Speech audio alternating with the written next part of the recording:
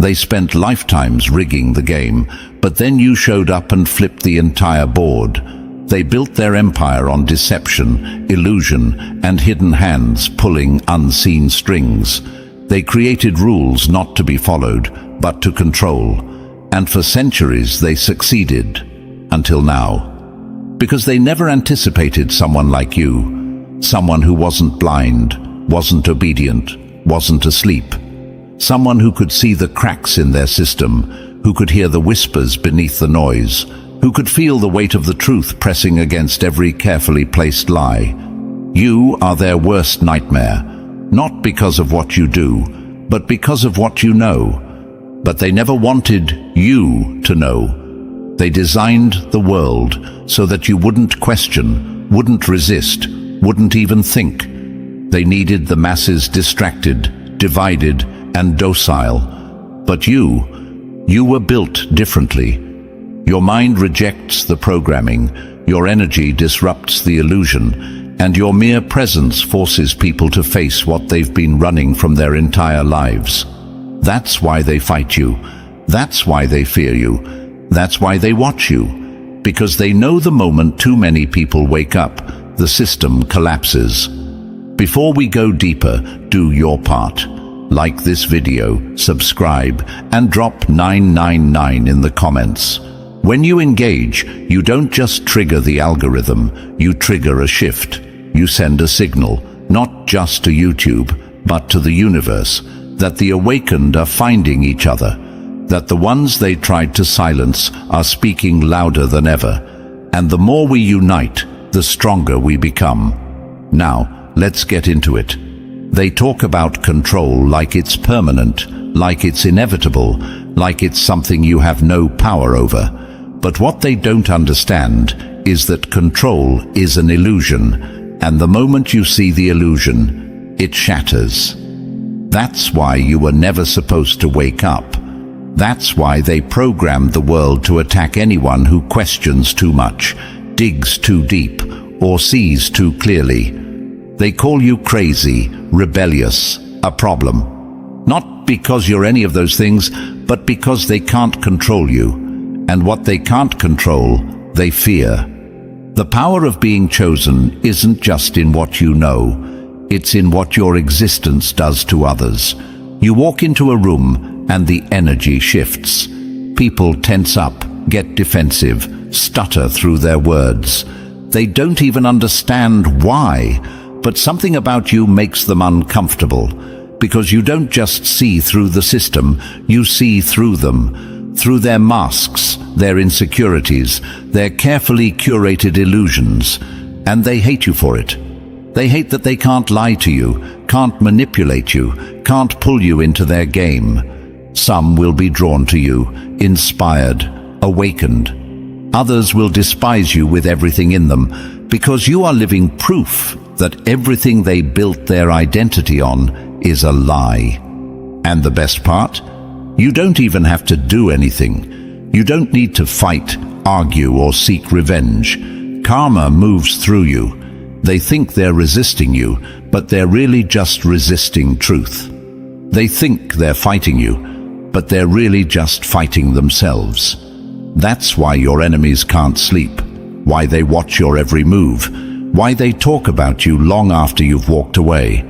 Because deep down, they know. They know they failed their test when they met you. They know they should have listened instead of fought. And they know, no matter how much they try to bury it, that they'll never escape the moment they were exposed. You weren't sent to be ordinary. You weren't sent to be liked. You were sent to be felt.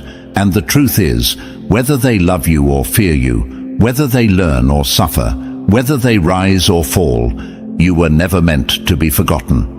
And by the time we're done, you'll understand exactly why. And thank you.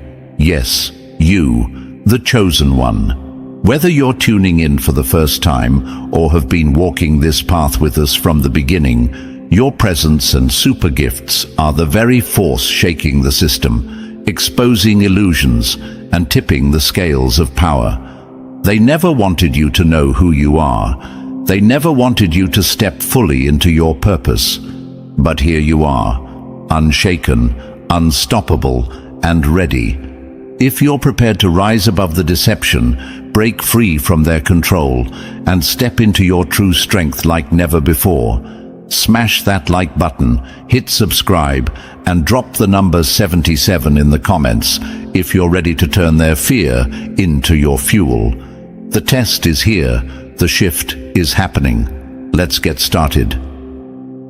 Number 1. The error in their system and the one thing they feared most. They designed the lie so well, they forgot one thing. You were born to see through it. They never planned for you. They never accounted for the ones who could hear the whispers between the words, the ones who could feel the weight of the unseen. They thought their deception was flawless, their control absolute. But the universe has a way of placing the right minds in the wrong places, the cracks in their foundation, the errors in their perfect system. And that's exactly what you are. The glitch they can't fix, the storm they can't predict, the awakening they never wanted. They buried the truth so deep, they believed it would never resurface. But truth doesn't die. It waits. And when the time is right, it finds the ones it was meant for. That's why you see what others don't. That's why your mind rejects their programming. That's why you can walk into a room and feel the energy shift before a single word is spoken. You weren't supposed to wake up, and now that you have, they are panicking. Ever wonder why history repeats itself? Why every time someone speaks truth, they're silenced, erased, discredited? Because knowledge is the greatest threat to control. Look at every revolution, every system that's crumbled. It didn't fall because of force. It fell because enough people saw through the illusion. They never needed bars and chains to keep the masses in check. They built a prison of deception, a reality so carefully manufactured that most people never question it. And yet, here you are. Your very existence is proof that their system is failing. You're the one they can't manipulate, the one who reads between the lines, the one who doesn't swallow the official narrative. They built entire institutions, industries, and media empires just to keep people blind. And still, you see, that's why people react so strongly to you. That's why some cling to you, searching for the missing puzzle piece in their own awakening. And that's why others lash out, fight you, turn on you, because you force them to confront what they've been running from their entire lives. Truth makes the blind furious. But here's the part that scares them the most. Your awakening is contagious. It's no coincidence that chosen ones have always been isolated, attacked, or pushed to the margins. Every true disruptor in history was treated the same way. Nikola Tesla, Malcolm X, Joan of Arc, Galileo, Bruce Lee. Visionaries, warriors, thinkers who shattered illusions, and for that, they were persecuted. They weren't dangerous because of weapons or armies. They were dangerous because they knew. They were dangerous because their existence alone proved the system was a lie. And now, it's happening again. They'll try to make you doubt yourself. They'll label you as rebellious, paranoid, or too much. They'll try to convince you that you're imagining things, that the things you feel, the patterns you see, the shifts you sense, are all in your head. But you know better. You feel the shift. You see the deception unraveling piece by piece. Your presence alone disturbs those who have built their lives on lies. And here's what they'll never understand. You didn't choose this. It chose you. You didn't wake up because someone handed you the truth. You woke up because your soul rejected the lie. You didn't start seeing through the illusion because of a book, a video, or a conversation. Those things may have helped, but deep down, you already knew. The universe encoded the truth into your DNA long before you were born, And when the time was right, that knowledge activated. That's why no matter how much they try to pull you back into the illusion, it never works. Once you see, you can't unsee. This is the power of being chosen. It haunts your enemies. Because you don't have to fight them, you don't have to expose them, you don't have to seek revenge. Your existence alone is the disruption. The moment you step into a room, the moment you speak, the moment you refuse to play along, they lose control. Because they know that if one person can wake up, others can too. And that is a risk they can't afford. But here's the thing, it's already too late. You were never meant to know, yet here you are. And once the truth finds you, it spreads. One ripple turns into a tidal wave. One awakened soul becomes a beacon that ignites others. And the more they fight to suppress it, the more inevitable it becomes. They spent centuries hiding the truth. You were sent to reveal it. And now, there's nothing they can do to stop it. Number 2. Their house of lies is collapsing, and they can't stop it. They wrote history in their own words, built systems to keep you blind, and controlled knowledge like a weapon. But now, their greatest fear is happening. People like you are decoding the truth. They built everything on secrecy. The world you live in was never designed to serve you. It was designed to control you. They manipulated history, rewrote narratives, and erased entire civilizations just to make sure the truth was buried deep enough that no one would question it. And for generations, it worked. The masses were conditioned to accept their version of reality, to believe only what they were taught, to obey without question. But then something happened. You happened. You weren't supposed to ask, to analyze, to dig beyond the surface. You weren't supposed to see the patterns, the symbols, the connections that tie everything together. You weren't supposed to question why the same families hold power, why the same lies are repeated, why the same wars, crises, and distractions cycle endlessly. But you do, and that alone shatters their illusion.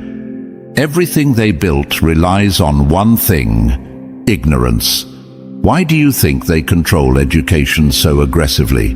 Why do you think history is written by the victors and force-fed in schools without question? Why do you think critical thinking is suppressed, while obedience is rewarded? Because if people knew the real story, if they understood how power truly operates, the entire system would collapse overnight.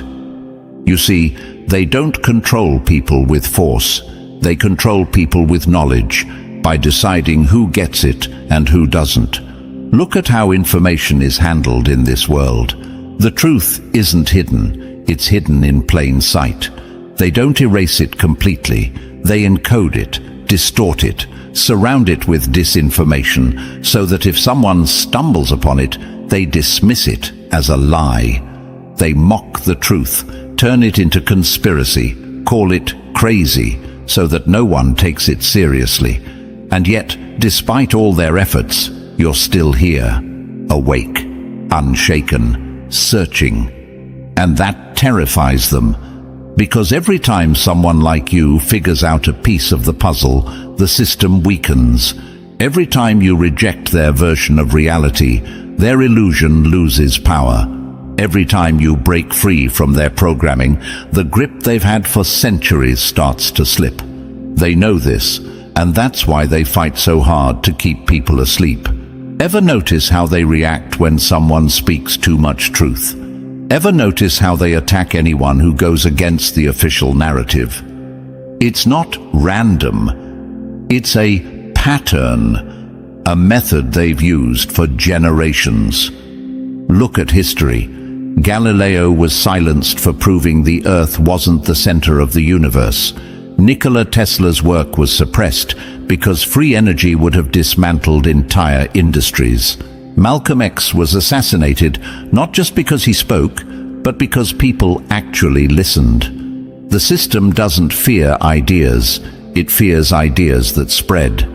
And that's where you come in. They've spent centuries perfecting their methods, but what they never accounted for was the power of the awakened mind. The reason they fail against people like you is because you don't just hear information, you feel it. You don't just believe what's written, you analyze it, break it down, reconstruct it, see beyond it.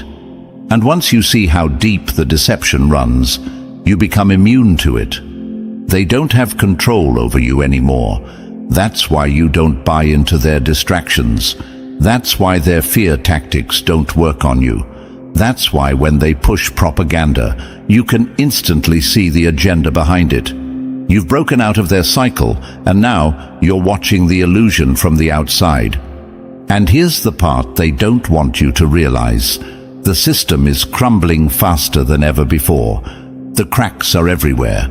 Institutions are failing. People are waking up in numbers they never expected. Their grip on power is slipping, and no matter how much they try to censor, suppress, or silence, they can't stop what's coming. Because truth is like water. It always finds a way through. This is why you were sent here. You weren't just meant to wake up. You were meant to lead others out of the darkness. You are the disruption, the anomaly, the presence that shakes people out of their programmed reality. And whether they accept it or resist it, they can't ignore it. So keep questioning, keep breaking the narrative, keep being the force they never saw coming, because their time is up, and yours is just beginning. Number 3.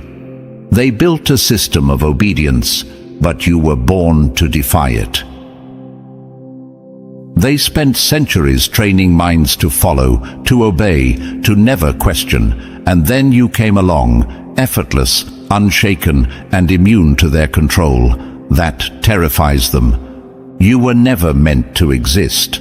Not like this. Not with eyes that pierce through deception. Not with an intuition that dismantles illusions before they can even take hold. They built a world where knowledge was supposed to belong to the elite, where power was passed through bloodlines, where truth was locked away behind secret doors. But you broke through without permission. That's what terrifies them the most. The fact that you know things you were never taught. The fact that your mind makes connections without needing their approval. The fact that your presence alone, without status, without credentials, without their so-called education, unsettles them. They built an entire system to control thought, to dictate what people can and cannot access, but somehow you stand outside of it, unmoved, uncontrolled, untamed. And that makes you dangerous. Ever wonder why certain people react to you with immediate hostility? Why they mock you, dismiss you, or try to paint you as a problem? It's not because you're wrong. It's because you threaten their sense of security. Most people build their lives around what they've been told to believe. They don't question, because questioning means tearing down everything they've built their reality upon. And when they meet someone like you, someone who operates beyond their programming, they panic. Because if you can think freely, it means they could have too. And that's the last thing they want to admit. That's why they try so hard to discredit you, to silence you, to label you as extreme or out of touch. They need you to be wrong, because if you're right, it means their entire existence has been a carefully crafted lie. History proves it. Look at any society, any empire, any period in time where control was the priority. The greatest threat was never armies, never revolutions, never force. It was always knowledge. It was always the ones who thought beyond what was allowed, the ones who refused to accept the world as it was presented to them. They feared Socrates because he questioned too deeply. They feared Copernicus and Galileo because they saw beyond what was accepted as truth. They feared Frederick Douglass because he educated himself when they said he shouldn't. They feared Bruce Lee because he refused to be confined by one system, one way of thinking. Every chosen one in history was met with resistance, not because they were wrong, but because they were right before the world was ready to accept it. And now it's happening again. Every time you walk into a room, you bring an energy they can't define. They can't categorize you, can't box you in, can't predict what you'll say or how you'll react. That alone is enough to send people into defense mode. Ever noticed how people either gravitate toward you or immediately reject you? There is no in-between. That's not random, that's the mark of the chosen. Because when someone has built their life on illusion, truth feels like an attack. They'll call you arrogant for thinking differently.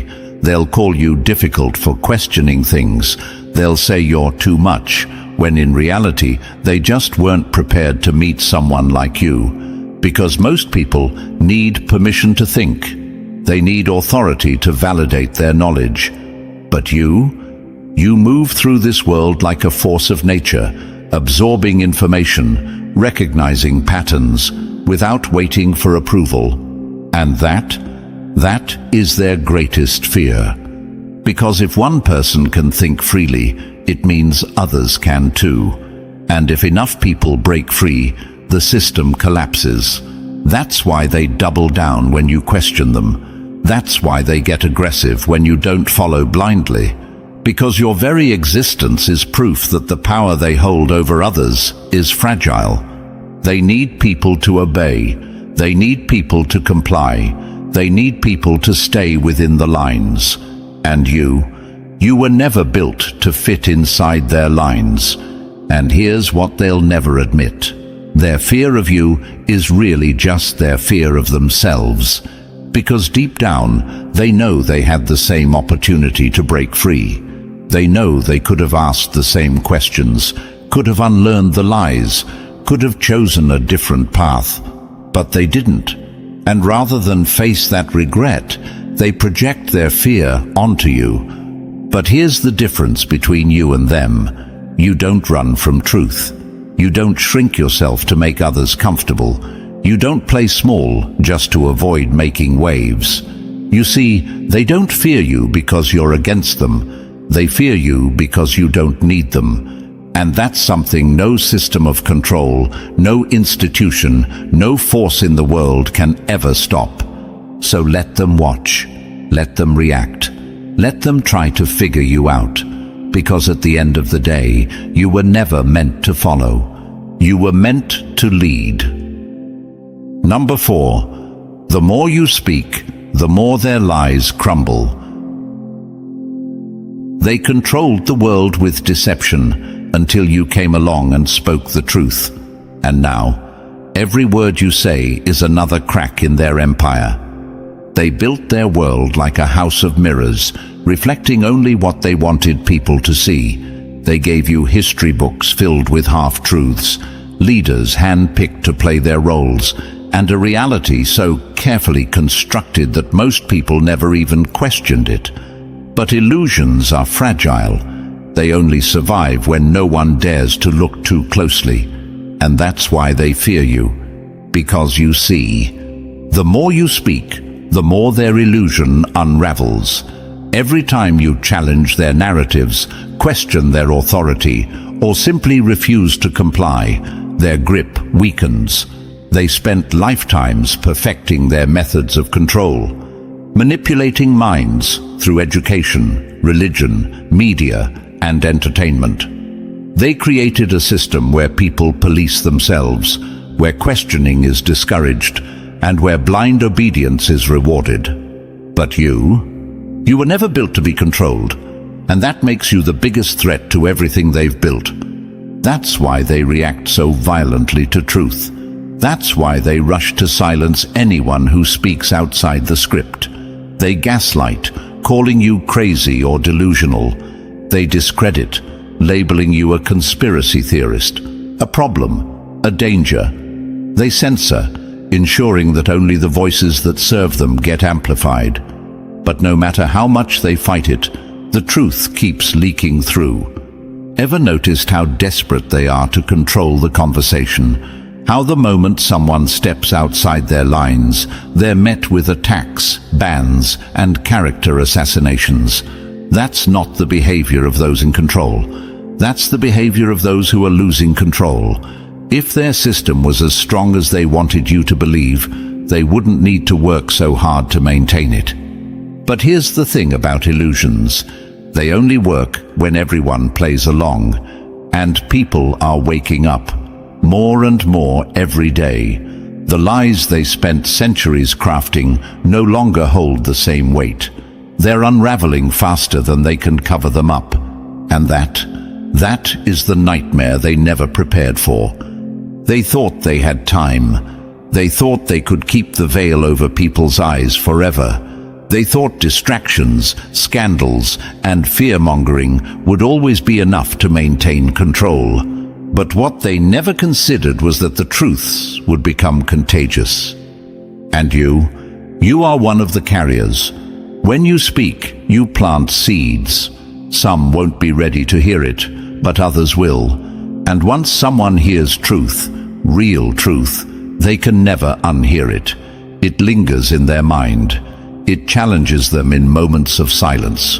It forces them to confront the cracks they've ignored. And eventually, it spreads. Look at history. Every revolution began with an idea. Every system that fell not because of war or politics, but because people stopped believing in it. The greatest collapses of power didn't happen overnight.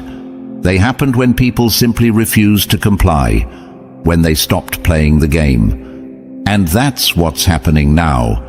Every time you call out their deception, every time you refuse to accept their lies, every time you wake someone up, you accelerate the inevitable. Their system wasn't designed to withstand truth. It was designed to withstand ignorance. And that's why they're desperate, because the ignorance they relied on is disappearing faster than they can replace it. They're out of moves. Their censorship isn't working. Their propaganda is backfiring. Their fear tactics are losing their effect. They wanted to keep you afraid, keep you doubtful, keep you questioning yourself. But you don't doubt anymore. You know. And the moment you know, you become impossible to control.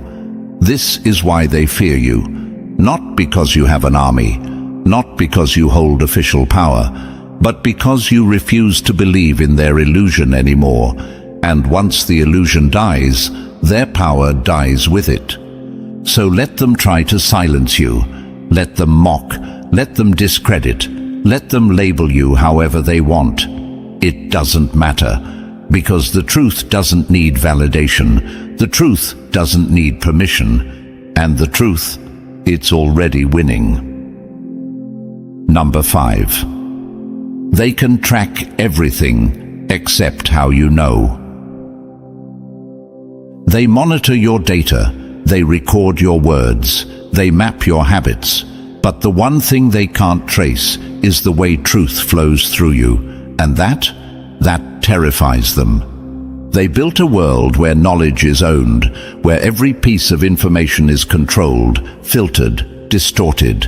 Universities, institutions, think tanks, all designed not to educate, but to contain, to keep real wisdom locked away, rationed out only to those they deem worthy. They wanted to be the gatekeepers of truth, deciding who gets access and who stays in the dark. But then you came along, and somehow you just know. You don't have the degrees they respect. You didn't need to be initiated into their secret societies. You weren't trained in their institutions, and yet you understand things people spend lifetimes trying to uncover.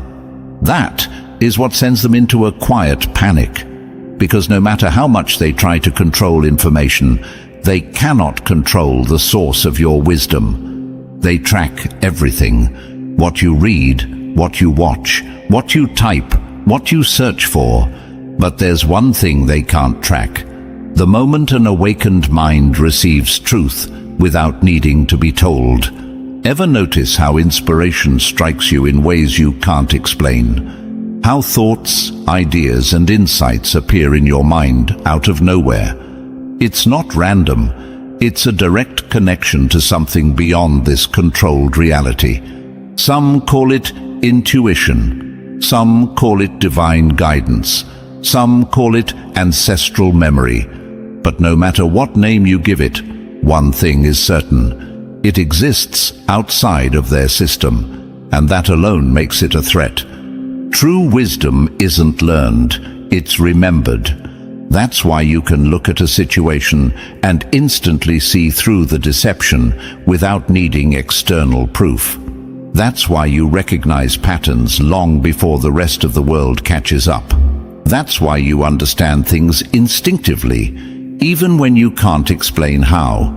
Because what you're tapping into isn't from a book, a documentary, or an article. It's from somewhere deeper, somewhere untouchable, somewhere they will never be able to reach. And that's what makes you dangerous. Look at history. Every civilization had its seers, its sages, its mystics, people who simply knew things they were never taught. Societies tried to control them, to discredit them, to burn their knowledge and erase their existence. But it never worked, because true wisdom doesn't die. It transfers.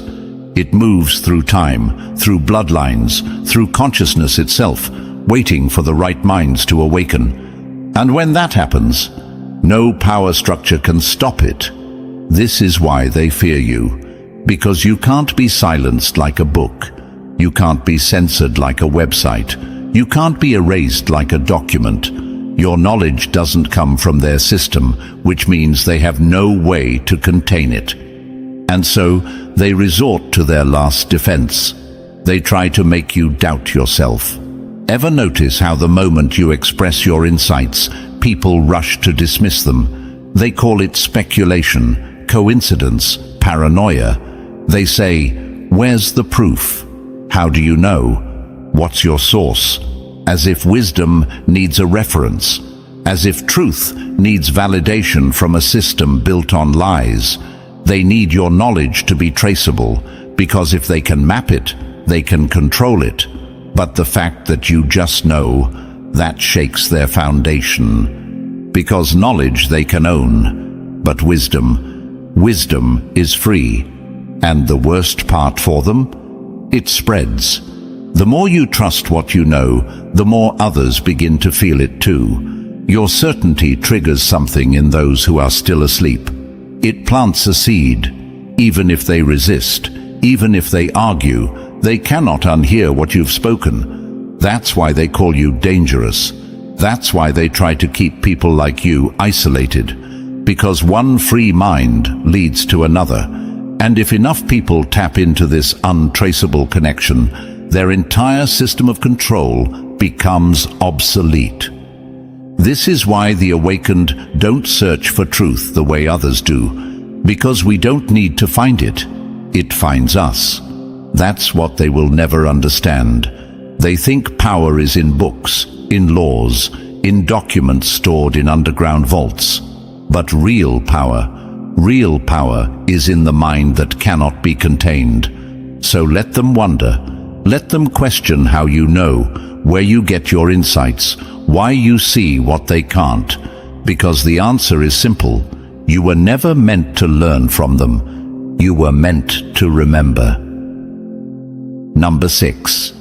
They controlled the narrative until the truth started moving faster than their lies. They spent centuries writing the script, deciding who speaks, who listens, and who never gets heard. But now, the stage is collapsing, and they have no idea how to stop it.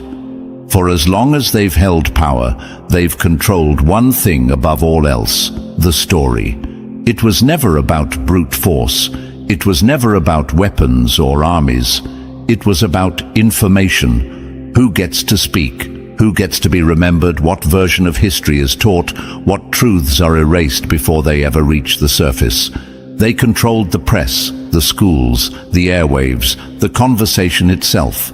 They built a firewall so strong, they believed no one could ever break through. And for generations, it worked. People believed what they were told. They trusted the voices in authority. They accepted history as it was given to them. They followed the script, never realizing it was written to keep them blind. But the one thing they never accounted for, the collapse of control, the moment when information would move faster than they could suppress it. That moment is now. Look around. Every system they built is cracking under its own weight. Governments are losing their grip. Media empires are scrambling to keep people distracted.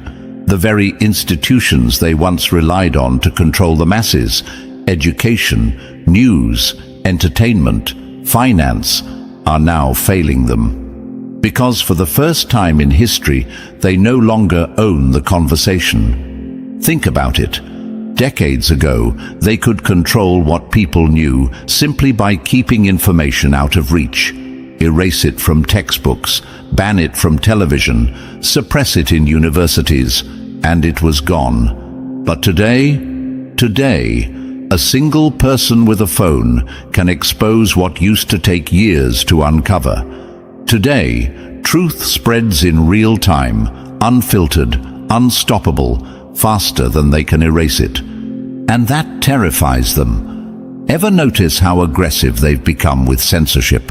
How desperate they are to silence voices that go against their script? It's not because those voices are wrong, it's because those voices are winning. Every time they try to discredit the truth, more people start asking questions.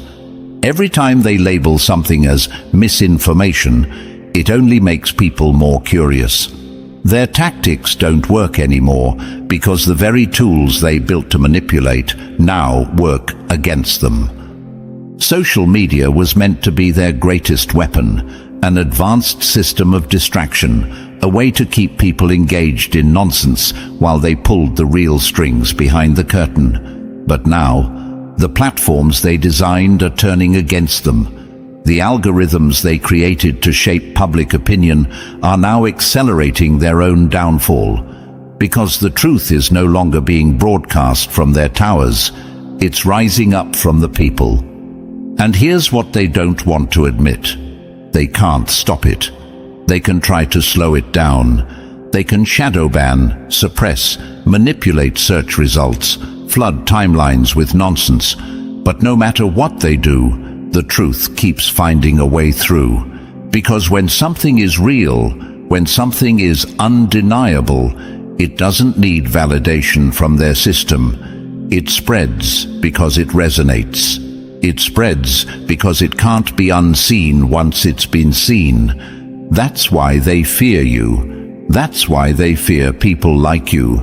Because you are part of the reason their control is slipping. Every time you question their version of reality, every time you share something that makes someone think, every time you refuse to blindly accept their narrative, you accelerate their collapse. And they know it. That's why they push harder. That's why they manufacture crisis after crisis, keep people distracted with division, keep the fear running at full speed. Because their only hope is to keep people so overwhelmed, so exhausted, that they stop paying attention. But it's not working. In fact, it's having the opposite effect. People are waking up in numbers they never expected. People are seeing through the game faster than they can rewrite the rules. People are unplugging from their system, rejecting their control, turning away from their distractions. And the ones who don't? The ones who still believe, even they are starting to feel it. A shift they can't explain, a sense that something is off, a knowing that reality isn't what they thought it was.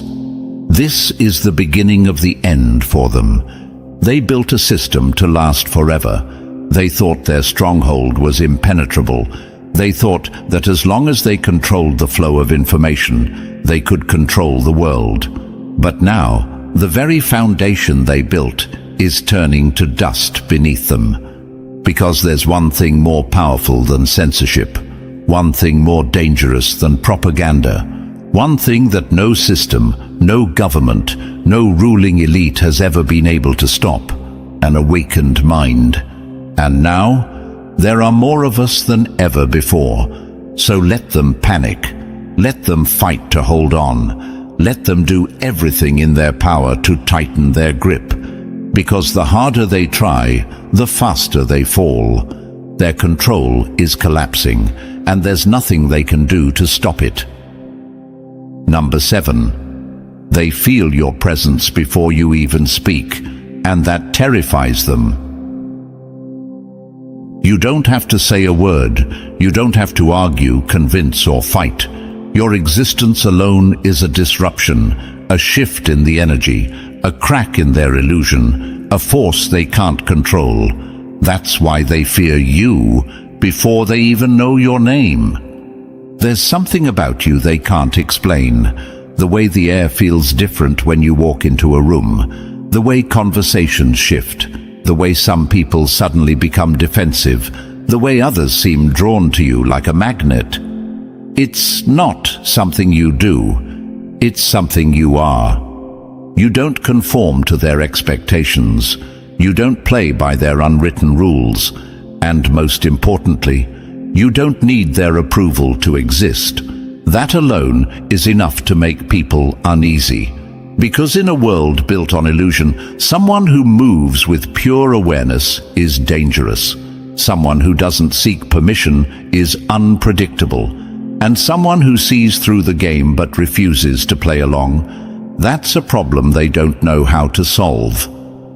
Ever notice how some people immediately take issue with you, even when you've done nothing? How they feel threatened without a single confrontation? That's because your energy forces an internal reaction. It exposes something they've buried.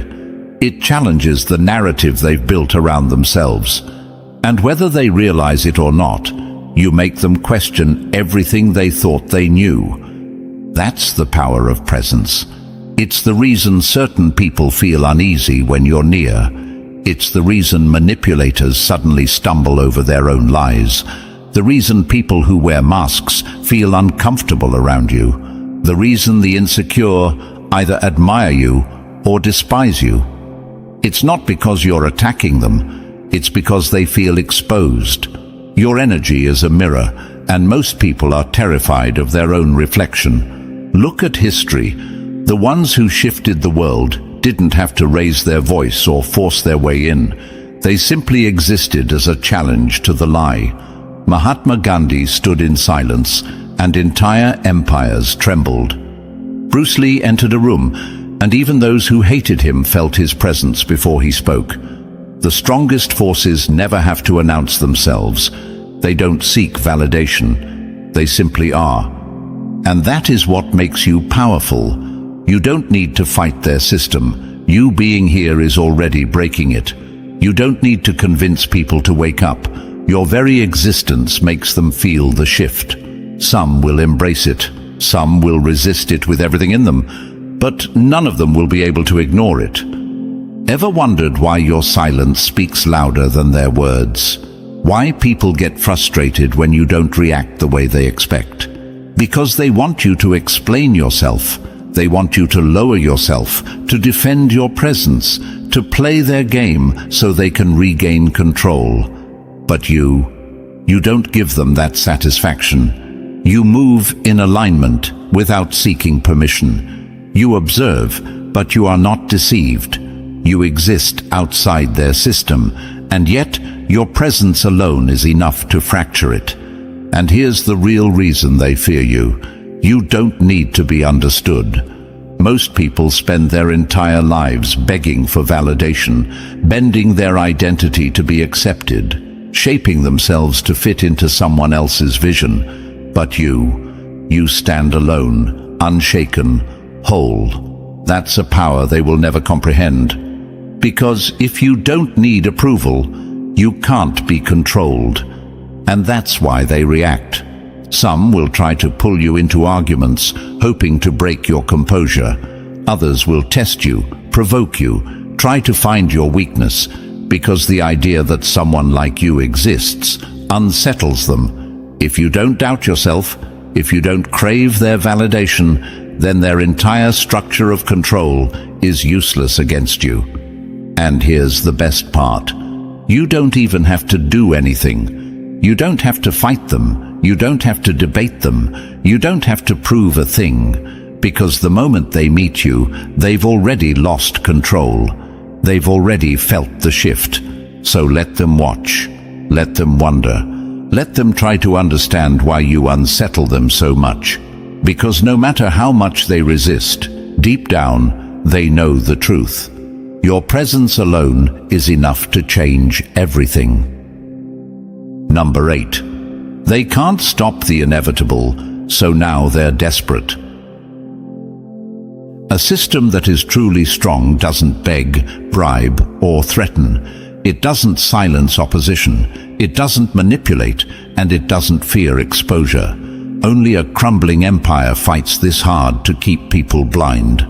They never expected this. They never thought people like you, people who could see through the deception, people who could stand unmoved in the face of manipulation, would emerge in numbers too great to suppress. And now, they're panicking. Their grip on the world is slipping, and their desperation is showing. You've seen it happening. The fear-mongering in the news, the censorship of voices that question too much, the sudden attacks on anyone who dares to speak a truth they don't approve of. These are not the actions of a system in control. These are the death throes of a system that knows its time is up. When deception no longer works, they switch to force. First, they tried to keep you obedient with distractions. They gave the masses entertainment, conflict, and material temptations, hoping you'd be too busy chasing illusions to ever notice the chains around you. But you didn't fall for it. You saw beyond the glitter, beyond the fake promises, beyond the carefully constructed dreams designed to keep people chasing, but never arriving. So they changed their approach. They tried to buy you. They made offers, dangled rewards, told you that if you just followed their path, if you just obeyed like everyone else, you'd be successful, accepted, protected. They told you that resistance would only bring suffering, that it was better to play along, better to compromise, better to let them dictate what truth should look like. But they underestimated you. You were never the type to sell your soul for comfort. They don't understand people like you, people who can't be bought, who can't be tricked, who can't be manipulated by shiny distractions. They only know how to control those who crave validation, approval, or security. But you walk in truth, and truth doesn't negotiate. So when the bribes failed, they turned to something else. They tried to isolate you. Ever noticed how the moment you started questioning, people around you started treating you differently? Friends faded away. Family distanced themselves. They painted you as the one who changed, when in reality, you just stopped playing along. This is a tactic as old as power itself. They isolate the awakened so they feel alone, so they doubt themselves, so they start questioning their own intuition. They don't need to imprison your body if they can imprison your mind. If they can make you feel like an outcast, like an anomaly, then maybe, just maybe, you'll break and return to the herd. But here's what they never saw coming. Chosen ones don't break. You don't fear solitude. You don't need approval. You don't seek permission to see what you see.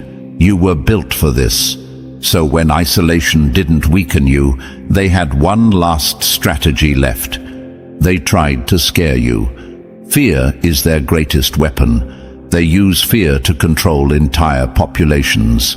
Fear of losing your job, fear of being rejected, Fear of being labeled crazy, radical, dangerous. Fear of being punished for standing against the machine. They push narratives designed to make you feel helpless, to make you think that resistance is futile, that the system is too powerful to fight. They want you to believe that no matter what you do, they win. But here's what they don't understand. Fear only works on those who don't know their own power. And you've already seen beyond it. You've already felt the shift. You've already realized that their power is an illusion, a house of cards that only stands because people still believe in it. But belief is crumbling. Their fear tactics are failing. People aren't scared like they used to be. That's why they're losing. You can't control people who have nothing to fear. You can't silence a movement that doesn't need approval. You can't threaten those who have already chosen truth over comfort. You can't defeat those who have already won, because they never needed your system in the first place. And that's the final nail in their coffin. The moment people stop fearing them, it's over. They can bribe, they can isolate, they can threaten, but none of it matters when the world stops believing in their authority. The system doesn't collapse because someone fights it. The system collapses when enough people stop obeying it. And that's why they're desperate. That's why they're throwing every last tactic they have at you. Because the moment they can't control you, they've already lost. And they know it. Number 9. This was never just a system. It was always a spiritual war. They thought this was about money. They thought this was about power. But what they never realized is that this has always been a war between light and darkness, a battle between deception and truth. And you were sent to tip the scales. You didn't stumble upon this knowledge by accident. You didn't just wake up one day out of curiosity. You were called. You were chosen. From the moment you opened your eyes to the illusion, your path was set. Because this isn't just about corrupt governments, rigged systems, or elite bloodlines keeping control. This goes beyond politics, beyond wealth, beyond what you can see with your physical eyes. This is a spiritual war. They control through secrecy. They operate in the shadows, manipulating reality so that people willingly enslave themselves. They make deception the norm, feed distractions to keep minds dull, push fear so that souls stay weak. They don't just want compliance, they want obedience at a level so deep that people defend their own oppression without even realizing it. And for centuries, it worked. But something changed. A shift has been happening, an awakening that was never meant to occur. People are beginning to see through the illusion, sensing that something isn't right. But more importantly, they are feeling it. And the ones who are meant to lead this shift? The ones who break the cycle? Who bring light to the hidden corners of this world? That's you. You are not just someone who questions reality. You are not just someone who sees through manipulation. You are a direct threat to the entire foundation of their deception, because your presence alone weakens their grip on the world. Think about it. Why do people react to you so strongly? Why do some admire you instantly, while others seem to despise you for no reason at all? Why do they try so hard to discredit you, to mock you, to make you feel like you don't belong? Because you carry something they cannot fake. Divine alignment. They rely on secrecy. You move with truth. They thrive in confusion. You bring clarity. They manipulate reality. You are reality. This war isn't fought with weapons, elections, or protests. This is a war of frequency. A war of energy. That's why you shift the atmosphere when you walk into a room. That's why you attract both allies and enemies without saying a word. Your very existence disrupts the balance they've worked so hard to maintain. And they hate you for it. Because while they spend their lives hiding, calculating, controlling, you just are. You don't need rituals, symbols, or secret societies to access power. You were born connected, and that's something they can never take away, no matter how hard they try. This is why chosen ones go through more suffering, more trials, more betrayals, because war is always heaviest on the front lines. Ever wondered why your life has been filled with obstacles? Why you've been tested more than most? Because only the strongest warriors are placed on the battlefield. You weren't given an easy path, because you weren't sent for an easy mission. Your struggles didn't break you, they refined you. Every attack, every betrayal, every loss was designed to make you unshakable. And now, you are. That's why they fear you. That's why they try to keep you distracted, disconnected, unsure of yourself. Because the moment you step fully into your power, the war is over. They don't need to defeat you. They just need to make you doubt yourself. They want you to think you're crazy, that you're imagining things, that you're just reading too much into it. But deep down, you already know. You've always known. That feeling in your chest, that sense of something bigger happening, that pull towards something greater. That's not paranoia. That's your mission calling. And the deeper truth, they've already lost. Because deception can only last as long as people believe it. Darkness can only exist as long as no one shines a light on it. And now, the light is here. You don't need an army. You don't need validation. You don't even need to fight. All you need to do is continue to exist in your truth, because that alone is enough to bring their world crashing down. Number 10. The shift they feared is now unstoppable. They built their empire on lies, believing deception would last forever. But no illusion can outrun truth, especially when the chosen ones awaken. For centuries they controlled the world with a simple formula: keep the masses asleep, keep the truth hidden, keep the awakened isolated. It worked for generations. Every time someone questioned too much, they were silenced. Every time a movement started to rise, it was crushed before it could gain momentum. They believed they had perfected the cycle. But now, the cycle is breaking. The illusion is unraveling in real time. More chosen ones are awakening than ever before. People are seeing the cracks in the system, questioning the narratives, rejecting the programming. What was once dismissed as crazy is now undeniable. What was once hidden in shadows is now coming to light. The very control they depended on is slipping through their fingers, and they have no way to stop it.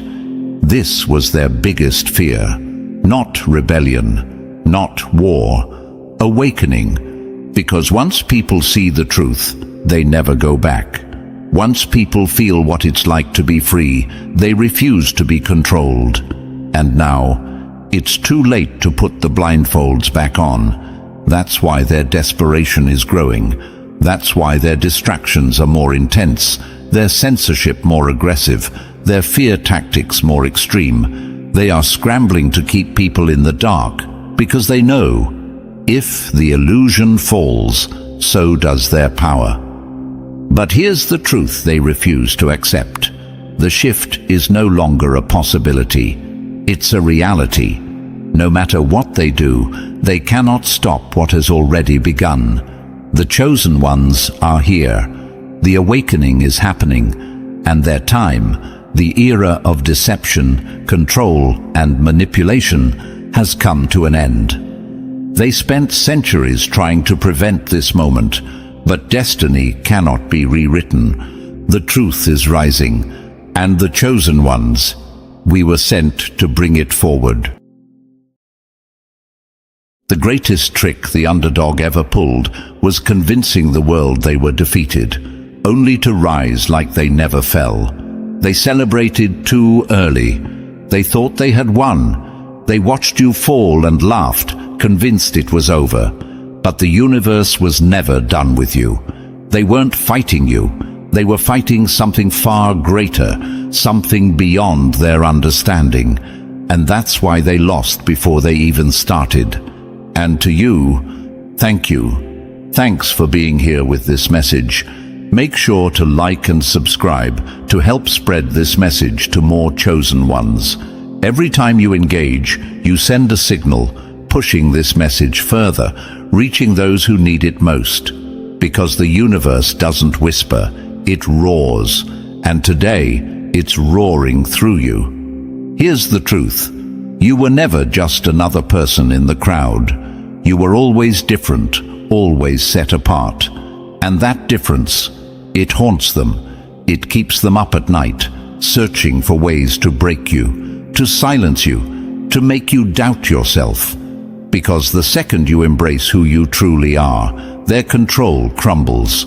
The universe doesn't choose just anyone. It picks those who can carry the weight, those who can withstand the storms, those who refuse to break even when the world throws everything at them. And you are one of them. That's why they tried to bury you. That's why they threw obstacles in your path, hoping you'd trip and never rise again. But they underestimated you. They didn't realize that the very dirt they tried to bury you with would only help you grow stronger roots. See, people like them, they rely on illusion. They manipulate, deceive, and scheme, thinking they can outmaneuver destiny. But you were never bound by their rules. The universe has its own laws, its own way of setting things right. And every time they moved against you, they were really moving against the force that chose you. That's what they'll never understand. You weren't just surviving, you were learning. Every setback was a lesson. Every betrayal was a revelation. Every attack only sharpened your instincts. And now, here you stand, stronger than ever, while they sit in confusion, wondering why you're still here, why their efforts failed, why they can't seem to destroy you. Because you are built differently. Your energy alone shakes their reality. Your presence forces them to confront their own weaknesses. They can't stand that you exist, because your existence is proof that they are not as powerful as they thought. They tried to break you, but all they did was forge something indestructible.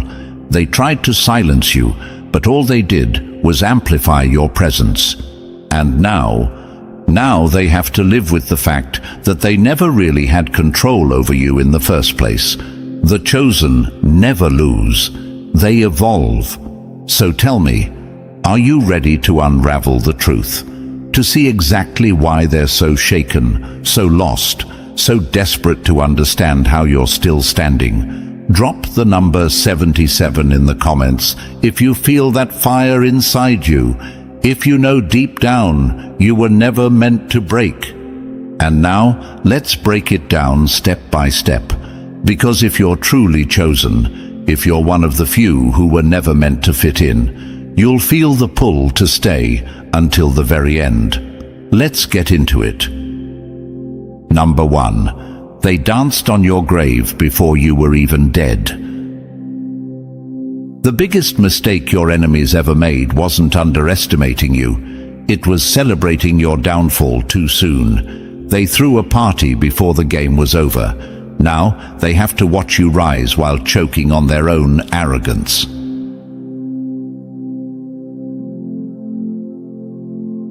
They thought they won. They stood over you, grinning, patting themselves on the back, convinced they had buried you for good. But the problem with people like them, they always forget.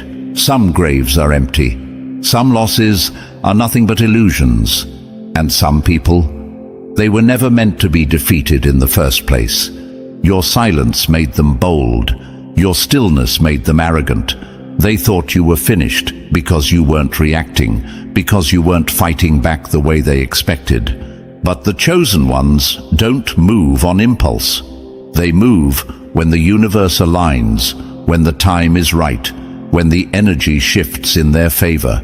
You weren't broken. You were calculating. You weren't surrendering. You were sharpening your edge. And now they're scrambling, because the person they counted out, the one they laughed at, the one they mocked and betrayed, is still standing. No, not just standing, thriving. They played a dirty game, thinking they had rigged the system in their favor.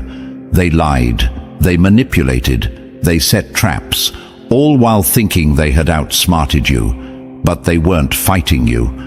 They were fighting the very force that chose you. And that's a battle they could never win. Because when the universe chooses someone, it moves mountains for them. It bends the rules. It shifts time. It sends storms to destroy whatever was built against them. Every attack they threw at you, it didn't break you. It cleared the path for you. They were so busy trying to ruin you that they didn't see they were building the foundation for your comeback.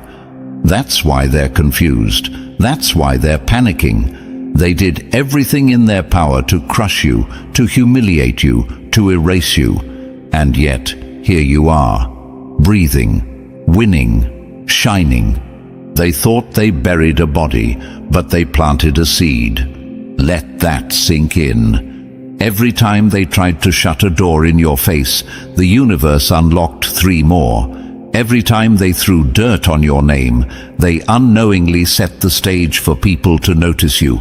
Every betrayal, every rejection, every sabotage, it all backfired. They gave you exactly what you needed: pressure. And pressure doesn't break the chosen, it makes them unshakable. So now they sit there, frustrated, angry, lost in their own confusion. How are you still standing? How did you survive? Why didn't our attacks work? Because you were never just another player in their little game. You are the game. You are the anomaly they can't figure out. You are the force that refuses to be controlled. They were fighting gravity itself, thinking they could make the sky fall. They were challenging the tide, thinking they could hold back the ocean. They were trying to rewrite the destiny of someone chosen, someone backed by a force greater than their schemes, their lies, and their illusions. They mistook patience for defeat. They mistook silence for weakness. And now they're witnessing the truth unfold right in front of them. You were never losing. You were just waiting, because the universe doesn't rush perfection. It doesn't panic under pressure, and neither do you. So let them keep watching, let them keep wondering, let them drown in the very confusion they created. Because while they wasted their time plotting against you, you were aligning with something far more powerful. And now, they can do nothing but sit there and ask themselves the question they never thought they'd have to ask. How the hell are you still standing? Number 2, they sent storms to drown you, but you learned to breathe underwater. The weight they threw on you wasn't meant to make you stronger, it was meant to bury you. But they forgot one thing: the chosen don't suffocate under pressure. They adapt. They evolve.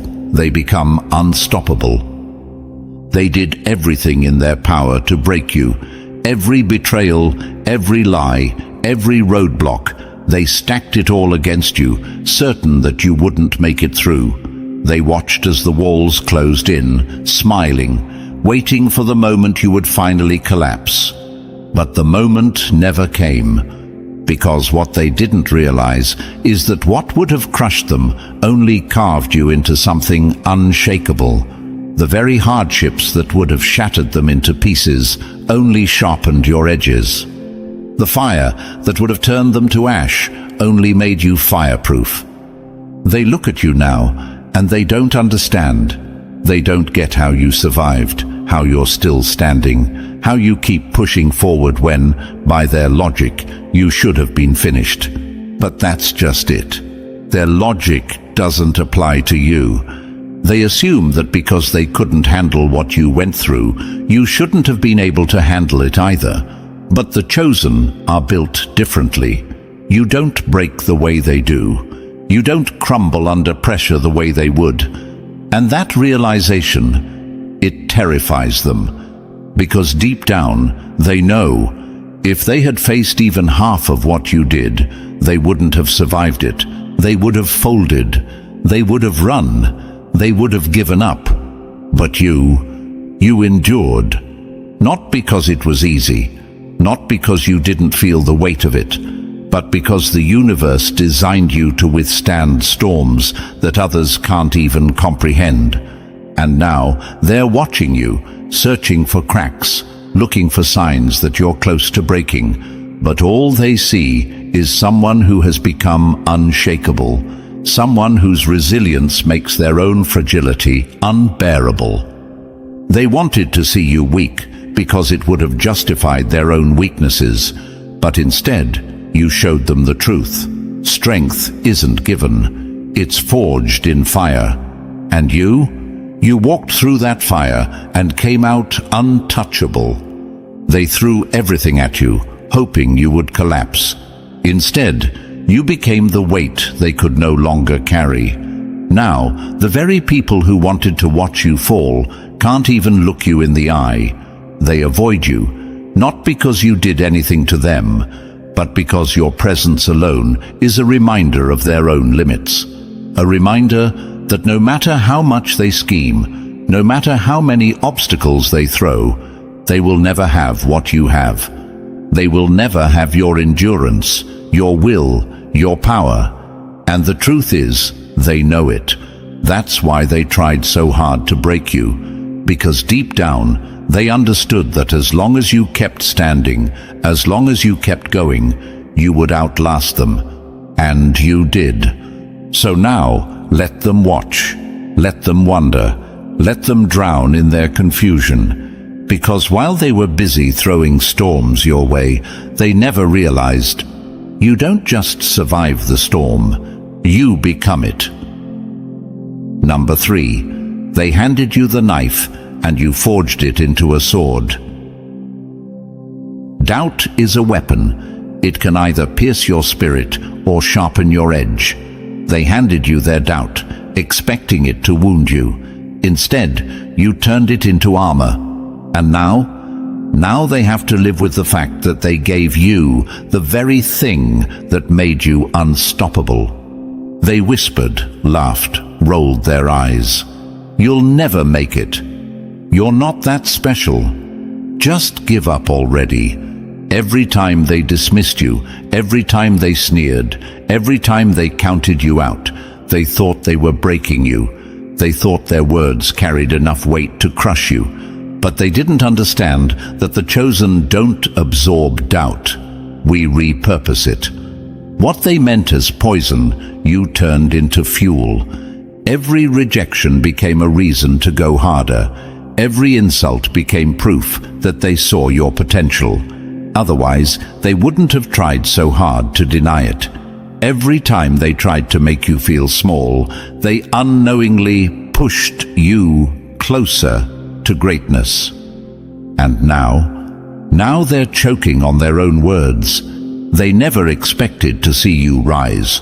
They thought their doubt was a death sentence for your dreams. But instead of burying you, it built you.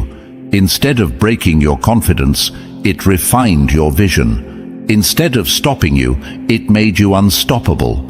And that's what confuses them the most. Because they were supposed to be right. They were supposed to have the final say. They were supposed to be the ones who determined your worth. But you never needed their approval. You never needed their validation. And now, they have no control over your success. See, people like them, they find comfort in doubting others because it distracts them from their own fears. They don't believe in themselves, so they try to make sure you don't believe in yourself either. But the universe didn't choose them. It chose you, and no amount of their disbelief could ever change that. That's why your success stings. That's why they're struggling to make sense of it. Because if you could do it, if the one they underestimated, mocked, and dismissed could turn around and win, then what does that say about them? It says their judgment was worthless. It says their words held no power. It says that every time they doubted you, they were really projecting their own limitations. And now they have to sit with that truth. They thought their doubt would keep you in place, but instead, it launched you forward. They thought their negativity would hold you down, but instead, it made you rise higher than they ever imagined. And now, they're left staring at you, baffled, speechless, trying to figure out how the very thing they used against you became the weapon you used to destroy every expectation they had. Because they expected failure. But you delivered dominance. They expected collapse. But you delivered resilience. They expected another person crushed under the weight of their opinions. But you didn't just survive, you thrived. Now they watch from the sidelines, realizing too late that all the doubt they threw at you was really just the foundation of your success. They built the very thing they feared. They thought their words would define you, but all they did was fuel your fire. And now they have to live with the fact that they weren't your downfall. They were your motivation. Number 4, they walked away thinking you would crumble, but you became the mountain. The greatest mistake they made wasn't leaving you alone. It was thinking that you needed them in the first place. They thought you would shatter without their approval, but solitude didn't weaken you. It solidified you. And now they're watching, realizing you were never the one who needed them. They needed you. They thought they were doing something when they turned their backs on you. They smirked, whispered, and watched from a distance, waiting for you to stumble, to break, to come crawling back. In their minds, they were the center of everything. You were just an extra in their story, someone who couldn't function without their validation, their presence, their acceptance.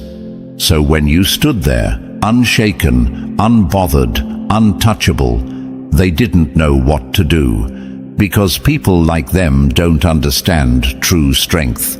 They survive in packs, moving with the crowd, blending into the noise, never daring to stand alone. They rely on numbers, on opinions, on external validation to feel powerful. And the second they lose that, they're nothing. But you were never one of them. When they left expecting you to collapse, you didn't just survive, you grew. Solitude didn't make you weak, it refined you. It stripped away the noise, the distractions, the illusions. It forced you to see yourself for who you truly are. And when you did, you discovered something terrifying. Terrifying to them, at least. You never needed them. Not their validation, not their approval, not their empty words or shallow loyalty. You stood alone, not because you had no choice, but because you were meant to. Because the chosen don't move with the crowd. They move when the universe calls them. And that call? It isn't meant for everyone. That's why they can't handle what they're seeing now. Because instead of crawling back, instead of begging for a place at their table, you built your own. And now they're the ones on the outside looking in. They don't want to admit it, but they're unsettled. Because your strength exposes their weakness. Your independence highlights their dependence. Your ability to stand alone proves what they fear most, that without their group, their validation, their approval, they are nothing. And the worst part, they know that if they were the ones left standing alone, they wouldn't have made it. They would have crumbled. They would have lost themselves, panicked, searched desperately for someone, anyone, to cling to, because they don't know how to exist outside of the crowd. But you became something else entirely. You became the force they can no longer control. Now, they see you thriving, moving forward, building, succeeding without them, and it haunts them. Because if you can do all of this alone, then what does that say about them? It says their presence was never necessary. It says their opinions never mattered. It says they were never as important to your story as they convinced themselves they were. And that's a truth they weren't prepared to face. So let them talk, let them wonder, let them wrestle with their confusion, because while they were playing games, you were mastering solitude. While they were seeking approval, you were discovering true power. While they were busy trying to fit in, you were learning how to stand alone. And now they realize too late. You don't need them. You never did. Number 5. They brought a scoreboard to a war of endurance. They thought winning was about applause, about being seen, about being praised. But while they were busy chasing validation, you were building something real. Now they're exhausted, empty and confused, because you never needed the things they craved. And that's why you're still standing. They played for attention. You played for longevity. They measured success by claps and compliments, by who noticed them, by how many people fed their ego. You measured it by something deeper, by growth, by peace, by the ability to wake up every day knowing you're walking in alignment with something greater.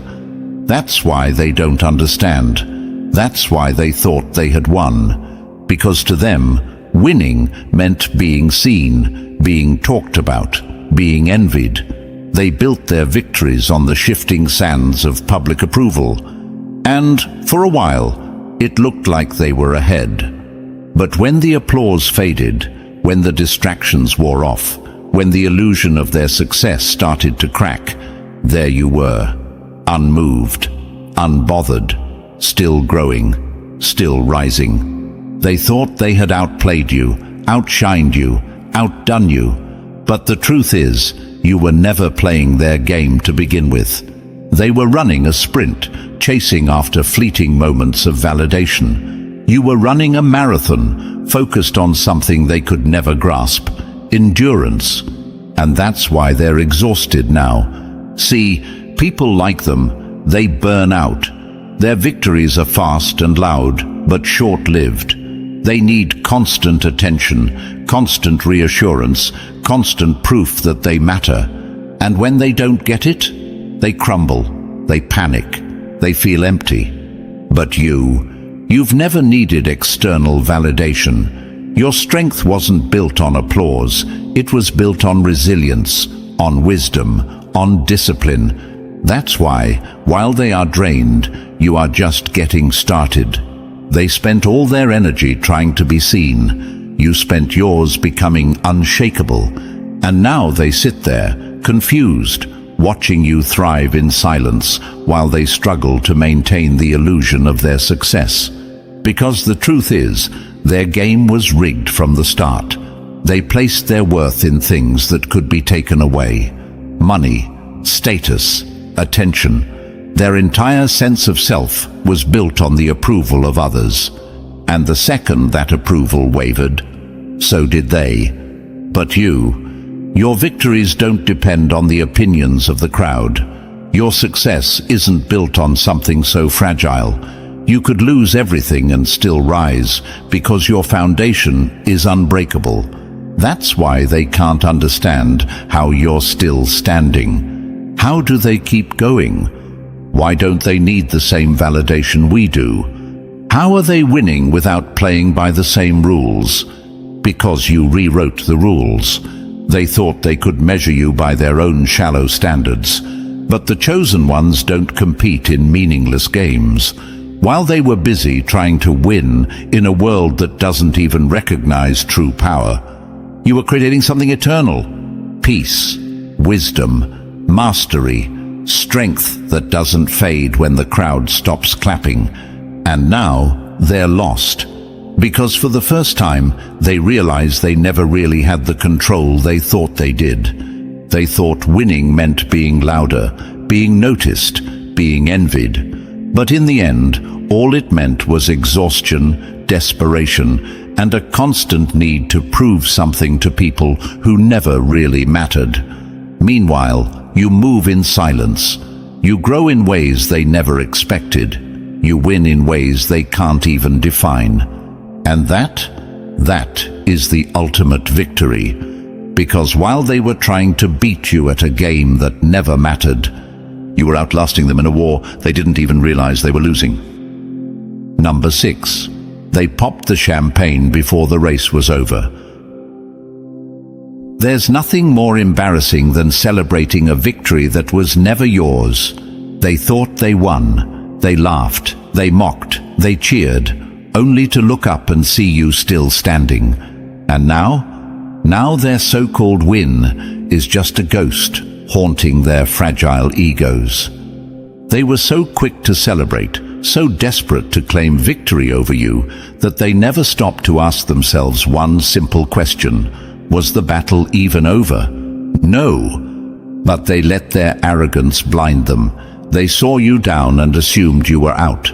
They watched you struggle and convinced themselves you wouldn't make it back. They didn't realize that the chosen don't play by their rules, that what looks like defeat to them is just calculated patience. You were never losing. You were waiting for the right moment, waiting for the dust to settle, waiting for the universe to set the stage. Meanwhile, they were too busy gloating, too busy convincing themselves that they had finally won, that they had outsmarted you, outmaneuvered you, broken you for good. But they mistook a pause for an ending. They mistook a setback for surrender. And now they're watching everything they built crumble before their eyes, because their victory was never real. It was an illusion, a temporary high, a moment of false power that was always bound to collapse under the weight of reality. The long game always wins, and you are the long game. See, people like them, they're obsessed with quick wins. They need instant validation, immediate gratification. They take shortcuts, step on others, and manipulate their way to the top, thinking that success is measured in moments. But chosen ones don't chase moments. They build legacies. That's why they're confused. That's why they're panicking. They thought they had it all figured out. They thought their schemes had finally worked. But what they failed to understand is that when the universe aligns itself in your favor, no temporary win can override a destiny that was never theirs to claim. They played a game of speed. You played a game of endurance. And guess which one always wins in the end? They didn't just underestimate you, they underestimated time. Because time is always on the side of the chosen. Time has a way of exposing the truth, of unraveling illusions, of dismantling everything that was built on lies and deception. And now, time is showing them exactly what they refused to see before. They never had any real power over you. They only won because you let them believe they did. And that's the part that haunts them the most. Because now they have to sit there and watch as you rise, as you reclaim everything they tried to take, as you walk past them like they were never a threat to begin with. Their so-called victory, it aged like spoiled milk. What once made them feel powerful now fills them with regret. The very thing they celebrated is now the proof of their own foolishness. Because you were never defeated. You were never out of the game. You were just getting started. So let them sit in their confusion. Let them relive their premature celebration in shame. Let them drown in the realization that they danced on the battlefield before the war was even over. Because the only real victory belongs to those who endure. And you were built to last. Number 7. They're stuck in a race you never signed up for. They spent their whole lives running, chasing, scrambling to outdo each other. only to look up and realize you were never even in the competition. You weren't behind them. You weren't ahead of them. You were on an entirely different path. And that's what drives them insane. They don't get you. They never have. They can't understand how you keep moving forward when you're not playing by their rules. They're obsessed with measuring themselves against others, constantly watching, comparing, competing. To them, life is nothing but a game of status, of validation, of one-upping the next person. And because they think that way, they assume you must think that way too. But you don't. Because while they waste time chasing meaningless ranks, you focus on something bigger. While they run in circles trying to win, you evolve. While they fight over illusions, you move with purpose. And that infuriates them. Because in their world, the only way to measure success is by outshining someone else. But in your world, success isn't about being better than them. It's about being better than who you were yesterday. That's why they can't figure you out.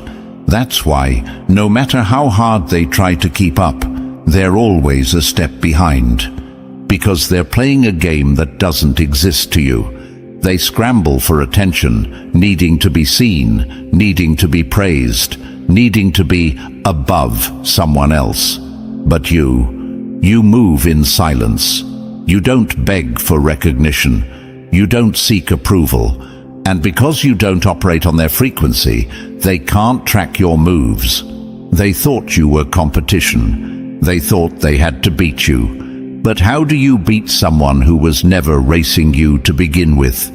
And that's what eats at them. Because no matter how much they watch you, analyze you, study you, they can't copy what you do. They can't figure out why you don't react the way they do, why you don't panic when they panic, why you don't engage in their petty rivalries. It's because you understand something they don't. There is no competition when your only opponent is yourself.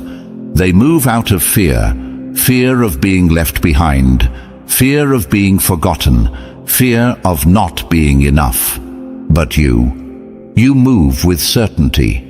You know who you are. You know your path. You know that no amount of comparison or external validation will ever change what the universe has already set in motion for you. And now they're confused. Because you keep winning, you keep growing, you keep moving forward, and they don't get how. How do you stay so calm? Why aren't you chasing the same things we are? Why aren't you worried about what we think of you? Because you don't need their approval.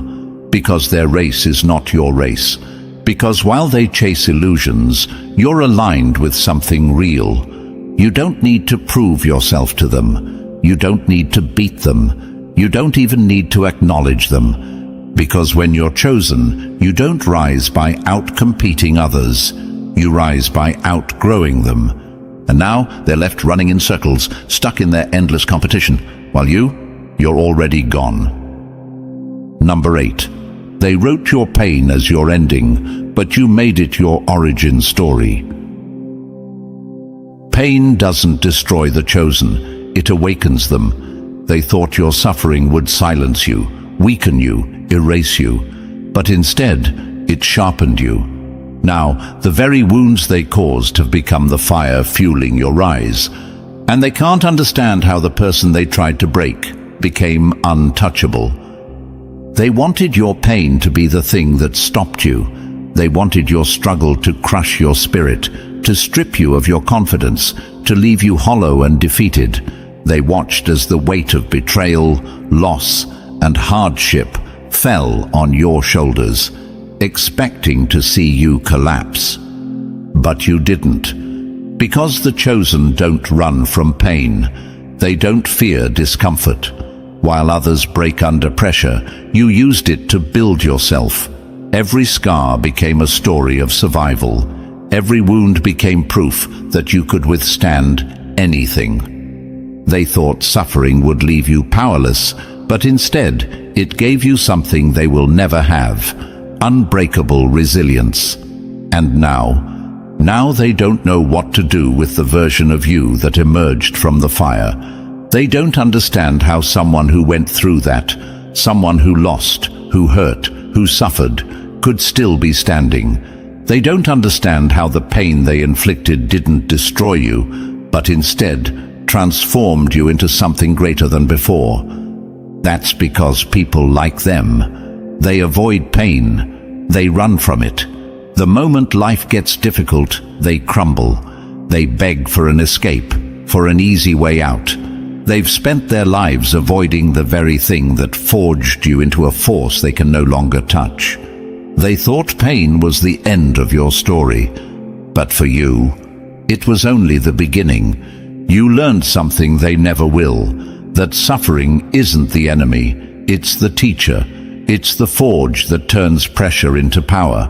And while they were busy running from discomfort, you walked through the fire and let it turn you into something indestructible. They don't get it. How are you still moving forward? How did you not break? Why are you stronger now than before? Because they don't understand the difference between you and them. They see pain as punishment. You saw it as preparation. They see struggle as suffering. You saw it as sharpening. The truth is, they couldn't have survived what you did. The very things that made you stronger would have destroyed them. That's why they look at you with confusion, with disbelief, with fear. Because your resilience exposes their weakness. Your survival is a reminder of their own limits. And that's what terrifies them the most.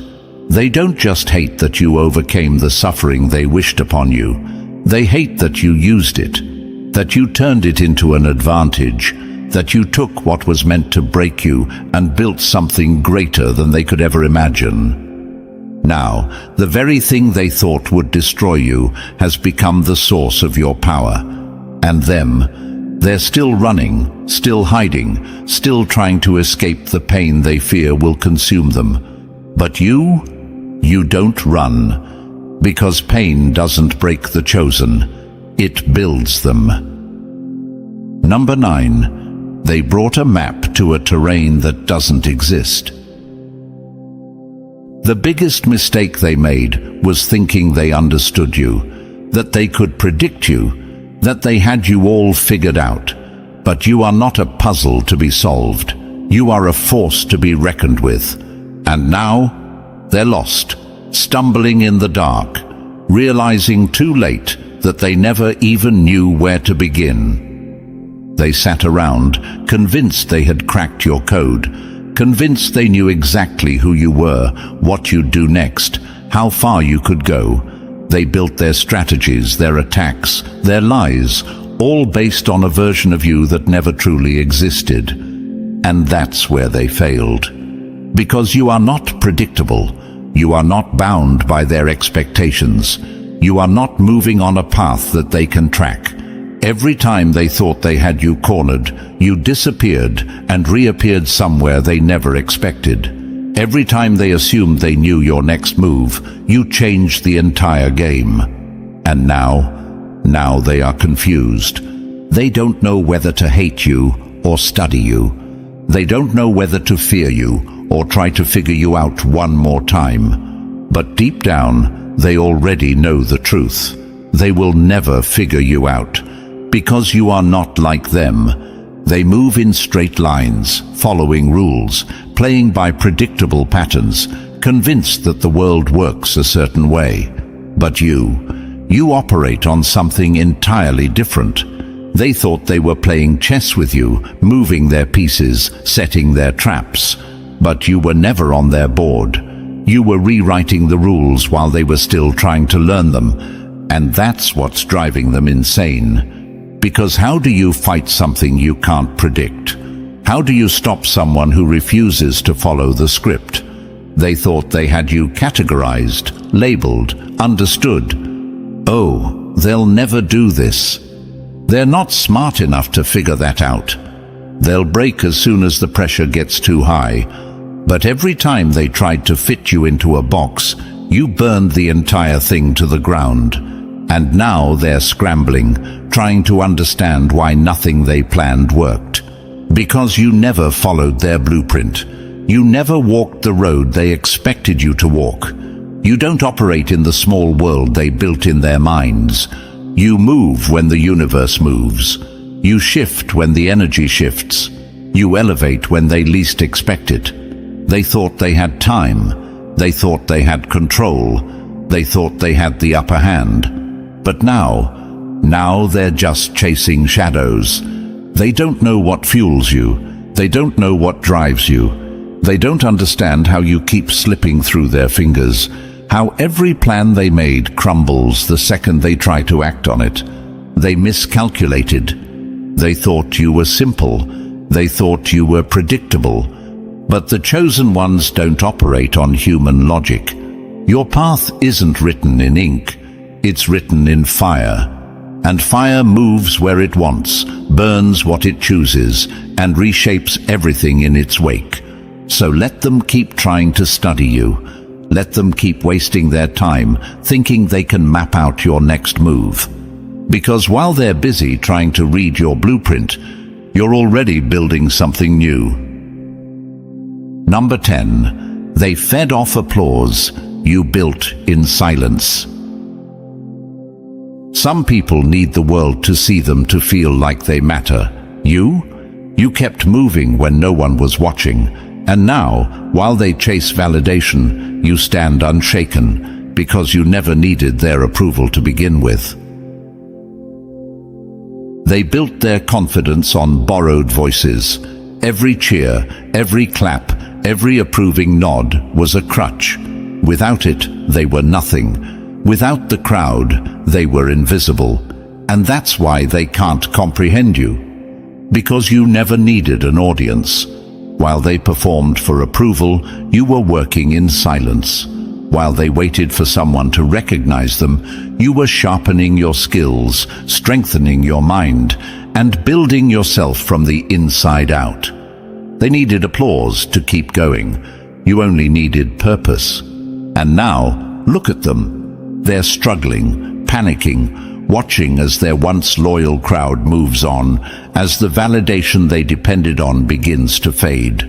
They spent so much time chasing admiration that they never built anything real. And you stand unshaken, untouched, untouchable. They can't understand it. They don't get how you're still thriving when you had no one hyping you up, no one giving you constant approval, because they would have crumbled. They wouldn't have made it without the reassurance of others. They needed people to believe in them before they could believe in themselves. But you kept going, even when no one clapped. You put in the work when no one was looking. You fought battles no one saw. You endured storms with no one there to tell you how strong you were. You built yourself in the shadows, where the weak ones would have withered. And that's why they can't handle your success. Because if you, the one who walked alone, the one who didn't beg for approval, the one who didn't need the world's validation, could rise and thrive, then what does that say about them? It says their power was never real. It says their confidence was just a reflection of what others gave them. It says that without their audience, without the constant reassurance, without the admiration, they are nothing. And they hate that you proved it. Because while they spent years crafting an image for others to admire, you spent years becoming something real, something unshakable, something they could never be. They see you now, thriving in your solitude, and it terrifies them. Because deep down, they know they could never do what you did. They could never walk the path alone. They could never keep going without applause, without recognition, without someone constantly feeding their ego. And now, they have to sit with that truth. They needed the noise to feel important. You found your power in the silence. They needed validation to move forward. You kept going, even when no one believed in you. They needed people to see them. You became something they couldn't ignore. And that's why they'll never understand you. They spent their whole lives chasing attention. You spent yours becoming unstoppable. And now they have to watch as you rise, without them, without approval, without a single ounce of their validation, because you never needed them. And that will haunt them forever. Number 11. You left them behind, and that's the wound they'll never heal from.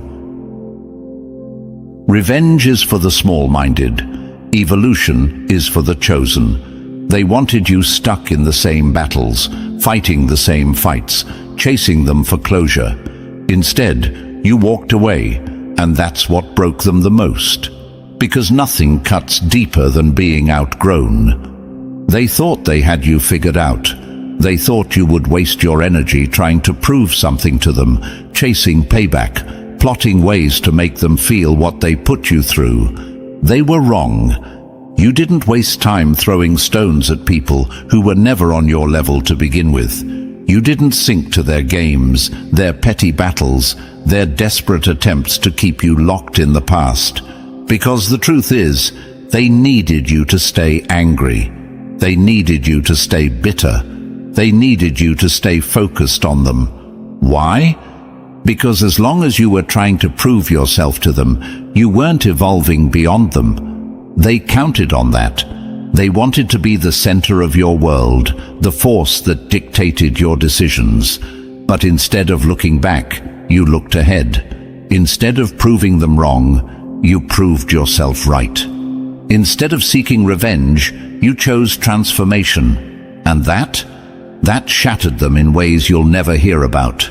See, people like them. They thrive off reaction. They thrive off knowing they got under your skin, that they still have power over your emotions, that you still think about them when they stopped deserving a place in your mind long ago. But you refused to give them that satisfaction. You didn't just move on, you leveled up.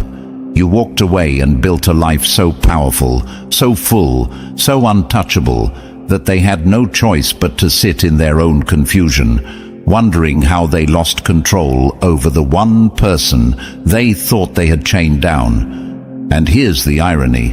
The very revenge they feared was never even on your radar, because you didn't need to destroy them. You simply outgrew them. And that's what hurts them the most.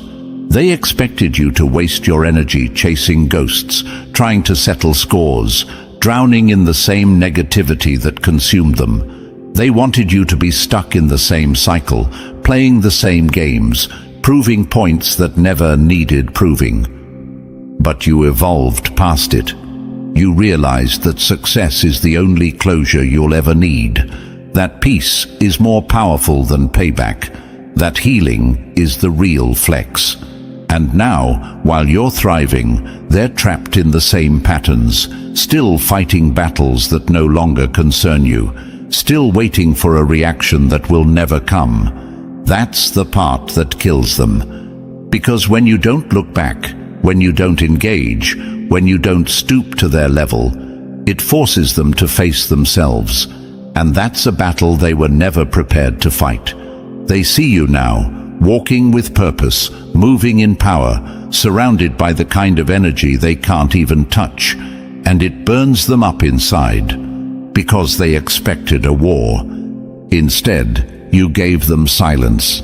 They expected destruction. Instead, you built an empire.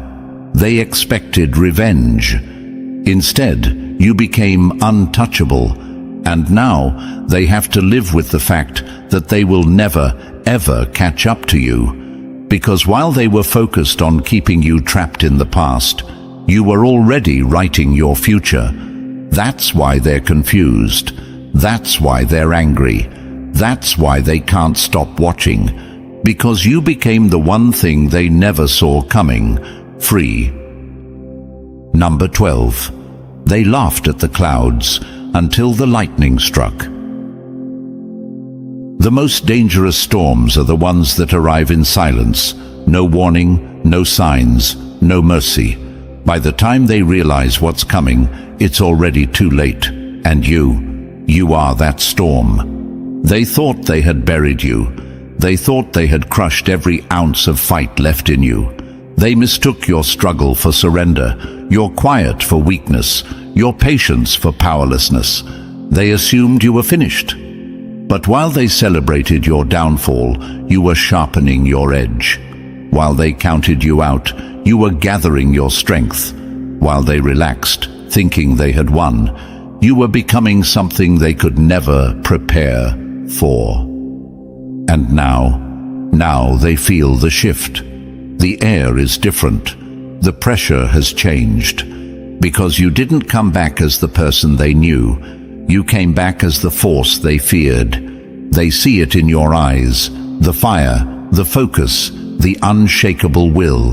They can feel it in the way you move, the way you carry yourself, the way you speak with a certainty they never thought you'd have. You don't flinch anymore. You don't seek their approval.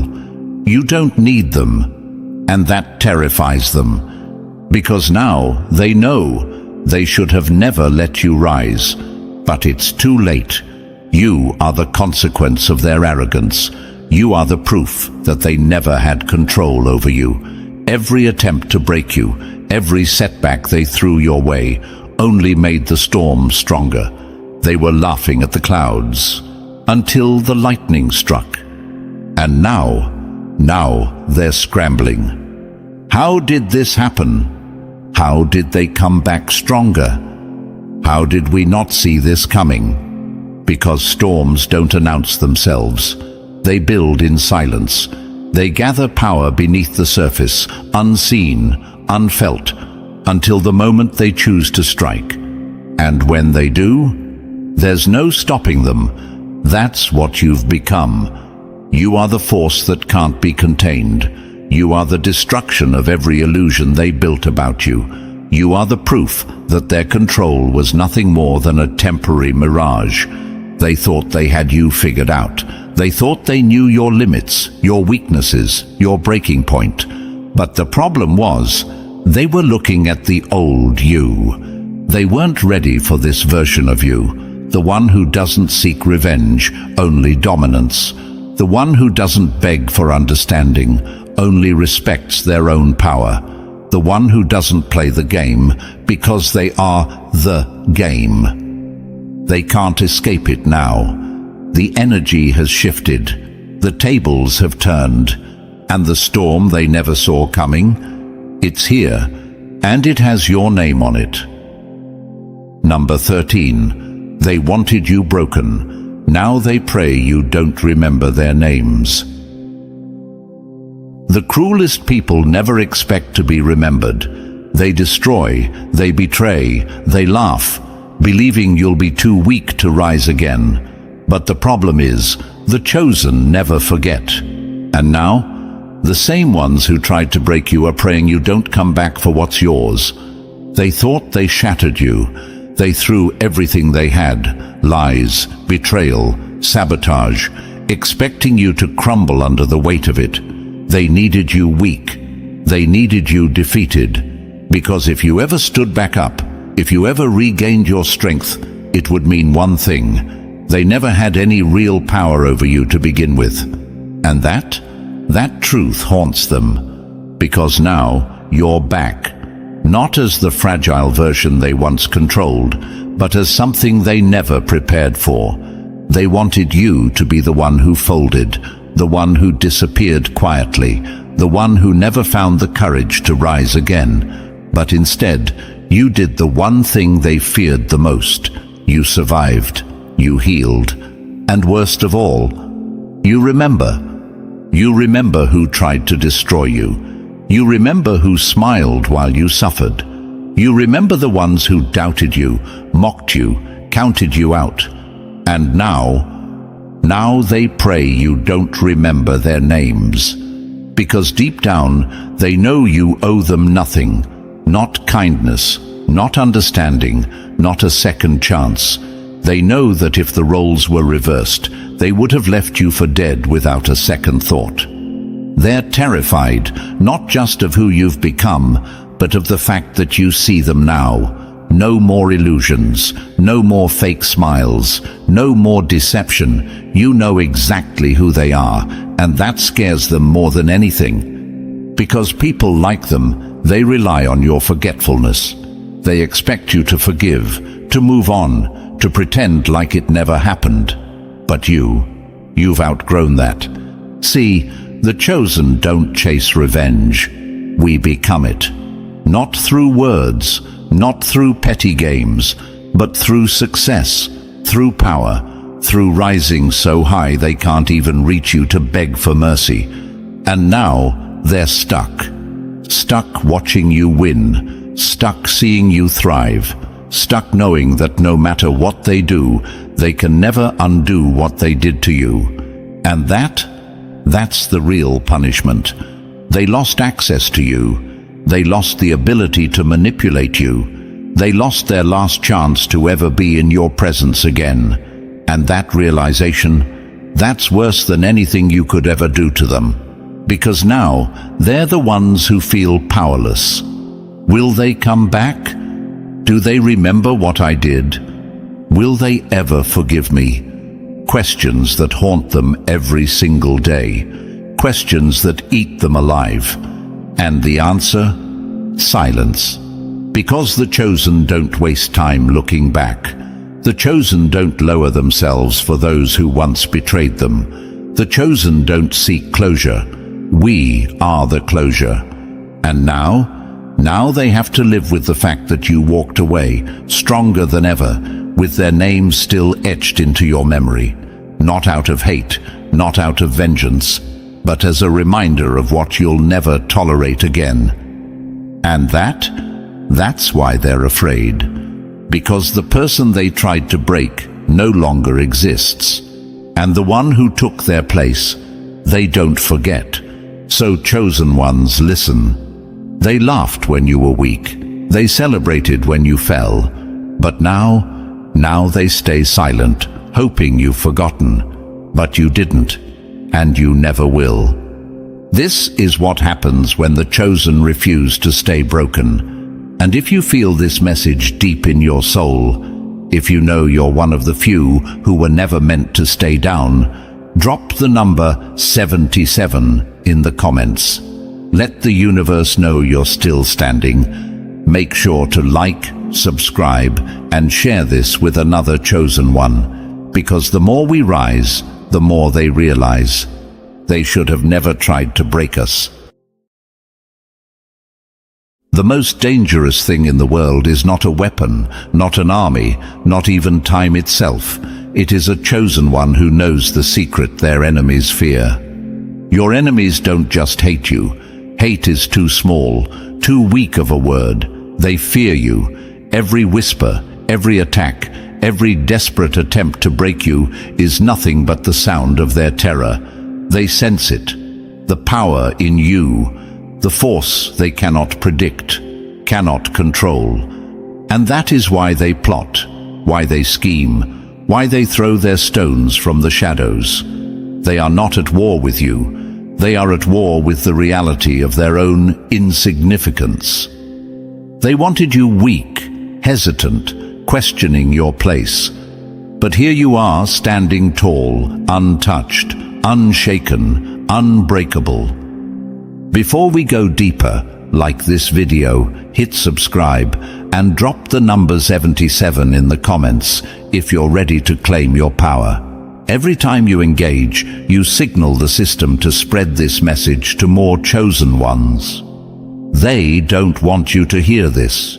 They don't want this reaching the ones who were meant to rise. But the more you react, the more unstoppable this force becomes. And trust me, they already feel it.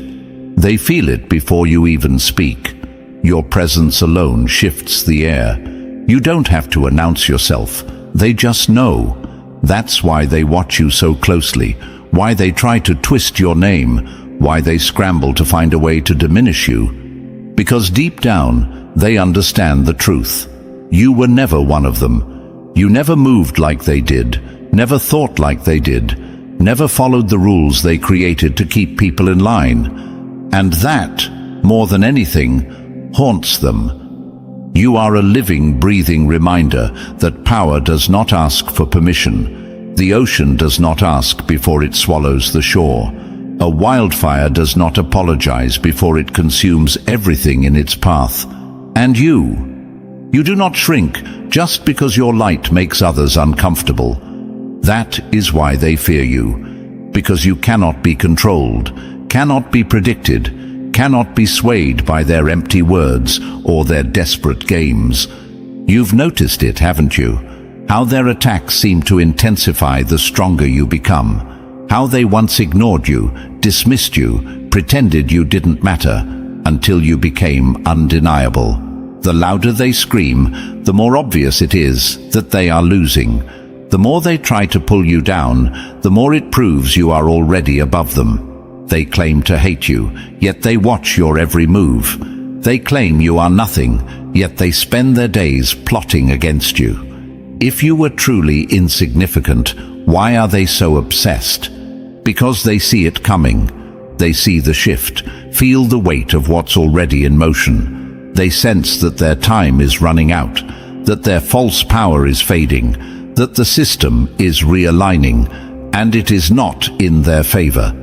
They thought they could stop you, thought they could silence you, thought they could bury you beneath their lies, their doubts, their illusions. But what they didn't realize is that you are not someone who fades. You are someone who rises. You were not meant to live in the shadows of their expectations. You were built for something greater, forged in fire, tested by storms, strengthened by every attempt to break you. And now they are the ones who are breaking. So let them talk, let them whisper, let them scramble to hold on to the illusion of control, because the moment you step fully into your power, they are already gone. And now, let's get into it, because once you know this secret, nothing will ever be the same. And thank you. Yes, you, the chosen one. Whether this is your first time here or you've been standing with us from the beginning, know this. Your presence is no coincidence. Your super gifts are the fuel behind this unstoppable force, the very thing your enemies hoped you would never recognize. They wanted you silent, hesitant, questioning yourself. Instead, you're here, rising, reclaiming what was always yours. If you're ready to step into your power, to rise above their noise, their games, their illusions, smash that like button, hit subscribe, and drop the number 77 in the comments. Every action you take sends a signal, not just to YouTube, but to the universe itself, that the chosen ones are gathering, growing, becoming unstoppable. They fear this moment. Now, let's step into what they never wanted you to know. Number 1. They fear what they cannot control. And you are untouchable. A wildfire doesn't report to the trees before it burns. Your enemies don't just dislike you, they fear you. Fear is the root of every attack, every whisper, every scheme. They don't come after you because you're weak. No one wastes their energy on something insignificant. They come after you because they cannot control you, and what they cannot control, they seek to destroy. That's why they manipulate. That's why they twist the story, rewrite the rules, build traps where there were none. They want you second-guessing yourself, questioning your own power, waiting for permission that will never come. Because as long as they keep you distracted, as long as they keep you tangled in their web of lies, you will never rise above them. But the second you stop playing by their rules, the entire illusion crumbles. Think about it. Have you ever noticed how they react when you make a move they didn't anticipate?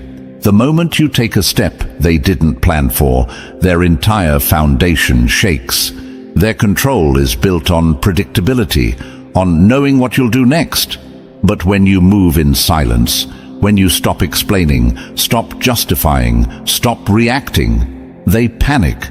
That's why they talk about you. That's why they watch you. That's why their obsession with you grows stronger the more you refuse to engage. They thought you were like them, easily swayed, easily manipulated, desperate for approval. But you're not them. You never were. And that realization, that's what keeps them up at night. Look at history.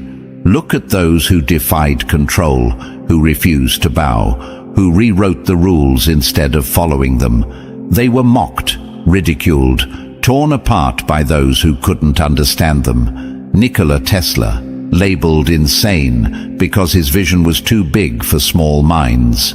Muhammad Ali, hated not for his talent, but for the fact that he refused to conform, refused to apologize for his greatness.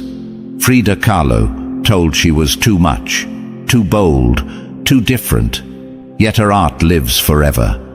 And then there's you, another name they whisper in jealousy, another force they cannot define, another problem they cannot solve. The moment you understand that their opinions, their approval, their validation mean nothing, you become truly untouchable. They will say you've changed. They will say you are arrogant. They will say you think you're better than them. And they are right. You have changed. You are not who you were when they had control over you. You no longer play small to make them comfortable. You no longer sit at tables where you are only tolerated. You are better, not in ego, but in evolution. And that is their greatest fear. Because what happens when you fully embrace your power? What happens when you stop seeking permission and start moving with full force? What happens when you finally step into who you were always meant to be? They disappear, not because you pushed them away, but because they cannot survive in the same space as someone they cannot control. A shadow does not extinguish the sun, it only proves the light exists. But wait, what if they call you selfish? What if they say you've abandoned them? What if they turn more people against you? Good. Let them. The ones who truly belong in your life will never ask you to shrink. The ones who truly support you will never need you to be small for their comfort. And the ones who leave, they were never meant to stand beside you in the first place. So let them talk. Let them whisper. Let them watch. The greatest revenge is not anger, it is success. It is moving forward while they remain stuck in the same cycle, bitter and obsessed. It is standing so tall that their voices become nothing but background noise. You are untouchable, not because they won't try, not because they won't attack, but because nothing they do will ever be enough to stop you. And deep down, they already know it. The only question left is, do you? Number 2. A lion doesn't lose sleep over the growls of hyenas. The strongest warriors don't waste time fighting those beneath them. They bark, they gossip, they gather in small, pathetic circles, trying to twist your name, trying to turn others against you. But let's make one thing clear. A lion does not concern itself with the opinions of hyenas. A lion walks in silence, moves with precision, strikes only when necessary. And the weak, they make noise. That's why they talk so much. That's why they scream your name when you aren't even in the room. They want your attention, your energy, your reaction. Because if they can pull you into their chaos, into their small-minded games, then maybe, just maybe, they can convince themselves that they matter. But here's the truth. They don't matter. Not to you, not to the universe, not to the force that chose you.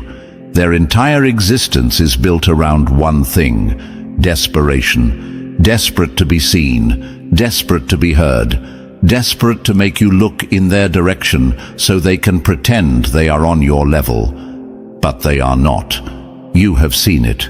The way they scramble for relevance, the way they watch you, follow your every move, mimic your steps, yet pretend they are above you. The way they wait for you to slip, to react, to give them even the slightest acknowledgement. Because in their minds, that's a victory. But a lion does not explain itself to hyenas. A king does not argue with peasants. A chosen one does not lower themselves to fight battles that have already been won. Let them talk. Let them waste their breath. Let them fill the air with their empty words. Because at the end of the day, that is all they have. Words. And words without power, without truth, without action. They are nothing. Have you noticed? The ones who talk the most do the least. The ones who claim to hate you the most watch you the closest. If you were truly nothing, if you were truly beneath them, why are they so obsessed? Because deep down, they know the truth. Your silence is the loudest thing in the room. You don't chase, you don't beg, you don't explain. You simply exist, and that alone threatens their entire reality. Look at the greatest names in history, the ones who changed the world, who reshaped reality, who walked a path others were too afraid to even step on. They didn't waste time arguing with their doubters. They moved, they built, they created, and in doing so, they left the noise behind. Michael Jordan didn't argue, he dominated. Elon Musk doesn't debate, he builds. Beyoncé doesn't explain, she proves. And you don't respond. You don't lower yourself. You don't feed the beasts that live off attention. You stay focused, you stay disciplined, you stay unshaken, because at the end of the day, you have something they never will. Purpose. Purpose terrifies the weak. It makes them uneasy. It reminds them that while they were wasting their time watching you, you were moving forward, leaving them behind. That's why they're loud, because silence would force them to sit with their own failures, their own stagnation, their own wasted time. They fill the air with distractions so they never have to face the fact that they are nothing without you. Let them yell, let them lie, let them twist the story. It will never change the outcome. You will rise, they will remain where they've always been, on the sidelines, watching, waiting, hoping for a reaction that will never come. And that is what haunts them the most. Because they don't just want to bring you down. They want to matter. They want you to acknowledge them, validate them, confirm that they exist. But you owe them nothing. So move in silence. Let them choke on their own noise. Let them destroy themselves trying to tear you down, because a lion does not waste its roar on creatures who are already beneath its feet. They thought they could drag you into their chaos, but all they did was remind you why you were always destined to walk alone. Number 3. The strongest warrior never swings first, because the battle was already won. A king doesn't step off his throne just because a fool throws stones at his castle. They want you to fight. They want you to step into the mud with them, to waste your time swinging at shadows, to exhaust yourself proving what was already undeniable. But the second you react, they win, because that's all they were after in the first place, your energy. Understand this. They don't hate you because of what you've done. They hate you because of what you represent. You are a disruption. You are a force. Your very existence is proof that they have failed, that they have wasted their time chasing illusions while you became something they never could. And that burns them more than anything else. That's why they provoke. That's why they spread lies, create obstacles, whisper in the ears of those around you. Not because they have real power, but because they have nothing left but games. and a fool with nothing to lose will do anything for a moment of control. But you are untouchable, because you know the truth. The war was won the moment you were chosen. Look at history. Look at every true warrior, every leader, every force of nature who changed the game. They did not waste time battling every lesser opponent who challenged them. They moved with purpose. They struck only when necessary. They never fought wars that were already decided. Bruce Lee didn't challenge weak fighters. He mastered his craft in silence. Napoleon didn't defend his name against every critic. He conquered. Steve Jobs didn't argue with those who doubted him. He built a legacy that outlived them. And yet, here you are, wasting energy on people who wouldn't even exist without you. They scream for your attention because they are powerless without it. They poke, they prod, they try to drag you into pointless battles because they know they could never defeat you in a real one. So they settle for distractions. They settle for whispers. They settle for petty games, hoping you will lower yourself just long enough for them to feel important. But a king does not argue with beggars. A general does not waste bullets on ants. And a chosen one does not entertain those who have already lost. Because here's what they don't want you to realize. Your power is not in your fists. It is in your presence. The moment you engage, you make them relevant. The moment you respond, you give them life. But the moment you move forward, they become nothing. Have you noticed how they crumble when you don't react? How their lies start to unravel? How their bitterness starts to consume them from the inside out? That is not an accident.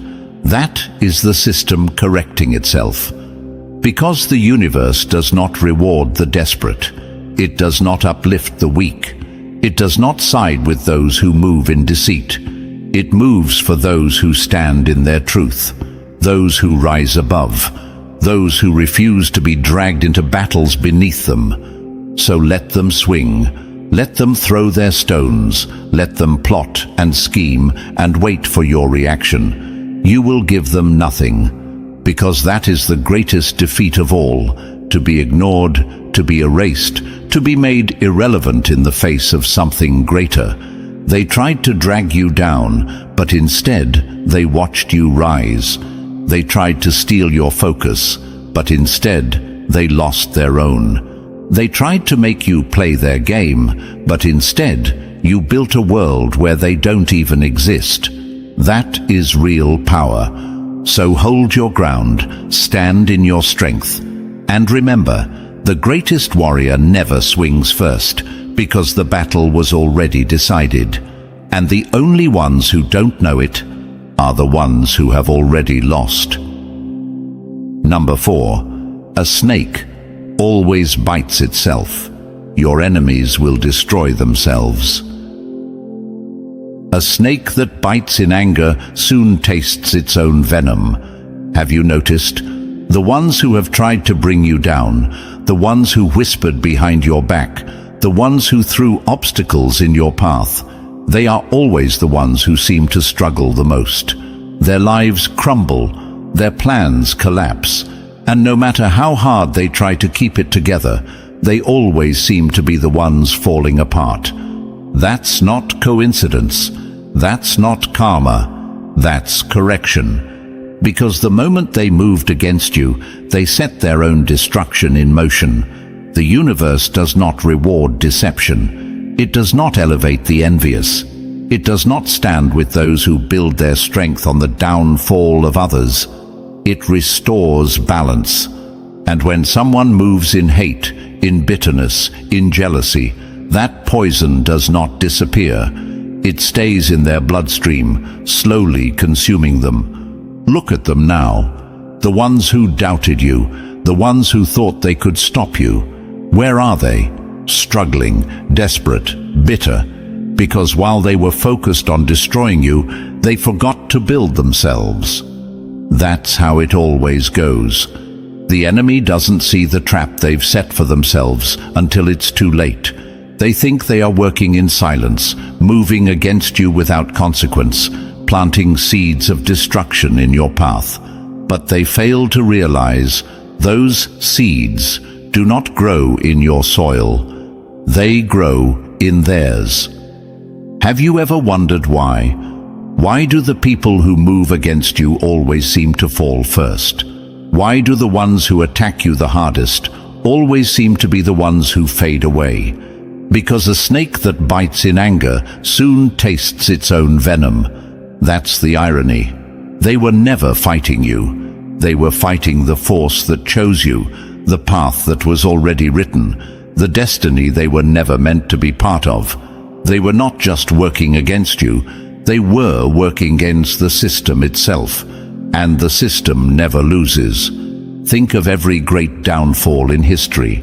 Judas betrayed Jesus for a handful of silver, only to destroy himself in the end. Benedict Arnold sold out his own country, only to be remembered as a traitor forever.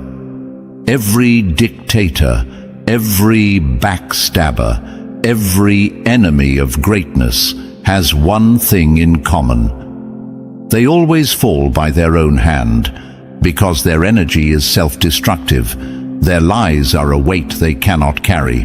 Their jealousy is a fire that burns only them. And you never even had to lift a finger.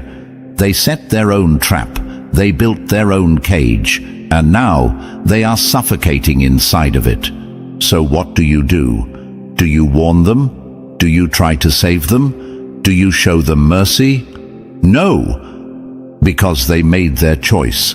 They chose to be your enemy, and with that choice came the consequences they never saw coming. A snake doesn't bite out of wisdom. It bites out of fear, out of desperation, out of the belief that it has no other option. And your enemies? They bit down hard. They lashed out, thinking they were doing damage, thinking they were stopping you, thinking they were in control. But they weren't. They never were. And now they are left choking on their own venom. Watch them. Watch how they start to slip, how their own negativity eats away at them, how the same games they played against you start playing against them. They wanted to see you fall. Instead, they are the ones losing their footing. They wanted to see you struggle. Instead, they are the ones gasping for air. They wanted to stop your rise. Instead, they are drowning in their own failure. That's how the system works. The energy you send out always finds its way home. And the ones who moved in deception, who thrived on hate, who wasted their time trying to stop something that was never in their control, they have nothing left now but regret. So let them suffer. Let them watch. Let them feel every ounce of the downfall they created for themselves. Because you never needed revenge. You never needed to fight back. They were always going to destroy themselves. You just had to stay standing long enough to watch it happen. Number 5, they hate you because they feel you before you even speak. The sun never introduces itself. It just shines. You don't even have to say a word.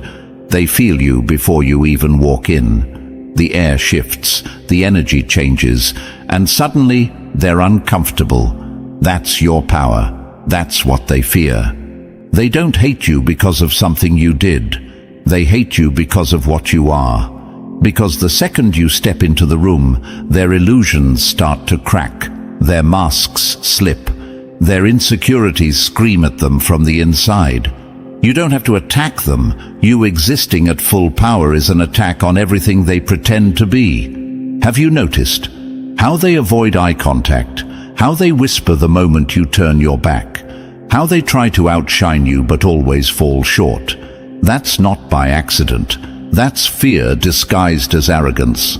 They can't understand why you move the way you do, why you aren't desperate for validation, why you don't beg for approval like they do. They've spent their whole lives performing, pretending, conforming. So when they see you standing in your truth, untouched by their games, it makes them sick. Because deep down, they know they could have been more. They know they could have risen higher, could have walked in their own light. But they chose the easy road. They chose comfort over growth, approval over authenticity, safety over power. And you are living proof that they made the wrong choice. That's why they attack. That's why they try to belittle you, downplay your presence, twist your name. Not because they truly believe what they say, but because they need to convince themselves that you are not as powerful as you are. But the truth? They knew who you were before you did. They saw it in you when you were still doubting yourself.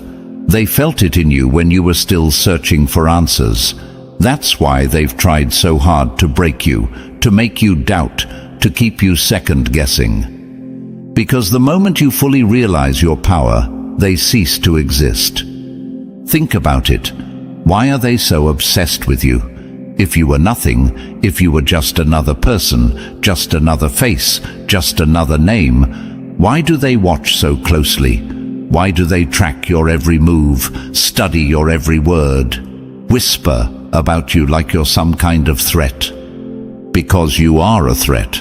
Not because you're trying to be, not because you seek conflict, but because you remind them that real power does not ask for permission. You don't beg to be noticed, don't chase attention, don't water yourself down to make others comfortable. And that alone makes you dangerous. Look at the greats. Michael Jordan walked into a gym, and the competition already knew they lost before the game started. Tupac spoke, and his words echoed long after he was gone. Elon Musk makes a move, and entire industries scramble to keep up. They don't ask for the spotlight. The spotlight follows them. And that's you. That's why the weak panic when you're around. That's why they whisper. That's why they try to tear you down with cheap shots and weak words. Because they feel your presence, and they know they will never have it. They don't just envy your success. They envy your essence. The way you move, the way you think, the way you command attention without asking for it. They want what you have, but they know they will never get it. Because presence cannot be faked, confidence cannot be stolen, power cannot be imitated. They could copy your style, mimic your words, try to recreate your energy, but it will always fall flat, because what you carry was never meant for them. And that's what haunts them the most. So let them watch, let them whisper, let them study your every move, hoping to find a crack in your armor. They will find nothing but their own reflection staring back at them. Because the truth is, you don't even see them. You are too busy rising, too busy becoming, too busy walking in a power they will never touch. And that's why they hate you. Not because of what you've done, but because of what you are. Number 6. They wanted to break you, but you were built in fire.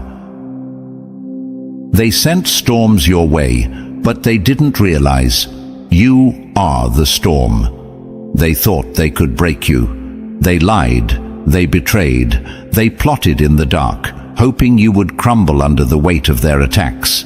They threw stones, knives, and every kind of obstacle they could find, convinced that if they hit you hard enough, you would fall. But instead, you became unbreakable. Every time they pushed, you grew stronger. Every time they doubted you, you rose higher. Every betrayal, every setback, every whispered lie only fueled the fire that was already inside you. They thought they were destroying you, but all they were doing was forging something indestructible. That's the mistake they made. They assumed you were made of the same weak material as them. They thought you would fold, retreat, beg for mercy. But you are not built like them. You were never meant to be ordinary, never meant to be easily swayed, never meant to be controlled by the opinions of the weak. You were built in fire, And fire doesn't break. It burns. It consumes. It transforms. Look at history. Look at the ones who rose despite every force trying to hold them down. Oprah was fired from her first TV job, told she wasn't good enough. Michael Jordan was cut from his high school basketball team, told he wasn't talented enough. Steve Jobs was pushed out of the very company he created, called a failure. And yet, what happened? They didn't just survive, they became legends. Because fire does not apologize for burning. It does not shrink. It does not ask permission. It does not beg for acceptance. It devours everything in its path and turns it into something new, something greater. And that's exactly what you did. They tried to drown you in doubt, but you turned it into confidence. They tried to trap you in fear, but you turned it into courage. They tried to make you weak, but you turned their attacks into fuel.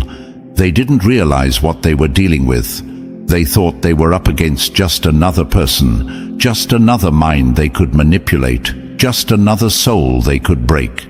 But what they failed to see was that you were already destined to survive. Have you noticed? The ones who worked the hardest to bring you down are the ones who seem to be struggling the most now. That's not coincidence. That's the universe correcting itself. That's the weight of their own actions catching up to them. They burned themselves trying to extinguish you. Because when you are chosen, when you are built for something greater, nothing they do can stop your rise. They can try, they can scheme, they can lie, they can rally others against you. But in the end, their energy is wasted. Because while they were busy plotting against you, you were busy becoming untouchable. And now they are the ones afraid. Because they see it. They see that nothing worked, that you are still here, still moving, still rising. And that terrifies them. Because they weren't just fighting you, they were fighting something much bigger. They were fighting the fire inside you, the force that moves through you, the destiny that was never theirs to control. And no one wins against the inevitable.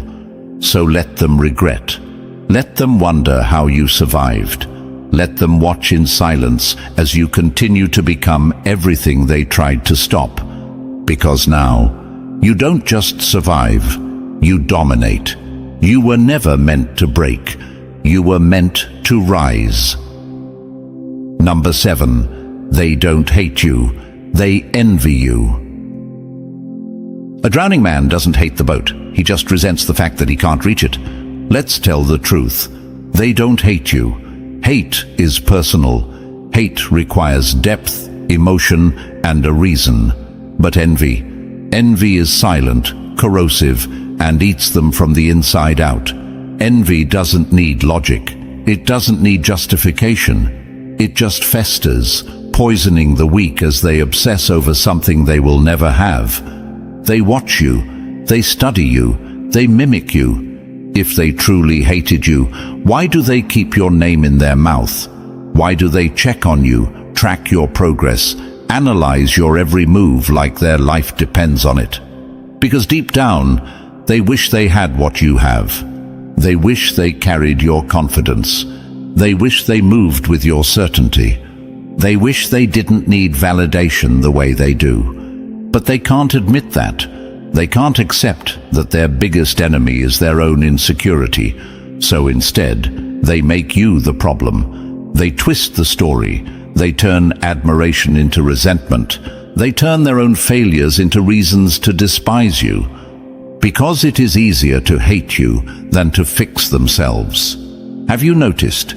The loudest ones, the most bitter, the most resentful, they are always the ones who had the same time, the same chances, the same opportunities, but never had the courage to use them. They stood still while you moved forward. They played small while you expanded. And now, every step you take reminds them of what they could have been. They are not angry at you. They are angry at themselves. But self-accountability is painful, and the weak avoid pain at all costs. So instead of looking inward, they lash out. They turn you into their target, hoping that by pulling you down, they will feel higher. But that's not how the world works. Look at history. Look at those who changed the game, those who broke the system, those who rewrote the rules. Muhammad Ali, he didn't just fight in the ring. He fought against those who despised him for his confidence. Beyoncé, she didn't just dominate music. She became a symbol of excellence that threatened those too weak to match her work ethic. Elon Musk, he didn't just build companies. He became the embodiment of a vision too bold for small minds to grasp. And every single one of them was hated. Not because they did anything wrong, not because they harmed anyone, but because they existed in a way that made the weak feel exposed. And that's exactly what's happening to you. Your very presence makes them uncomfortable, because you don't need their approval. You don't beg for validation. You don't shrink to fit in. You don't wait for permission to exist at full power. And that burns them from the inside. So they attack. They whisper. They twist your name in conversations you're not even part of. But what does that really say? If you were nothing, if you were irrelevant, if you didn't matter, why are they so obsessed? Why do they track your every move like their survival depends on it? Why do they care so much? Because you have something they can never have. Not money, not fame, not status, presence, energy, power. And those are things you cannot fake, cannot buy, cannot steal. They could copy your words, mimic your style, even try to replicate your moves. But it will always feel hollow, because what you have isn't surface level.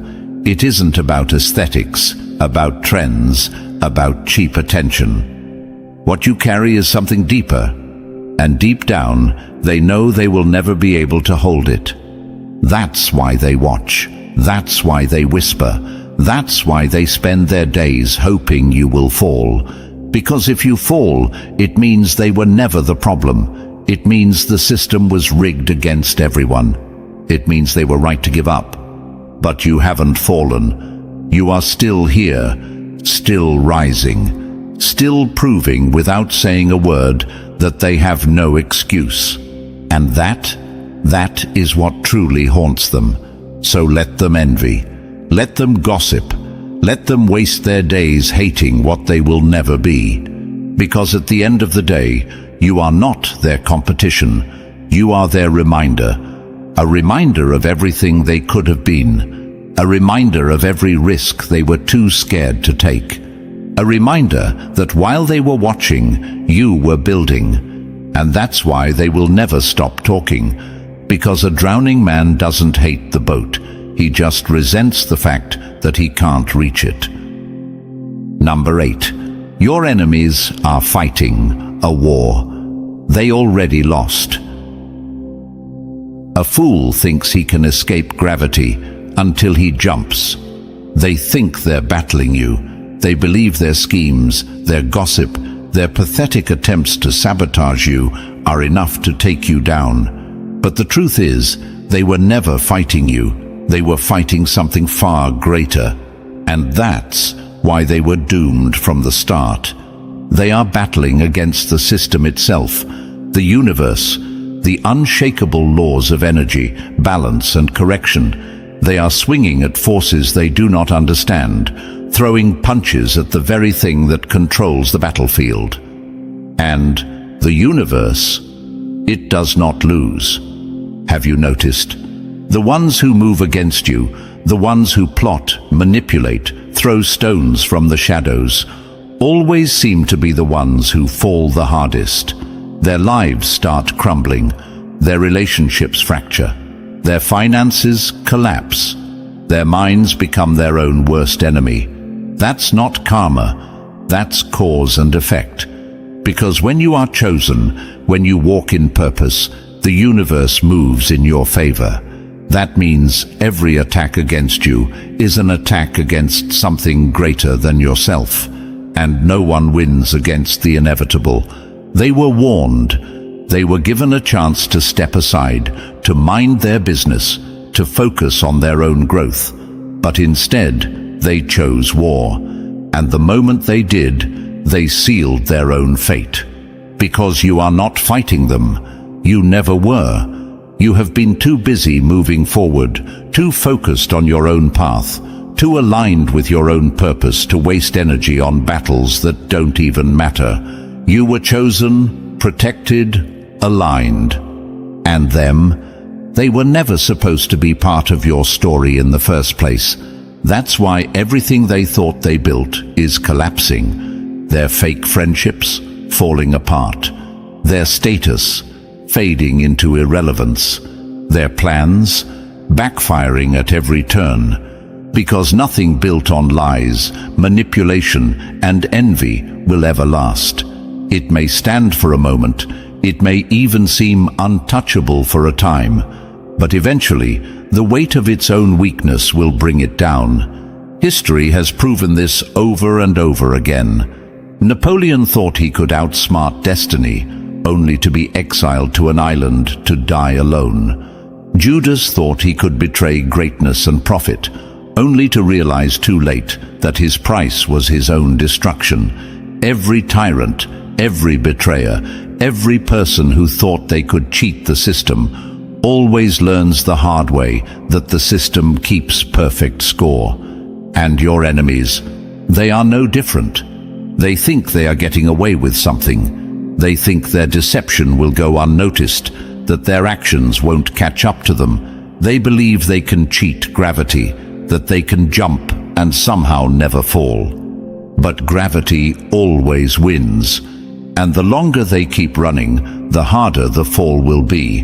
That's why they are scrambling now. That's why they look exhausted, bitter, confused. That's why they are failing in places they once thought were secure. They are realizing too late that they were never as powerful as they thought. They thought they had control. They thought they were manipulating the board. They thought they were untouchable. But the game was never in their hands. And now they are fighting shadows, swinging at nothing, screaming into the void, watching their own downfall unfold in slow motion, unable to stop it. And the most painful part, you didn't even have to do anything, because you never needed revenge. You never needed to prove yourself. You never needed to fight them. They were always going to destroy themselves. They just didn't know it yet. So let them fall. Let them collapse under the weight of their own deception. Let them learn the hard way that no one wins against the universe, because the battle was already lost. They just refused to see it. Number 9. A shadow cannot block the sun. It only proves the light exists. A shadow only exists because of the presence of light. They tried to dim your light, tried to discredit you, to twist your name, to turn people against you. They threw dirt, hoping it would bury you. But instead, it became the soil for your growth. Because here's what they never understood. The truth cannot be silenced. No matter how many lies they spread, no matter how many people they rallied against you, no matter how much they schemed, the truth always found its way through. Because the universe does not let falsehood win, a shadow cannot exist without the light. It is not a force of its own, not something independent or powerful. It is merely a reaction, a weak attempt to block something greater. And that's exactly what your enemies are. Shadows. They have no real substance, no real power, no real foundation of their own. They exist only in response to you. Without your light, they have nothing. Have you ever wondered why they are so desperate to turn others against you? Why they work overtime to convince the world that you are the problem? Because they know that the moment people see the truth for themselves, Their entire illusion falls apart. They thrive in darkness, in deception, in manipulation, because in the light they are exposed. But here's what they didn't anticipate. You are not someone who fades. You didn't just survive their attacks, you became stronger. You didn't just withstand their lies, you shattered them. Every attempt to destroy you only made the truth more obvious. Look at how their plans unraveled, how the very people they tried to turn against you eventually saw through their deception, how their words started sounding hollow, how their bitterness became more visible, how their obsession with you became their own undoing. Because here's the truth, when something is real, it cannot be erased. History has proven this time and time again. The greatest figures in history were all attacked, all slandered, all falsely accused. Galileo was condemned for proving the earth revolved around the sun. Nelson Mandela was imprisoned for fighting against oppression. Malcolm X was demonized for speaking truth to power. And yet, who do we remember? The ones who stood in the light. Because false narratives never last. Lies collapse under the weight of their own weakness. And those who move in deception, they always lose to those who stand in truth. And that's why they failed. They thought they could erase you. They thought they could overshadow you. They thought they could dim your presence. But all they did was prove how powerful you are. Because if you weren't a threat, they wouldn't be fighting so hard to stop you. If you were truly irrelevant, they wouldn't waste their energy trying to silence you. Their actions exposed them before you ever had to say a word. And now, they are scrambling. Because no matter what they do, your light remains. They cannot understand how you are still standing, still thriving, still rising when everything they did should have destroyed you. But they don't realize, light does not bow to shadows. Let them lurk. Let them whisper.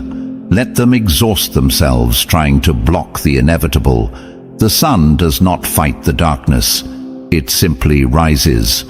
And you are already shining.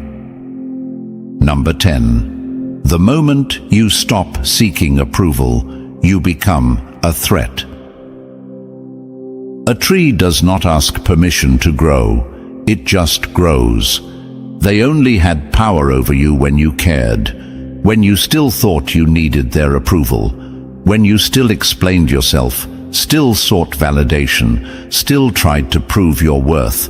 But the moment you stopped, the moment you realized you never needed their acceptance in the first place, they panicked, because their control was built on one thing, your need for validation. And when you took that away, they had nothing left. That's what they never saw coming. They expected you to argue, to fight for their acceptance, to beg for a seat at their table, but instead, you built your own. They expected you to react, to defend yourself, to chase their approval like they were the gatekeepers of your destiny. But instead, you walked away, and that's when they realized they never had control over you to begin with. Have you noticed? The moment you stopped explaining, the moment you stopped justifying your existence, they lost their minds.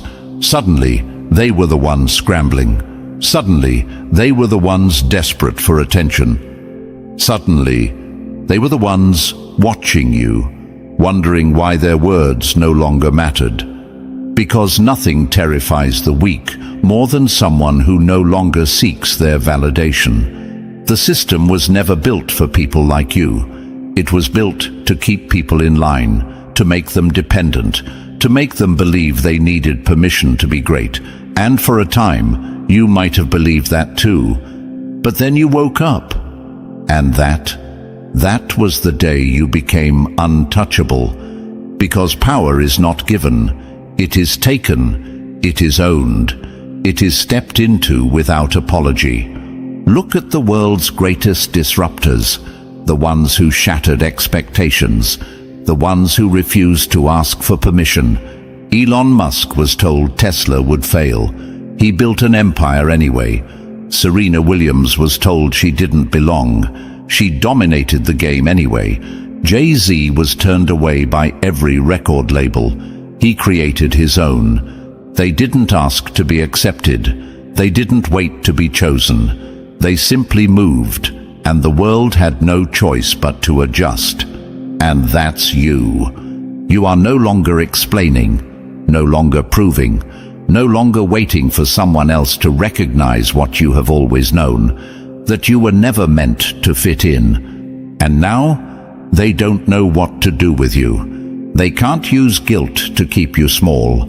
They can't use doubt to keep you hesitant. They can't use rejection to keep you chasing, because you are free.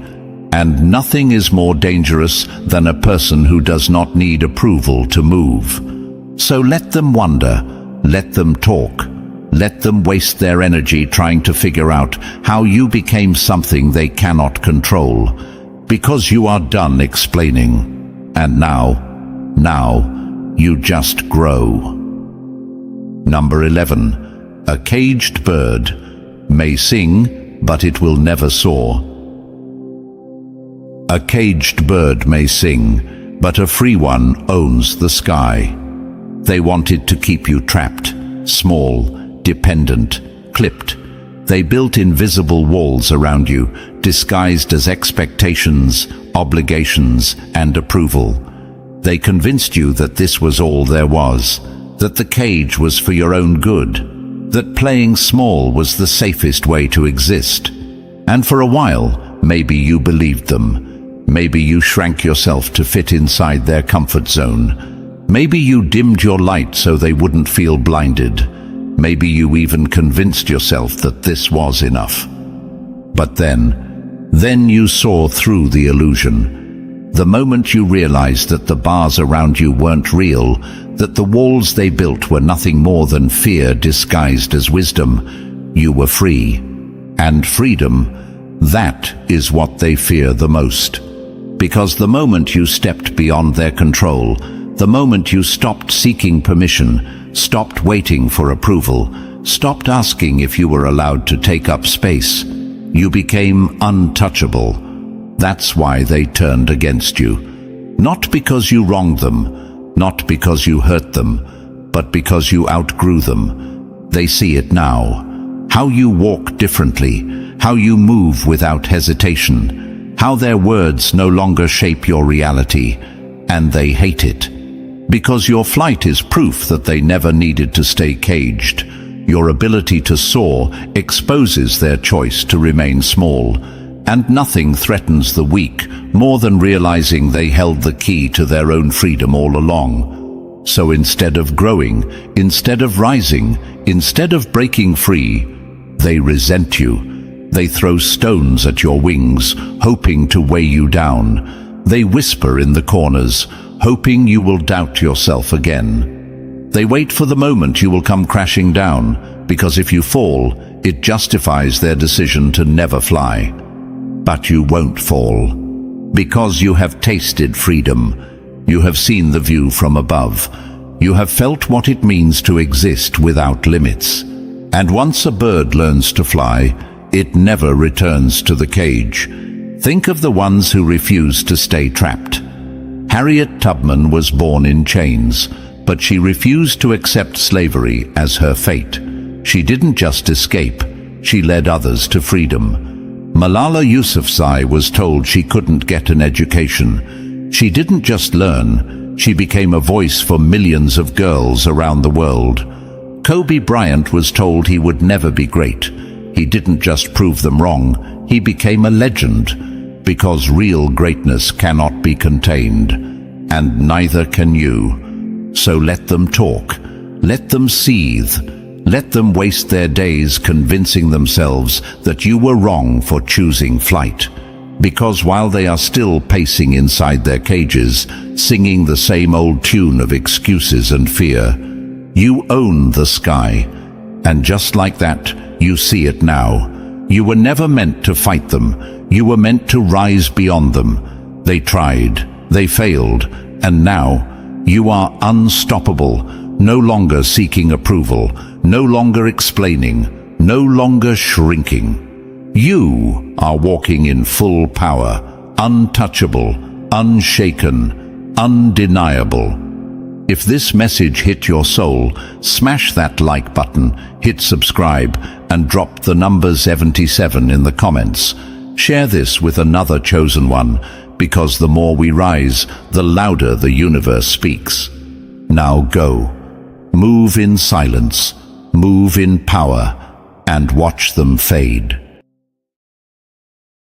They thought they could play you. They thought they could play a chosen one, as if the universe would sit back and let them, as if the forces that shaped you, that forged you in fire, would just stand by while they schemed, lied, and tried to tear you down. They moved against you like it was a simple game, but they forgot one thing: you are not just anyone. When you target a chosen one, you are not just picking on a person. You are waging war against the universe itself. And the universe, it doesn't lose, it doesn't forget, and it sure as hell doesn't forgive. They thought they were clever, thought they were untouchable. They stacked their lies like a house of cards, laughing as they built their kingdom of deception. But here's the thing about illusions: they always collapse. And when they do, they don't fall quietly. They shatter. The weight of their manipulation is about to crush them, and not a single soul will lift a finger to save them. And you, if this message speaks to you, if your soul is waking up, then don't ignore it. Like this video, subscribe, because the moment you engage, you signal the universe, you send a ripple through this energy. And the more chosen ones awaken, the faster their false world burns. Now, let's talk about you. You let them get in your head. You let them make you doubt your own power. How dare you? How dare you question what the universe has already decided? You were not put here by accident. You were not given this light just to dim it because a few cowards tried to manipulate you. They tricked you into believing you were weak. But let me ask you this. If you were so weak, why did they try so hard to break you? If you were powerless, why did they have to scheme, lie, and manipulate just to keep you down? They feared you. That's the truth they'll never say out loud. They feared what would happen if you woke up. They feared the moment you stopped questioning yourself. Because the second you realize who you truly are, they become nothing. Their power isn't real. It was borrowed, stolen, built on illusion. And now, the illusion is cracking. You are not weak. You are the reckoning they never saw coming. And them? They thought they were building an empire, but they weren't building. They were digging their own graves. The deeper they went, the more convinced they were that they were winning. But now, the ground beneath them is splitting open. They fought against the very force that created balance. They mocked the universe, twisted energy, manipulated innocence. And now, the universe is here to collect. There's a reason they feel paranoid. A reason their world feels unstable. It's not random, it's cause and effect. It's every lie they told, every betrayal, every false promise coming back at full speed. They thought karma was just an idea. They didn't realize she's a hunter. And she's not knocking on their door, she's kicking it down. Your very existence is a curse to them. Every breath you take, every moment you continue standing, is a nightmare they can't escape. Because no matter what they do, they will always know you were chosen and they were not. They can try to copy you, but they will never be you. They can try to steal your energy, but it will burn them from the inside out. Because what was made for you cannot be stolen. What was destined for you cannot be blocked. They thought they could silence your power. But the truth is, the more they tried to destroy you, the stronger you became. You wasted too much time doubting yourself, thinking you were alone, wondering if maybe they were right about you. They weren't. The universe saw everything, every tear you cried, every betrayal, every moment they laughed behind your back. And now, the energy is shifting. The same people who played with your innocence are about to experience what happens when the universe plays back. The same bricks they used to trap you are now crumbling beneath their feet. And this time, there's no way out. Because when the universe moves for its chosen, it moves like a storm, like fire, like the very destruction they thought they could outrun. They are paying greatly for manipulating your innocence. And karma, she's not here to negotiate. So, are you ready to witness how karma is about to hit them like bricks? Stay till the end, because if you are a true chosen one, you will feel the pull to hear every word. The universe wants you to know this. Drop the number 77 in the comments if you can feel the shift happening. Now, let's get into it step by step, because their downfall has already begun. Number 1. They thought they were untouchable. Now the universe has marked them. The fire they played with is now the fire that consumes them. The universe never ignores a debt, and they are drowning in what they thought they'd never have to repay. They thought they were clever, thought they could manipulate you, twist your innocence, and walk away untouched. They laughed behind your back, believing they had outsmarted you, controlled you, used you. But they never realized that by playing with you, they were playing against something much greater. They weren't just messing with you. They were challenging the very system that governs all things. Your innocence was not just some fragile quality. It was a force, a shield even they unknowingly benefited from. They were standing under your light while plotting in the shadows, using your purity as a safety net while they schemed. But the moment they ripped that away, they exposed themselves to something they are not prepared for, the full weight of their own actions. See, innocence does something unique. It softens consequences, creates balance, and grants grace even to those who don't deserve it. It was the buffer that shielded them from the very karma they are now drowning in. And they threw it away, thinking they had won. At first, it looked like they succeeded. You might have even believed it yourself, that they got away with it, that they left you in the dust, unaffected, moving forward like nothing ever happened. But look again. Everything is shifting. What once worked for them now fails. The effortless control they had, gone. The easy victories, replaced with setbacks they can't explain. They are walking through their own personal storm, and for the first time, there's no one left to shield them from it. They mistook your kindness for blindness, your grace for weakness. But let me ask you this. If you were so powerless, why did they need to manipulate you at all? If you were so easy to break, why did they have to use deception just to control the narrative? Because they knew. Deep down, they always knew. Your presence alone was a force of nature, a protection they didn't even realize they were benefiting from. And now that it's gone, they are exposed. Every action they took, every lie they spun, every game they played, it's boomeranging back at them with the force of everything they tried to escape. And you doubted yourself. You thought maybe you weren't as strong as you hoped, that maybe you were just another pawn in their twisted game. How dare you think so little of yourself? The universe has been watching. It saw everything, every tear, every betrayal, every quiet moment where you questioned if justice would ever come. And now, the answer is unfolding in front of your very eyes. They didn't just lose you. They lost the only thing that was keeping their world from crumbling. They thought they could manipulate without consequence, that they could rewrite fate, bend reality to their will, and walk away laughing. But here's what they never understood. The universe is not neutral. It moves for its chosen ones.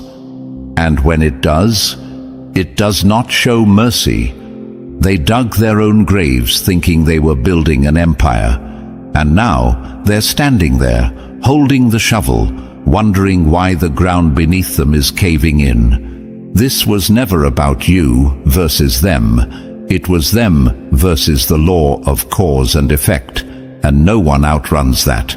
They gambled their luck thinking karma was just a bedtime story. Now they're learning that she is very real, and she doesn't do refunds. Number 2. They thought they were in control. Now they owe the universe more than they can pay. They spent years collecting what wasn't theirs, believing the universe would never send an invoice. Now the bill is due, and the interest is higher than they ever imagined. They didn't just wrong you. They didn't just manipulate you. They signed a contract with the universe, one they never bothered to read.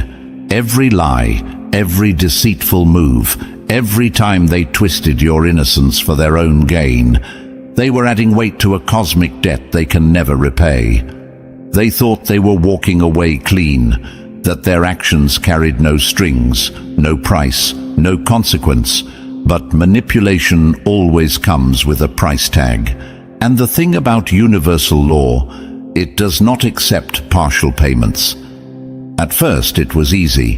They drained your energy, stole your trust, fed off your light like parasites, thinking they had secured their position, their power, their advantage. But what they didn't realize is that every single thing they took was borrowed, not stolen. And when something is borrowed, it must always be returned with interest. This isn't karma being petty. This isn't some revenge fantasy. This is the oldest law in existence. What you take unjustly, you owe back, multiplied. They might think they got away with it, that because time has passed, they are free from consequence. Wrong. Karma isn't on their timeline. Karma doesn't care about their justifications, their distractions, their attempts to rewrite history. Karma is a hunter. She waits, she watches, and then she strikes exactly when they least expect it. And here's the worst part for them. They have no idea what's coming. It starts small. Little cracks in the foundation of their lives. Relationships that suddenly feel unstable. Opportunities that seemed guaranteed, slipping through their fingers. A lingering sense of unease they can't quite explain. They look around and wonder, why does nothing feel secure anymore? Because they played with energy they didn't understand. The weight of their own actions is caving in on them, and there is no exit, no escape, no way to undo what they set into motion. This is not just about some abstract spiritual karma. This is about reality bending around them, forcing them to experience what they put you through, forcing them to pay back every ounce of energy they stole. They won't see it coming. That's the irony. They spent so long believing they were untouchable that they never prepared for impact. And now, the universe is calling in their debt. And you don't have to lift a finger. You don't have to waste your energy chasing justice. That's not your burden to carry. The system works independently. It does not need your input, your interference, your effort. The universe was always watching.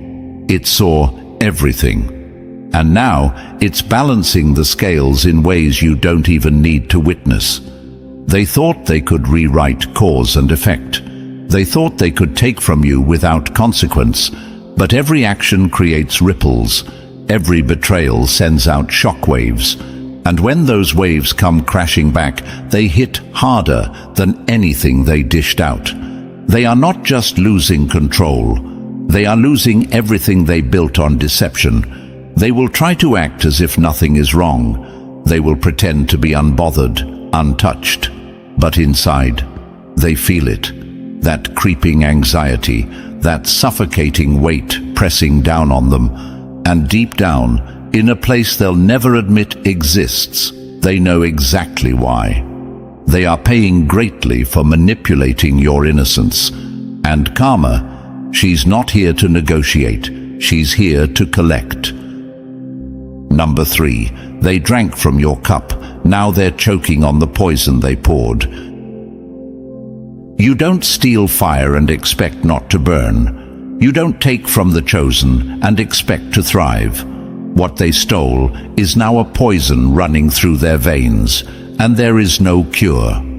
They thought they were getting away with it, thought they could drain your energy, feed off your light, and use your essence to build their own power. They played the role of a leech, taking without giving, draining without consequence. They believed your energy was something they could harvest, something that would serve them indefinitely, fuel their ego, and strengthen their control. But what they failed to understand is energy doesn't just disappear, it transforms. And when you take from someone unjustly, that energy doesn't stay pure. They didn't just steal from you, they corrupted what they took. Your energy was clean, light, and powerful, a gift that could have uplifted them if they had been worthy of it. But they weren't. Instead of respecting it, they twisted it, manipulated it, poisoned it. And now, that poison is seeping into every part of their lives.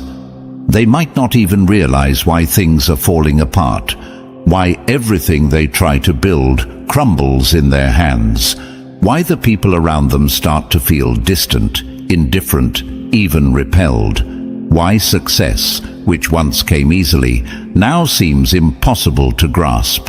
That's the stolen energy, turned toxic, eating away at their peace, their stability, their very existence. They thought they could steal from the universe and rewrite the rules. They thought that by taking your power, they were securing their own. But what they really did, they set a trap for themselves, because the energy they took was never meant to be theirs. And when something doesn't belong to you, it betrays you from the inside.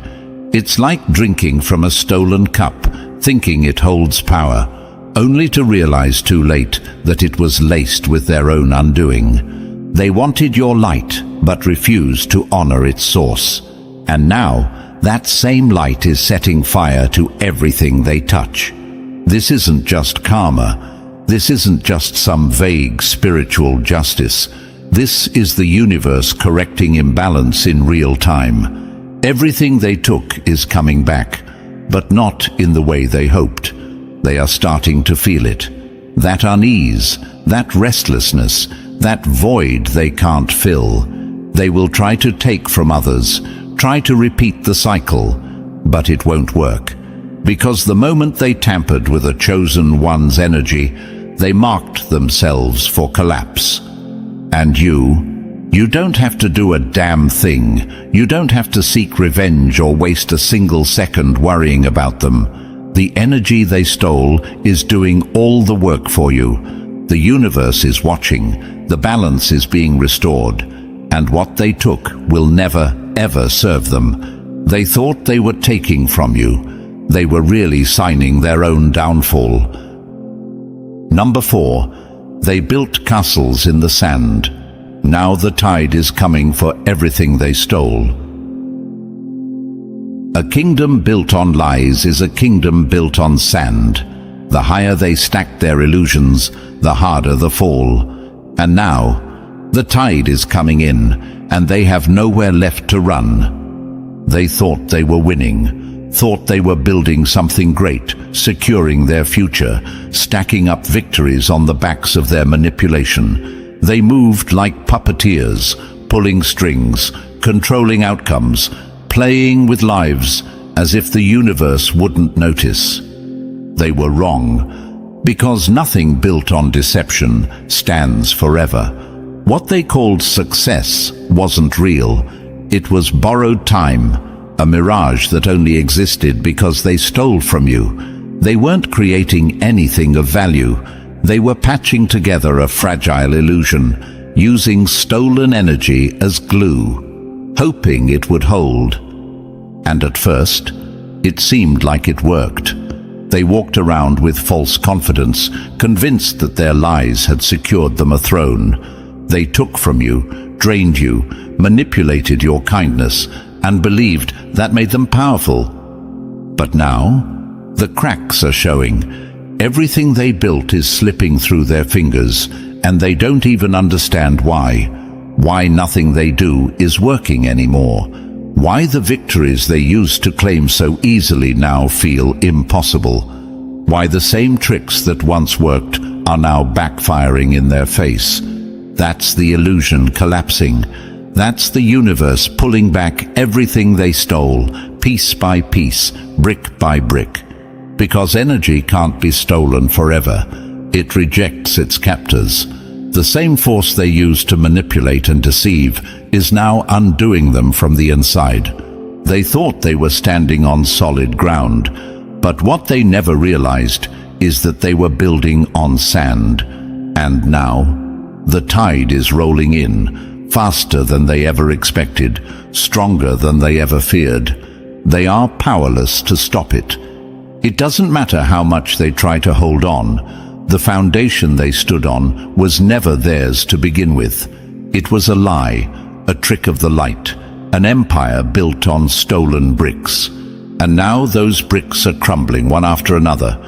They spent so long fooling themselves, believing their success was real, that they never prepared for what happens when the ground gives out beneath them. And you might have thought you lost, that they got away with it, that they walked away victorious while you were left to pick up the pieces. But look at them now. Look closely. They are scrambling, unraveling, losing control of the very thing they thought they had mastered. And the best part? You don't even have to do a thing. The universe is handling this. It always was. It was never about revenge. It was about balance. And balance? It always comes full circle. They climbed high on stolen energy, and now they're free-falling with no safety net, because the tide is here, and it's reclaiming everything that was never meant to be theirs. Number 5. They can't outrun their own shadow. Guilt follows them everywhere. You can escape people, places, and even consequences for a while, but you can never escape yourself. Their own mind is now the prison they can't break free from. They thought they could leave it all behind, thought they could walk away from the lies, the betrayal, the manipulation, as if their actions wouldn't follow them. They convinced themselves that what they did to you was just a small chapter, a story they could rewrite, a past they could erase. But there's one thing they never considered. The mind doesn't forget. They can run from you. They can distract themselves with new people, new places, new routines. But they can't outrun the mirror. They can't escape the silence. And that silence, it's getting louder. Because no matter how much they try to push it down, guilt has a way of creeping back up. It seeps into their quiet moments, plays on repeat in their subconscious, turns every reflection into a reminder of what they've done. They used to enjoy their own company. Now they fear it. They fear being alone because when the world goes quiet, the ghosts of their actions start to speak. Every betrayal, every lie, every moment they manipulated your kindness, it replays in their head like a broken record. They see the look on your face when they hurt you. They hear the words they spoke to deceive you. They feel the weight of everything they did, and there is no one left to blame. They tell themselves it wasn't that bad, that they had their reasons, that you were just too sensitive. But no matter how many excuses they whisper to themselves, the truth is louder, because deep down, they know. They know they took advantage of someone who only wanted the best for them. They know they drained energy that was never theirs to take. They know they built their illusions on the back of someone who only ever showed them loyalty. And now, that knowledge is eating them alive. It starts slow, a tightness in their chest, a discomfort that doesn't go away, a feeling of unease, like something is always off. They try to drown it out with noise, people, distractions, fake happiness. But the second they are alone, it all comes crashing back. Because the worst part of karma isn't external. It's not the sudden failures, the lost opportunities, the relationships that crumble, though those things are happening too. The worst part is internal. It's the realization that no matter where they go, they take their own mind with them. And that mind, it's not letting them forget. They never thought it would be like this.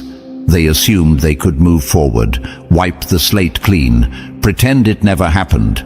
But karma doesn't work that way. You see, the universe doesn't just punish, it forces you to face yourself. And right now, they hate what they see. Every smile feels forced. Every win feels empty. No matter what they achieve, it never feels like enough. Because the one thing they truly lost was peace. They tried to break you, tried to control you, manipulate you, take your energy. But now they are the ones trapped. Not by you, not by revenge, by their own mind. And there is no escape. Number 6. What they feared most is no longer a threat. It's a reality they can't escape. They didn't just fear your power. They feared what would happen if you ever realized it. They thought they could keep you small, but now, the very force they tried to contain is the one that's leaving them behind. They saw something in you long before you ever saw it in yourself. That's why they moved against you. They didn't manipulate you just for fun. They did it because they recognized your potential before you did. And that terrified them. They knew that if you ever stepped into your full power, they would become irrelevant. So they played their games. They twisted your kindness, planted seeds of doubt, made you question yourself at every turn. They fed off your uncertainty, because as long as you didn't believe in yourself, they could keep control. They thought they were winning, but here's where they miscalculated. Every single time they tried to break you, they were only making you stronger. Every lie they told made you sharper. Every betrayal became a lesson. Every attempt to suppress you only made your comeback more inevitable. And now, it's happening. The very thing they feared, the thing they spent so much time trying to prevent, is no longer a possibility. It's reality. You've stepped into your power, and they feel it. Oh, they feel it. They feel the shift in the energy. They feel the weight of your presence, even in your absence. They see you rising, and it's eating them alive. Because now, there's nothing they can do about it. They lost control the moment you realized who you are. This is why their world feels unstable. This is why things aren't working for them anymore. The entire system they built, the lies, the manipulation, the false sense of power, it only worked when you didn't know the truth. But now, the truth is here. They feared your independence. Now you move without them. They feared your clarity. Now you see through everything. They feared your strength. Now it's unshakable. And the worst part for them, they can't stop it. They spent so much energy trying to weaken you, and in the process, they drained themselves. Now, while they sit there exhausted, caught in their own web, you're walking away stronger than ever. They tried to write your story for you, thinking they could control the narrative. But the pen was never in their hands. And now, you're writing the ending. One where they no longer exist in your world. One where they are nothing more than a distant lesson. a reminder of what happens when someone tries to block a force that was never meant to be stopped. They feared this moment. Now, it's their reality. Number 7. The ghosts of their betrayal won't let them rest. They thought they could betray you and move on, but betrayal isn't a one-way street. It poisons the betrayer too. And now, the same trust they shattered is the very thing that haunts them. They thought it was over, thought they could walk away, wipe their hands clean, and never look back. They believed betrayal was something they could commit without consequence, just another move in their game. But here's the truth they never considered. Betrayal is a curse that binds itself to the one who commits it.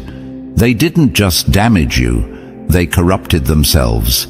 They broke trust, twisted sincerity, and played with loyalty like it was a disposable thing. And now, they can't trust a damn soul.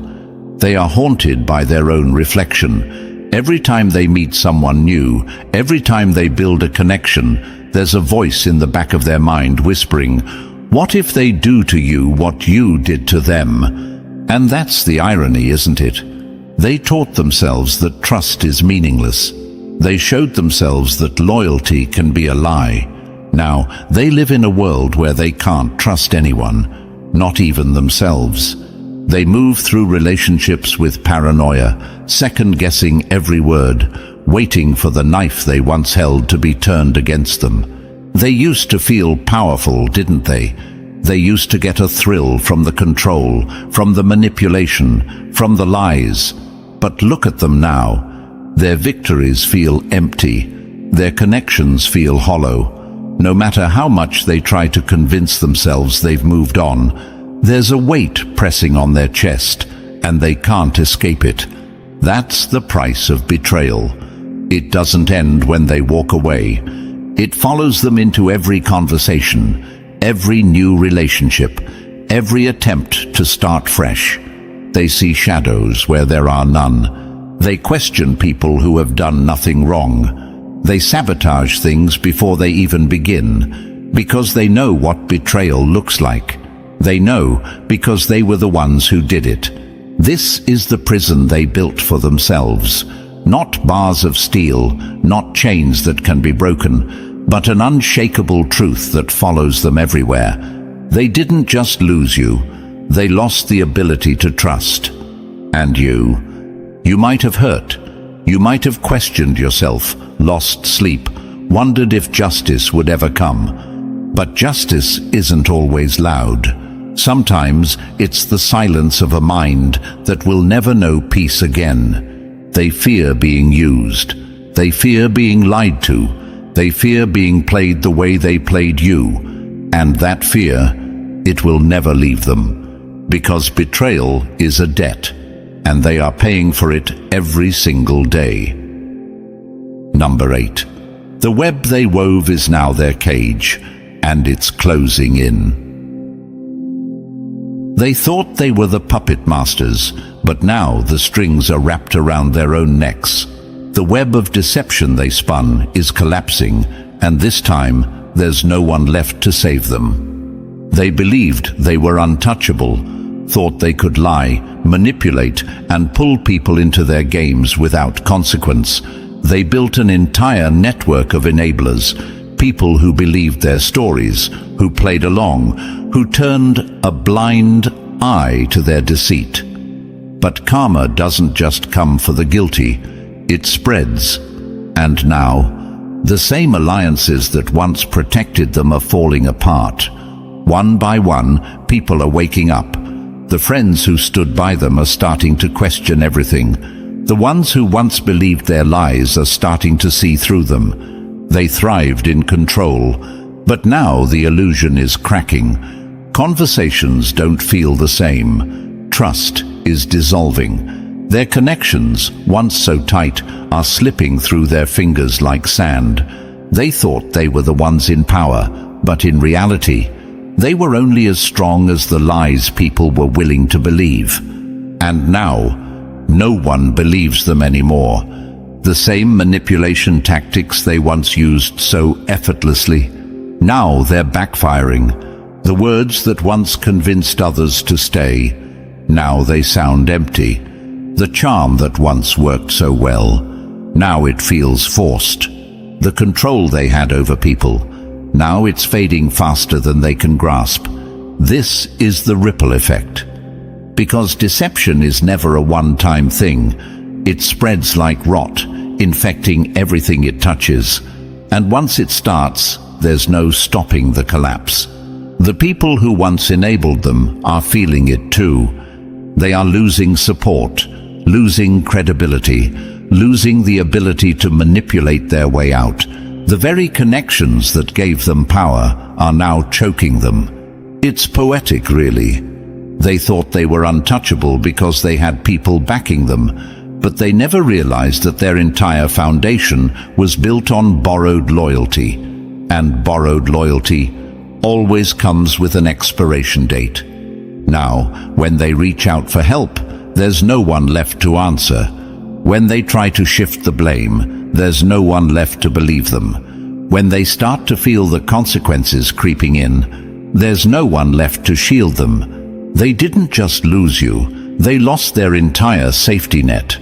And you don't even have to lift a finger. The same energy they sent out is doing all the work for you. The universe is unraveling their lies thread by thread, connection by connection, until there is nothing left holding them up. Because when karma moves, it doesn't just knock once, it knocks over everything they ever built on deception. And now, they are standing alone. Not by choice, but because the world they created was never real to begin with. Number 9. They built their own prison. Now they're locked inside. Lies are like bricks in a wall. One by one they stack up, closing in until there's no way out. They thought they were building an empire, but all they did was trap themselves in a maze of their own making. They thought manipulation was power, thought deception was a tool they could use without consequence. And at first, it worked. They got what they wanted, controlled the narrative, pulled the strings, and made people dance to their tune. But manipulation isn't a one-time transaction. It's a constant performance, a never-ending act that demands more and more energy to sustain. And now, they're exhausted. The web of lies they spun was meant to trap others, but they never realized they were walking into it themselves. Every falsehood leads to another. Every cover-up requires more effort to maintain. Every illusion they created is crumbling under its own weight. And now, they're suffocating. They can't move freely because they have to constantly watch their back. They can't enjoy their so-called success because it's built on shaky ground. They can't even trust the people around them because they know their entire foundation is made of lies. This is the cost of deception. At first, they felt in control, like a puppeteer orchestrating a flawless show. But now, the strings are tangled. The performance is unraveling. What they once did with ease now takes everything they have. They have to remember every lie, every detail, every false promise they made, and it's eating them alive. Because here's the truth they never considered. Lies don't just deceive others. They corrupt the one telling them. The more they lie, the more disconnected they become from reality. The more they manipulate, the less they trust even themselves. The more they build their world on deception, the more fragile it becomes. And they feel it. The paranoia creeping in, the sense that everything could collapse at any moment. Because deep down, they know they don't actually have control. They are controlled by the very game they thought they were winning. They are trapped in the role they created, forced to play a character, forced to uphold an illusion, forced to live inside the prison they built for others. And you walked away. You broke free. They thought they were locking you into their reality, but in the end, they locked themselves in. You don't have to do anything. You don't have to expose them, fight them, or even think about them. They are unraveling all on their own. They thought they were the architect of their own success, but in the end, they only built their own misery. Number 10. They pulled the strings. Now the universe is pulling theirs. They thought they could manipulate the game, bend reality, and rewrite fate. But the universe was watching. And now, the same hands they used to pull the strings are bound by the very consequences they set in motion. They believed they were the masterminds. They convinced themselves they could twist the truth, control outcomes, and shape the world in their favor, as if the universe wouldn't notice, as if the forces beyond their understanding wouldn't intervene. They were wrong, because there is no manipulation clever enough to outplay divine justice. They moved with arrogance, believing they were untouchable, believing that because they had tricked people, controlled narratives, and hid their true nature behind masks, they would never be exposed. But nothing stays hidden forever. When they exploited you, they weren't just playing with your trust. They were playing with universal law. And the universe? It does not tolerate the abuse of innocence. It does not overlook the violation of divine balance. They thought they could write their own rules. Now they're realizing they were never in control. Every action they took was a signature on a contract they didn't even realize they were signing. A contract that guaranteed one thing: reckoning. And that reckoning, it's unfolding right now. Their illusions are falling apart. Their masks are slipping. The same lies they spun are now wrapping around their own necks like chains. The people they fooled, they're waking up. The foundations they built, they're cracking. The control they held, it's gone. They thought they could operate in the shadows forever. They thought the damage they caused would never come back to them. But divine justice is not blind. It moves quietly at first, then all at once. And when it arrives, it does not negotiate. They are being forced to face the truth, not just in whispers or in passing moments of regret, but in undeniable, unavoidable reality. Everything they did to you is now happening to them. But worse, because when the universe returns what was stolen, it doesn't just balance the scales, it amplifies the weight of every action. They didn't just take, they multiplied their own suffering. Now they are the ones feeling trapped. Now they are the ones questioning everything. Now they are the ones losing sleep, watching their world crumble in slow motion. And you don't have to lift a finger. You don't have to chase revenge or seek validation. The work is already being done. Divine justice is delivering the truth in ways they never anticipated. What they thought was hidden, exposed. What they thought was secure, gone. What they thought they had power over, turned against them. They tried to control the outcome, but they never saw the bigger force at play. They thought they were moving the pieces, but all along, they were the ones being moved. Number 11. They thought they were in the clear. Now karma's dropping bricks like a demolition crew. Karma doesn't knock. She kicks the door down when they least expect it. The same bricks they used to build their illusions are now falling on their heads, one by one, with no mercy. They thought they had escaped, thought they had played the game so well that consequences no longer applied to them. They smirked, laughed, celebrated, believing the universe had somehow overlooked their deception, that they'd outsmarted the very forces that govern balance. But karma, she doesn't forget. She doesn't warn, she doesn't negotiate, and she sure as hell doesn't offer discounts. She waits. She waits until they feel untouchable. until they've convinced themselves that what they did wasn't really that bad, that life is good, that their past is buried, that the things they did to you and others have faded into nothing. And then, the first brick drops. It starts small, a sudden loss, a failed plan, an unexplained setback.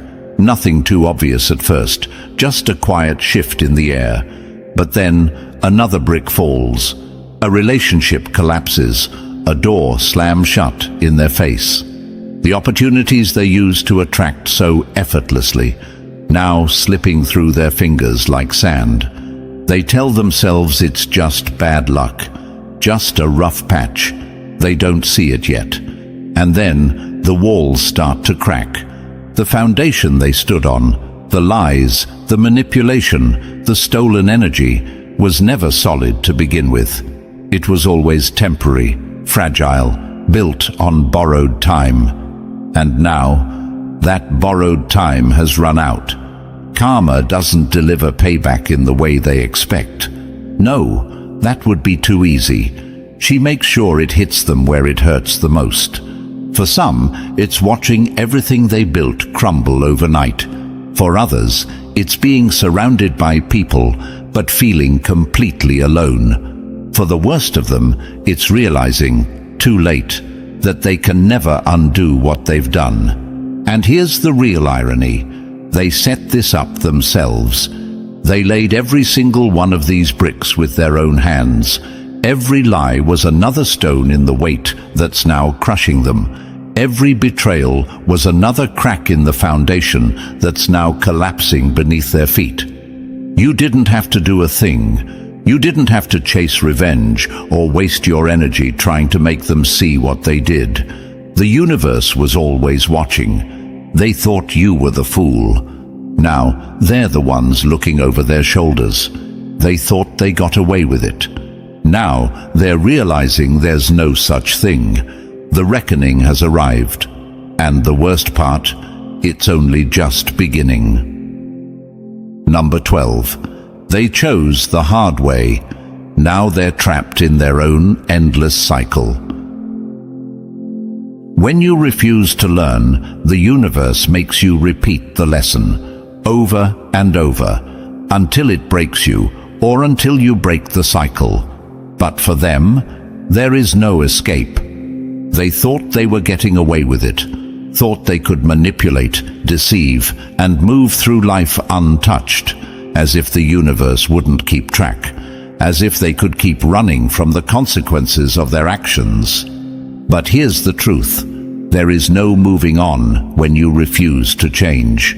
Every choice they made, every lie, every betrayal, every moment they took from others without a second thought, has locked them into a cycle they cannot escape. And it's not just bad luck.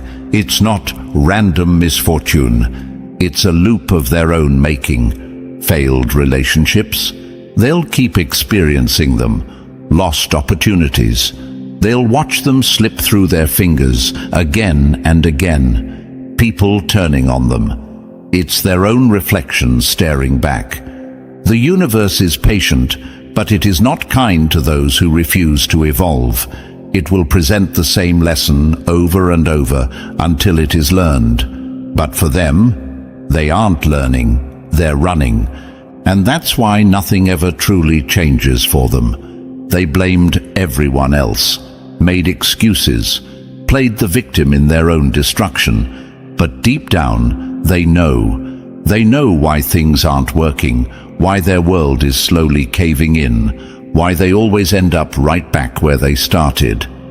Because they never stop to ask the real question, what if I am the problem? But they won't ask it. They can't. That would mean facing themselves. And they've spent so long running from the truth that they wouldn't recognize it if it stood in front of them. So instead, they repeat. They find new people to manipulate, new situations to exploit, new victims to drain, only to end up in the same place with the same outcome every single time. They think they are moving forward, but they are walking in circles. They think a new job, a new partner, a new environment will change things. But the problem was never outside of them. It was always inside. And now, the walls are closing in. The universe isn't going to save them. No one is. They will stay trapped in this cycle until they do the one thing they've always refused to do: change. But let's be real, they won't. Because change takes accountability. It takes honesty. It takes looking in the mirror and admitting they were the villain in someone else's story. And that is a level of truth they will never be ready for. So they will keep running, keep repeating, keep trying to outrun karma, only to find that every road leads them right back to where they started. This isn't punishment. This is cause and effect. They chose this path. They set these wheels in motion. And now they are condemned to live in the house they built, with no doors, no windows, and no way out. The life they created is the lesson they refuse to learn. And until they do, they will stay exactly where they are, watching everyone else move forward while they remain trapped in the wreckage of their own making. And that's the brutal truth. They did this to themselves. While they remain trapped in their cycle of destruction, you are free. You've risen, evolved, and broken away from the energy that once held you back. Their downfall is no longer your concern. The universe is handling it, just like it always intended. If this message resonates with you, let the universe know. Like this video, subscribe, and drop the number 77 in the comments to claim your power. Share this with another chosen one who needs to hear it, because when we rise together, they lose their grip forever. The greatest mistake an enemy can make is thinking the fire is out, when in reality, it was only gathering strength to burn everything they built. They thought you were finished. They looked at your setbacks and smirked, convinced you would never rise again. They spoke your name with mockery, turned their backs with arrogance, and whispered behind closed doors, thinking they had won. But what they didn't realize is that you were never truly down. You were just waiting for the right moment, waiting for the shift, waiting for the power that was already inside you to fully awaken. And now, they're about to see exactly why underestimating you was the worst mistake of their lives. Before we go deeper, like this video, hit subscribe and drop 88 in the comments if you're ready to step into your power. Every time you engage, you send a signal, not just to YouTube, but to the entire system, that the chosen ones are rising. They don't want this message spreading. They don't want others waking up. But the more you react, the more unstoppable this force becomes. And trust me, they feel it. They can sense it before they even see you. It's in the way the air shifts when you walk in, the way their voices drop when your name is mentioned, the way they scramble to discredit you before you even speak. Because deep down, they know the truth. You were never ordinary. You were never meant to be one of them. You move differently, think differently, stand taller, even in silence. And that haunts them more than anything else, because your very existence is proof that they were wrong. Wrong about you, wrong about what's possible, wrong to believe that their petty schemes, their fake alliances, their desperate attempts to keep you small could ever stop someone like you. They thought they could erase you with their words, weaken you with their doubts, keep you trapped in the prison of their expectations. But what they failed to understand is that being chosen is not something that fades. It does not bow, does not break, does not shrink just because small minds cannot handle its presence. You were built in the dark, forged through fire, sharpened by every attempt they made to tear you apart. Every betrayal only made you wiser. Every loss only made you hungrier. Every obstacle they placed in your way became the very thing that made you unstoppable. And now they feel the shift.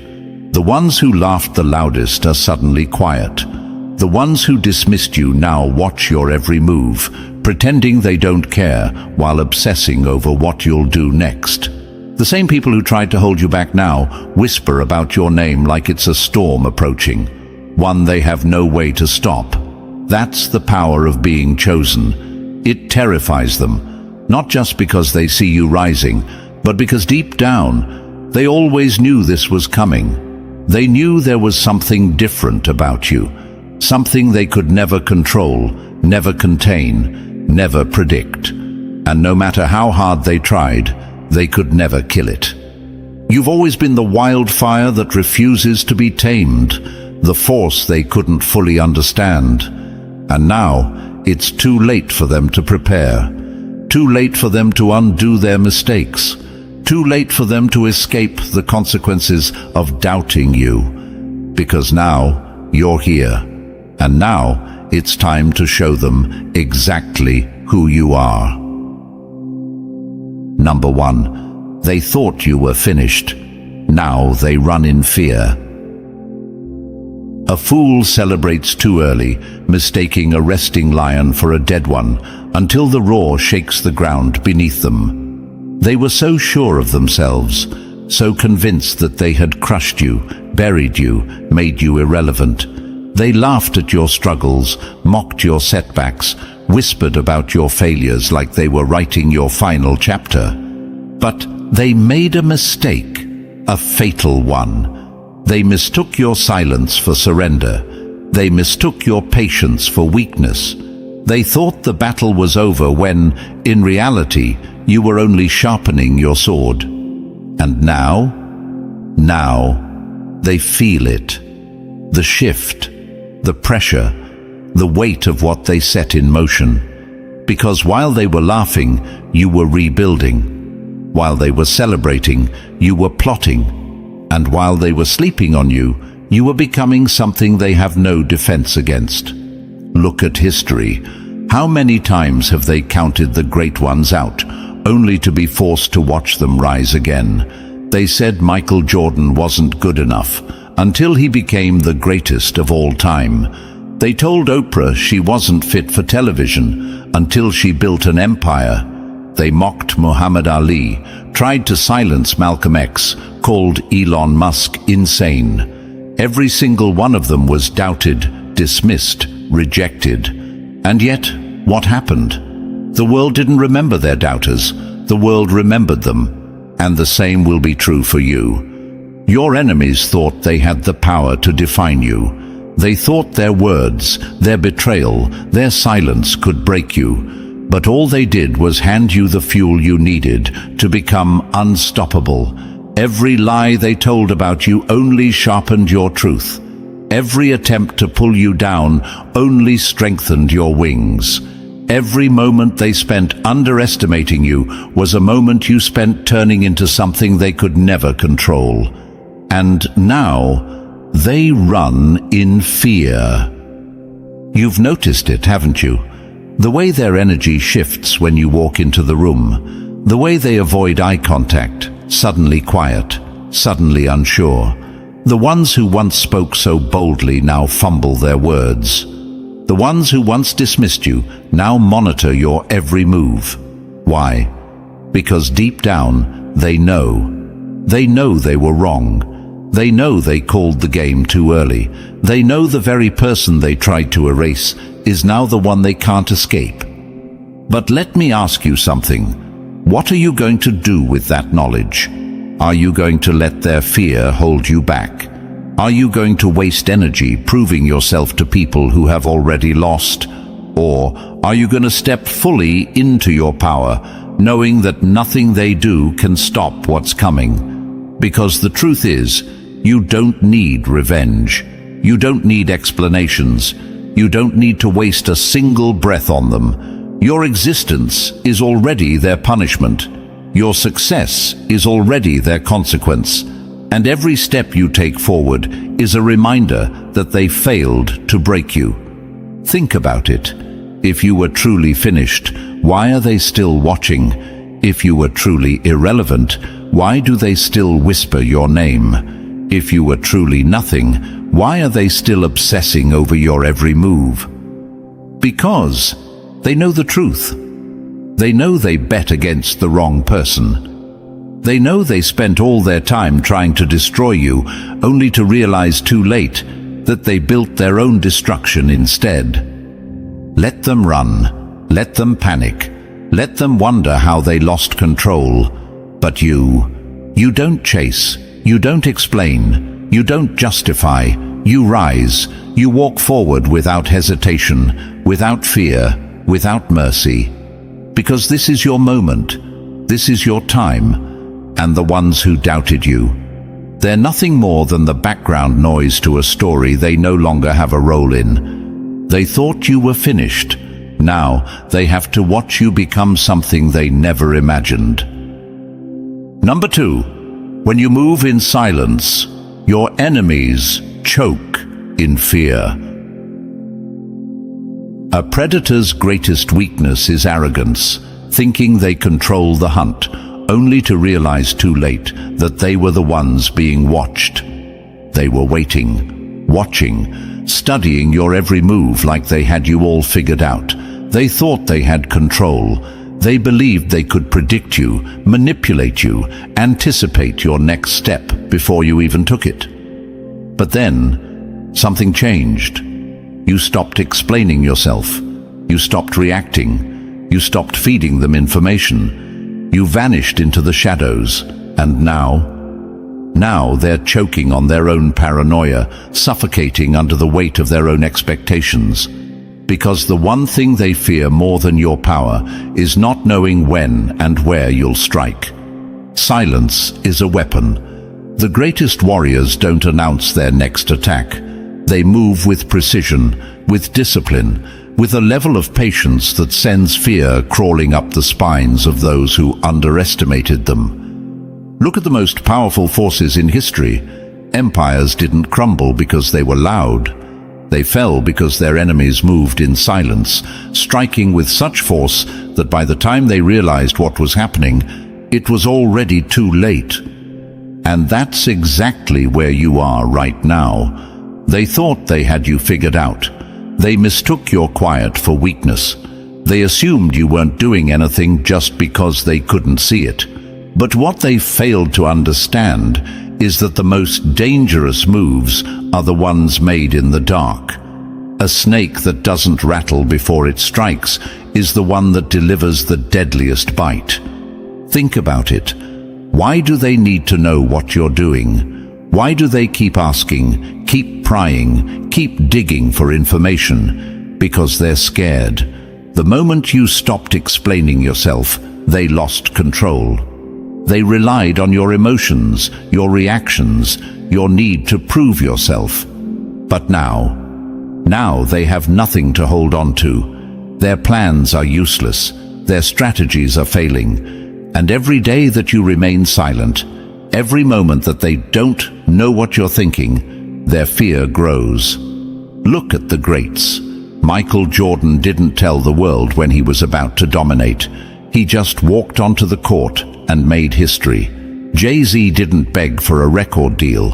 He moved in silence, built his empire, and made the industry come to him. Even Tesla, mocked and ignored in his time, worked in the shadows until his name became immortal.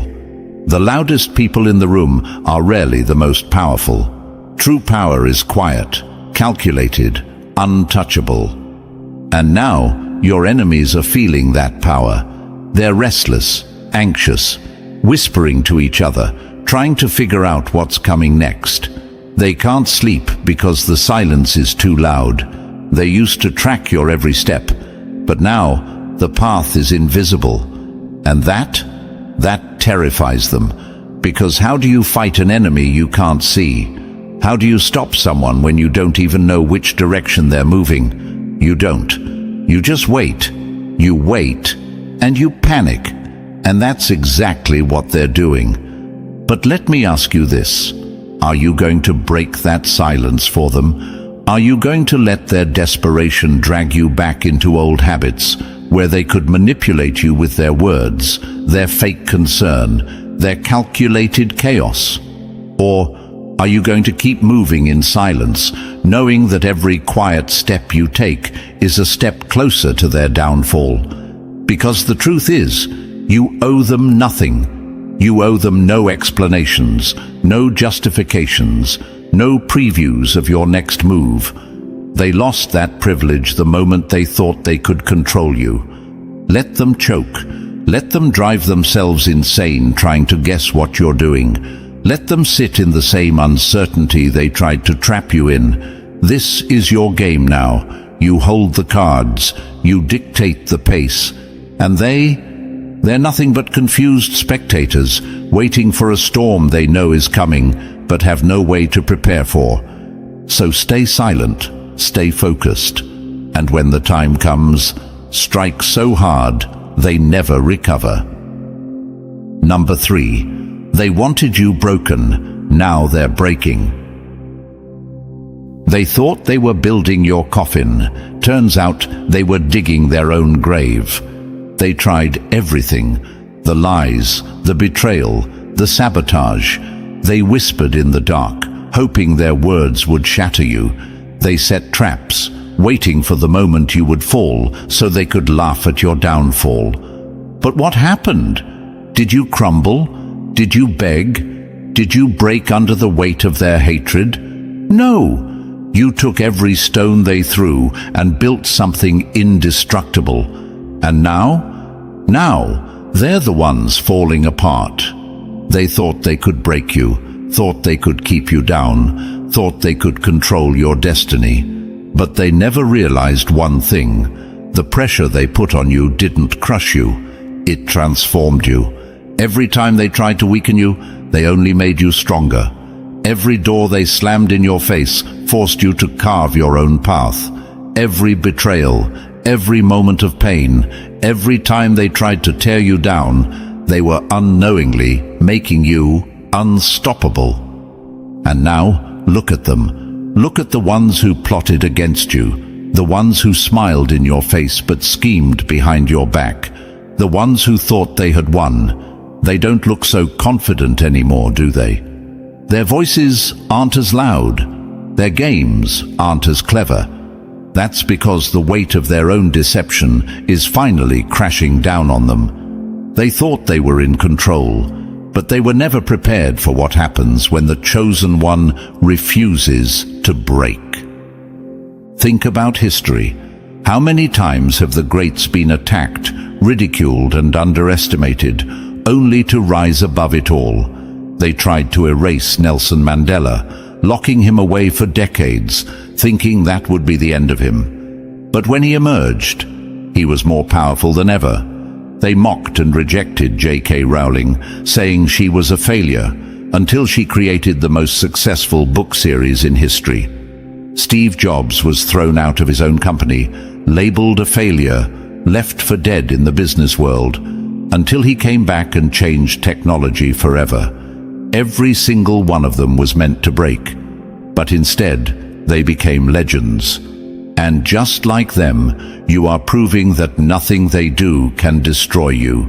But here's the real twist. The more they tried to ruin you, the more they ruined themselves. That's the thing about weak people.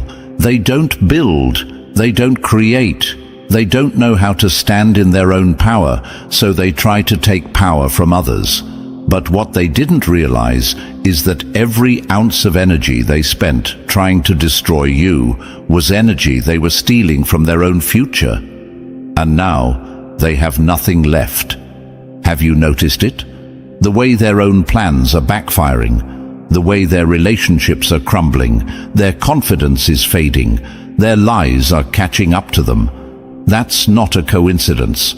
That's what happens when people move against something greater than themselves. They thought they could fight destiny. They thought they could rewrite a path that was never theirs to control. And now they're drowning in the consequences of their own choices. Let them break. Let them sit in the wreckage of their own deception. You don't need to lift a finger. You don't need revenge. You don't need to waste energy on them, because the best punishment is watching them destroy themselves while you keep rising higher. They thought they were breaking you, but instead, they just gave you everything you needed to win, and now they have to live with that. Number 4. A caged lion doesn't forget. It remembers and strikes. A lion locked in a cage does not become tame. It becomes patient. And when the door finally opens, it does not walk out. It devours.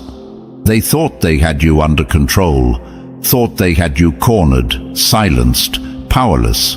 They built walls around you, not realizing that a cage does not weaken a lion. It only fuels its hunger.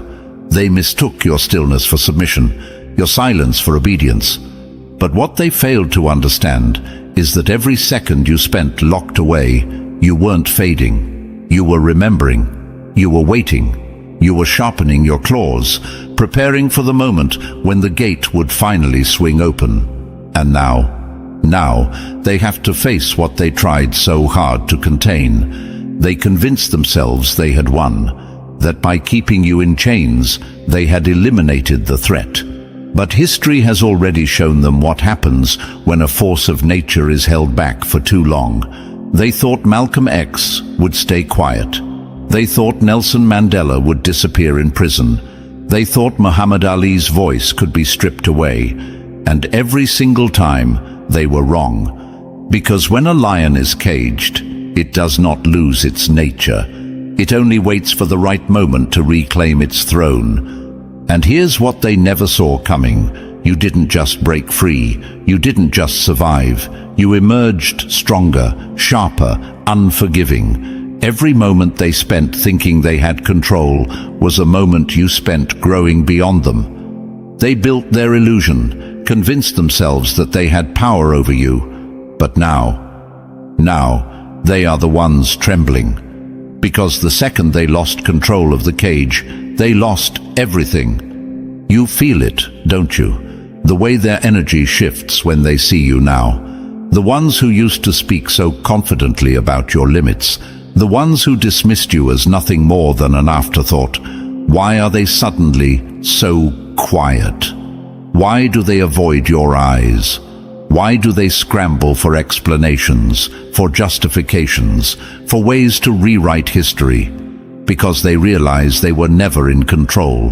They were only delaying the inevitable.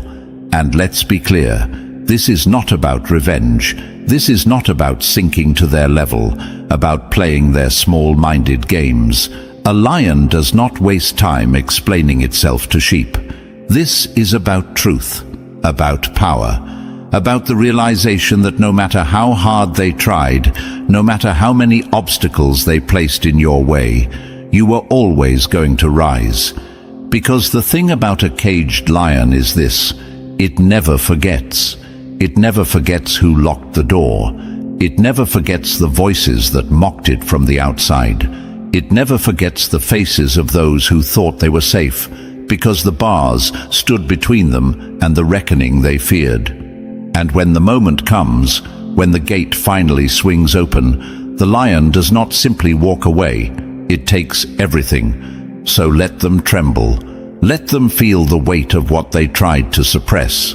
They wanted to believe they were the kings, that they had the power, that they could decide your fate.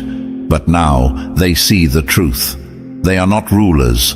They are not leaders. They are not powerful. They are nothing but prey. And you were never meant to be locked away. You were never meant to live under their rules, to be controlled by their limitations. You were meant to rule, meant to walk with confidence, with purpose, with the undeniable force of someone who was never supposed to be caged in the first place. And now they will never forget the day they saw the gate swing open, the day they realized they had spent too long celebrating a false victory, the day they finally understood that the lion they tried to tame was never theirs to control. They built the illusion. You shattered it. They thought you were gone. But now, they must face the truth. You are the king, and they are nothing but prey. Number 5. Your success is their worst nightmare. Nothing haunts a weak enemy more than the success of the one they tried to destroy. They wanted you gone. They wanted you struggling, doubting, second-guessing every step. They wanted to see you stuck, begging for approval, desperate for a seat at their table. But instead, you walked away, built your own empire, and left them choking on their own irrelevance. And now they can't sleep, because every move you make is a reminder that they failed. They told themselves you needed them, that without their validation, without their permission, you would be nothing. They convinced themselves that you wouldn't survive on your own, that you would come crawling back, hands outstretched, waiting for them to acknowledge you. But what happened? You moved in silence. You stopped explaining. You stopped justifying. You stopped looking for approval from people who were never meant to have a say in your destiny. And now they are obsessed. Look around. Watch how they move.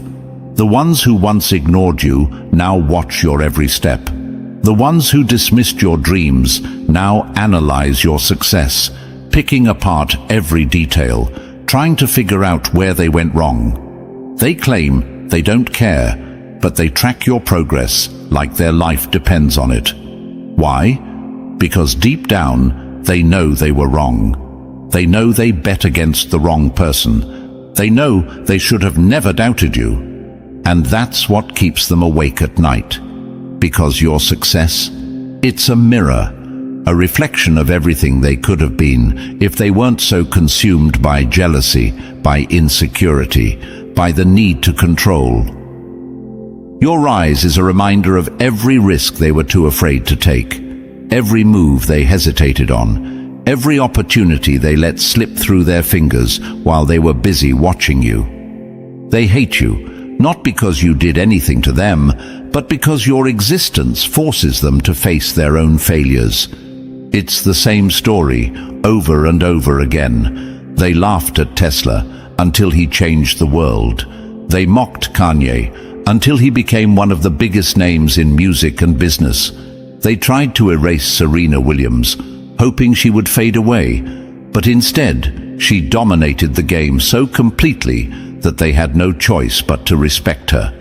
Every legend, every icon, every true force of nature was once doubted, ridiculed, underestimated. But in the end, the ones who doubted them, they became nothing more than footnotes in their stories. And that's exactly what's happening now. They can't stand to see you win, but they can't look away. They try to pretend it doesn't bother them, try to act like your success doesn't matter. But you see the cracks forming. You see how their smiles don't quite reach their eyes anymore, how their voices tremble when your name is mentioned, how their bitterness seeps through every word when they speak about you. They never expected this, never thought you would go this far, reach this level, become something they can no longer ignore. And now they are the ones living in the shadow of your success. But here's the best part. You don't even have to do anything. You don't have to engage. You don't have to argue. You don't have to prove a thing. Your wins speak louder than their hate ever could. While they waste their time talking about you, you're making moves. While they sit around trying to figure out how to bring you down, you're already 10 steps ahead. And while they stay stuck in the same cycles, drowning in their own jealousy, you keep rising. Let them hate. Let them seethe. Let them waste their energy obsessing over a battle they already lost. Because your success isn't just your victory, it's their nightmare, and they have no choice but to live in it. Number 6. The ones who doubted you now beg for your attention. Funny how the same mouths that once called you a failure now speak your name with admiration. But some doors, once closed, never open again. They ignored you, acted like you were invisible, pretended you didn't matter. You weren't invited, weren't acknowledged, weren't even considered. They saw your potential, but they refused to respect it. Instead, they whispered behind your back, laughed at your dreams, called you delusional. They thought they were above you, thought they were better, more important, more deserving. But what happened? Did you fade away like they expected? Did you beg for their approval? Did you wait for them to accept you? No. You kept moving. You kept building. And now they see you standing exactly where they thought you'd never be. And suddenly, their energy has changed. Suddenly, the ones who dismissed you want to acknowledge you. The same people who counted you out are trying to count themselves in. They come with fake smiles, forced compliments, acting like they always believed in you. But you know the truth. You remember the silence when you needed support. You remember the whispers when you needed encouragement. You remember the way they laughed until the joke was on them. Look at history. This isn't new. It happens every time someone rises from the bottom. They ignored Kanye West when he was just another producer. They didn't take him seriously until he forced his way into the industry. They mocked Arnold Schwarzenegger when he said he wanted to go from bodybuilding to acting, until he became the biggest action star in the world. They laughed at Jeff Bezos when he said he was starting an online bookstore, until Amazon took over the world. First, they ignore you. Then they mock you. Then they want a seat at your table. But here's what they don't understand. You don't owe them anything. They had their chance to stand with you when you were struggling, when you were unknown, when you were still climbing.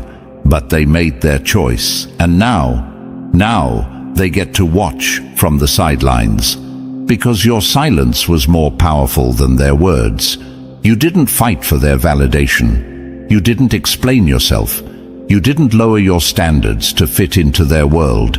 And that's what haunts them the most. Because you proved that you never needed them in the first place. They see your success, and suddenly they want to be part of it. They act like they were always there, like they always believed in you, like they always supported you. But where were they when you were doubting yourself? Where were they when you needed encouragement? Where were they when the world told you that you wouldn't make it? They were nowhere to be found. But now that you're winning, now that your name carries weight, now that your presence commands attention, they want in. But here's the reality. Not everyone deserves access to you. Not everyone gets a second chance. Some doors, once closed, never open again. And some people, once they walk away, are never allowed back. Because this table, this world you built, it's not for the ones who doubted you. It's for the ones who stood with you. Let them watch. Let them regret. Let them wish they had chosen differently. They wanted to play games. Let them lose. They thought you needed them. Now they know the truth. And the truth is, you were always going to make it, with or without them. Number 7. They tried to erase you. Now you're undeniable. They thought they could write you out of history. Now they can't go a day without hearing your name. They tried everything. The silence, the isolation, the whispered lies. They spread rumors, hoping to stain your reputation. They convinced themselves that if they ignored you long enough, you would disappear. That if they erased your name from conversations, you would fade into nothing. But what happened? You didn't vanish. You didn't crumble. You didn't beg for a place at their table. Instead, you built a throne of your own. And now they have no choice but to acknowledge what they tried so hard to deny. You are undeniable. They thought their rejection was your death sentence, that cutting you off from their circles would make you powerless. But here's what they never understood. Real power doesn't come from acceptance. It doesn't come from approval. It doesn't come from their shallow recognition. Real power comes from within. And while they were busy playing gatekeepers, trying to block you, trying to erase you, you were outgrowing every space they thought they controlled. Look at history. Every legend, every revolutionary, every game changer was met with the same resistance. They tried to erase Galileo, calling him a heretic for speaking the truth, until science proved him right. They banned and exiled Nelson Mandela, thinking they had silenced him, until he became the leader of a nation. They tried to shut down Malala Yousafzai, hoping fear would keep her quiet, until she became the voice of millions. The ones who shape the world are always the ones they try to erase. And now you're standing in that same power. They wanted to pretend you didn't exist. They wanted to convince themselves you weren't a threat. They thought if they ignored you long enough, your impact would wither away. But that's not how destiny works. That's not how chosen ones move. Because while they were trying to erase you, you were becoming something they could never contain. Every time they excluded you, you built something stronger. Every time they overlooked you, you sharpened your skills. Every time they doubted you, you became the version of yourself that they now fear the most. And now they see it. They see your name where they never wanted it to be. They hear your success in conversations they thought they controlled. They watch as the world recognizes what they tried so hard to suppress. And worst of all, they know they had no part in it. They can't claim they helped you. They can't pretend they supported you. They can't rewrite history to make themselves look better. Because the truth is, they weren't part of the story at all. That's the real reason they're angry. It's not just that you won, it's that you won without them. It's that you didn't need their validation. It's that you didn't beg for a second chance. It's that you stood alone, carved your own path, and became something far greater than they ever imagined. But let me ask you something. Does their regret matter? Does their sudden realization change anything? No, because this was never about them. Their doubt, their rejection, their attempts to erase you were never the problem. The only thing that mattered was whether you would keep going. And you did. So now, what do? Do you slow down? Do you soften your presence to make them comfortable? Do you let them rewrite the past and pretend they always believed in you? Absolutely not. You walk forward, head high, without a single glance back. You keep rising, keep building, keep proving, without ever needing their permission. They tried to erase you, but now they have no choice but to remember your name forever. Number 8. They can't stop watching you, even though they hate you. They said you were nothing, yet they study you like a blueprint for success. They claim they don't care. They roll their eyes when they hear your name. They pretend your success is nothing special, that you're just another person walking through life. But if that were true, why do they watch you so closely? Why do they track your every move, dissect your every word, and obsess over everything you do? They can't help it, because deep down, they know the truth. They never hated you. They envied you, and nothing eats them alive more than that. You've seen it. The way they linger in the background, acting like they aren't interested while secretly watching from the shadows. The way they pretend to ignore your wins, yet they know every detail about them. The way they tell others you don't matter, yet their actions betray their words. They were never indifferent. They were never above you. They were always invested, too invested, because you are everything they wish they could be. But here's the part that really stings them. You never asked for their attention. You never begged for their approval. You never needed them. And that alone drives them mad, because they crave validation. They live for recognition, for applause, for acknowledgement. But you move whether they praise you or not. You rise whether they support you or not. You succeed whether they like it or not. And that is what truly haunts them. Look at history. Look at the ones who changed the game, the ones who disrupted the system, the ones who refused to bow to expectations. They all had shadows, watching, criticizing, hating, but never looking away. Michael Jordan had doubters who still bought tickets to his games. Beyoncé has critics who never miss an album drop. Elon Musk has people who call him crazy, yet refresh his Twitter every day. The ones who make an impact are never ignored. They are studied. And you are no different. So, ask yourself this. If you were truly insignificant, if you were truly irrelevant, why do they care so much? Why do they invest so much time into talking about you, analyzing you, and hoping for your failure? Because they need you. They need something to compare themselves to. They need something to measure their own lives against. And your existence, your success, your movement, it forces them to confront their own shortcomings. They don't hate you for what you do. They hate you for what you represent.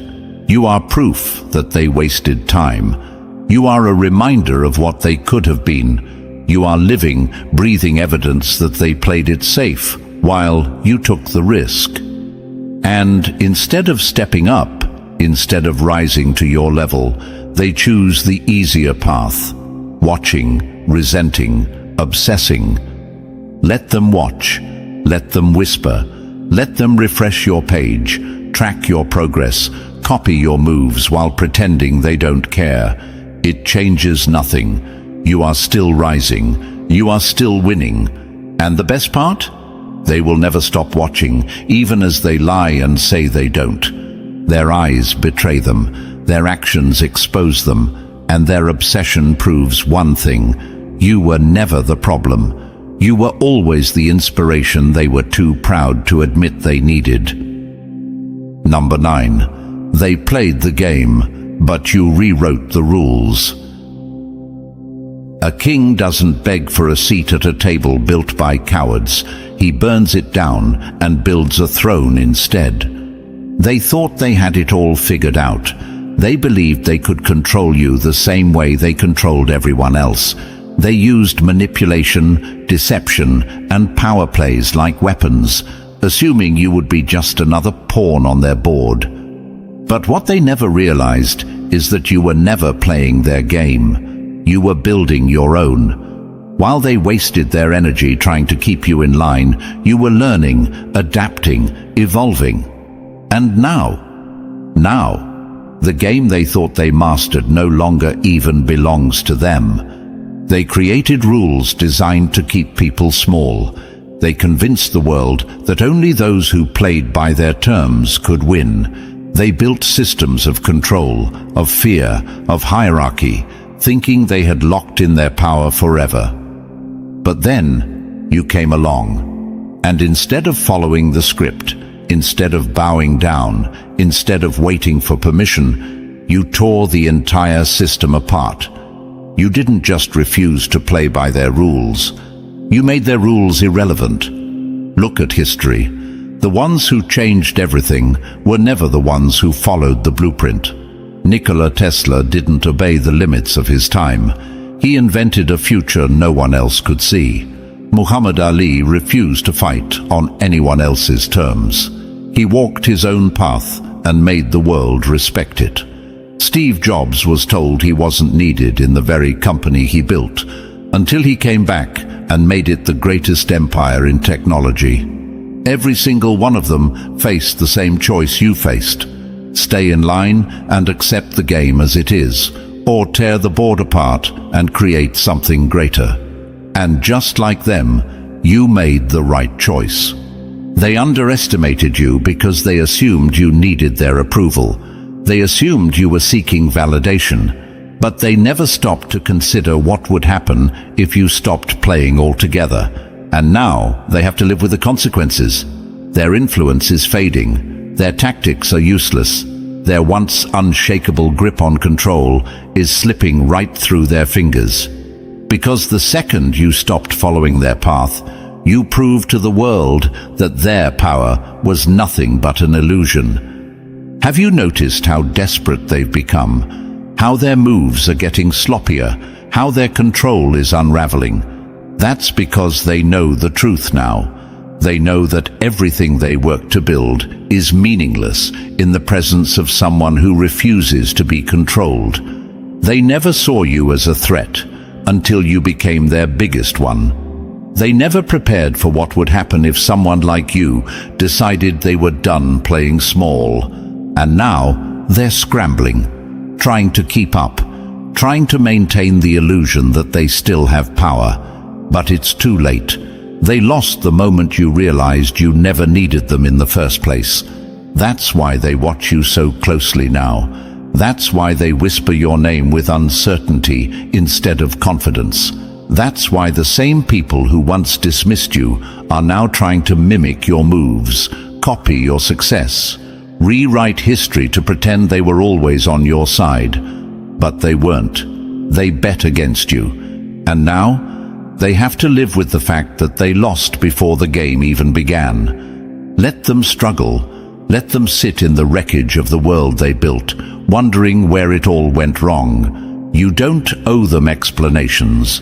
You don't owe them an apology for choosing to rise. You owe them nothing, because this isn't their game anymore. It's yours. And now you make the rules. Number 10. Your presence alone shakes their entire reality. They prayed for your absence, but now your presence is the very thing that haunts them. You don't have to speak. You don't have to announce yourself. The moment you walk in, the entire atmosphere shifts. The energy changes. Their voices drop. Their fake confidence cracks. They try to act normal, try to pretend they don't notice, but you see it. The hesitation, the unease, the way their eyes dart away like prey sensing a predator. They wanted you silent. They wanted you invisible. But now, your presence alone is louder than any words they could ever speak. They don't know how to handle it. They spent so much time convincing themselves that you were nothing, that you were weak, that you would never rise. They laughed at you when you struggled. They celebrated when they thought you were finished. But now they have to face the truth. The very person they dismissed is the one they can't escape. And that realization, it's eating them alive. Think about it. If you were truly nothing, if you were truly irrelevant, why do they react the way they do? Why do they get uncomfortable when you're around? Why do they suddenly become quieter? Why do they avoid eye contact? Why do they talk about you when you're not even there? Because deep down, they know. They know they never broke you. They know their words, their games, their attempts to bring you down did absolutely nothing. And that terrifies them. Look at history. The most powerful figures didn't need to scream for attention. Their presence alone shook the world. Muhammad Ali didn't need to prove he was the greatest. His confidence was enough to break his opponents before the fight even began. Michael Jordan didn't need to convince anyone he was the best. His presence on the court spoke louder than words. Elon Musk doesn't waste time arguing with critics. He simply builds things they said were impossible. True power doesn't beg for recognition. It commands it. And that's exactly what you do. You don't need to explain yourself. You don't need to fight for attention. You don't need to waste energy proving anything to people who already know the truth but are too afraid to admit it. Your energy alone is enough. Your presence alone is enough. And that's why they can't stand you. They tried to erase you, but you became impossible to ignore. They tried to silence you, but your existence speaks louder than anything they could ever say. They thought they could control the narrative, twist the story, make others see you as less than you are. But in the end, the truth has a way of making itself known. And now, no matter what they do, no matter how much they try to downplay your power, they can't change the fact that you are still here. You're still standing, and they feel it. Have you noticed it? The way they watch you from the corner of their eye, the way they suddenly want to know what you're up to, where you've been, what you're doing next. They try to act indifferent, but their curiosity exposes them. They claim they don't care, yet they track your every move. They pretend your presence doesn't affect them, yet their entire body language says otherwise. That's the power of being chosen. That's the power of walking in truth. You don't need to seek revenge. You don't need to engage in their games. Just keep existing, keep moving, keep rising, because nothing breaks an enemy faster than knowing they failed to stop you. Let them whisper, let them watch, let them struggle to maintain the illusion of control, because deep down they know your presence alone is too much for them to handle. Number 11. They can't fight destiny, and you were built for greatness. A fool can fight the tide, but the ocean always wins. And when the waves rise, they don't ask for permission. They drown everything in their path. They thought they could stop you, thought they could delay you, detour you, distract you. They tried to twist your mind, make you doubt yourself, convince you that you weren't strong enough, smart enough, worthy enough. They thought they could manipulate fate itself, rewrite what was already written, erase what was never theirs to control. But here's the truth. They never stood a chance. Because destiny is not something that can be stolen. It cannot be bought, borrowed, or taken away. It is something that lives in you, breathes in you, moves through you with the force of something far greater than them. They can try to fight it, try to resist, try to throw obstacles in your way, but in the end, they will always lose. Always. Look at history.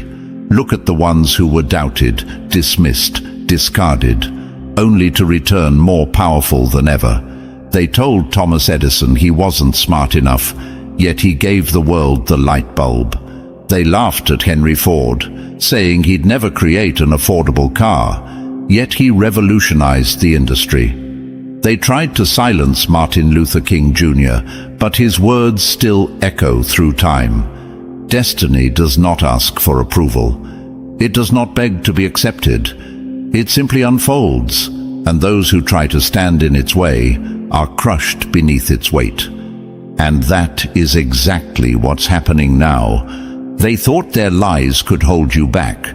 They thought their betrayals would break your spirit. They thought their cheap games, their petty schemes, their desperate attempts to make you question yourself would be enough.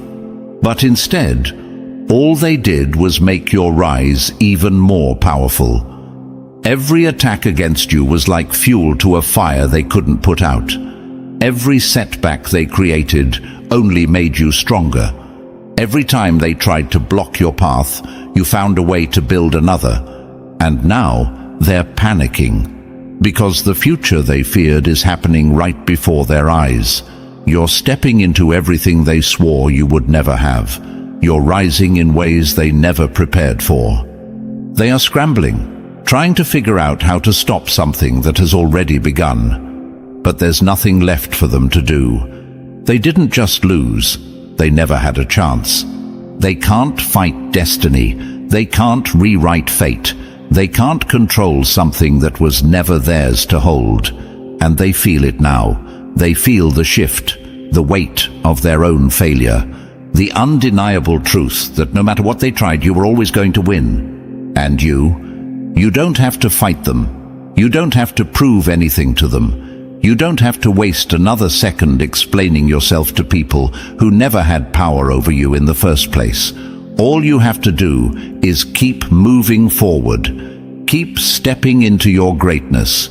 Keep letting your success be the only response they will ever get from you. Because at the end of the day, they were never fighting you. They were fighting their own fears, their own insecurities, their own realization that they could never be what you are. And now they have to live with that.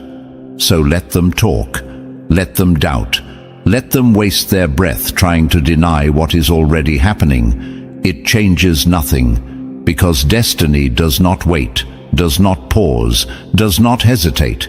It moves with the force of a storm, the certainty of an earthquake, the power of an unstoppable wave.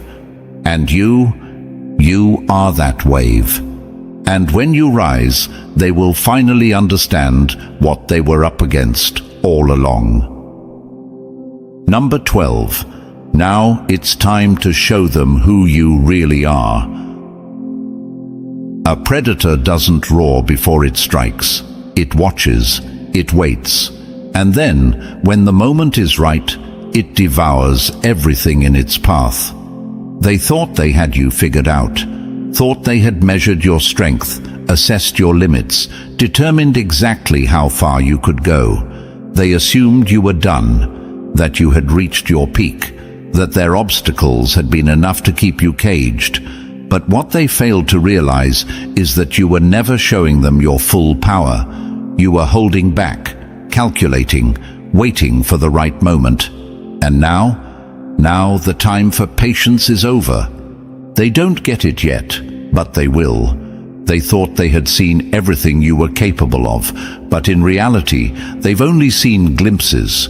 The version of you they fought, the version they doubted, the version they dismissed, was nothing compared to what's coming. And now, they are about to learn the hard way what happens when a chosen one stops waiting and starts taking. You've played their game long enough. You've been silent, patient, watching as they made their moves, as they tried to control the narrative, as they convinced themselves that they had won. But now, you're done playing. Now, you move without hesitation. Now, you step fully into your power. Now, you stop seeking approval, stop waiting for validation, stop explaining yourself to those who were never meant to understand you in the first place. Look at the greats, the ones who changed history, the ones who didn't just participate, they took over. Did Michael Jordan ask for permission to dominate basketball? No. Did Elon Musk wait for approval before revolutionizing industries? No. Did Jay-Z, who was rejected by every major record label, sit back and accept failure? No. He built his own empire. The world does not reward hesitation. It does not bow to those who wait. It moves for those who take action. And that's exactly what you're about to do. Because here's the truth. They never actually stopped you. They delayed you, distracted you, tried to convince you that you weren't ready. But they never had the power to stop what was coming. And deep down, they knew it. That's why they tried so hard to keep you small. That's why they threw every obstacle in your path. That's why they whispered lies, planted doubt, created chaos, because they saw the potential before you did, and they feared it. But now you see it too, and that changes everything. Now you no longer shrink yourself to make them comfortable. Now you don't wait for their approval, their acceptance, their permission. Now you step forward, unapologetic, unstoppable, undeniable. You don't walk like you used to. You don't think like you used to. You don't even breathe like you used to. Because this is the moment you stop being who they expected you to be and become who you were always meant to be. And they feel it. You've noticed it, haven't you? The sudden shift in the air, the way their energy changes when you enter the room, the nervous glances, the fake smiles, the hushed whispers. The ones who once mocked you now scramble to befriend you. The The ones who doubted you now watch your every move, hoping you won't remember how they treated you. But it's too late. You remember everything. But here's the thing. You don't seek revenge. You don't waste energy on pettiness. You don't fight battles beneath you. Your revenge is your success, your power, your dominance. Because true power doesn't scream. It simply takes. And that's exactly what you're about to do. Take what was always yours. Move with force. Command your space. Not with arrogance, but with absolute certainty. Because you know who you are now. And once you know, no one can take that from you. Let them regret underestimating you. Let them panic. Let them scramble to adjust to the reality they never thought they'd face. Because now, they don't get to talk about you. They are forced to watch you. The time for silence is over. The time for domination has begun. And the only thing left to ask is this: are you ready? And just like that, the waiting is over. The doubts, the delays, the hesitation, they no longer exist. You were never meant to blend in, never meant to seek permission, never meant to play small. They tried to stop you, but all they did was ignite something they can't contain. Now, you move forward with power, with purpose, with no limits. This is your time. Make sure to like this video, subscribe, and drop the number 77 in the comments if you're ready to rise. Share this with another chosen one, because the more we rise, the louder the universe speaks. Now go, show them who you are. You were never meant to blend in with the ordinary. You were designed to bend time, to wield forces so powerful they leave the world scrambling to catch up. They don't fear you because you're different. They fear you because you're ahead. They thought they could silence you. They thought they could control your energy. But the truth is, you are untouchable. They were never fighting you. They were fighting the universe that chose you. Every attack, every setback, every betrayal. It wasn't personal. It was desperation. Because when someone sees a force they cannot control, their only instinct is to contain it. But you, chosen one, cannot be contained. Before we go deeper, make sure you like and subscribe, because every time a chosen one awakens, the universe shifts. The more of us rise, the harder it gets for them to keep us in the dark. And trust me, they don't want this message spreading. They don't want you realizing what you are. You are not just ahead of your time. You are the future. Most people live inside a timeline that was handed to them. Go to school, get a job, follow the rules, stay within the limits. They move like programmed machines, believing they are making choices when in reality they are just following a script. But you stepped off that timeline a long time ago. That's why the world doesn't understand you. That's why people treat you like an outsider, like an anomaly. You're operating on a frequency they can't hear, moving through dimensions they don't even know exist. Your spiritual and sexual energies, they don't just make you different, they make you dangerous to the system, to the illusions, to the ones who desperately cling to the rules they were given. Think about it. The system spends endless time and effort telling you to suppress your spiritual power. They flood you with distractions, keep you numb, keep you blind to your own force and your sexual energy. They tell you to waste it, to drain it, to misuse it, because if you ever truly understood what it is, you'd become unstoppable. Sexual energy isn't just about physical desire, it's raw creation. It's the power to manifest, to transform, to bring something into existence with pure intent. That's why they try to turn it into a weakness, to make you misuse it until it drains you instead of empowers you. Because a chosen one fully awakened A chosen one who knows how to direct both sexual and spiritual energy. That's someone who can rewrite reality itself.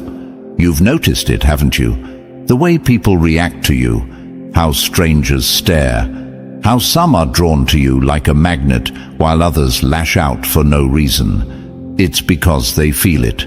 Your energy moves through the air before you even say a word. You don't even have to do anything. Your mere presence shakes people. Some will idolize you, not even knowing why. Others will despise you on sight, sensing something in you that makes them feel exposed, weak, inferior. They see you as a mirror, and when they look into it, they don't see you. They see the version of themselves they failed to become. This is why you've been underestimated. This is why you've been betrayed. This is why no matter how kind, how patient, how understanding you are, there are still those who will turn against you. It's not about you. It's about what you represent. A chosen one is a reminder of unrealized potential. A reminder that the world is much bigger than the small cage most people choose to live in. And for many, that is a terrifying truth to face. You are not just moving ahead of your time. You are shifting the very nature of time itself. You are setting the foundation for realities that most people won't even begin to understand until decades from now. They look at you and call you strange. They dismiss your ideas. They mock your vision. But years later, they will look back and realize you were right all along. That's always been the curse of the chosen. You don't just predict the future, you create it. And yet, there are moments when you doubt yourself, when the loneliness creeps in, when you wonder if you're making it all up. Snap out of it. The universe didn't put you here by accident. The reason you feel disconnected from the world is because you were never meant to follow its broken system. You were designed to break it, to build something new, to lead the shift. So don't let doubt poison your mind. Don't shrink yourself just because others are too small to comprehend you. You are not alone. The universe stands with you, moves through you, and when the universe chooses you, nothing, not time, not enemies, not fear, can stop you. Your energy is unstoppable. Your power is undeniable. You are not ahead of your time. You are the time that is coming. Keep moving forward. The world will catch up eventually. And thank you. Yes, you, the chosen one. Whether this is your first time hearing this message or you've been walking this path for a while, know this. Your energy fuels this awakening. If you're ready to own your power, disrupt the illusions, and command the forces within you, then show the universe you're here. Smash that like button, subscribe, and drop the number 77 in the comments if you feel the undeniable force of your sexual and spiritual energy rising. And now, let's get into it, step by step. If you're truly chosen, you'll feel the pull to stay till the end. Trust me, this is something you don't want to miss. Let's begin. Number 1. They laughed at you because they couldn't comprehend you. Now they fear you because they can't stop you. You weren't breaking the rules, you were breaking their illusion of control. They mocked you, doubted you, and tried to push you back into their system. But the system wasn't built for you. You don't play their game because you're the one rewriting the code. They never saw it coming. They thought you were lost, distracted, a misfit wandering aimlessly through life. What they didn't realize was that you were always 10 steps ahead. While they were focused on the trivial, you were aligning with forces they don't even believe exist. They called you crazy when you refused to follow their path. Now they call you a threat because you became the path. They weren't fighting you, they were fighting the universe itself. Every time they resisted you, they were resisting something much greater than themselves. You are not just moving ahead of time, you are bending time, bending reality, shaping it in ways they will only understand when it's too late. At some point, you may have questioned yourself. Am I really the one who's different? Am I really seeing something others don't? Let me answer that for you. Yes, the confusion you felt. It wasn't because you were lost. It was because you were walking a road that hadn't been built yet. That's the curse of the chosen ones. The road appears as you walk it, and while others hesitate, waiting for signs, you've already moved forward, creating the future instead of reacting to the present. This is why you feel out of place. This is why you can't settle for what they call normal. Their idea of success, of happiness, of reality itself, it's outdated, built on a timeline that no longer exists for you. They still live under the illusion that life is predictable, that they have control. But you don't just live in a different world. You are the shift that is breaking their world apart. And that terrifies them. Your energy isn't just different, it's disruptive. It forces change. It forces people to look at themselves, and many can't handle that. They'd rather dismiss you than admit they are still asleep. They'd rather call you arrogant than admit they feel inferior in your presence. They'd rather mock your vision than face the reality that they have none. Think about how many times you've seen this happen. How many people tried to challenge you, tried to belittle you, only for them to later chase the very path you were on. How many laughed at your ideas, only to adopt them years later. They resist you in the present, but follow your footsteps in the future. But let's be clear, this is not about ego. This is about alignment. The universe does not choose randomly. It does not waste power. It does not awaken those who are not ready to carry the weight of transformation. You were chosen because you were meant to break cycles, to tear down illusions, to introduce realities that have never existed before. That's why they come against you. They sense something in you that they cannot define. They mistake your clarity for arrogance, your confidence for rebellion, your power for a threat. And they're right. You are a threat to stagnation, to mediocrity, to every lie that keeps people blind. They want you to believe that being misunderstood is a weakness, but in truth, it's confirmation. If you fit in easily, you'd be just another piece of the puzzle, but you're not. You are the missing piece that doesn't belong in their puzzle at all, because you're building an entirely new picture. Your spiritual and sexual energies are forces beyond their comprehension. They fear what they cannot control, and the moment you stopped wasting your power, the moment you stopped leaking your energy into distractions, they felt it. You became something they could no longer ignore. You are not just ahead of your time. You are proof that time is an illusion, that the future is not a distant thing you wait for. It's something you pull into existence with every thought, every action, every shift in your energy. They spent their lives trying to control the game. You realized the game itself was irrelevant. While they chase what's fading, you create what will last. They react, you manifest. They stumble through the fog of the present. But you walk in certainty, because you've already seen where it all leads. This is why you can no longer doubt yourself. This is why you must step fully into your power, without hesitation. The world may not understand you now, but it will have no choice but to catch up later. And when they do, remember this: they will act as if they always knew, as if they were always on your side, as if they had seen the vision from the start.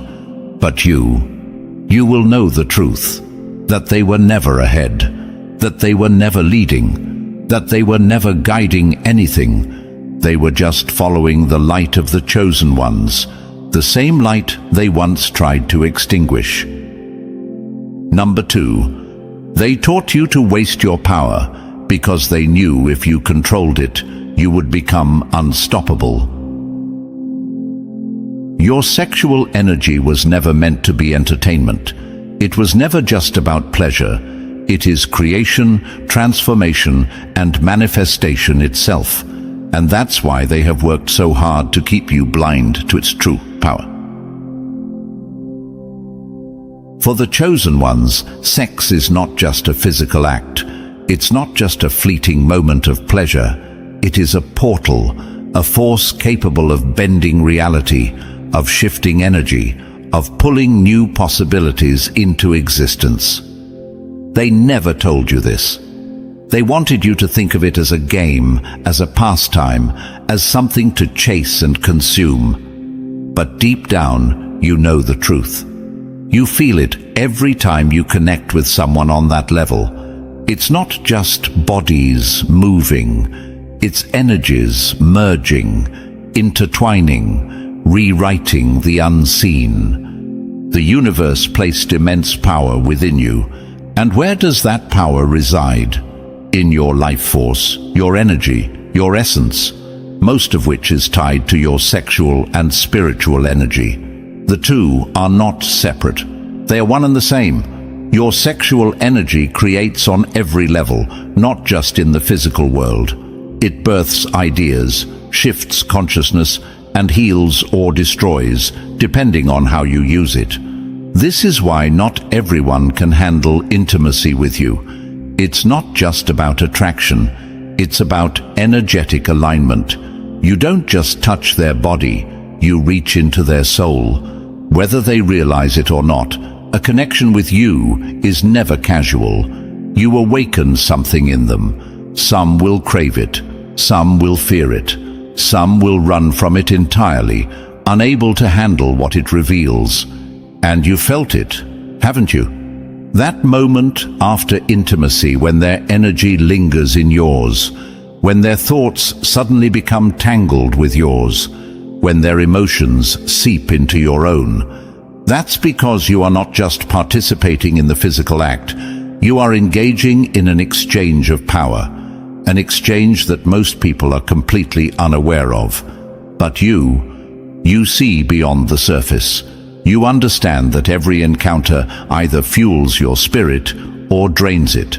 That's why meaningless experiences leave you empty instead of fulfilled.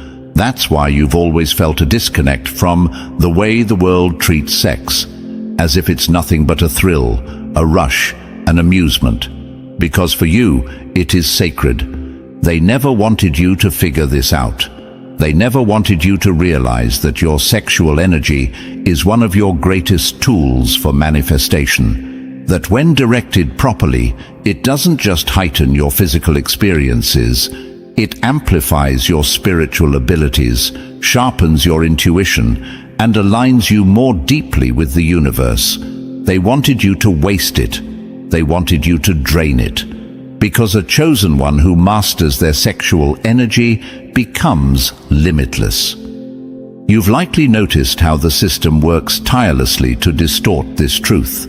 It bombards you with distractions, devalues intimacy, and turns what was meant to be divine into something mindless and empty. Why? Because once you understand the depths of your own energy, you stop being controllable.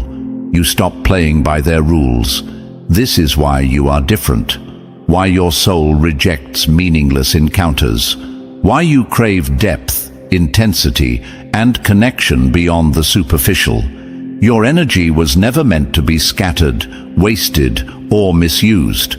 It was meant to be harnessed, directed, mastered.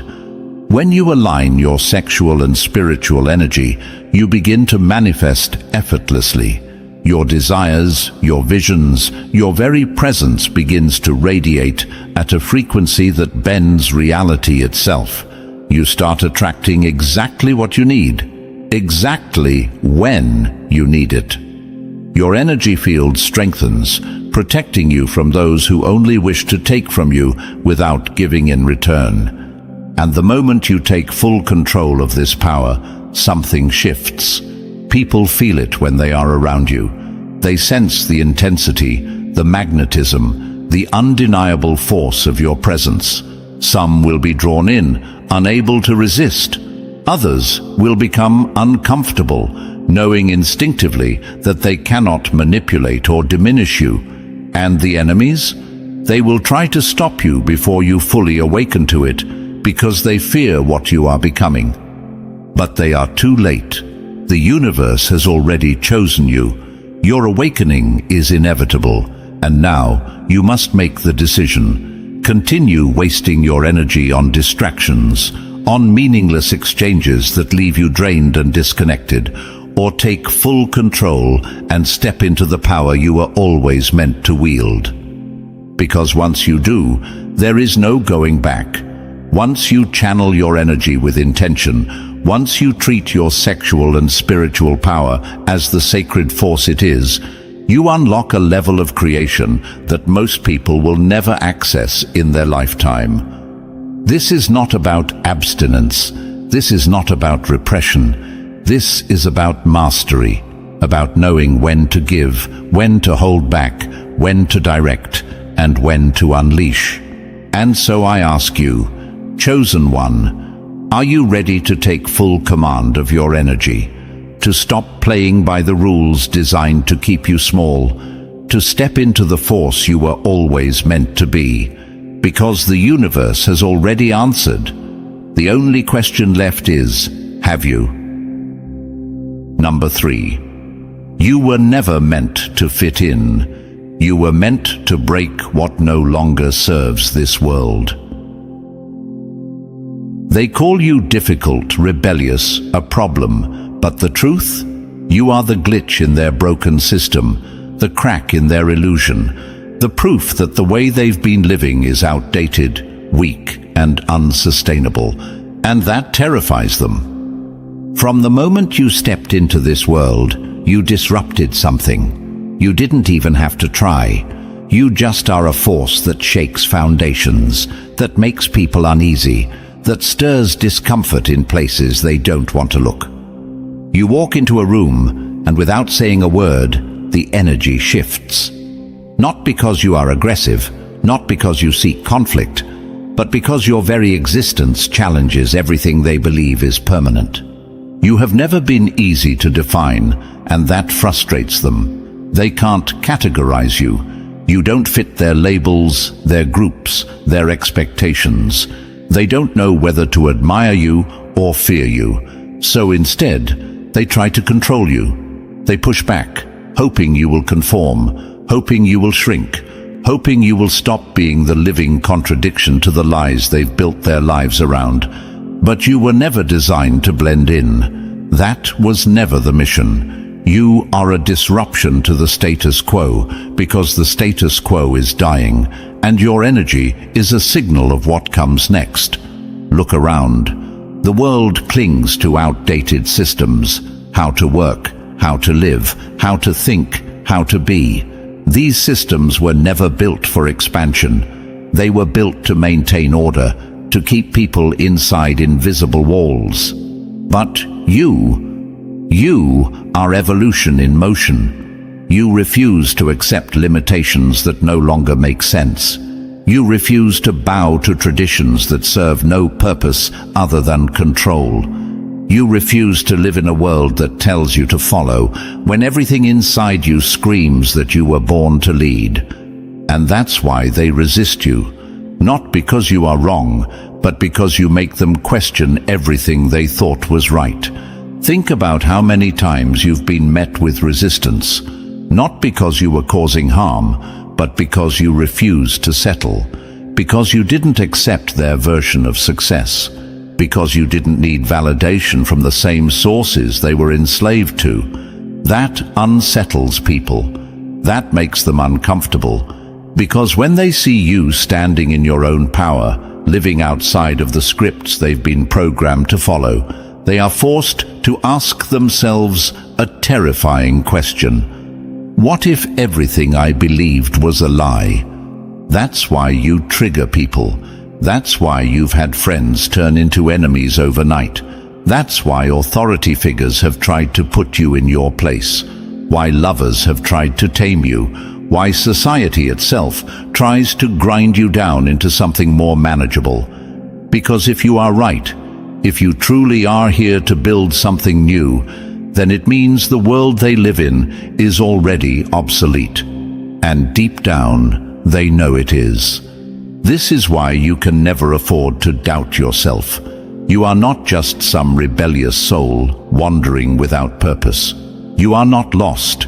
You are leading. You are the embodiment of change, of evolution, of what happens when someone refuses to be another cog in the machine. But this path is not easy.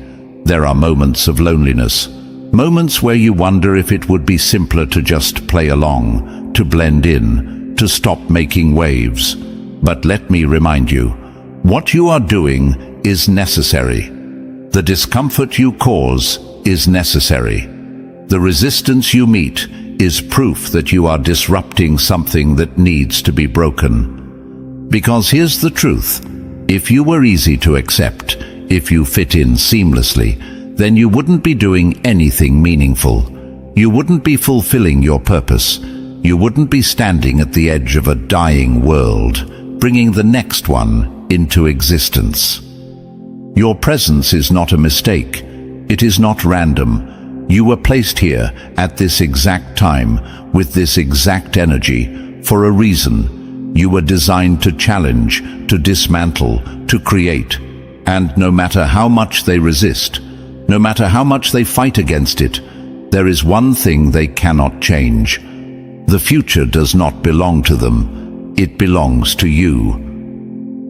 Number 4, they're running a race. You already finished, and you're watching them struggle from the finish line. They stress about time because they're trapped inside it. You, on the other hand, you don't just move through time. You bend it, you fold it, you play with it like a sculptor shaping clay, and that's why they'll never understand you. Most people are slaves to time. They live by clocks, by schedules, by someone else's idea of what success should look like in 5 years, 10 years, 20 years. They panic over wasted days, missed opportunities, and whether or not they're on track. But you don't live on their timeline. You exist outside of it. You've always known it. The way you see the world, the way you experience reality, it's different. While they chase deadlines, you already sense outcomes.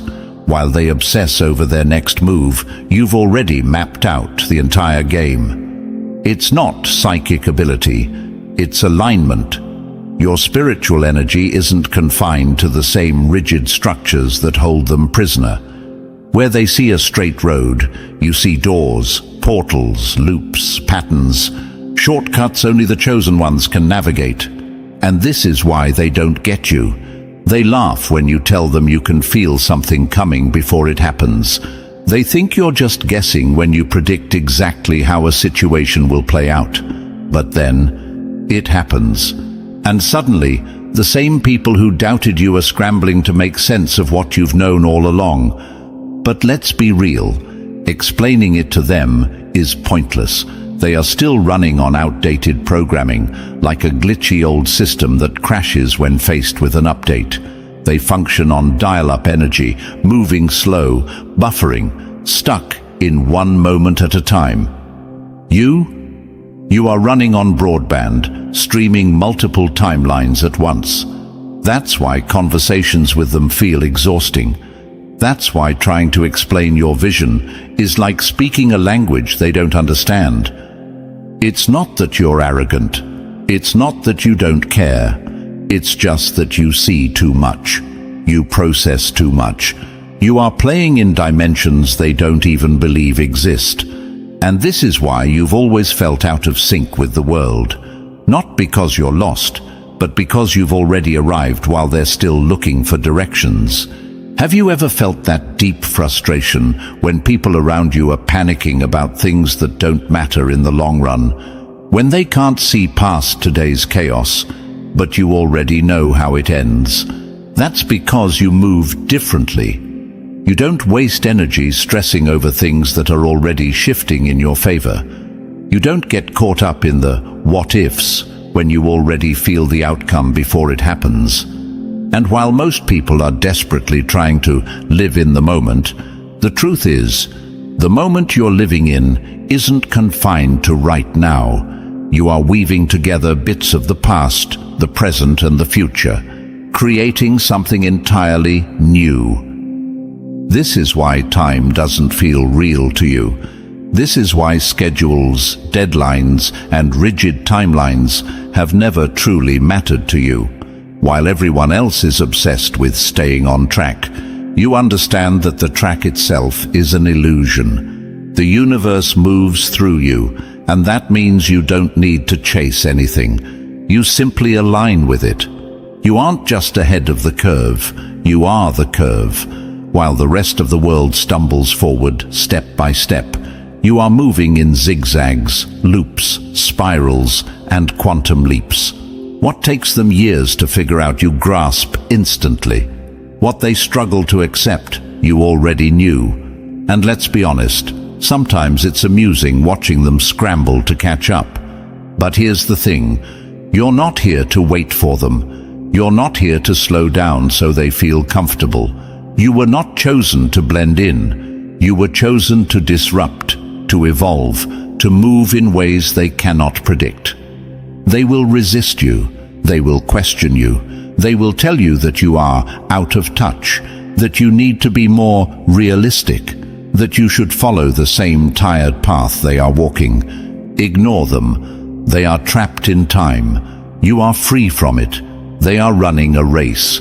You are building an entirely new reality. And by the time they realize what's happening, you'll already be somewhere else. Number 5. You're not starving, you're storing power. And when you choose to unleash it, the world won't be ready. They laugh because they don't understand. They think you're depriving yourself, missing out, being too serious. But what they don't realize is that while they waste their energy chasing temporary highs, you are stacking raw power like an unstoppable force, waiting for the perfect moment to strike. Celibacy is not about denial. It is not about repression. It is strategy. While they let their energy scatter, you are concentrating yours. While they chase distractions, you are focusing yours. While they waste their force on meaningless encounters, you are storing yours, building, refining, turning it into something untouchable. Your sexual energy is not just about pleasure. It is a direct link to your creative power, your intuition, your manifestation abilities. It is fuel, and you wouldn't pour fuel into a broken engine, would you? You wouldn't waste high-grade energy on something that isn't going anywhere. That's why you're selective. That's why you don't move like them. That's why you're playing a completely different game, one they can't even see. The world has conditioned people to believe that discipline is suffering, that restraint is weakness. They push indulgence as freedom, mindless pleasure as empowerment. But look at where it's gotten them. Tired, scattered, drained, disconnected. Look at their energy. Look at their focus. They are burning through their life force without even realizing it, throwing away power as if it's endless. Meanwhile, you are stacking gold while they're spending loose change. You are not denying yourself. You are reserving yourself. You are protecting your energy, not from intimacy, but from waste. Because you know something they don't. Your energy is currency, and you refuse to spend it where there's no return. That's what they don't understand. That's why they mock you. Because they can't imagine choosing to hold what they have been programmed to throw away. They've never experienced what it's like to have their energy at full capacity, to feel that internal force vibrating at such a high level that it changes everything. Your mind, your intuition, your magnetism, your ability to manifest. You see it clearly. Celibacy is recalibration. It is refinement.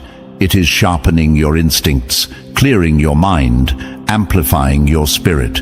It is the process of pulling all of your scattered power back into yourself, like a master gathering his weapons before battle. And let's be honest, it's kind of amusing watching how confused people are by this. They think you must be suffering, that you must be lonely, that you must be struggling to hold yourself back. Meanwhile, you're out here operating on another level, channeling your energy into things they don't even have the capacity to understand. They can't see the long game you're playing. They don't realize that celibacy is not just about holding back. It's about knowing when to unleash. And when you do, it won't be wasted on something temporary. When you choose to share your energy, it will be intentional, transformative, unstoppable. Because when the time is right, when the alignment is there, when the right person, the right situation, the right moment presents itself, you will not come to that connection empty. You will come full. And that's something very few people in this world will ever experience. Most are running on empty, chasing a feeling they barely remember. You are a reservoir, a force they can feel before you even speak. And when you finally choose to let that energy flow, it will not be for something meaningless. It will be for something that elevates. So let them talk. Let them misunderstand. Let them think you are depriving yourself while they burn through everything they have. Because the moment you decide to tap into what you've been storing, they will realize the truth. You were never starving. You were never suffering. You were waiting. And now, you are ready. Number 6. They can't define you, so they fear you. But that's not your problem. It's theirs. People want to put a name to what they don't understand. It makes them feel in control, makes them feel safe. But when they try to label you, to box you in, they realize something terrifying. No definition fits. No category contains you. No label sticks. And that drives them insane. You've felt it your whole life. That constant questioning, that lingering confusion in people's eyes when they try to figure you out.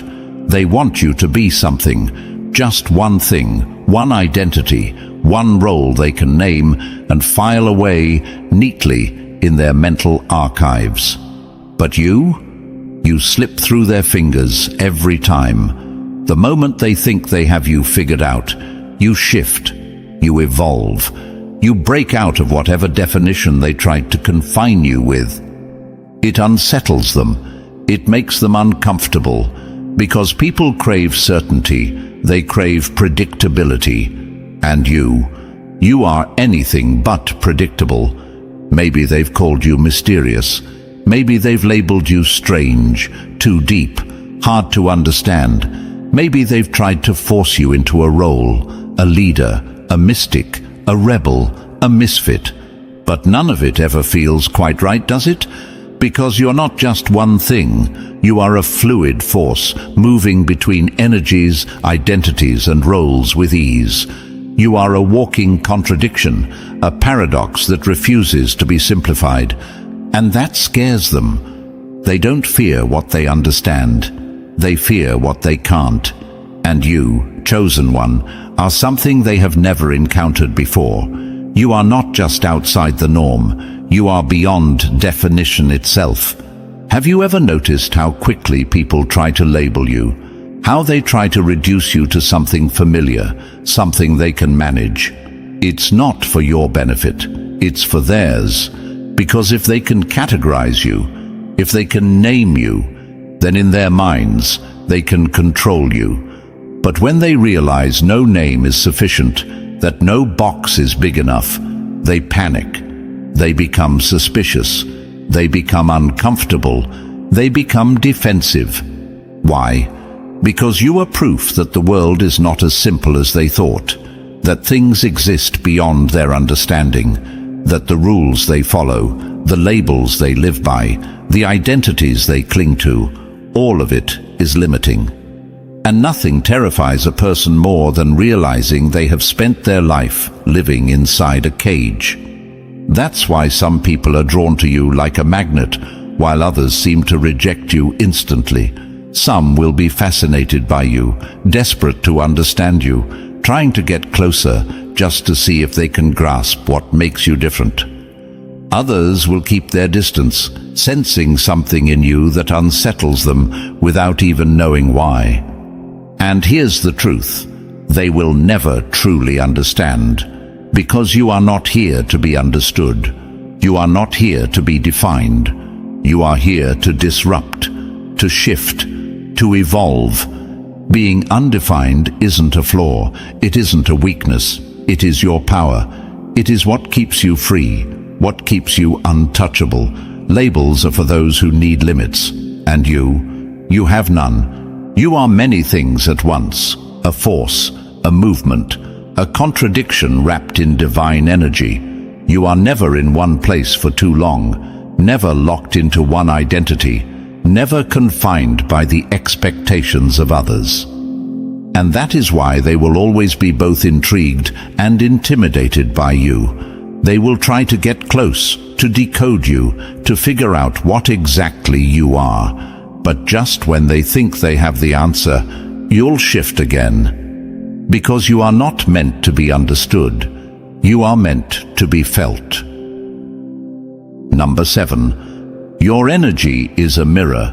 Some see their potential, others see their weakness. Either way, they can't ignore you.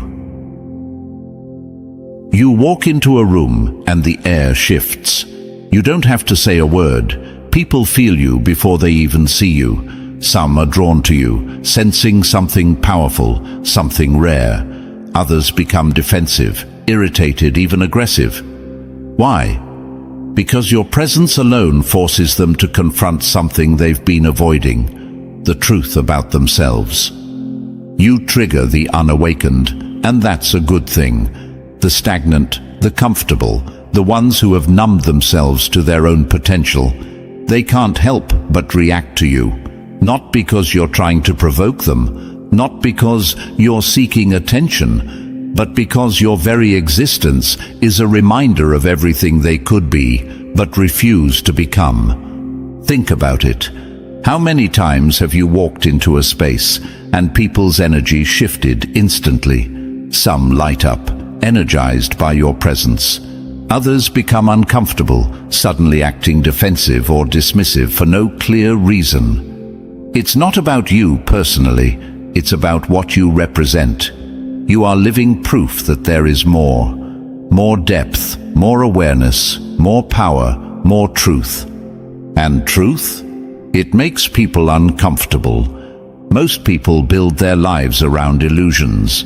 They settle for what is safe, what is familiar, what is expected of them. They tell themselves they are happy, that they are free, that they are awake. But when they meet you, something cracks in their foundation. You don't even have to challenge them directly.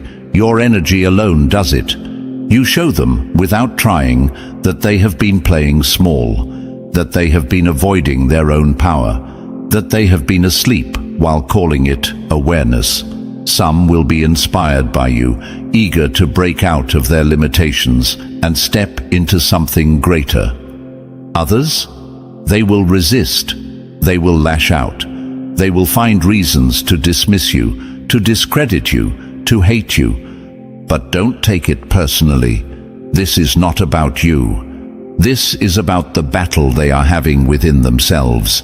Your energy is a mirror. Those who are ready will look at you and see their own potential reflected back.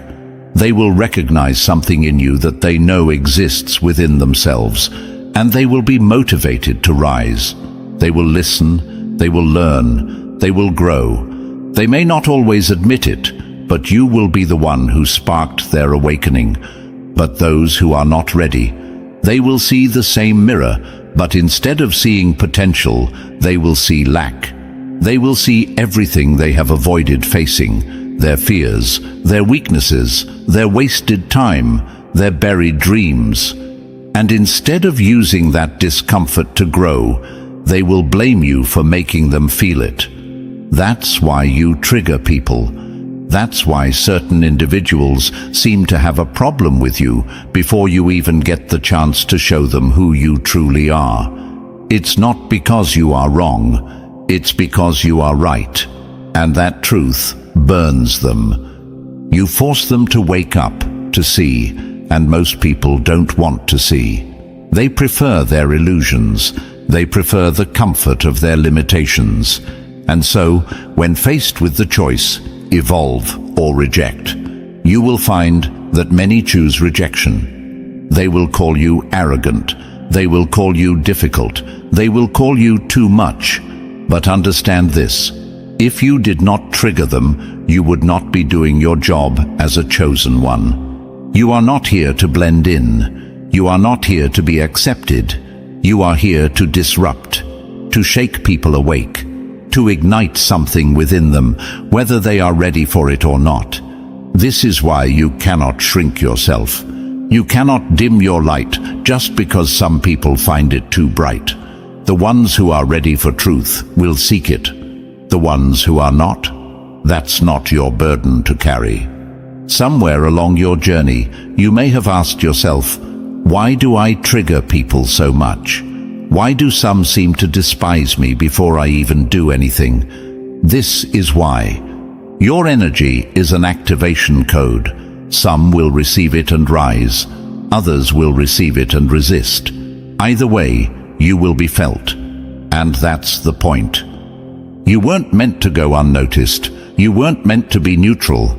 You were meant to shake things up, to awaken, to disturb. Because in the end, whether they love you or hate you, one thing is certain: they will never be able to ignore you.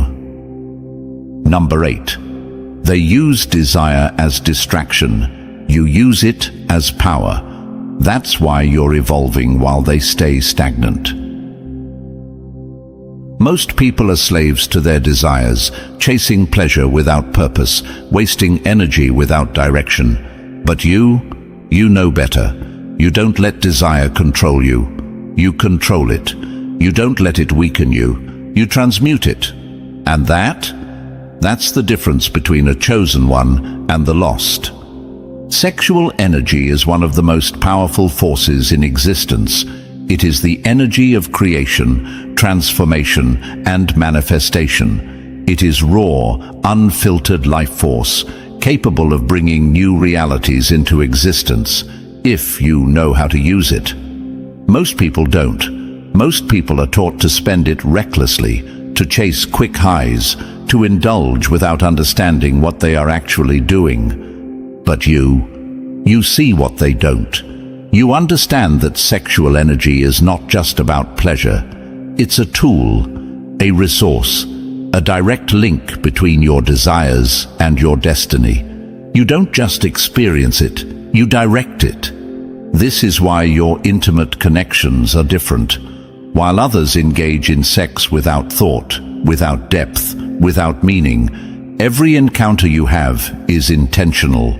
It is a fusion of energies, an exchange that either elevates or drains, a moment that can shape futures instead of just filling time. You've probably noticed this in your own life, how some connections leave you feeling stronger, more creative, more inspired, as if something within you has expanded, and others, they leave you drained, empty, as if something was taken from you without you even realizing it. That's because sexual energy is not just physical, it is spiritual currency, and the way you spend it determines everything. Most people burn through their energy like it's nothing. They seek temporary satisfaction without realizing that every time they do, they are handing over their power. They become weaker, more lost, more dependent on external stimulation just to feel alive. Meanwhile, you store your energy, you refine it, you redirect it towards something greater. This is the essence of sexual alchemy. It is not about abstaining, nor is it about indulgence. It is about transmutation, taking raw energy and reshaping it into something powerful, something that fuels your mind, your creativity, your intuition, your destiny. That's why you can't just connect with anyone. That's why meaningless encounters don't satisfy you. Because for you, intimacy is not just a physical act. It's an energetic fusion, a merging of forces that has the potential to transform everything. And if the person you connect with is not on your level, if their energy is chaotic, weak, or directionless, then you feel it instantly. You sense the misalignment, and you know it's not worth your time. You don't chase pleasure for the sake of pleasure. You channel it. You use it as fuel. You let it drive your manifestations, shape your vision, propel you forward in ways that others can't even comprehend. And the world doesn't understand this. They assume you're missing out. They think you're too serious, too selective, too intense. But what they don't realize is that while they are throwing away their power, you are building yours. While they are wasting their energy in fleeting moments, you are stacking it, refining it, turning it into something unstoppable. This is why your presence is different, why people feel something around you that they can't explain. Your energy is potent, undiluted. You carry something that others have lost through years of careless indulgence. And when you finally choose to unleash it, when you decide that the person, the moment, the connection is worthy, it won't just be an experience, it will be an activation, a shift, a moment that does not fade away, but echoes through your evolution, changing the trajectory of not just your life, but theirs. This is what they will never understand. That sexual energy is not about indulgence, it's about creation. That desire is not meant to be wasted. It is meant to be harnessed, that the ones who master it do not fall into the traps of fleeting satisfaction. They rise above them and use them to fuel something much greater. And this is why you are different. This is why your energy feels rare, why people are drawn to you but don't always know why. Because you are not just walking through life seeking pleasure, you are building destiny. Let them keep chasing what fades. Let them keep wasting what was meant to be sacred. You will turn your desire into power, your energy into transformation, your pleasure into something eternal. And that is why you will always be unstoppable. Number 9. You weren't made to be worshipped. You were made to wake people up. You don't need followers. You don't need blind devotion. You're not here to collect admirers or be placed on a pedestal. You are here to disrupt, to challenge, to spark a revolution of thought. And that makes you dangerous to those who thrive on control. Most people in positions of influence crave attention. They want validation, a fan base, a crowd that will hang on to their every word without question. They want obedience, not awakening. But you don't move like that. You don't want people to look up to you. You want them to rise with you. That's why you stand out. That's why your energy feels different, because you're not asking anyone to follow you. You're pushing them to think, to question, to lead themselves. You are not here to build a personal empire. You are here to ignite something in others that cannot be controlled. And that is exactly why some people don't know what to do with you. They expect leaders to be hungry for power. They expect influencers to crave attention. They assume that if you have the ability to move people, you will use it to keep them beneath you. But you don't operate in hierarchies. You don't want submission. You want evolution. That's why those who seek control will always view you as a threat. Because the system thrives on obedience. It needs people who follow blindly, who accept without questioning, who live inside the mental cages they've been given. But when you show up, you don't give people answers. You give them the tools to find their own. And that makes you dangerous. Have you ever noticed how people react to you? How some admire you, but others seem disturbed by you? It's because your very presence is an invitation to wake up. You don't just inspire people. You force them to confront their own potential. You make them question why they are living the way they are. You make them ask the hard questions they've been avoiding. And that is terrifying for those who would rather stay asleep. Some will resist you. Some will try to undermine you. Some will even try to twist your words, to paint you as something you're not, hoping to discredit you before you plant seeds in the minds of others. Let them try. Because here's the truth. They can fight you, but they can't fight awakening itself. Once a mind begins to question, it can never go back to sleep. Once a soul recognizes its own power, it can never be controlled again. And that's what you do. You don't create followers, you create forces. You don't seek admiration, you seek transformation. That's why your presence is so powerful, because it's never about you. It's about the ripple effect you create. It's about the spark you light in those who are ready. And let's be honest, not everyone is ready. Not everyone will respond well. Some will see you as a threat, as an enemy, as someone who is shaking the very foundation they've built their life on. And they're not wrong, because you are shaking it. You are breaking their illusions. You are showing them that everything they thought was permanent is actually paper thin. But those who are ready, those who are hungry for more, they will find you. They will resonate with you, not because you asked them to, not because you demanded their loyalty, but because your energy speaks a language they've been waiting to hear. You don't tell people what to think. You don't tell them how to live. You show them what's possible, and you let them decide for themselves. That is true power. And that is why, no matter how much resistance you face, you must keep moving forward, because your presence alone is enough to plant seeds. Your existence alone is enough to shift perspectives.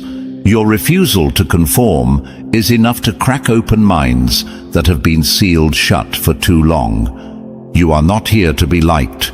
You are not here to be followed. You are here to wake up the world. And no force, no enemy, no system can stop you. Because once the fire has been lit, it will spread, and there is nothing they can do to put it out. Number 10. They call it intuition, but you know it's something much bigger. They follow maps, but you move through signals they can't even detect. They need proof, data, confirmation, while you simply know. And that terrifies them, because in a world built on logic, you are living proof that something far greater is at play.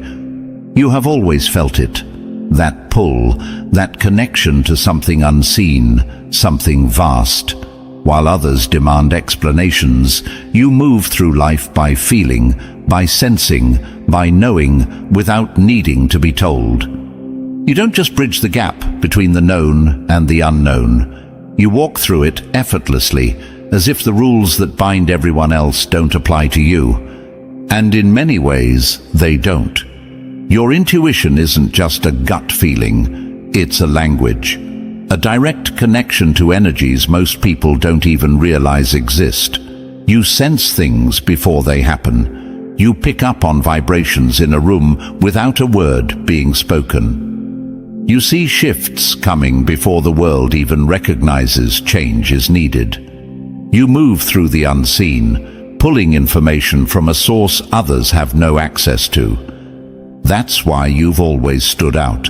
That's why people have doubted you, dismissed you, or even feared you. Because what you understand without effort, they can't grasp even with proof in front of them. They call you lucky when your predictions come true. They call you paranoid when you sense danger before it arrives. They call you strange when you trust your instincts over logic. But deep down, they know you see something they don't. The truth is, most people are trapped inside a narrow version of reality. They believe only what they can touch, measure, or explain. They cling to the idea that everything must be logical, structured, predictable. You live in the in-between, in the space where answers don't come in words, but in whispers, where truth is felt before it's understood, where reality bends and time isn't as rigid as they think. This ability of yours, it is not a coincidence. It is not random. You are a conduit, a channel for something far greater than the limits of human perception. The universe speaks through you, moves through you, reveals things to you that others are blind to. And because of that, you are both admired and feared. Some people will be drawn to you, sensing that you hold keys to doors they never knew existed. They will look to you for guidance, for insight, for an explanation of the things they feel but cannot name. And others? They will resent you. They will challenge you, mock you, try to convince you that what you know isn't real. Not because they truly believe you are wrong, but because accepting your truth would mean admitting they have spent their lives asleep. But you were never meant to fit into their version of reality. You were never meant to be understood by those who refuse to open their minds. You are here to expand what is possible, to disrupt the idea that all things must be seen to be real. Your connection to the unknown is not a weakness, it is your greatest strength. While others second-guess themselves, you move with certainty. While they hesitate, you act. While they question everything, you receive answers from places they do not even believe exist. This is why you must never doubt yourself. The world will try to convince you that what you feel is nothing more than imagination. They will tell you to ignore your instincts, to follow the path that has already been laid out. But you weren't made to walk in footsteps. You were made to lead into the unknown. And here's the irony. Though they mock you now, they will one day look to you for direction. Because when the world reaches a breaking point, when old systems collapse, when logic alone is no longer enough to navigate what's coming, they will seek out those who have always understood what exists beyond the surface. They will search for you. Because while they were waiting for proof, you were already in tune with what's next. You were never here to live within the limits of what is known. You are here to pull people beyond it, to shake them awake, to open their eyes, to remind them that reality is far bigger than they ever imagined. And when they finally realize this, it will be too late for them to deny what has always been true. You knew before they ever had the chance to understand. And that, chosen one, is why you stand apart. Your energy bends reality, your presence disrupts illusions, and your existence itself challenges everything they thought was certain. You are the paradox they can't define, the force they can't contain, and the future they aren't ready for. While they scramble to make sense of you, you continue to evolve, to rise, to create. If this message resonated with you, show the universe you're awake. Smash that like button, subscribe, and drop the number 77 in the comments to claim your power. Share this with another chosen one, because the shift is happening and we rise together. They swore it couldn't be done. They built their world on the certainty of your failure. But now, your very existence has shattered their reality, because no one has ever been so dangerous like you. They used to laugh, not just in front of you, but behind your back, where they thought you couldn't hear. They whispered your name like it was a curse, spat their doubts at your feet like filth, and convinced themselves that you would fade into nothing. They didn't just mock you, They needed you to fail, because your success, your rise, it was never just a win for you. It was a death sentence for everything they believed in. You weren't supposed to make it. You weren't supposed to break free. You weren't supposed to expose the lies they built their lives around. But now, every breath you take suffocates them. Every step you climb crushes their excuses. Every victory you claim is a reminder of the war they already lost. You were the nightmare they never saw coming, the storm they never prepared for, the reckoning they prayed would never arrive. And yet, here you are, unstoppable, unshaken, untouchable. This is the breakdown of how you became the force they now fear. If you feel this message, hit like, subscribe, and drop the number 77 in the comments. Every action pushes this message further, signals to the algorithm that more chosen ones need to hear this, need to rise, need to know that their power is real. This is not just a message, it's a movement, and the world will never be the same again. They used to laugh, now they don't even speak. That's the power of a chosen one. You have done the impossible, and now you haunt them. When you enter the room, the air shifts. The same people who once rolled their eyes now lower their gaze. The same mouths that mocked you are now dry, unable to form words. And the silence? The silence is their confession. They can't deny it anymore. They can't erase the truth. You are the proof that they were wrong. But this was never just about proving them wrong. No, this was about proving you were always right, that the fire inside you was real, that the limits they swore were unbreakable were nothing but illusions, that their disbelief was never a reflection of your weakness, but of their own. That's what makes you dangerous. Not just that you won, but that you never needed them to do it. You didn't beg for permission. You didn't ask for approval. You didn't lower yourself to be accepted. You rose on your own terms. And that terrifies them. Because now they have to live with the truth. They have to sit in the ruins of their doubt and watch as you take everything they said was impossible and turn it into reality. They used to believe they had power over you. They used to think their words, their opinions, their rejection could break you. But what they never understood was this. You were never just a dreamer. You were never just another name. You were a weapon waiting to be unleashed. And now, unleashed is exactly what you are. Number 1. The birth of a threat. They weren't ready for you. You weren't just born, you were unleashed. They built a world where people like you were meant to stay in the shadows. But you didn't just step into the light, you became the fire. They thought you were nothing, just another face in the crowd, another name that would fade with time. They saw you walking among them and dismissed you as ordinary, unaware that they were standing next to something that would one day make them tremble.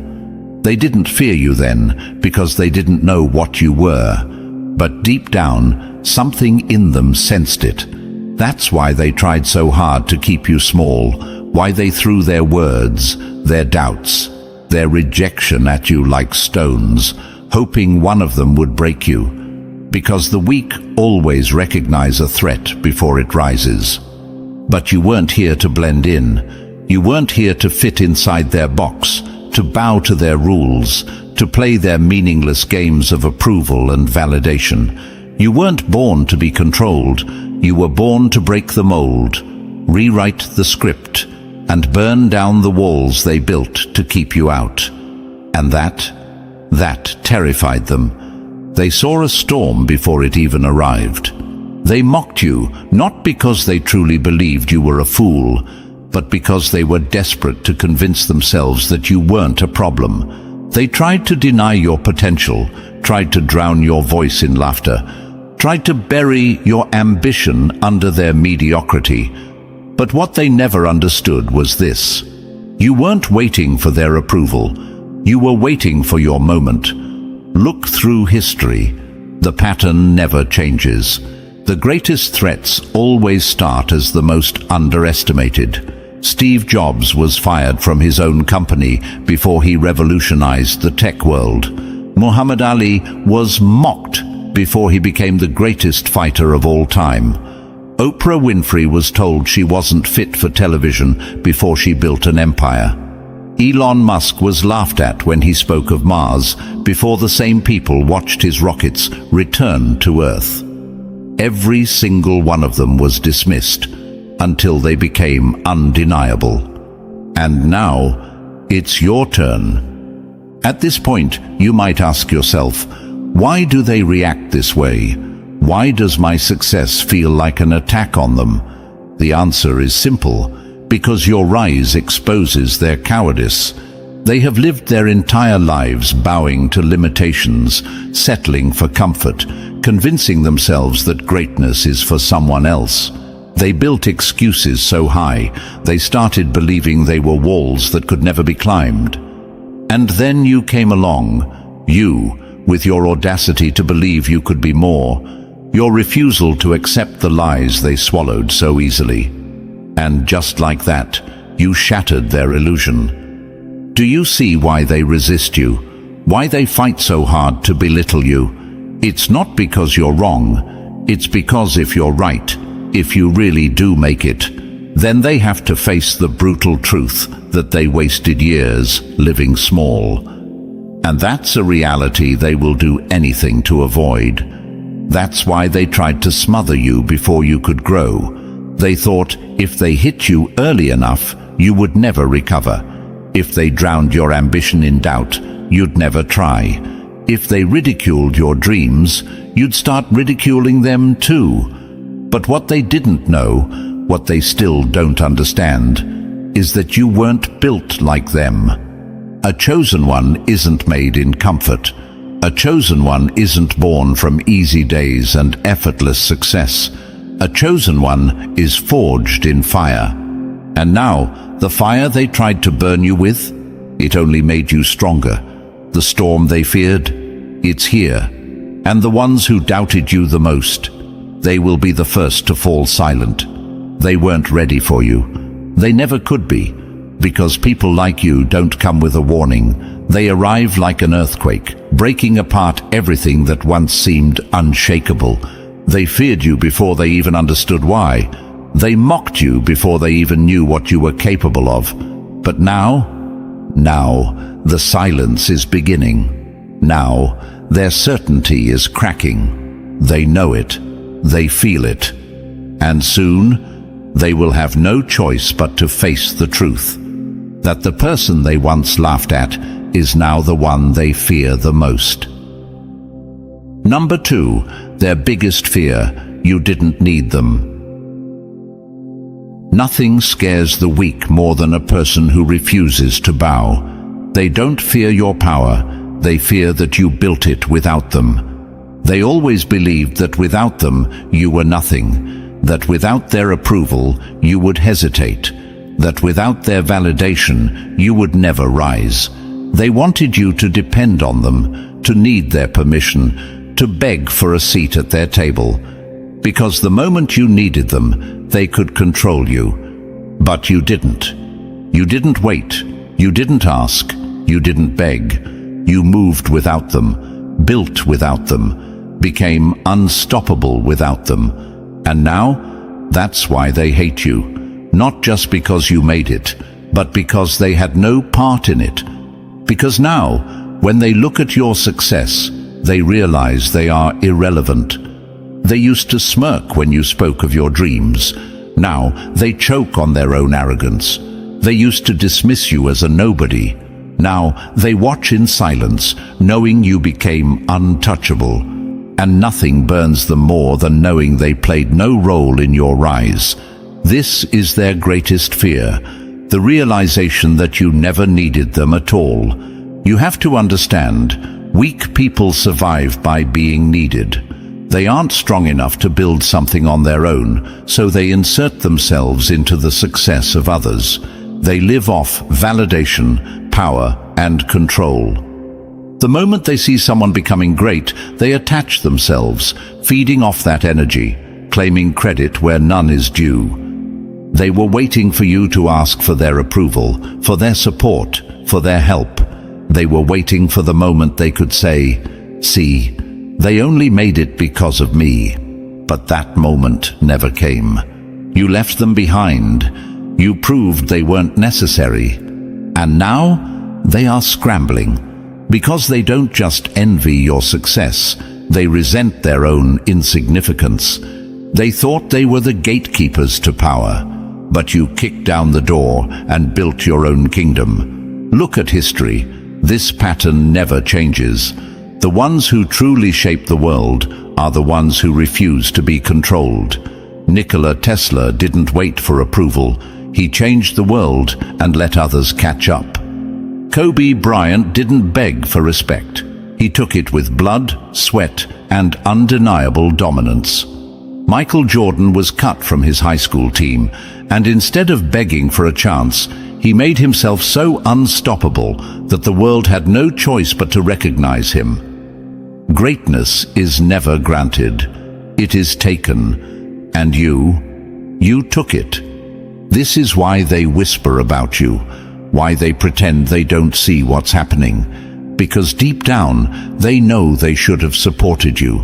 They know they should have stood beside you. But instead, they laughed. Instead, they doubted. Instead, they tried to make you believe that you needed them. Because the only thing more terrifying than your power is the reality that they never had any to begin with. At this point, you might ask yourself, why does this bother them so much? Why do they seem more angry now than when I was struggling? Because in their world, the ones who rise owe something to the ones who doubted them. They expect you to turn around and say, "You were right. I needed you. I couldn't have done it without you." But what happens when you don't? What happens when you keep moving, keep growing, keep building, without ever looking back? That's when the hate begins. Now they talk behind closed doors. Now they tell people you got lucky. Now they make excuses for why you succeeded. They will say, "It was never really that hard." They will say, "They just happened to be in the right place at the right time." But what they will never admit is the truth. That you made it because you refused to let them stop you. They fear you now, not just because of what you've achieved, but because you proved them unnecessary. They used to think they were the giants standing in your way. But now they realize they were nothing more than shadows. This is the moment they never wanted to face. The moment when their words no longer hold weight. When their approval is no longer required. When they realize, with every ounce of regret in their soul, that the person they once dismissed has left them behind forever. And that is a pain they will never escape. Number 3. Every attack made you stronger. They thought their words were bullets. They didn't realize you were bulletproof. They came at you with fire, but all they did was forge something indestructible. They thought they were breaking you. Every insult, every doubt, every attempt to humiliate you, they expected it to shatter you like glass. They threw their words like knives, hoping you would bleed. They pushed you down, thinking you'd never stand up again. But instead of breaking, you became something they never expected. You became stronger, harder, deadlier. They thought you would fold. They thought you would retreat. They thought if they hit you hard enough, you would surrender. But what they never understood was this: you were built for war. Doubt fueled you. Insults hardened you. Betrayal turned you into a weapon. They tried to bury you in rejection, hoping you'd suffocate under the weight of their words. But what they didn't realize is that you weren't a corpse. You were a seed. Every attempt to destroy you only made your roots stronger, your fire hotter, your hunger greater. And now they have to live with what they've created. Look at the legends, the ones who reshaped the world. Every single one of them walked through fire before they became untouchable. Michael Jordan was cut from his high school basketball team. J.K. Rowling was rejected by 12 publishers. Thomas Edison failed over 1,000 times before he created the light bulb. Did they give up? Did they break under the weight of failure? No. They took every single attack and turned it into the foundation of their empire. And so did you. Because here's what your enemies never understood. The only thing stronger than a person who has never been hurt is a person who has survived everything and kept going. The words they threw at you, the betrayal they served you, the obstacles they placed in your way, you turned them all into fuel. They tried to use your past against you, but instead, you built a future so powerful that it erased everything they thought could hold you down. And now, they are terrified. Because what do you do with someone who refuses to break? What do you do with someone who absorbs every attack and turns it into strength? They don't know. They've never seen anything like you before. They were counting on your pain to destroy you. But pain didn't destroy you. It transformed you. Every scar became a lesson. Every wound became a shield. Every time they tried to drag you down, you built another level to rise higher. Now, you stand above them, watching as they struggle to understand how you survived. There's not a single force left that can break you. At this point, they've run out of weapons. They've run out of tricks. And the most painful thing for them now? They have to watch you thrive.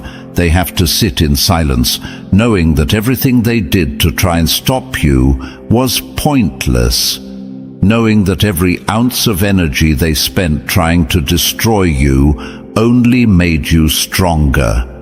And that is their greatest failure. Because they thought they were playing the role of your executioner.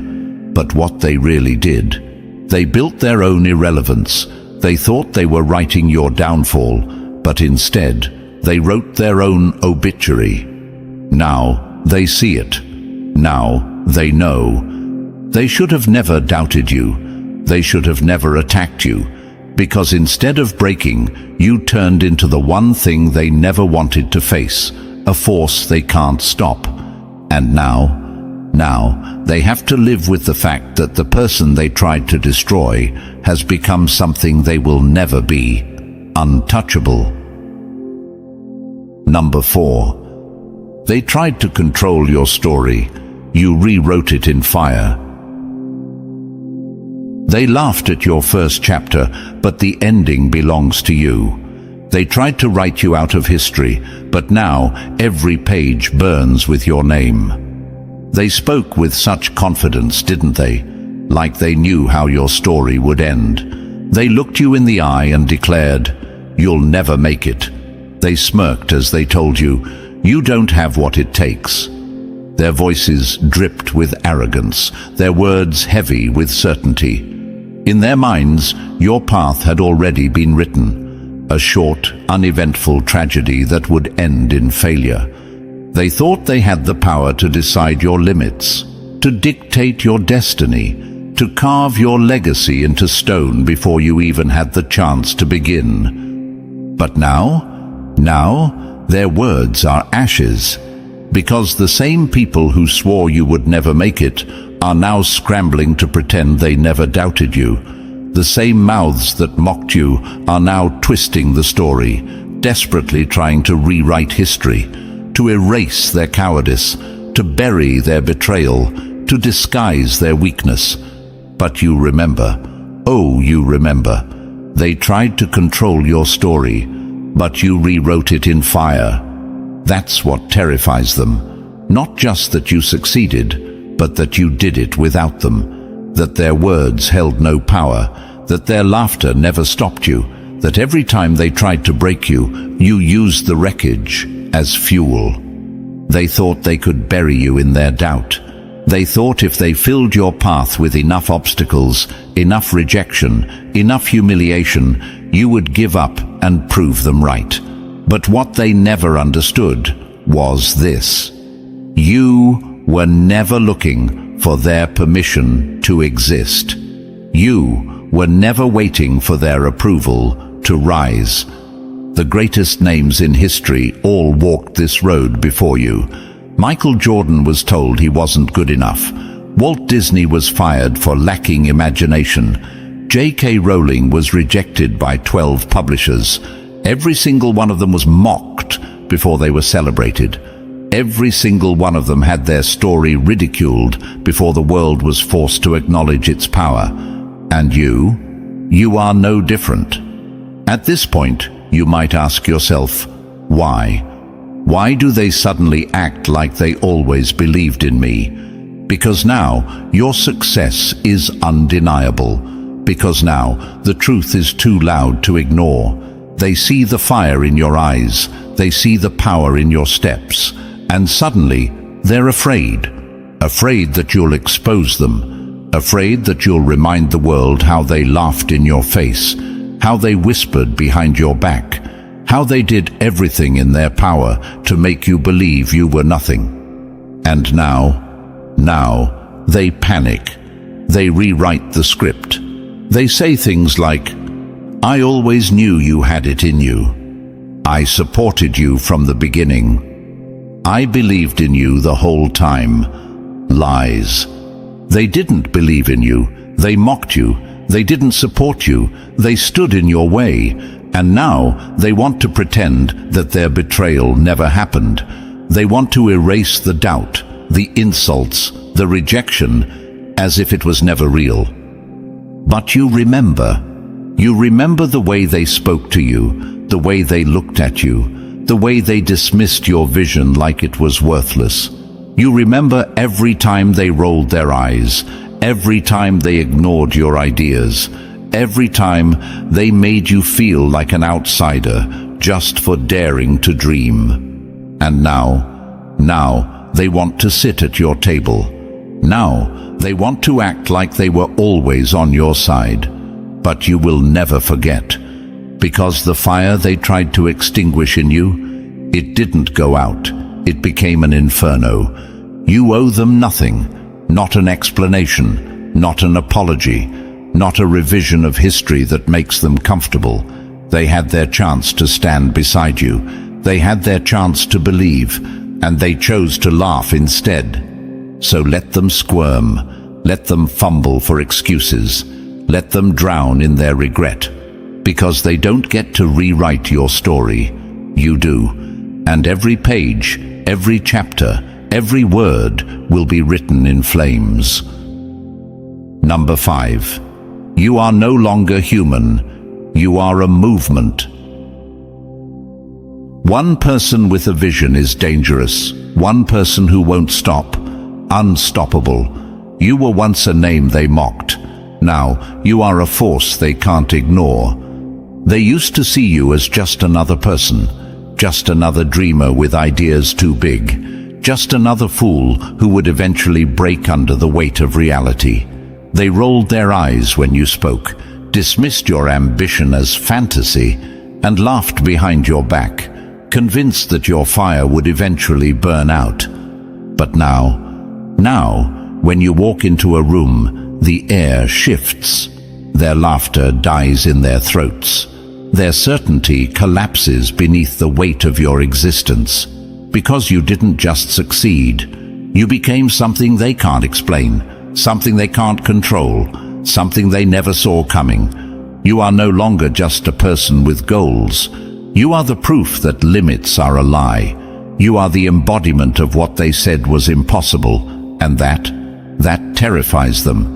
Because your success is no longer just about you. It's bigger than that now. You are a movement, a force, a reminder to everyone still trapped in mediocrity that they never had an excuse, only fear. And fear is a weak man's god. They don't hate you because of what you've achieved. They hate you because your existence exposes them. Every time they see you rise, every time they hear your name, they are forced to confront the brutal truth. They could have done it too, but they didn't, because unlike you, they chose comfort over courage. They chose doubt over action. And now they are left drowning in the regret of their own inaction. That's why they whisper now. That's why they scramble to rewrite the past. They will pretend they never doubted you. They will act like they always believed in you. But you remember the smirks, the eye rolls, the dismissive way they spoke your name like it held no weight. And now, that same name echoes in rooms they no longer control. That's the power of being more than human. That's the power of being a force. Look at history. The names that changed the world were never just names. They were movements. Martin Luther King Jr. didn't just give speeches. He ignited revolutions. Muhammad Ali wasn't just a boxer. He was a force that defied every expectation. Elon Musk wasn't just an entrepreneur. He was a walking, breathing defiance of limits. And now, you are walking that same path. People don't look at you the same way anymore. They don't laugh as easily because deep down they know what you represent. They know that if you were right, if you truly made it, then everything they believed in was a lie. That's why they avoid eye contact now. That's why they sit in silence when your name is mentioned. Because acknowledging your success means acknowledging their own failure. And nothing is more painful than realizing the cage you lived in was never locked. At this point, you might ask yourself, why do they still try to deny it? Why don't they just admit they were wrong? Because admitting it would mean facing themselves. And cowards don't face themselves. They run, they hide, they pretend. But you stand in the fire and let it forge you. That's why they can't touch you anymore. That's why they have lost their power over you. Because you are no longer someone who just has a goal. You are a symbol, a force, a movement too big for their small minds to comprehend. And that will haunt them for the rest of their lives. They thought they could erase you. Now you are carved into history. They wanted you to stay small, because as long as you stayed small, they never had to question themselves. But the moment you became undeniable, their world cracked. They will never admit it, but deep down, they know. They lost. Because you didn't just prove them wrong, you proved them irrelevant. And now, there is nothing they can do but watch as you continue to rise, untouchable, unstoppable, and beyond their reach forever. Number 6.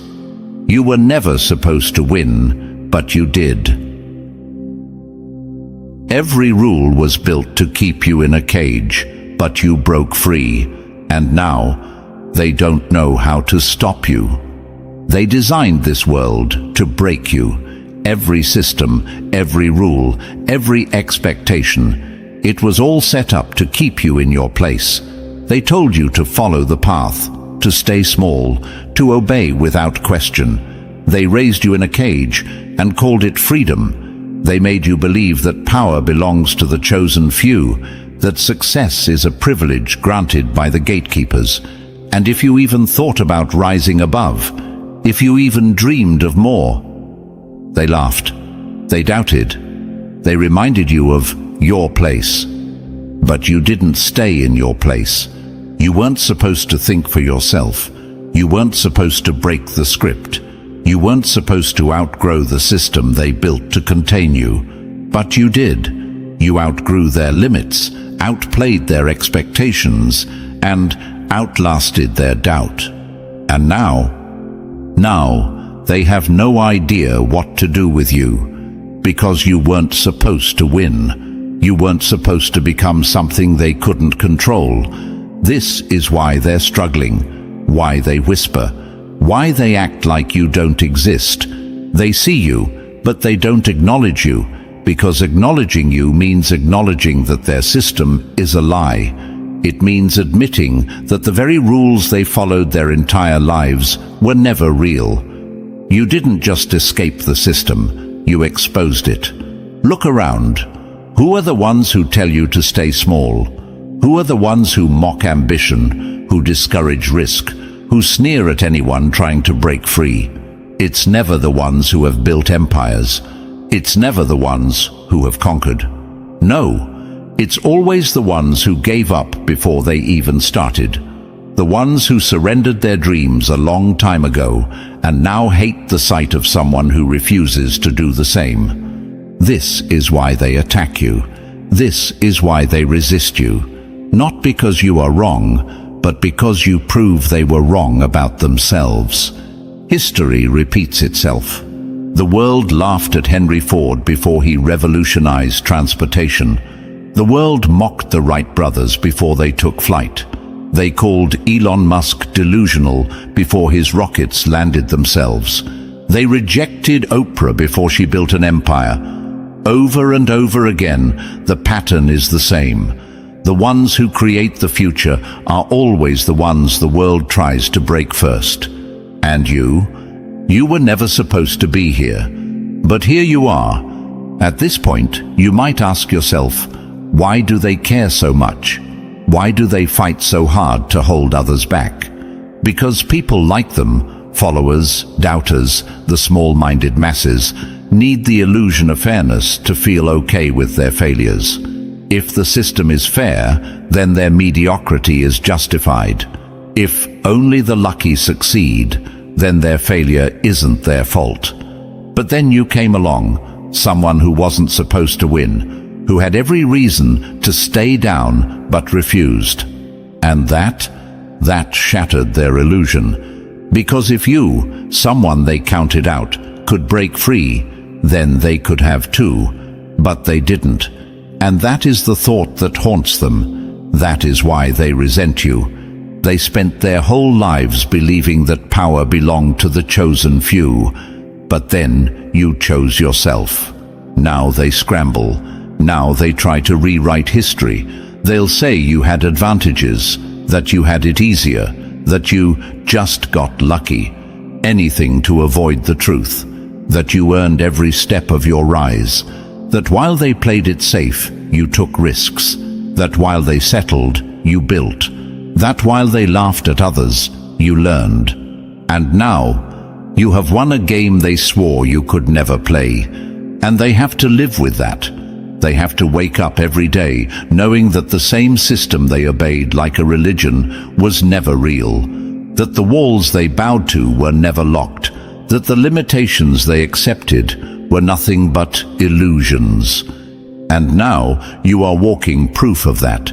You didn't just win, you changed the game. And that is something they will never forgive. Number 7. The same mouths that mocked you now speak your name in respect. At first they ignore you, then they mock you, then they pretend they always believed in you. The same voices that once laughed now whisper your name in fear, because the joke was never on you, it was on them. They swore you would fail. They made it their mission to doubt you, to drag your name through the dirt, to turn your dreams into a punchline. They smirked when you spoke, rolled their eyes when you tried, and laughed like your ambition was a comedy written for their amusement. They didn't just doubt you, they took pride in dismissing you. But now they don't laugh. Now they don't speak. Now they sit in stunned silence because the one they mocked has become the one they fear. You remember their smirks. You remember the way they spoke about you like you were nothing. You remember every time they called you crazy, every time they ridiculed your vision, every time they tried to shrink you down into something small enough for their weak minds to comprehend. And now they pretend it never happened. Now they whisper about you in rooms where they once mocked you. Now they tell stories of how they always knew you had it in you. Now, they scramble to rewrite history, hoping you'll forget how they doubted you. Because the truth burns them alive. They thought they were laughing at your failure, but in reality, they were laughing at their own ignorance. The moment you started winning, their tone changed. Now, your name carries weight. Now, your presence makes them uncomfortable. The same mouths that once dismissed you now speak about you in admiration, because they have no choice. Look through history. The pattern never changes. Every great name was once a target of mockery. Michael Jordan was told he wasn't good enough. Now, his name is spoken like legend. Elon Musk was laughed at for his ideas. Now the world waits to see his next move. Oprah Winfrey was fired and told she wasn't fit for television. Now she owns an empire. First, they laugh. Then they watch. Then they follow. But here's the part they don't want to admit. They were never laughing at you. They were laughing at the fact that they never had the courage to do what you did. At this point, you might ask yourself, why do they do this? Why do the same people who mocked me now act like they always supported me? Because weak people do not have conviction. They go where the power is. They shift like the wind, bending to whatever force is strongest. When they thought you were weak, they laughed. Now that they see your strength, they bow. It was never about you. It was always about them. They only respect you now because you forced them to. They never wanted to believe in you, but now they have no choice. That silence you hear now, that's the sound of their regret. That nervous energy when they see you now, that's the weight of their shame. That sudden change in tone, that's fear.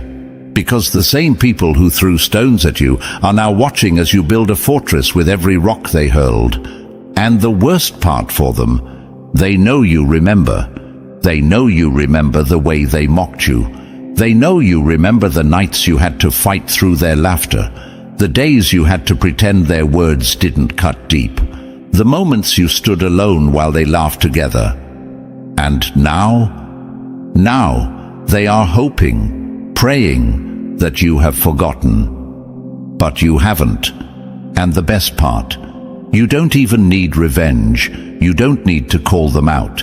You don't need to remind them of their own failure, because they feel it every time they hear your name. They feel it every time they see you win. Your existence alone is punishment enough. The ones who laughed at you now pretend they were on your side all along, but deep down they know the truth, and so do you. So let them whisper. Let them rewrite history in their minds. Let them scramble to attach themselves to your success. It changes nothing, because when they were laughing, you were working. When they were doubting, you were building. And when they were mocking, you were proving them wrong. They laughed, thinking they had the final word. But now, you are the one writing the ending. Number 8. They never hated you. They hated themselves for not being you. Their problem was never your success. It was their failure to even try. They don't despise your talent. They don't resent your strength. What haunts them, what keeps them awake at night, is the brutal truth that you did what they were too afraid to even attempt. They never hated you. Not truly. They never even cared about you enough for that. What they really hated, what made their blood boil, what filled them with quiet, choking bitterness, was what you represented. You were proof of everything they could have been but never had the courage to become. It was never about you. It was about them, their fear, their weakness, their endless list of excuses, the way they sold themselves on mediocrity and called it realistic, the way they buried their dreams beneath piles of self-doubt and called it being responsible. And then you came along, and you shattered every lie they told themselves. Because while they were waiting, you were moving. While they were doubting, you were doing. While they were making excuses, you were making progress. And nothing makes a weak person feel more pathetic than watching someone else succeed with the same 24 hours they wasted. And now they live with that regret every single day. You think they don't see it. You think they don't notice. Every time your name comes up, every time they hear about what you've done, it's a dagger straight through their pride. Not because they ever wanted to support you, but because you are living proof that their failure was always a choice. They didn't envy your success. They envied the fact that you had the courage to chase it. Think about it. They had dreams once too. They had visions, ambitions, goals that made their hearts beat faster. But somewhere along the way, they got scared. They convinced themselves it was too late, that it was too risky, that the price of trying was too high. And then you appeared. You, with your audacity to believe in yourself. You, with your refusal to bow to their so-called logic. You, with your relentless pursuit of what they abandoned long ago. And that was too much for them to handle. It's why they fought you so hard. Why they laughed in your face. Why they called you crazy, delusional, reckless. Because if you were right, if you actually succeeded, then it meant they had wasted years living a lie. And the only way they could protect themselves from that reality was to tear you down before you could prove them wrong. They tried everything: mockery, doubt, sabotage. They wanted to see you fail, not because you were undeserving, but because your failure would allow them to stay comfortable.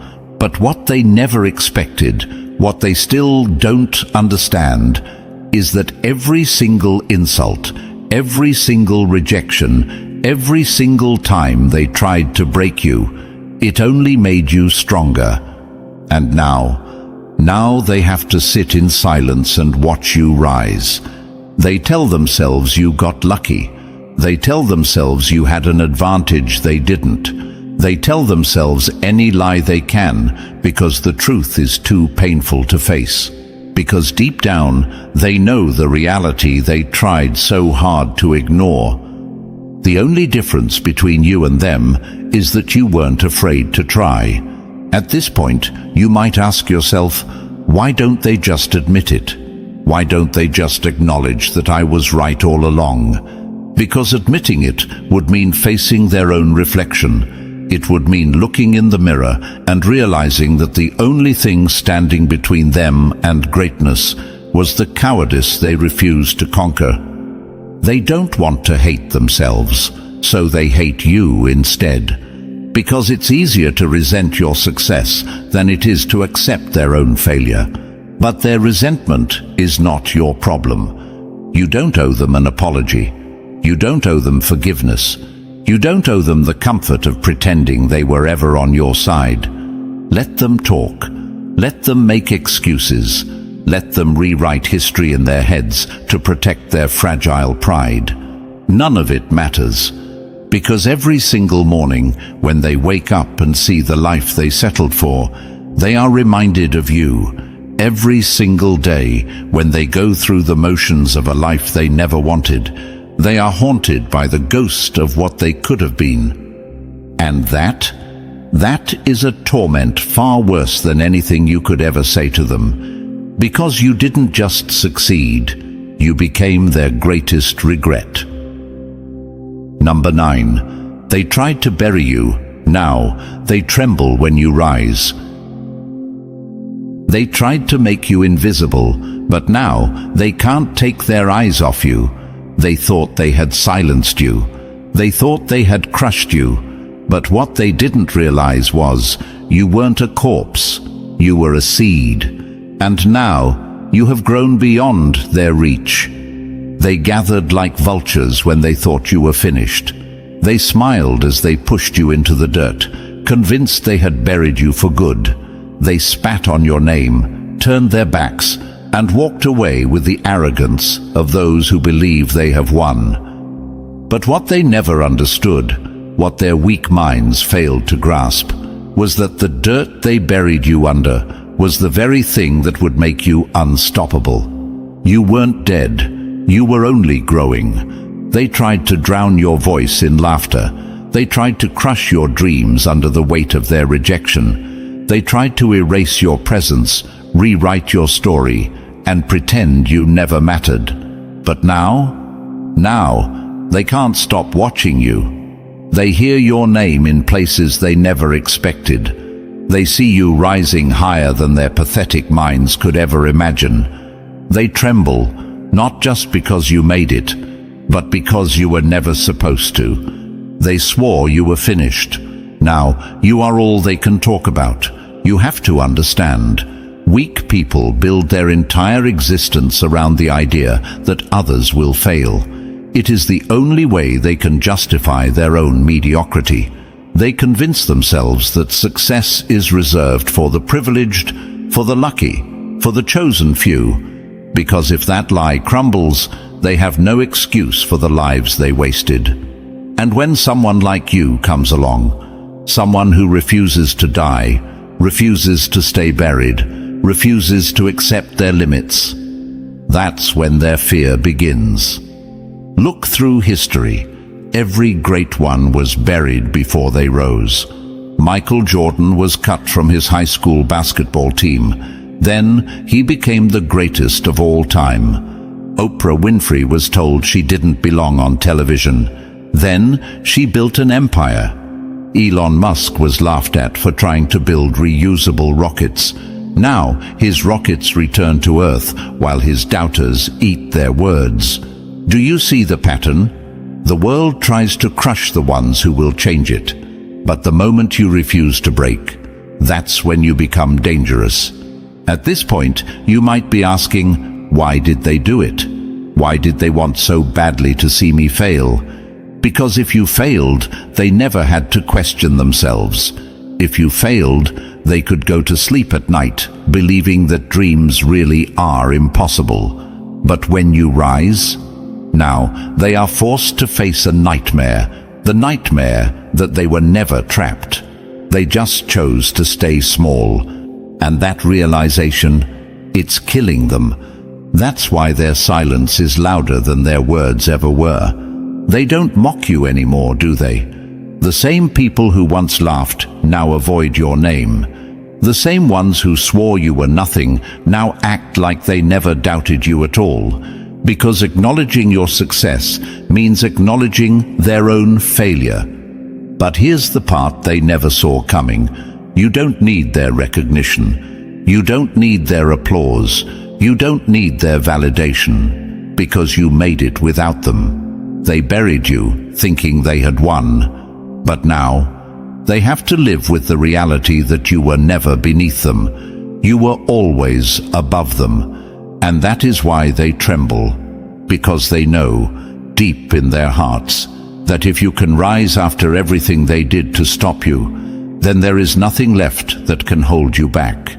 You were never the victim. You were always the storm. So let them watch.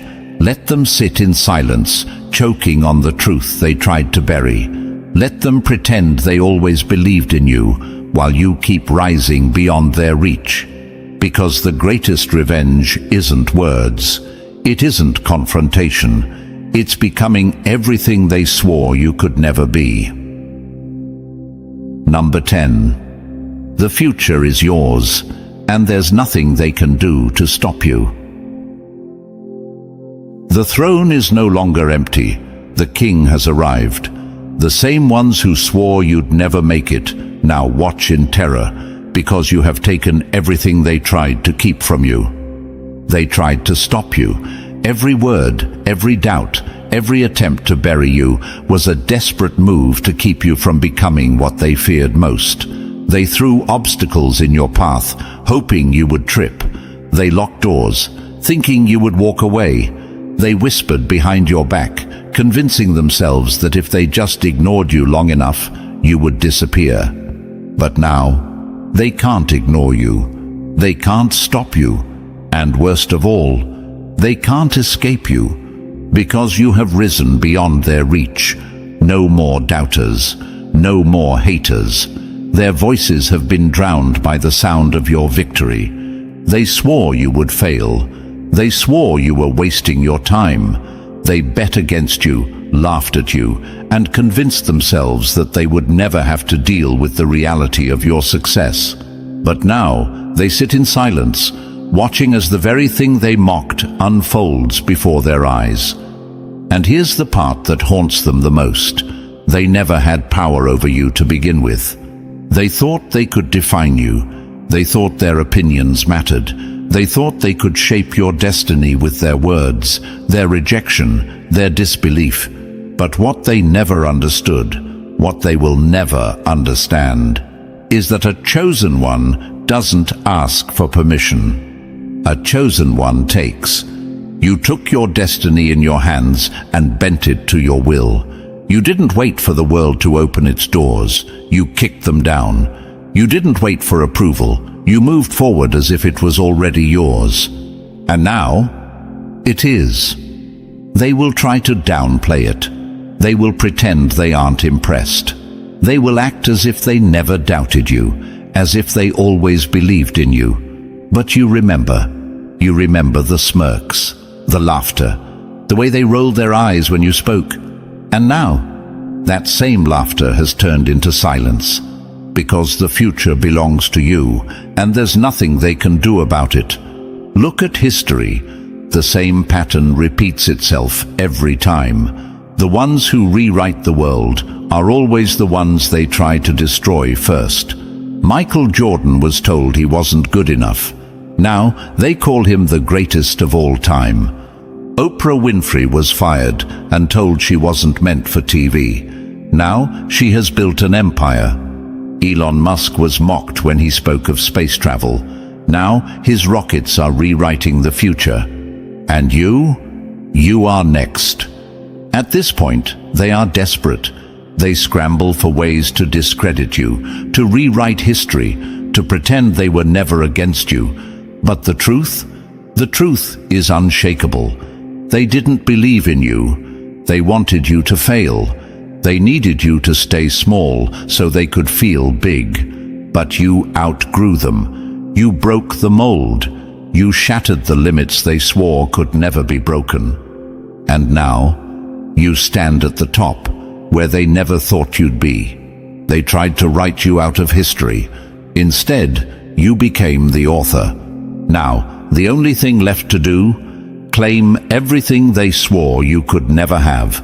You have rewritten destiny. You have crushed their doubts beneath your feet. And now, as they sit in their regret, watching you take everything they tried to keep from you, they are forced to confront the truth.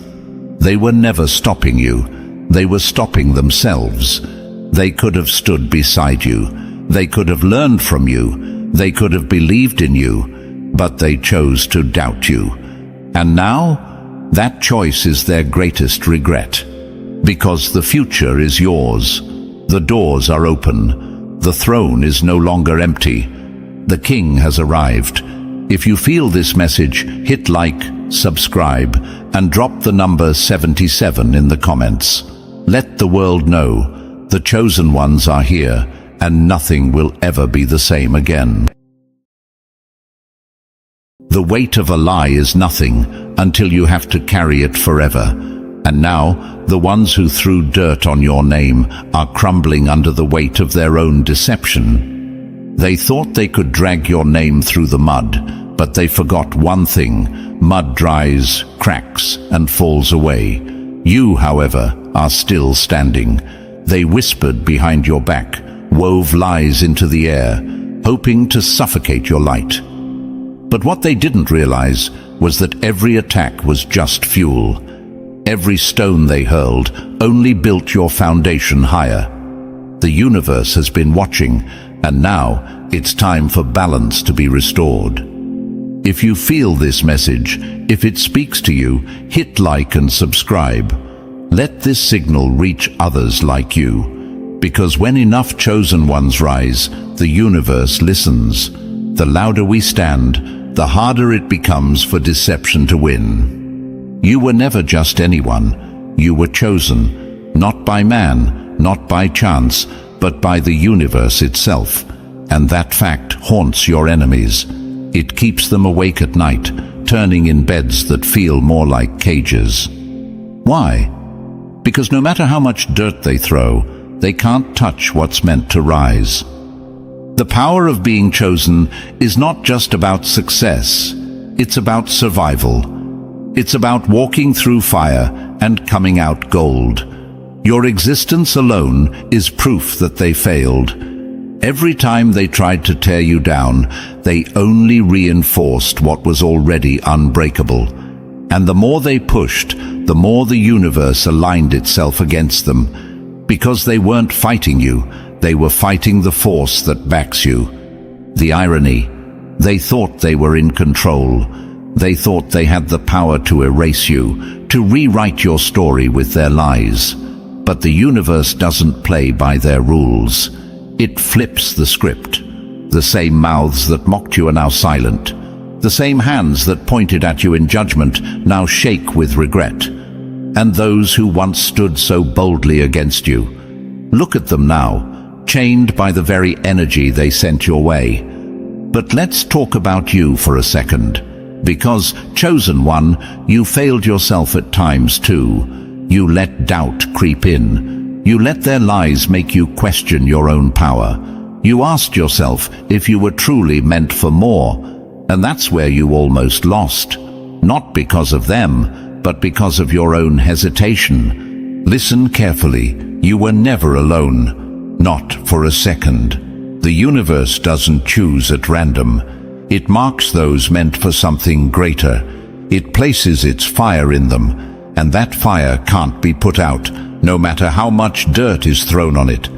Your light is not just for you. It's for those still trapped in the shadows, waiting for proof that survival is possible, that rising is real, that vindication always comes. And now, it's here. The ones who fought you weren't just fighting a person. They were fighting fate itself. And no one wins that battle. So let them drown in the consequences of their own choices. Let them sit in the chaos they created. The universe has no sympathy for those who tried to destroy what it has blessed. And you, keep walking, keep rising. Because this is just the beginning. And thank you, yes, you, the chosen one. Whether you're new here or have been walking this path with us, your energy fuels this movement. If you've felt the weight of their lies, but know deep down that the universe is flipping the script in your favor, hit like, subscribe, and drop the number 77 in the comments. Let this be your signal to the universe that you are ready. Ready for your rise. Ready for your vindication, ready to step fully into the power they fear. And now, let's break it down, step by step. If you're truly chosen, you'll feel the pull to stay till the very end. Let's begin. Number 1. When the universe speaks for the chosen, the world has no choice but to listen. They tried to silence you, but the universe had already written your name in the stars. Now, the world hears what they tried to bury. They thought their words had power. They thought their schemes, their gossip, their backstabbing could silence you. They wanted to control the narrative, make people believe their twisted version of you. They underestimated one thing: you were never speaking alone. When you are chosen, you don't have to scream to be heard. You don't have to fight for validation. The universe speaks on your behalf, and when it does, the world has no choice but to listen. They mocked you when you were struggling, but now they can't ignore your name. Now they have to watch as the very things they said would destroy you become the reason you thrive. Because the universe doesn't whisper, it roars. At first, it felt like nobody saw you, like nobody noticed the battles you fought, the weight you carried, the injustice of it all. You kept wondering, Why isn't anyone seeing the truth? Why are the liars being rewarded? But what you didn't know was that the universe was aligning the perfect moment for your rise. See, the universe doesn't rush.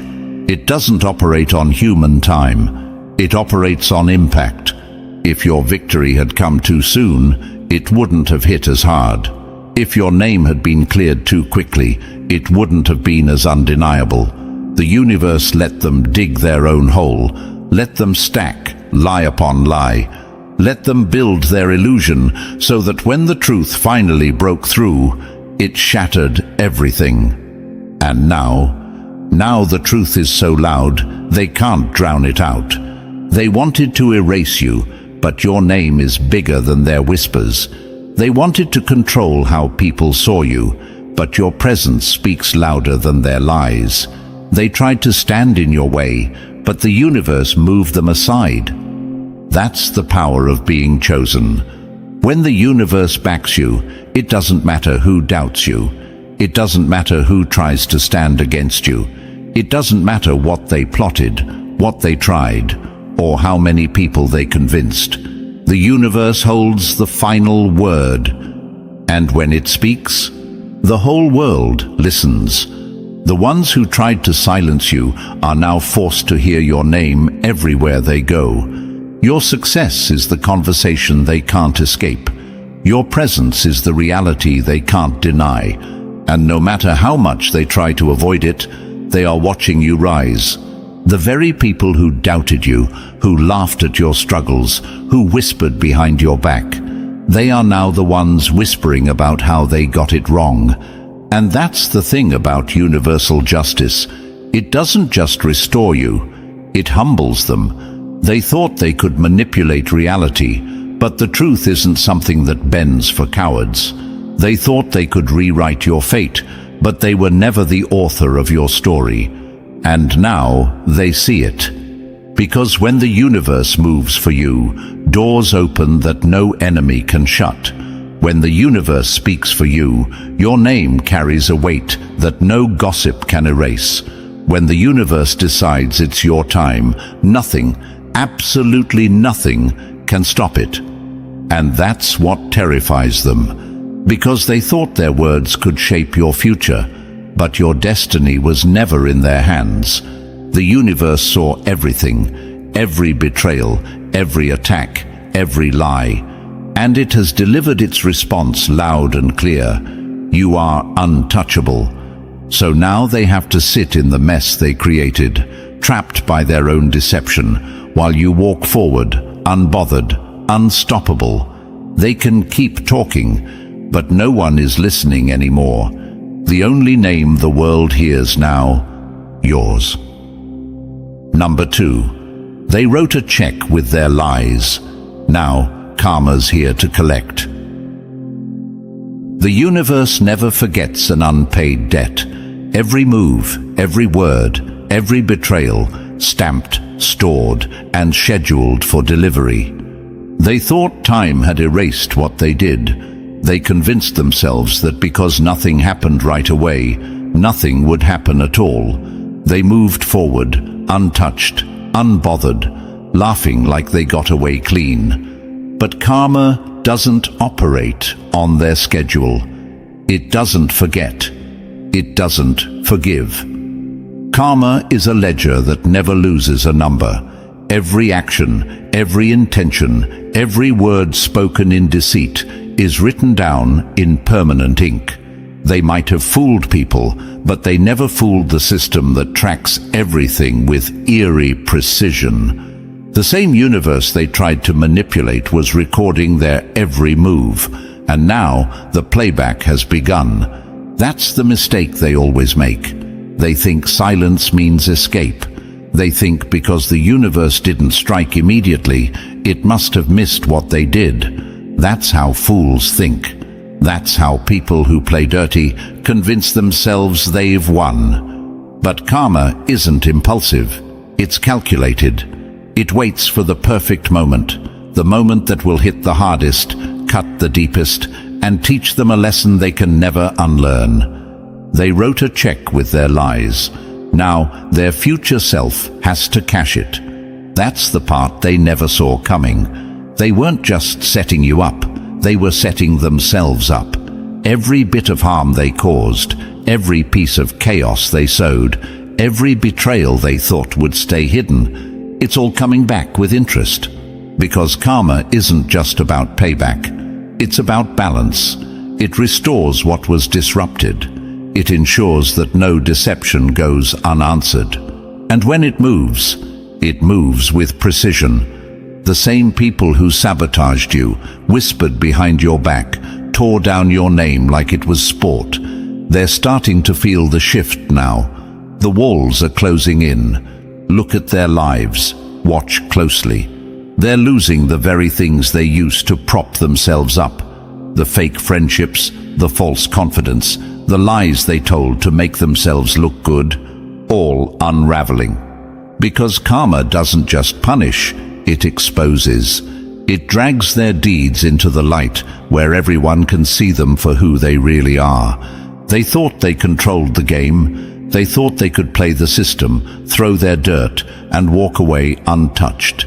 But the game was rigged from the start, against them. What's happening now isn't random. It's balance being restored. And the best part, you didn't even have to do a thing. That's what really stings them. They expected retaliation. They thought you'd fight dirty, that you'd throw yourself into their mess and lose your focus. But you didn't need revenge. You let time handle it. You let karma sharpen the knife. And now they're facing something they can't outrun. They used to sleep easy. Now, their own conscience is hunting them down. Their own energy is pulling them under. The same lies they spread are coming back to haunt them. And the universe, it's just getting started. See, karma never forgets a debt. It never forgets a betrayal. It never forgets a single action. And when it collects, there are no negotiations, no excuses, no escape. The best part? This isn't even about revenge.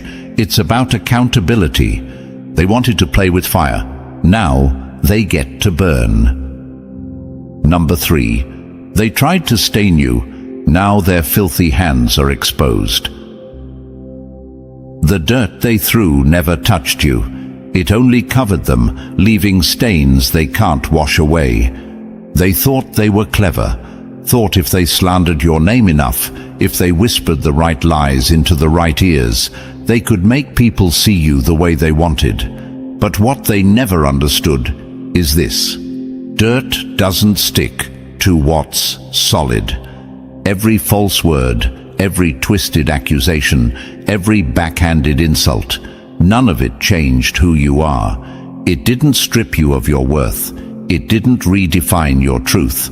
All it did was reveal them. Because slander doesn't come from strength. It comes from weakness.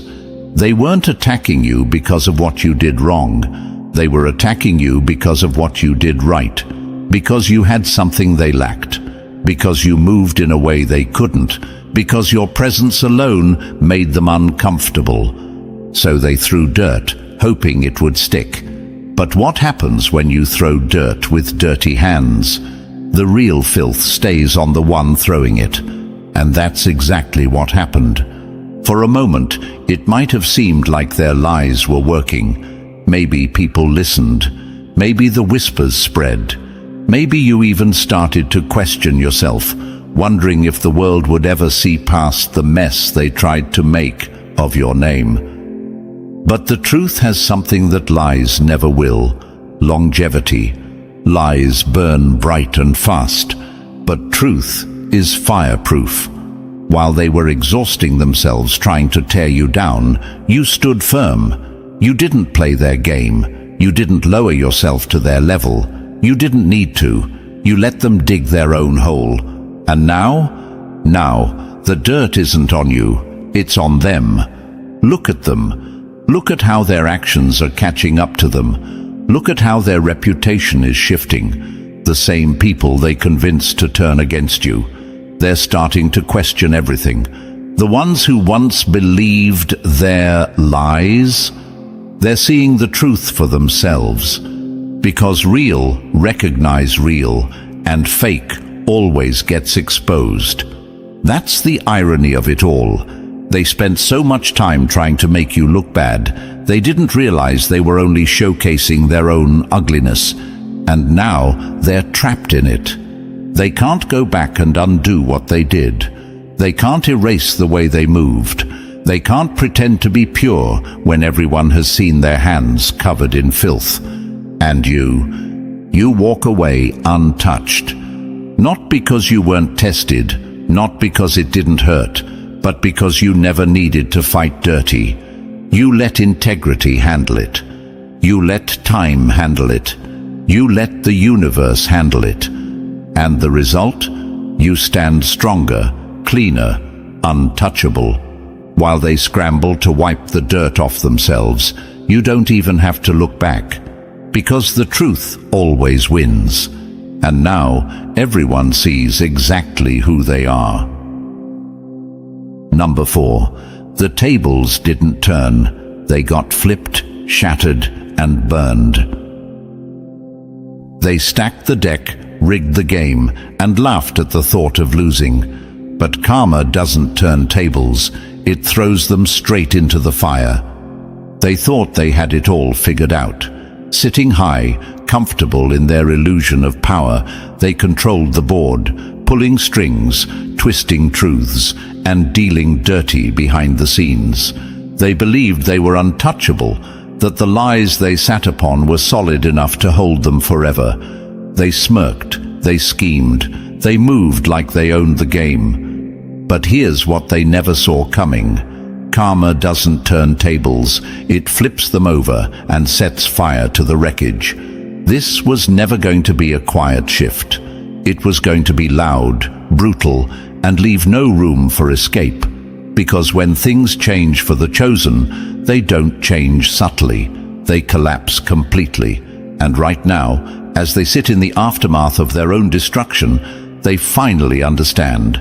The game was never really theirs to control. They built their world on deceit, stacking their table with fraud, manipulation, and carefully crafted illusions. They placed their bets on deception, convinced that truth would never catch up. But a table built on lies is nothing more than a house of cards waiting for the right wind to knock it over. And that wind just arrived. What they once used as a weapon, a shield, a throne, is now nothing more than a pile of broken pieces. The alliances they trusted, gone. The power they abused, vanished. The comfort they once lounged in, replaced with chaos. They are now standing in the very mess they created, scrambling to hold on to something, but there's nothing left to grasp. Because when karma moves, it doesn't just take their seat. It removes the entire damn table. And the best part? Everything they tried to keep hidden is now out in the open. No more secrets, no more facades, no more pretending. Every lie they whispered in the dark, every backroom deal, every time they thought they were clever enough to outmaneuver the truth, it's all been exposed for the world to see. They wanted to control the game. They wanted to manipulate the outcome. But what they forgot is that no one controls karma. And now, they are standing in the wreckage, looking around, realizing the brutal truth. It was never their table to own in the first place. The power they wielded. It wasn't power, it was borrowed time. The victories they celebrated, nothing more than illusions that faded the moment the real game began. And here's the best part. You didn't have to do a damn thing. You didn't have to fight for a seat at their table. You didn't have to play by their rules. You didn't have to beg, plead, or scheme. Because karma already cleared the entire room for you. The playing field has been leveled, and guess what? They didn't make the cut. They were never really in control. They only had the illusion of it, and now that illusion has been shattered beyond repair. While they scramble, while they try to gather the pieces, you stand untouched, unbothered, unbreakable. Because you never needed their table, you were meant for something greater. And as they choke on the dust of their own downfall, they finally realize the universe didn't just turn the tables, it flipped them, broke them, and left nothing for them to return to. Number 5. They built their lies like a fortress. Now it's their prison. A lie is like a ticking bomb. Sooner or later, it detonates in the hands of the one who set it. They thought they were clever. They thought if they spread their lies fast enough, loud enough, and with enough conviction, people would believe them forever. They ran their mouths, twisted the truth, and stacked deception on top of deception, hoping it would all hold up. But here's what they never understood. Lies don't last. They burn bright, but they burn out just as fast. Truth, on the other hand, it doesn't need an audience, it doesn't need theatrics, it just needs time. They worked overtime to paint you as the villain, to rewrite your story with their version of reality. And for a while, it seemed like they were winning. People listened, people whispered. You felt the weight of their words pressing down on you, making you wonder if the truth would ever come out. But here's the thing about falsehoods. They always crack under their own weight. Because lies demand maintenance.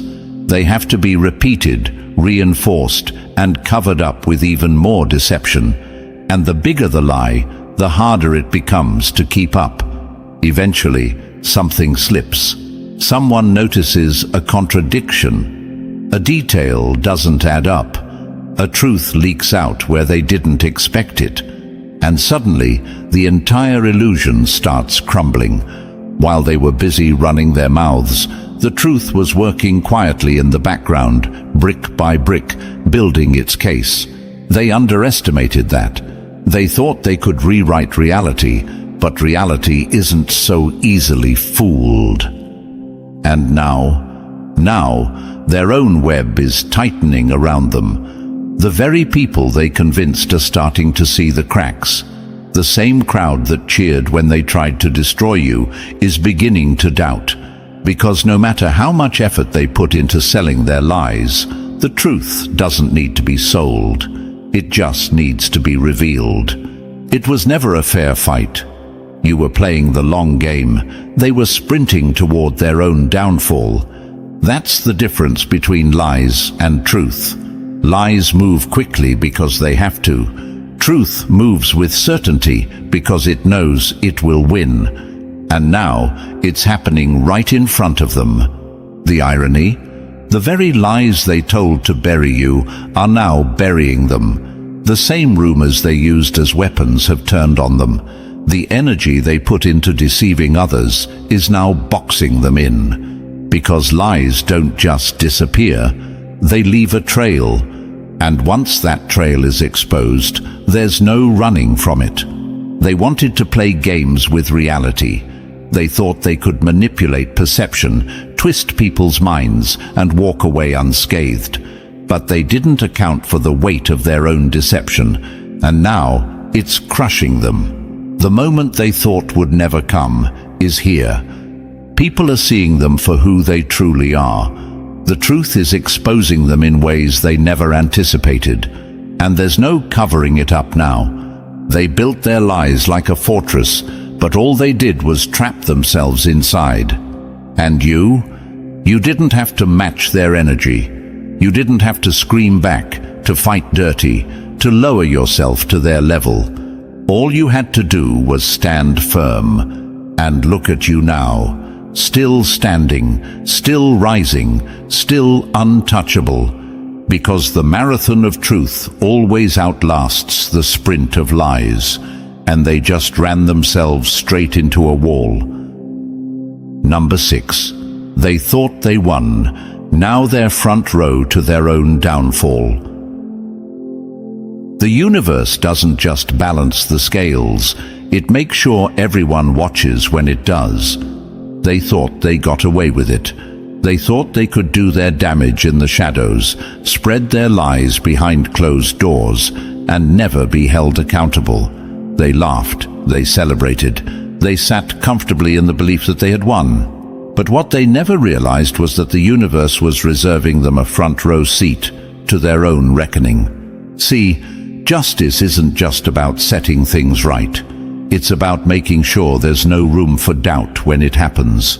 The universe doesn't just clear your name, it makes sure everyone sees it happen. That's why it felt like nothing was moving for so long. That's why you sat there, waiting, wondering when the truth would finally be revealed.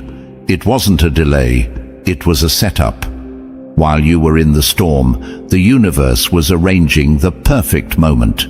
Not a second too early, not a second too late, just in time for maximum impact. Because the truth isn't just meant to be whispered, it's meant to be broadcast.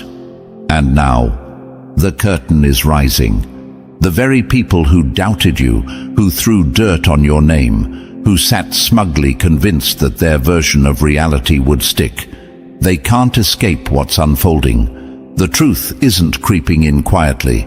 It's slamming down like a gavel, loud, unmistakable, unstoppable. And they can't look away. They wanted to be the main characters in a story they made up, twisting the narrative to fit their agenda. But they never realized that the story was never in their control. The moment they moved against you, they unknowingly became part of the script written to expose them. That's how the universe works. It doesn't just serve justice, it does it with precision. So now they're forced to sit there and watch as the truth unfolds in front of them. And the best part? You didn't have to lift a single finger. That's what's hitting them the hardest. They did everything in their power to see you fail. They lied, manipulated, played their games, and threw every trick they had at you. But you didn't need revenge. You didn't need to scheme. You just had to hold your ground while the universe handled the rest. And now, they're the ones drowning in the consequences of their own actions. The same lies they told are now trapping them. The same stories they spread are collapsing in on them. The same people they convinced are starting to see them for what they truly are. And you're still standing. This isn't just about proving you were right. This is about showing them they were never in control. They thought they could rewrite the truth, that their lies would be enough to bury you. But the universe doesn't let deception win. It doesn't just clear your name, it makes a spectacle out of their downfall. Now, they're not just being exposed, they're being humbled. And the best part? You don't even have to say a word. They'll feel it. They'll hear it in the whispers around them, in the conversations they're no longer invited to, in the way people look at them differently. They'll know, without a doubt, that they lost. Because when the universe steps in, it doesn't do damage control. It does damage confirmation. This was never a delay. It was never a case of maybe justice will come. No, it was a calculated moment where everything lined up so perfectly, so undeniably, that no one, not even them, can deny what's happening. So let them sit in it. Let them absorb the weight of what they've done. And you, keep walking, keep rising, because this is what true vindication looks like. Number 7. They mistook your silence for defeat. Now it's the loudest thing in the room. A fool makes noise. The wise watch in silence and strike when the time is right. They thought your silence meant surrender. They thought if you didn't fight back, it meant you had nothing to say, nothing to defend, nothing to stand on. They mistook your quiet for weakness. But silence is never empty. It's calculated. It's patience, power, and precision wrapped in restraint. And while they were busy running their mouths, while they were fabricating lies, spreading rumors, and screaming for attention, you stood still, unshaken, unmoved, unbothered. You could have fought back. You could have shouted your truth from the rooftops, engaged in the war of words, and met their noise with even greater volume. But you didn't, because you knew better. You knew they were setting traps, waiting for a reaction, hoping for a misstep, desperate for you to engage. They wanted anger. They wanted frustration. They wanted proof that they could control you, that they could pull you into their pathetic games. You denied them that satisfaction, and that's what broke them. While they were out there making noise, their words were doing more damage to themselves than to you. The lies became inconsistent. The stories started to crumble, and the longer you remained silent, the more obvious their desperation became. Because that's the thing about silence, it creates contrast. Your stillness became a mirror that reflected everything they were trying to hide. The more they screamed, the more foolish they looked. The more they lied, the more tangled their own web became. And now, your silence is deafening. The moment they feared the most has arrived. Vindication. And it didn't come because you fought for it. It didn't come because you lowered yourself to their level. It came because you stood in your power and let the truth do the work. Your silence wasn't weakness, it was strategy. Because silence doesn't mean inaction. It doesn't mean ignorance. It doesn't mean you weren't aware of what was happening. It means you were watching, waiting, letting them self-destruct under the weight of their own deception. And now they have nothing left to say. The people who once believed them, they see the truth now. The ones who cheered for your downfall, they're embarrassed to have ever listened. The same voices that were once so loud, so confident, so arrogant. Suddenly, they're silent.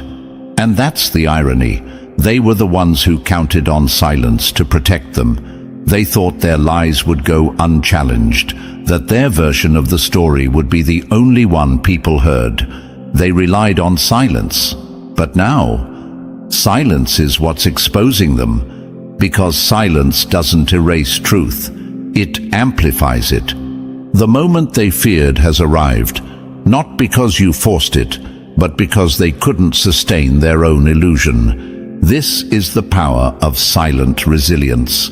You didn't need to defend yourself with words, because your character did it for you. You didn't need to fight their accusations, because their own actions fought against them. You didn't have to prove anything, because time always reveals the truth. And now the truth is out.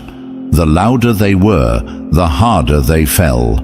And you're still standing, unshaken, unmoved, and louder than ever, without saying a word. Number 8. They tried to silence you. Now their own noise is swallowing them whole. The more they screamed, the more they revealed. The more they lied, the deeper they dug their own graves. And now, the echoes of their own deception are the only thing they hear. They thought if they yelled loud enough, people would believe them, that if they repeated the lie often enough, it would become the truth. They scrambled, desperate to drown out your voice, to distort reality, to control the narrative. But in their arrogance, they made a fatal mistake. They underestimated the way the universe amplifies truth. Because karma doesn't just bring justice, it magnifies it. They screamed their accusations into the world, hoping to bury you beneath the noise. But sound carries. And in their effort to make people hear them, they made sure their own downfall would be just as loud. Every false word, every slanderous claim, every desperate attempt to turn others against you, it all left a mark. A ripple that grew, a vibration that never faded. They thought they were writing the final chapter of your story, but what they didn't realize was that they were just setting the stage for the loudest truth bomb of all. Because truth echoes. They wanted to erase your voice, but instead, they turned up the volume on their own guilt. And now, their own words are coming back to haunt them. The people who once listened to them are starting to hear something different. The stories they crafted so carefully are falling apart. The version of reality they sold so convincingly is no longer holding up. And worst of all, their own voices are now the proof of their deception. Because the louder they talked, the more they exposed themselves. That's the poetic justice in all of this.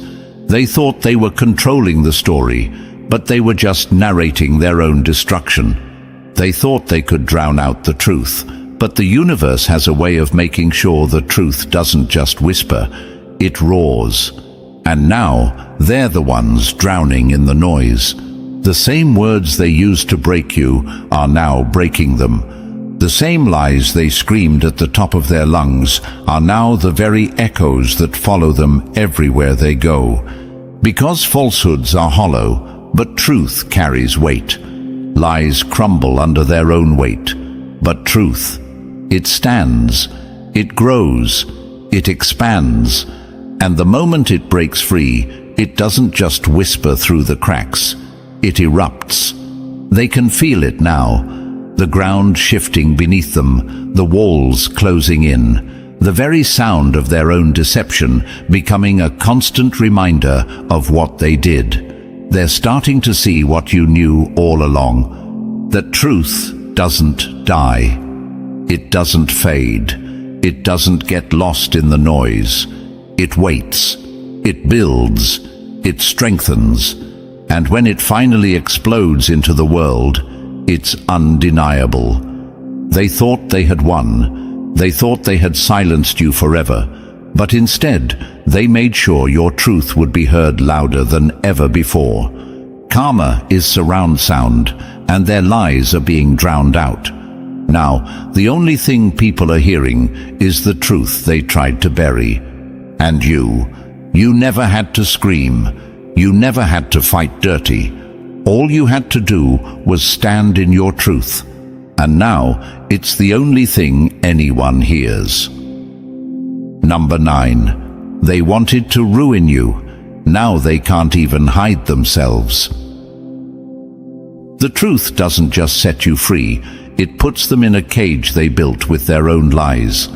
Vindication isn't just about clearing your name. It's about turning the tables. It's about exposing what was always there, hidden beneath the surface. It's about unmasking their true motives and showing the world exactly why they came for you in the first place. They didn't attack you because you were wrong. They didn't drag your name because you were guilty. They came for you because you were a threat. You had something they lacked: strength, integrity, authenticity. You were everything they could never be. And that's why they moved against you. Not out of righteousness, not out of justice, but out of insecurity, out of fear, out of desperation. But see, deception can only last for so long. Lies are temporary, but truth is permanent. They played their game thinking they could control the narrative, thinking they could manipulate reality and make their version of events stick. But they forgot one thing. The truth doesn't just emerge, it erupts. And when it does, it doesn't just clear your name, it exposes them. This is the part they never planned for. They thought they could frame you as the problem, the villain, the one who needed to be taken down. But what happens when the mask slips? What happens when the people who once believed them start asking the right questions? Everything changes. Because vindication isn't just about proving your innocence. It's about making them answer for what they did. It shifts the entire focus. Now, instead of you being questioned, they are. Instead of you having to defend yourself, they're the ones scrambling for explanations.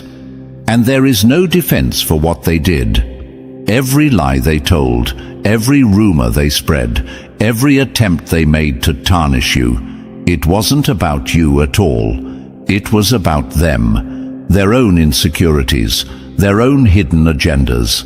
They tried to project their failures onto you. They wanted to dim your light because it shined too bright on their darkness. And now, with the truth out, they're exposed. The people they fooled, they're backing away. The ones who believed their lies, they're questioning everything. The sympathy they once had, gone. Because that's what happens when you build an empire on deception. It crumbles. And now they stand in the ruins of their own making. They thought they could attack you without consequence, that they could manipulate the truth and walk away untouched. But the universe doesn't allow that. What you send out always comes back. And now they're the ones under the spotlight. The same voices that once echoed their lies are now demanding answers. The same people who were quick to believe them are now seeing the cracks. Their credibility is shattered. Their reputation is in ruins. And the worst part, they did it to themselves. This is the beauty of divine vindication. It doesn't just clear your name, it rewrites the entire story. It takes you from being the accused to being the one who stood strong against the storm. And it takes them from being the accuser to being the frauds they always were. And the best part, there's no undoing it. They can't take back what they did. They can't erase the way they moved. Once the truth is out, it stays out. The masks they wore, gone forever. People will never look at them the same way again. No matter how hard they try to recover, no matter what excuses they make, the stain of their deception will never wash off. Because when the truth cuts through the lies, it leaves scars. And now you walk free. You don't have to explain yourself anymore. You don't have to fight to be heard. They have to fight to be believed. And that's justice. Number 10. They tried to write your story, but your legacy drowned out their lies. A whisper might reach ears, but a legacy reaches generations. They played with rumors, while you built something they'll never erase. They thought their words would define you, that if they whispered in enough ears, if they spread enough rumors, if they spun their stories long enough, you'd shrink into the small version of yourself they created. They truly believed that their gossip had the power to shape your reality. But gossip is temporary. Legacy is permanent. They were playing a petty, fleeting game, and you were building something that will stand long after their voices fade. Because that's what they never understood. They were busy running their mouths while you were running your purpose. They were trying to make noise while you were making impact. And now, their words are dissolving like smoke, while your name carries weight that no amount of slander can touch. At first, it might have felt like they were winning, like their words had power. You saw people turn their heads, whisper back, maybe even believe the nonsense for a while. It stung, didn't it?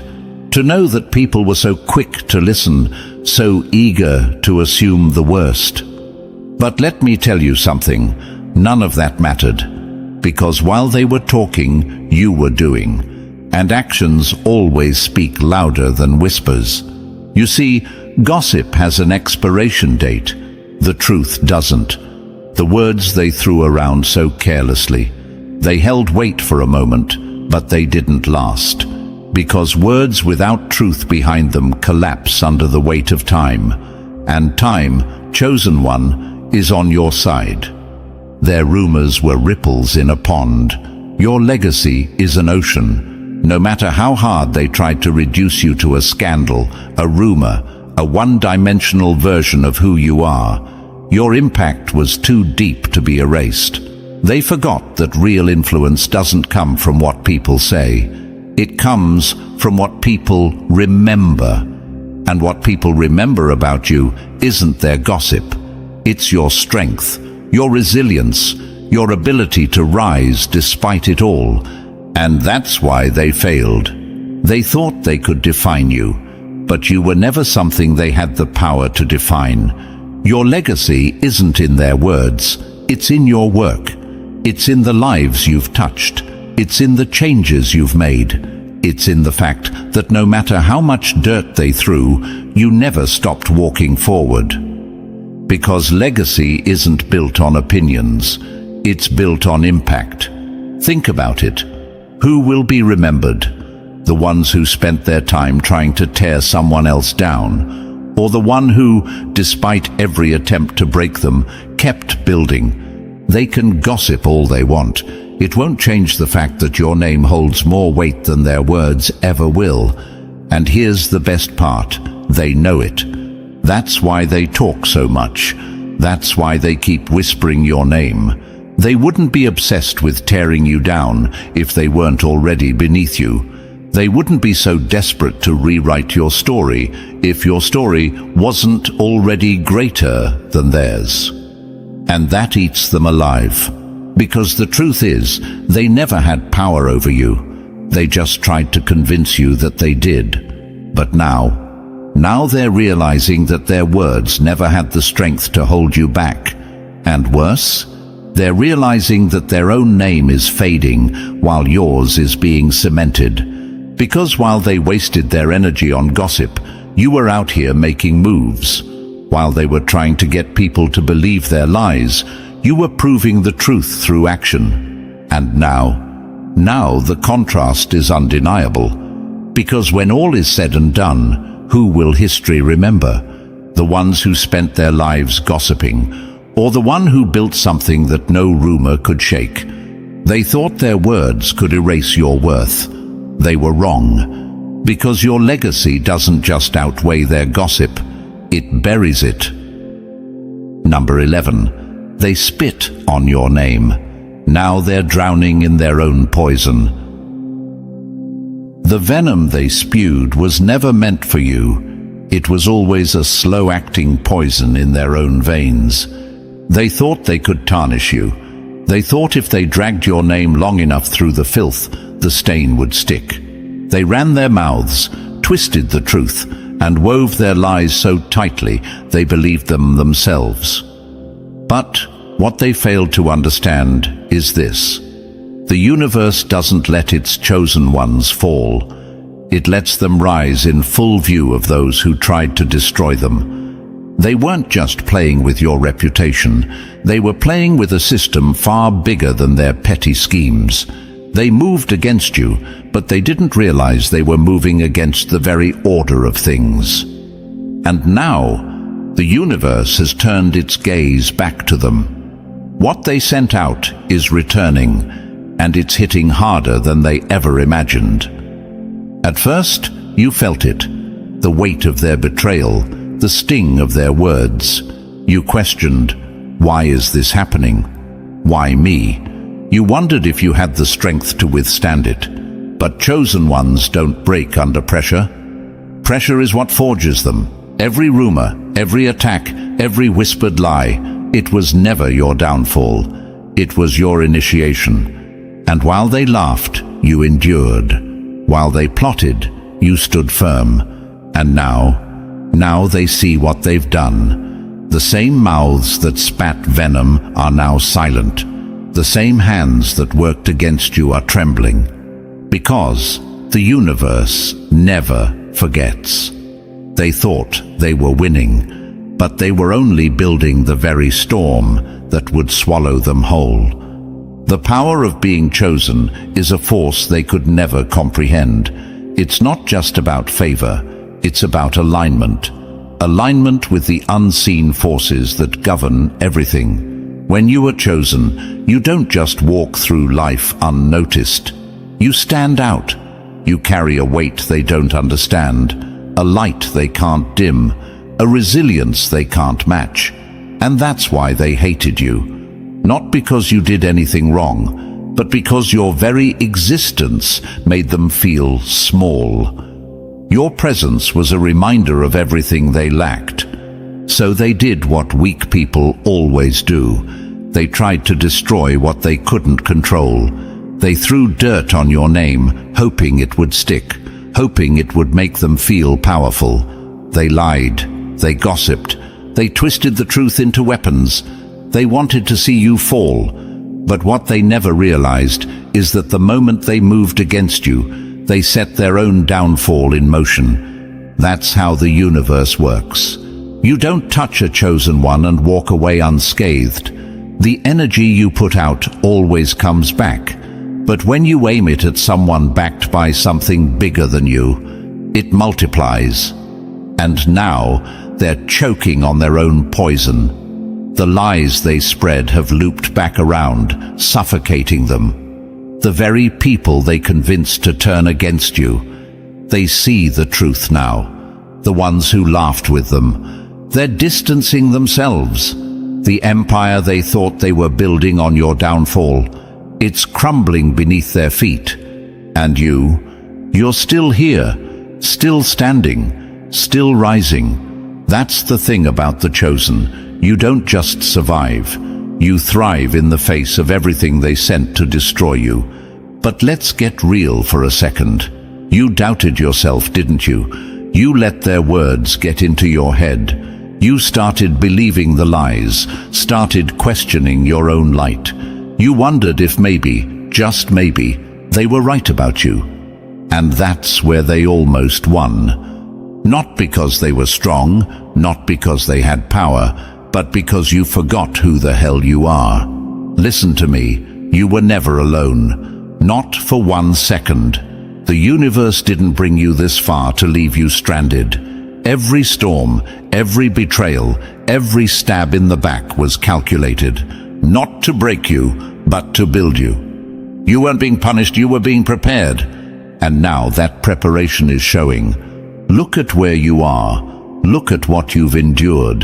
They threw everything at you, and you're still here. They used every trick, every lie, every bit of manipulation, and still you stand. That's the part they can't understand. That's the part that's eating them alive. They thought you would fall apart under pressure. Instead, you became pressure. And now they're the ones feeling it. Their lies are suffocating them. Their own guilt is crushing them. The very people they tried to impress by tearing you down, they're watching them unravel. Because when the universe steps in, there's no escape. So let them sit in the mess they made. Let them deal with the weight of their own actions. Let them learn, the hard way, that you don't mess with what was never yours to touch. Number 12. They thought they got away. Now the clock has run out. They mistook silence for escape. They thought the universe had let it slide.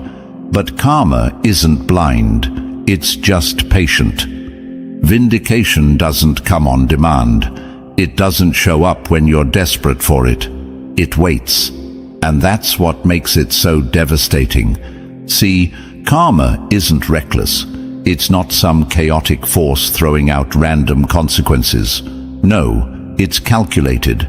It watches, it waits, and then it strikes when the impact is undeniable. And that's exactly why it felt like nothing was happening while you were suffering. You thought the universe had overlooked what they did to you. You thought justice was delayed. But the truth is, it was never silence. It was set up. They had time to gloat, time to bask in the illusion of their victory. They walked around like they won, acting like their lies became reality, believing that because nothing struck them down immediately, they were in the clear. That was their mistake. Because while they were celebrating, the universe was keeping track. Every lie they told, every time they whispered your name with malice, every single move they made against you, it was being recorded. This is the power of divine timing. If vindication came too soon, it wouldn't hit as hard. If it came too late, it might lose its impact. But when it lands, it shatters everything. That's why the fall always looks so dramatic.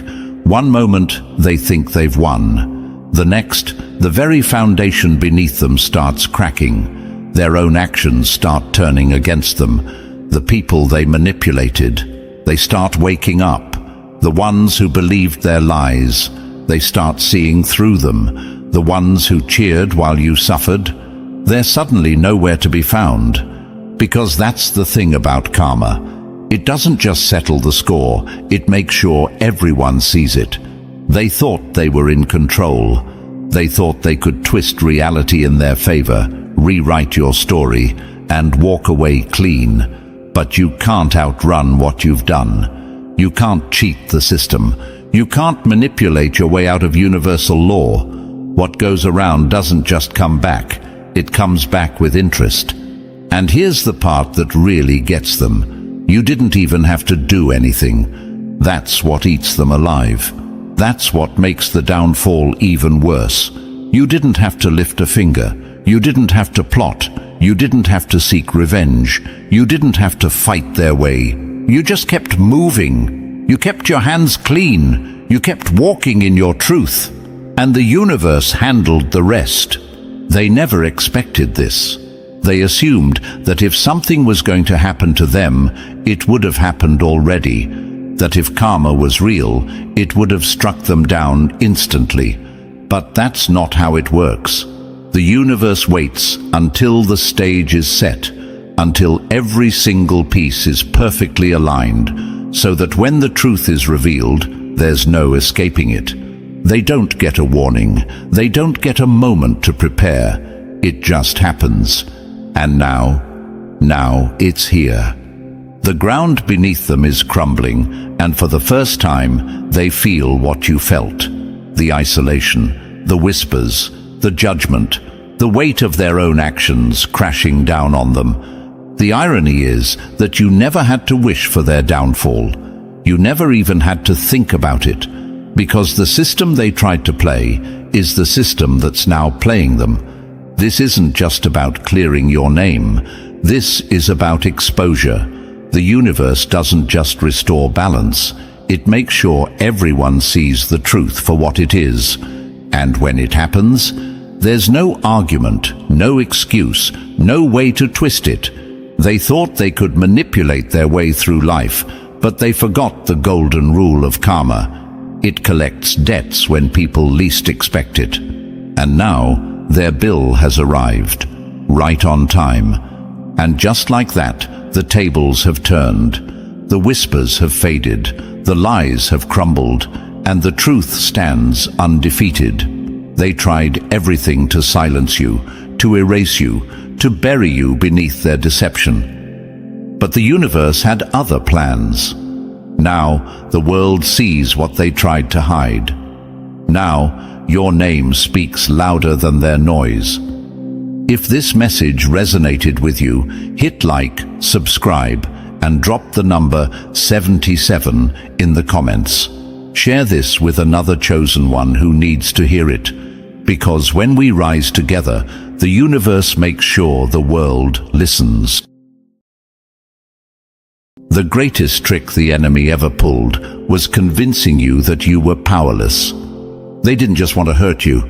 No, that would have been too simple. They wanted to strip you of your power, to crush your spirit, to make you doubt yourself so completely that you'd never rise again. But here's the problem. They underestimated who you are. They forgot that when the universe chooses someone, no amount of darkness can put out their light. This wasn't random. This wasn't a misunderstanding. This was a direct, calculated assault, and they did it because they feared you. And why wouldn't they? Every chosen one throughout history has faced the same attacks. The moment you step into your power, you become a threat to the entire system built to keep people asleep. They saw your light, and instead of learning from it, they tried to destroy it. That's how weak they are. They could have risen to your level, but they chose to fight against the universe instead. And that's a battle they will always lose. If you're tired of the attacks, if you refuse to stay silent, hit that like button and subscribe. Every action you take helps spread this message to more chosen ones. When you engage, you send a signal, not just to YouTube, but to the universe itself, that you're done being silent. Now let's get into it. You weren't picked by accident.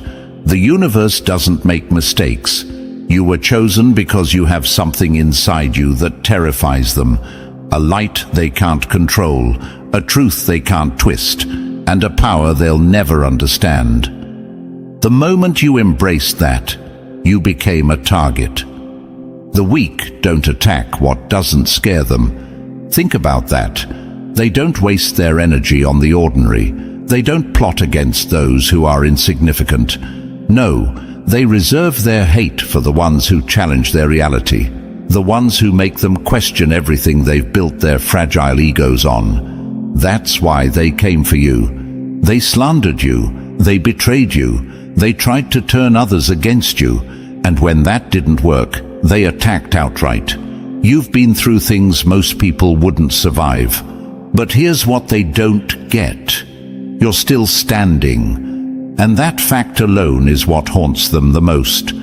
Because every time they knock you down, the universe pulls you back up. Every time they try to silence you, your voice echoes even louder. You are living proof that no amount of hatred, lies, or manipulation can destroy someone who is truly chosen. You feel it, don't you? That energy shifting, that pressure building, the reason they're acting more desperate, more aggressive, more reckless. It's because their time is up. The very power they tried to break in you is now consuming them. They fought against the universe when they went after you, and there is no force more merciless to its enemies than the universe itself. But here's where you need to check yourself. Stop thinking you're alone. Stop doubting your own power. That's what they want. Every time you second-guess yourself, every time you shrink back into the shadows, you make their job easier. You are chosen, but if you don't act like it, you might as well hand them the victory. Your light is not up for debate. Your power is not a question, and your path is not theirs to control. They threw everything at you, and yet here you are, still shining, still rising, still proving that no amount of darkness will ever be enough to put out a light like yours. And that drives them insane. And thank you. Yes, you, the chosen one. Whether you just found this message or you've been walking this path with us for a while, your presence here means one thing. The universe is speaking to you. If you're done being silent, if you're ready to reclaim your power, hit that like button, subscribe, and drop the number 77 in the comments, a signal to the universe that you refuse to break. And now, let's expose the truth, step by step. If you are a true chosen one, you will feel the pull to stay until the very end. Let's get started. Number 1. They called you chosen, but what they really meant was controlled. They never wanted to lift you up. They wanted to put you on a leash and call it a crown. At first, they made it seem like a gift. They told you that you were different, that you were special, that there was something inside you no one else had. And for a while, you believed them. You thought you were chosen for something great, something bigger than yourself. But what they didn't tell you was that the label wasn't an honor, it was a trap. From the moment they marked you as different, the game had already begun. They weren't praising you, they were preparing you. For what? For use. They saw your light, and instead of celebrating it, they figured out how to harness it. Not for you, but for them. You thought you were being recognized, but in reality, they were setting the stage for your downfall. The world has always feared what it cannot control. And you were never meant to be controlled. So they tried something different. They made you believe that control was love, that sacrifice was duty, that suffering was a sign you were doing something right. They gave you just enough validation to keep you hooked, just enough hope to keep you running towards something you would never be allowed to reach. They fed you lies wrapped in encouragement. Maybe if I work harder, they'll appreciate me. Maybe I'm just not good enough. Maybe I'm the problem. No, you were never the problem. The system was rigged from the start. They wanted your energy, your ideas, your strength, but never your freedom. The second you started questioning the system, you became a threat. And what do they do to threats? They label them. They call them difficult, rebellious, ungrateful. They try to gaslight you into submission. But here's what they never saw coming. You waking up. You stepping back and realizing that all this time, you weren't chosen for greatness. You were chosen for exploitation. And now that you see the game for what it is, they're panicking because they never expected you to break the cycle. They never expected you to realize that you don't have to play along. And that's what makes you truly powerful. Because the second you stop seeking their approval, the second you stop feeding their system, everything changes. Their control crumbles, their power weakens. The entire illusion they built around you falls apart. But that's just the beginning. You see, when the universe truly chooses someone, it doesn't come with chains. It comes with alignment. The kind of alignment that can't be manipulated, that can't be stopped, that turns everything in your favor the moment you step into your truth. And that terrifies them. They wanted to play with your destiny, not realizing they were fighting against something much bigger than themselves. They thought they could rewrite your story, but they forgot one thing. The universe never loses its own battles. So let them panic, let them scramble, let them try to figure out why things aren't working in their favor anymore. Let them sit in the chaos they created while you rise into what was always meant to be yours. Because now, the game is over. Number 2. They didn't choose you for greatness. They chose you for sacrifice, and now they fear the reckoning. They never wanted you to rise. They wanted you to kneel and call it destiny. They told you that you were special, that you had a purpose bigger than yourself, that your struggles were part of some grand plan, shaping you into the leader you were meant to become. And for a while, you believed them. You held on to the idea that being chosen meant you were destined for something extraordinary. But what they really meant was something far more sinister. You were never chosen for greatness. You were chosen to be used. They didn't see you as a leader. They saw you as a resource, strong enough to carry the weight, but obedient enough to never question why. Someone they could push beyond their limits, drain of their energy, and still expect to show up with a smile. Because that's what chosen ones do, right? They suffer for the greater good. They sacrifice their happiness, their time, their dreams, all for the sake of something bigger. But here's the ugly truth. The only ones benefiting from your sacrifice were them. They told you pain was part of your journey, that the betrayals, the constant struggles, the endless setbacks were tests designed to make you stronger. But those weren't tests. They were traps. Traps designed to keep you stuck, to keep you doubting yourself, to keep you giving and giving and giving until you had nothing left. And when you finally needed help, silence. Because they never cared about your strength. They only cared about how your suffering served them. They called you resilient when you endured pain, but abandoned you the second you asked for support. They admired your strength, not because they respected it, but because it made their lives easier. And when you started to wake up, when you dared to ask for more, when you finally stopped bleeding for people who wouldn't even hand you a bandage, they turned on you. Suddenly, you weren't chosen anymore. Suddenly, you were selfish, ungrateful, a problem, because you were never meant to thrive. You were meant to serve. They needed you to stay in place, to keep giving without asking why, to believe that struggle was just your fate, because as long as you accepted your suffering, they could keep feeding off of you. But that's over now, because now you see it for what it is. They didn't pick you because they saw your greatness. They picked you because they thought you wouldn't fight back. They assumed you'd never say no, that you'd keep playing your role, that you'd always be the one who carried the burden, took the hits, and kept pushing forward, no matter how much it cost you. They bet on your silence. They bet on your compliance. They bet that you would never choose yourself. They were wrong, because now you're done playing their game. Now, every piece of yourself that you once gave away, you're taking it back, and they are terrified. Because a chosen one who wakes up, that's not just a problem, that's the beginning of their end.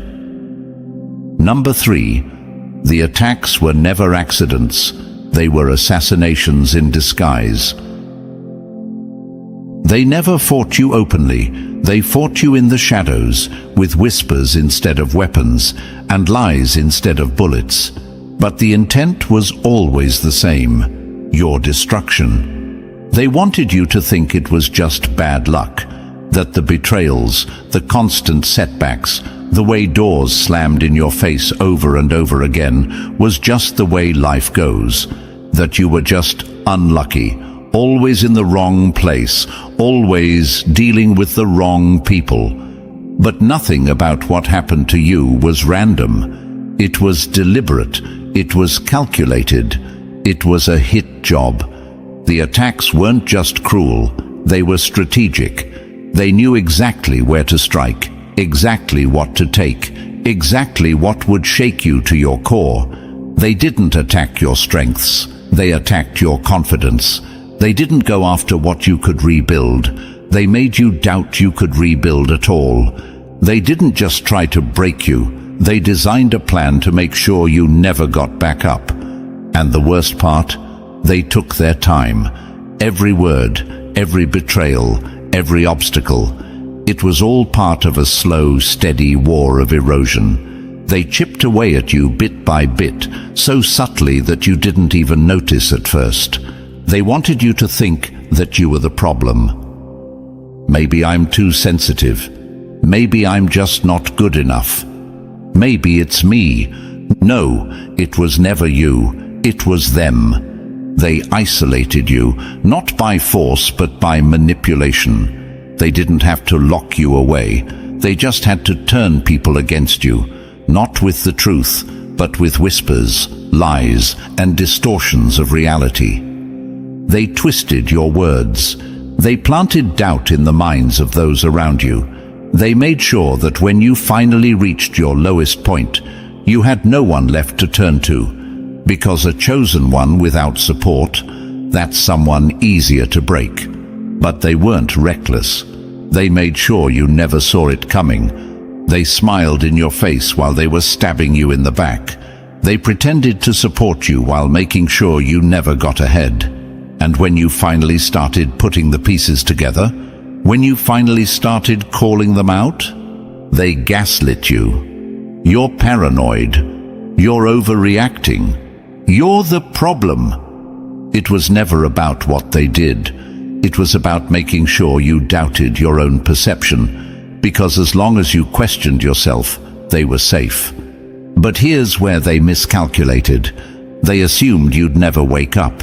They thought you'd spend your whole life fighting ghosts instead of seeing the puppet masters behind them. But now you see the game. And when you see the game, you stop playing by their rules. You stop explaining yourself. You stop seeking their approval. You stop waiting for them to see your worth. And the moment you do that, the whole system starts to crack. Because they never feared your strength. They never feared your intelligence. They never feared your talent. What they feared was the day you'd realize you had it. And that day, it's here. Number 4. They never needed chains. They made you question yourself until you handed them the keys. The easiest way to control someone isn't to trap their body, it's to trap their mind. They never had to use force, they never had to lock you away. They didn't need whips, chains, or threats to keep you in line. All they had to do was make you doubt yourself, and once that seed of doubt was planted, you did the rest of the work for them. Every time you second-guessed yourself, every time you hesitated, every time you looked to them for approval before making a move, they won. Because the moment you start seeking validation from your oppressors, you've already lost. And that's exactly how they designed it. From the beginning, they programmed you to believe that your thoughts weren't enough, that your instincts were flawed, that your voice didn't matter. They turned your mind into a battlefield so they could sit back and watch you fight yourself. And the more you questioned yourself, the more power they had. Maybe I'm overreacting. Maybe I'm not ready yet. Maybe they're right, and I should just listen. No, that wasn't doubt. That was conditioning. They needed you insecure. They needed you to hesitate. They needed you to always be looking outside of yourself for the answers, so that they could be the ones to give them to you. Because as long as you doubted your own power, you'd never challenge theirs. They built an entire system around this. They made sure you were surrounded by voices that reinforced the lie. Family, teachers, friends, all trained to question you the moment you started thinking for yourself.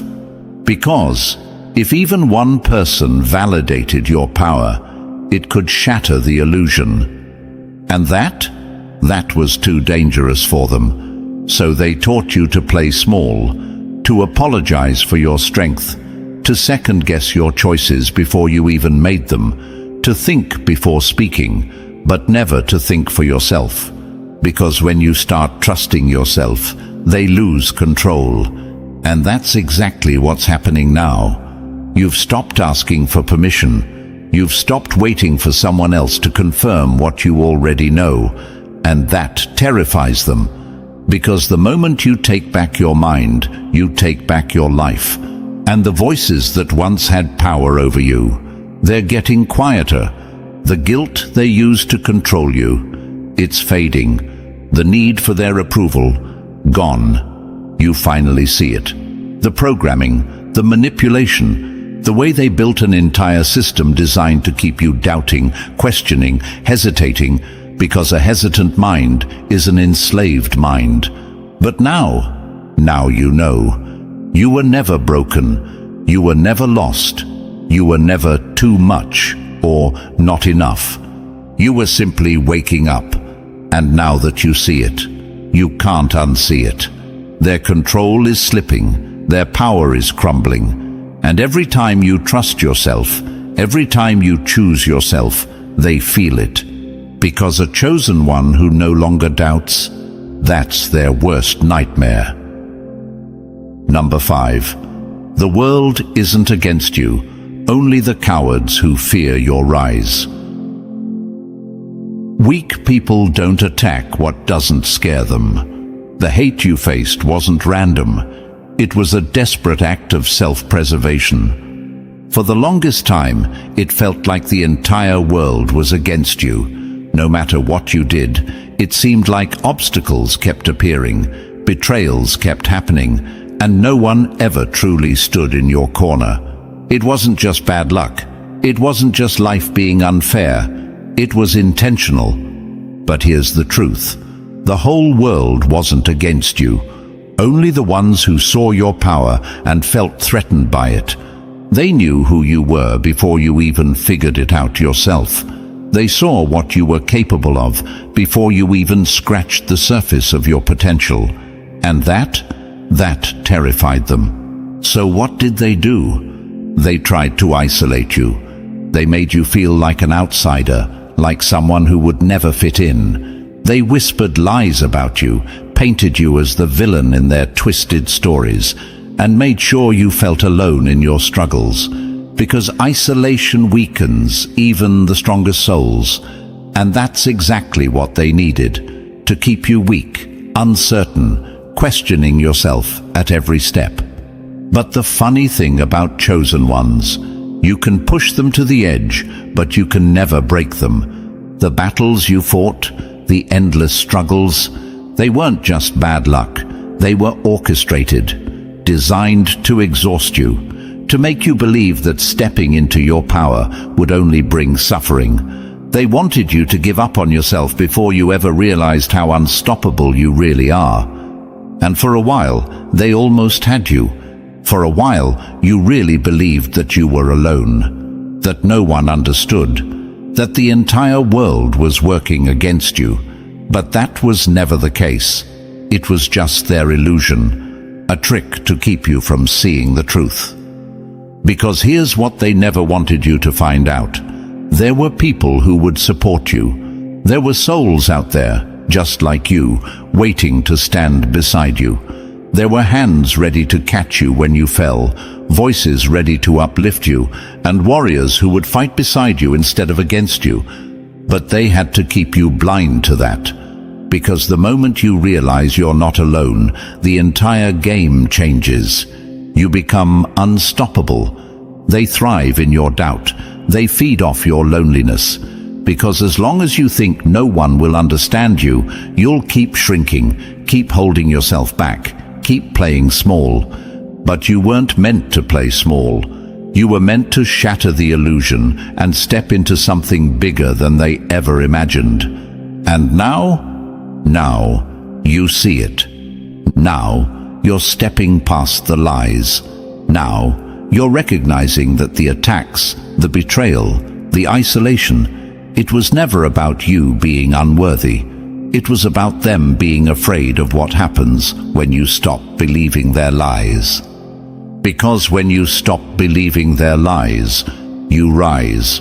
And when you rise, you expose them. And that's what they've been running from all along. You were never alone. You were just made to believe you were. And now that illusion is crumbling. Now the real ones will find you. Now the ones who resonate with your truth will appear. Now the universe will start aligning with your path in ways you never expected. Because when you break out of their control, the right people, the right opportunities, the right energy all start flowing toward you. That's what they were really trying to stop.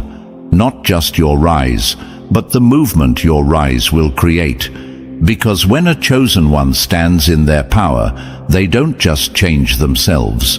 They change everything around them. And now it's time to change everything. Number 6. Your failures were never failures. They were attacks in disguise, and now the game is over. They never wanted you to fail. They needed you to believe you failed, because the moment you realize the truth, their power crumbles. Every setback, every betrayal, every door that slammed in your face, it wasn't just bad luck. It wasn't because you weren't good enough. It wasn't because you didn't try hard enough. It was an attack, a deliberate move designed to break you before you could become what you were always meant to be. Think back. How many times did you feel like you were on the edge of something great, only for it to suddenly fall apart? How many times did opportunities slip through your fingers right when you thought you had them secured? How many times did people you trusted turn on you as if on cue, right when you needed them the most? That wasn't coincidence. That was strategy. They don't attack the weak. They don't sabotage the ordinary. They go after the ones who pose a threat. And you were always a threat, because you weren't just another piece on their board. You were someone who could see the game for what it was, and that scared them more than anything. So they did what they do best. They manipulated, they blocked, they sabotaged, and worst of all, they made sure you blamed yourself. They wanted you to think that your failures were a reflection of you, that your setbacks were because you weren't smart enough, strong enough, skilled enough. that the reason you kept hitting walls was because you just weren't meant to win. But let's break that lie right now. You didn't fail. You were blocked. You didn't lose. You were sabotaged. You weren't rejected. You were strategically removed. Because they knew that if you ever got the chance to rise, if you ever fully stepped into your power, nothing would be able to stop you. So, they did everything they could to make sure you never got there. They planted doubts in your mind before you even had a chance to believe in yourself. They sent the wrong people into your life to break you before the right ones could ever find you. They distracted you with meaningless struggles so you'd be too exhausted to focus on your real purpose. And when none of that worked, they turned to betrayal. They made sure that every time you started to trust, that trust was shattered. Every time you opened your heart, it was stepped on. Every time you finally felt safe, the ground beneath you crumbled. Why? Because a chosen one who has nothing left to lose is the most dangerous force in the world. And now, that's exactly who you are. Because here's what they never counted on: you waking up. They didn't think you'd ever step back and see the pattern. They thought you'd spend your entire life blaming yourself, believing their lies, carrying their guilt. They thought they could keep you small by making you feel like you were the problem. But you were never the problem. You were the solution they feared. And now that you see the game for what it is, you are unstoppable. Because the second you stop blaming yourself, you take back everything they tried to steal: your confidence, your purpose, your power, your future. And without their lies to hold you down, there is nothing left to stop you. No more doubt, no more hesitation, no more second-guessing your own worth. They spent years convincing you that you were losing, that you were failing, that you were cursed to struggle while others thrived. But now you understand the truth. They weren't pushing you down because you were weak. They were pushing you down because they knew you were powerful. And the moment a chosen one stops believing in failure, the whole system collapses. Because their biggest weapon was always convincing you that you had no power. But now you know, and there's no stopping you now. Number 7. They fed off your pain. Now watch them starve. They never wanted you to heal. Your suffering was their fuel, and your exhaustion kept their world spinning. Every tear you shed, every sleepless night, every moment of self-doubt, you thought it was just part of life, just part of the struggle. But it wasn't. It was part of their system, a system that only worked when you were broken. Your suffering wasn't accidental. It was strategic. It benefited them. They thrived off your exhaustion, off your willingness to keep pushing through no matter how drained you felt. They took and took and took without giving anything back. And somehow they convinced you that this was normal, that being a good person meant carrying everyone else's weight, that love meant enduring pain, that strength meant never saying no. And the sickest part, they admired your resilience, but only because it made their lives easier.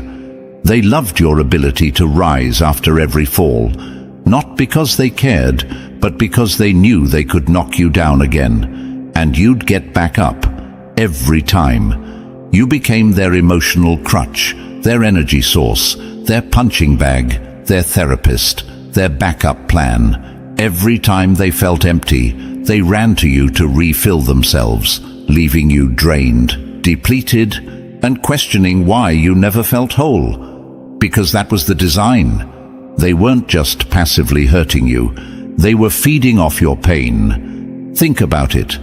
What happened when you started feeling good about yourself? When you started setting boundaries? When you started pulling away? They panicked. Suddenly they started acting out, starting arguments, spreading lies, guilt-tripping you, playing the victim. Suddenly you became selfish. Suddenly they didn't recognize you anymore. Of course they didn't. They only recognized the version of you that existed to serve them. And now that you're reclaiming yourself, they're starving. Because without your energy, without your willingness to suffer for them, without your constant self-sacrifice, they have nothing. And that's why they fought so hard to keep you in that cycle. That's why they manipulated you into believing that your pain was normal, that your suffering had some higher purpose, that love meant enduring things that shattered you. Because the moment you realize the truth, the entire system collapses. They have no power without your pain. None. And the second you stop letting them drain you, they start fading away. Look around. See it happening in real time. The people who once seemed so powerful, so in control, are unraveling, scrambling, losing their grip.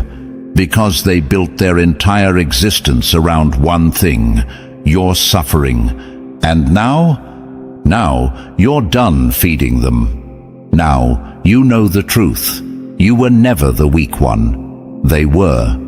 Because real strength isn't found in taking from others. It's found in standing alone. It's found in rising without needing someone else's downfall.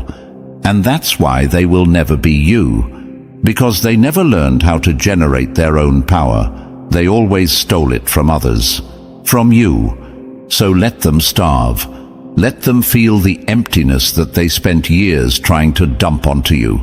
Let them sit in the silence they used to fill with your pain. Let them face themselves without a scapegoat to absorb their darkness.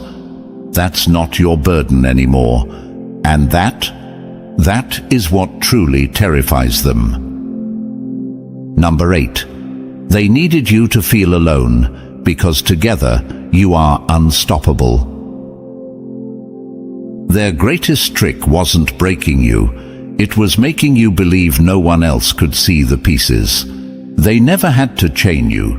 They never had to force you into submission. All they had to do was make you feel like you were the only one, like no one else would ever understand, like your struggles were unique, your pain was personal, and your battles were yours to fight alone. And for a while, you believed them. You thought you were the outlier, the misunderstood one, the only one who saw through the lies, who questioned the system, who felt like an outsider in a world that seemed content to stay asleep. You convinced yourself that maybe it was just you, that maybe you were broken, different, or simply meant to walk this path in solitude. But here's the truth they never wanted you to realize. You were never alone. There were always others like you. Others who felt the same, who saw the same things, who questioned the same illusions. They just made sure you never found each other. Because the second you do, the illusion crumbles. Their control has never been about force. It's always been about separation. The moment the chosen ones come together, the power shifts. The system they built depends on your isolation, on keeping you convinced that no one else gets it, that no one else sees what you see. They made sure you felt like the outsider in every room. They made sure your thoughts sounded crazy when you spoke them out loud. They conditioned you to expect rejection, to brace yourself for ridicule, to second-guess your own intuition. Because the second you stop doubting yourself, you start finding others like you. And once that happens, the game is over. They fear unity more than anything else. Because when you're alone, you're manageable, you're controllable, you're just another wandering soul, questioning but never truly acting, doubting but never truly breaking free. But together, you are a force they cannot contain. They built an entire system around keeping you apart.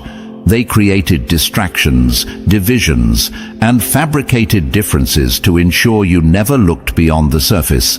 They fed you lies about who you were, about what made you different, about why you would never fit in. But they underestimated something. Because now, you see through it. You feel the pull, don't you? that deep knowing, that undeniable sense that there's something bigger at play, that you were never crazy, never broken, never truly alone. You were just waiting for the others to wake up. And now they are, the ones they convinced you didn't exist. They're here, the ones who were silently fighting the same battles, asking the same questions, feeling the same weight of isolation. They're finding each other, and with every connection made, the cracks in their system grow wider. They can no longer keep you in the dark. The moment you realize that your isolation was manufactured, that your loneliness was orchestrated, that everything they did was designed to keep you from finding your true tribe, you break free. They never wanted you to know that chosen ones attract each other, that the universe has a way of aligning those who were meant to rise together. Because when you finally step into that collective power, it's over for them. So now the question is, what will you do with this truth? Will you keep playing into their hands, shrinking yourself, believing the lie that you're meant to walk this path alone? Or will you step forward, seek out the others, and finally become the unstoppable force you were always meant to be? Because make no mistake, they are afraid. Afraid that you'll realize just how many of you there are. Afraid that you'll find each other. Afraid that you'll stop playing small, stop hiding your light, stop believing the lie that you were ever alone in this fight. Because when the chosen ones unite, the system collapses. Number 9. They didn't appreciate your kindness. They weaponized it against you.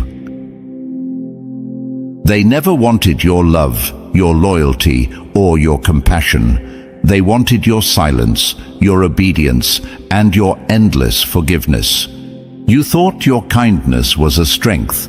You believed that treating people with love, patience, and understanding would bring out the best in them. And for a while, you convinced yourself that it was working, that if you just gave them enough time, enough chances, enough grace, they would finally see you, respect you, appreciate you. But what you didn't realize back then was that they never saw your kindness as a virtue. They saw it as an opportunity. They watched how you always put others first, how you forgave when you should have walked away, how you kept giving even when you had nothing left. And instead of respecting that, they used it against you. They drained you, knowing you wouldn't stop them. They lied to you, knowing you'd give them another chance. They hurt you, knowing you'd find a way to justify it. And the worst part, they counted on it.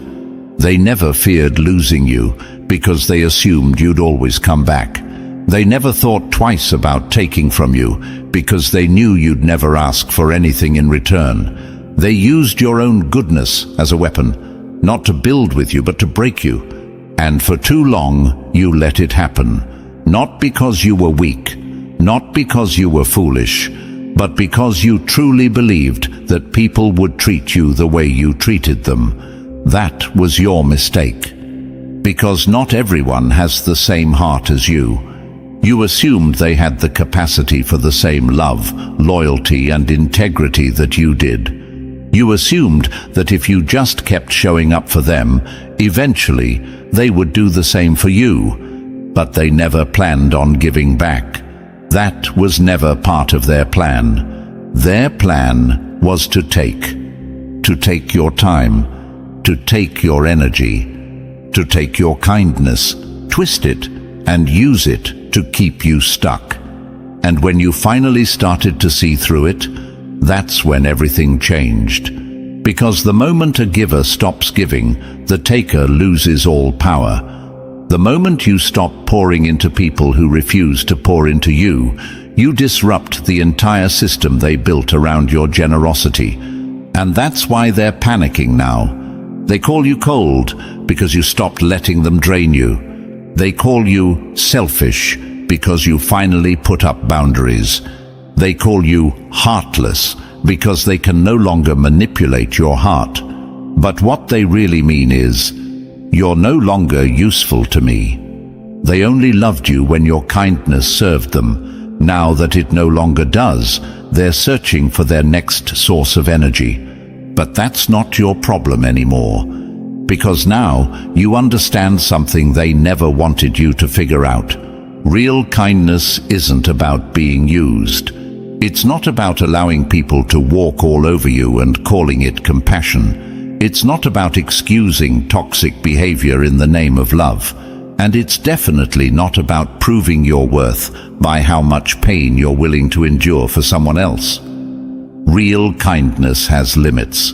Real kindness recognizes who is deserving of it. And from now on, they don't get to take. No more one-sided loyalty. No more unconditional forgiveness for people who aren't even sorry. No more giving to those who only know how to take. Because your kindness is not a weakness, it is a privilege, and not everyone deserves access to it. Let them be mad. Let them call you whatever they want. Let them throw tantrums because they can no longer use you. That's their burden to carry, not yours, because you're finally free. Number 10. The attack wasn't a sign of your weakness. It was proof that you terrify them. They don't attack what isn't a threat. They don't sabotage what doesn't have value. They don't fight what they don't fear. Let's get one thing straight. They wouldn't have come for you if you weren't dangerous to them. They wouldn't have lied about you, betrayed you, tried to turn others against you if you didn't hold something they could never have. True power. The weak don't get attacked, the unimportant don't get targeted. But you became their obsession. They saw something in you, something even you hadn't fully realized yet. They saw your strength before you did. They saw your potential before you had a chance to step into it. And that terrified them. So what did they do? They struck first. They tried to break you before you could rise. They spread rumors before you could speak the truth. They sabotaged you before you could build. Because if they waited, if they let you fully step into who you were meant to be, they knew they wouldn't stand a chance. They attacked you because they feared you. Let that sink in. Everything they did was a desperate attempt to control something they couldn't stop.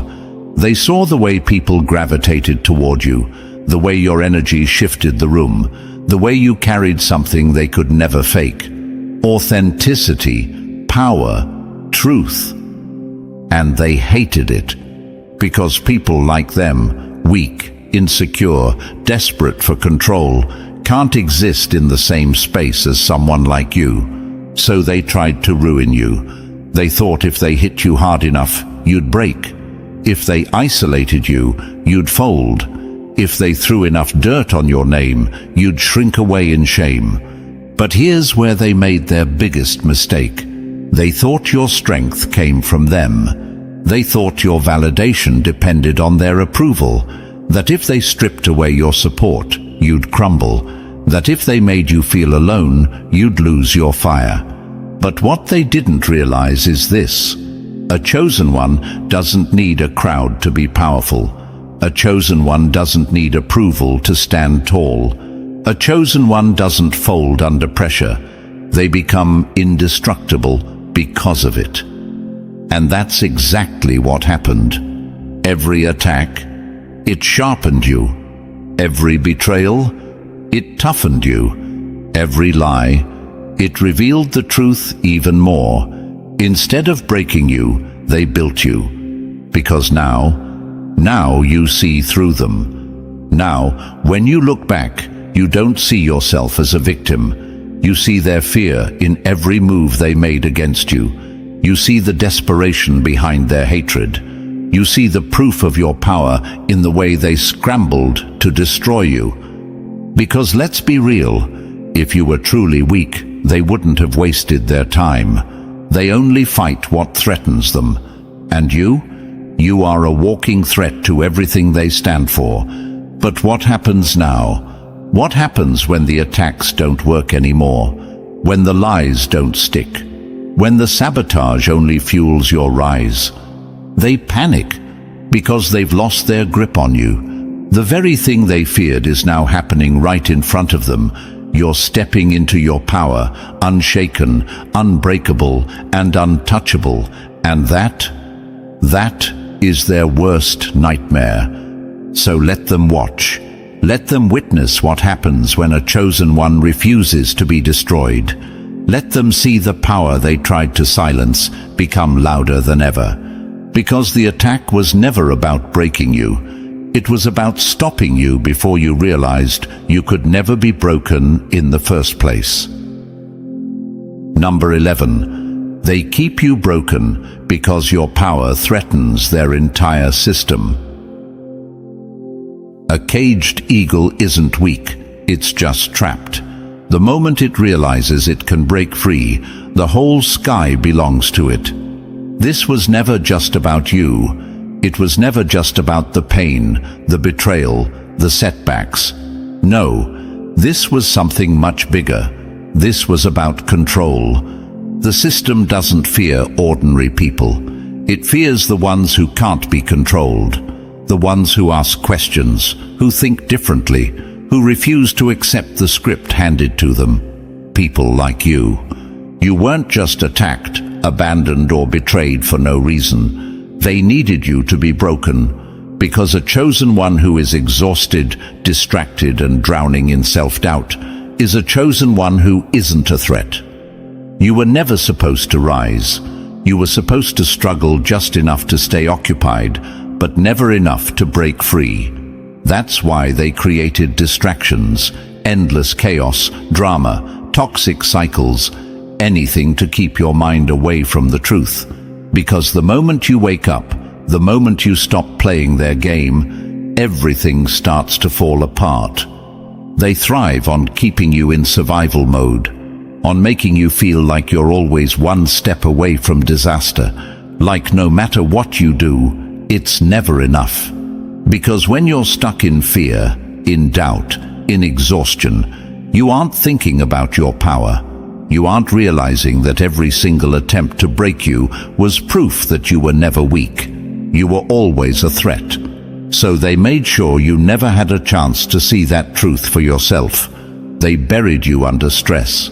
They surrounded you with betrayals. They put people in your life who fed your insecurities, who made you feel like you had to prove yourself over and over again. Because as long as you were chasing approval, you weren't chasing freedom. As long as you were fighting for a place at the table, you weren't realizing you could build your own. They kept you in the loop of working harder, sacrificing more, proving your worth. But for what? So they could keep reaping the rewards while you drained yourself dry. And the second you started questioning it, the second you even thought about pulling away, they flipped on you.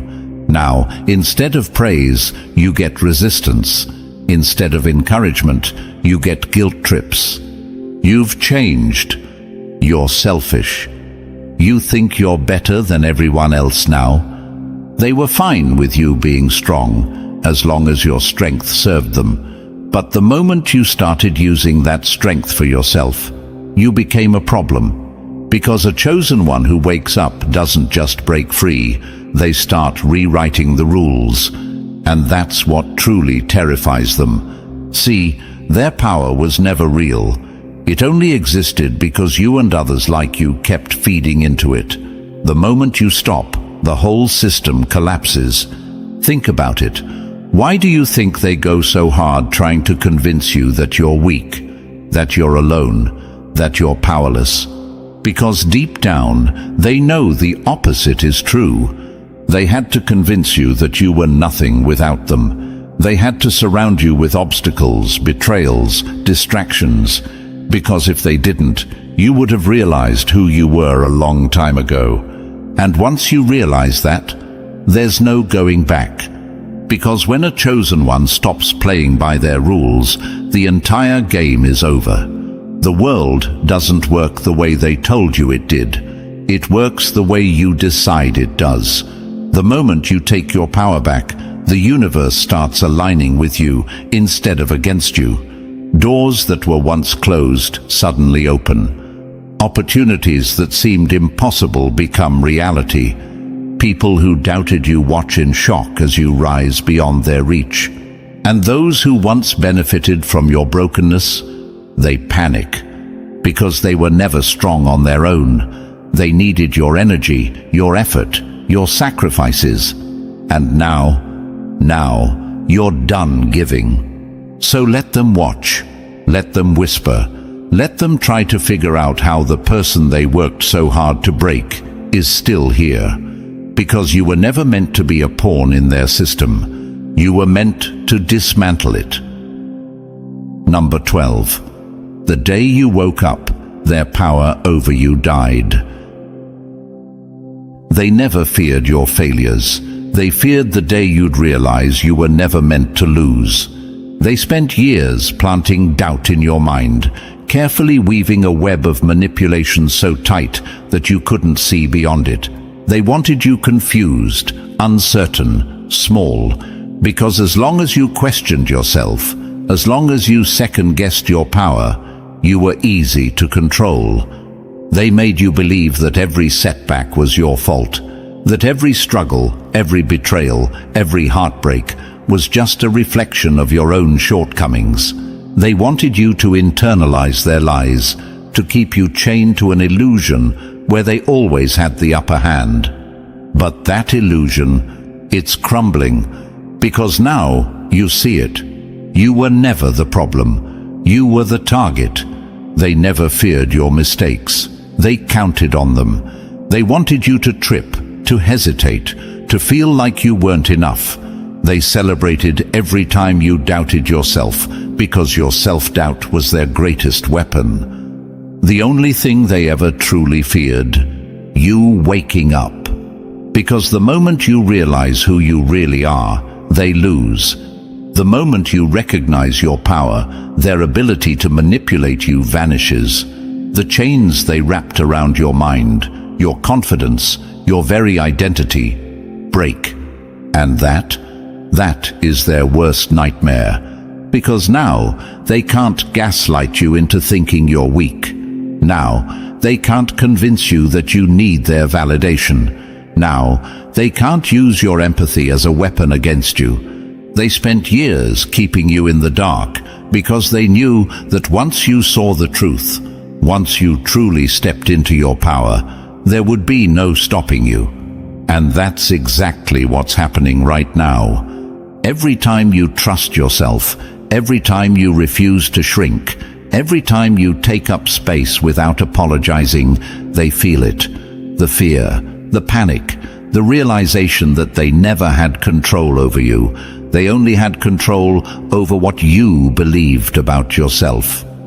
But belief is a fragile thing, and now it belongs to you.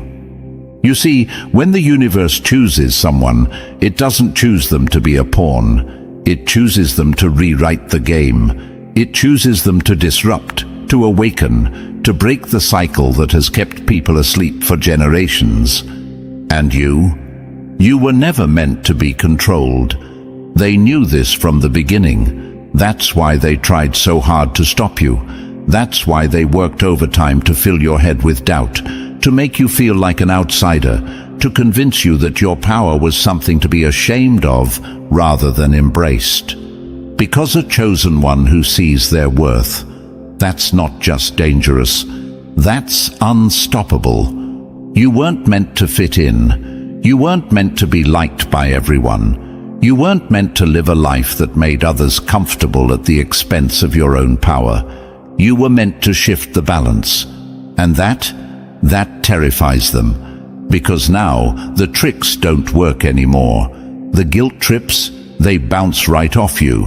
The manipulation, you see through it before it even begins. The fake concern, the backhanded compliments, the carefully placed words designed to make you doubt yourself. Dead on arrival.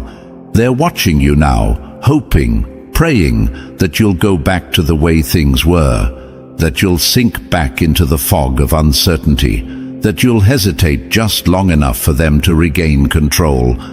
but it's too late for that, because you know who you are now, and nothing terrifies them more than a chosen one who chooses themselves. So let them watch. Let them sit in the fear they tried to instill in you. Let them feel the weight of their own failing tactics as you rise higher, move faster, and become everything they tried to prevent. They spent so much time fearing the day you'd wake up. Now that you have, they don't stand a chance. And just like that, the illusion is gone. You see it now. The lies, the manipulation, the fear they tried to plant in you. It holds no power anymore. You were never weak. You were never meant to stay small. And now that you know the truth, there's no going back. If you're done playing their game, show it. Like this video, subscribe, and drop the number 77 in the comments to signal that you've stepped into your power. Share this message, because every chosen one who wakes up shifts the balance. The reckoning has begun. Let's keep rising. The weight of your destiny crushes weak spirits. That's why they fight you, because they can't carry what you were born to hold. They never stood a chance against you, not because you are invincible, but because they were never fighting you. They were fighting the universe itself. Every attack, every betrayal, every whisper of doubt they tried to plant in your mind, it was their attempt to challenge something far beyond their reach. And now, that same universe they resisted is moving in your favor, making sure they feel the consequences of standing in your way. Before we go further, make sure you like and subscribe to help spread this message to other chosen ones. When you engage with this, YouTube recognizes it as a signal, one that pushes this message toward those who truly need it. Leave a comment with the number 77 to send your own signal back to the universe, amplifying the power of this moment. Now, let's talk about why the universe is shifting things for you. You might be surprised by what I'm about to say. For some of you, it may sound impossible, but those who have been walking this path, you already know. The universe doesn't operate by logic alone. It speaks in signs, in feelings, in undeniable shifts that defy explanation. And right now, it's speaking directly to you. A love like nothing you've ever known is on its way to you. Not just any love, not a shallow attraction, not a temporary flame. This is something rare, something powerful, something only a chosen one can truly experience. Because this isn't about just finding someone. You are being aligned with a force that will transform everything. The universe has been preparing you for this. Every heartbreak, every loss, every time you felt like love wasn't meant for you, it was all refining you, shaping you, testing your resilience. You had to walk through the fire to become the version of yourself that is finally ready for what's coming. But let's get something straight. You are not alone. How dare you even think that? How dare you doubt your light after everything you've survived? The ones who tried to break you were proof of your power.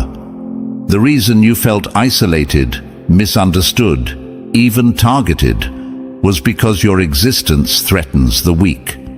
Your presence alone disturbs those who are comfortable in darkness. The power of being chosen is both a blessing and a burden. It haunts your enemies.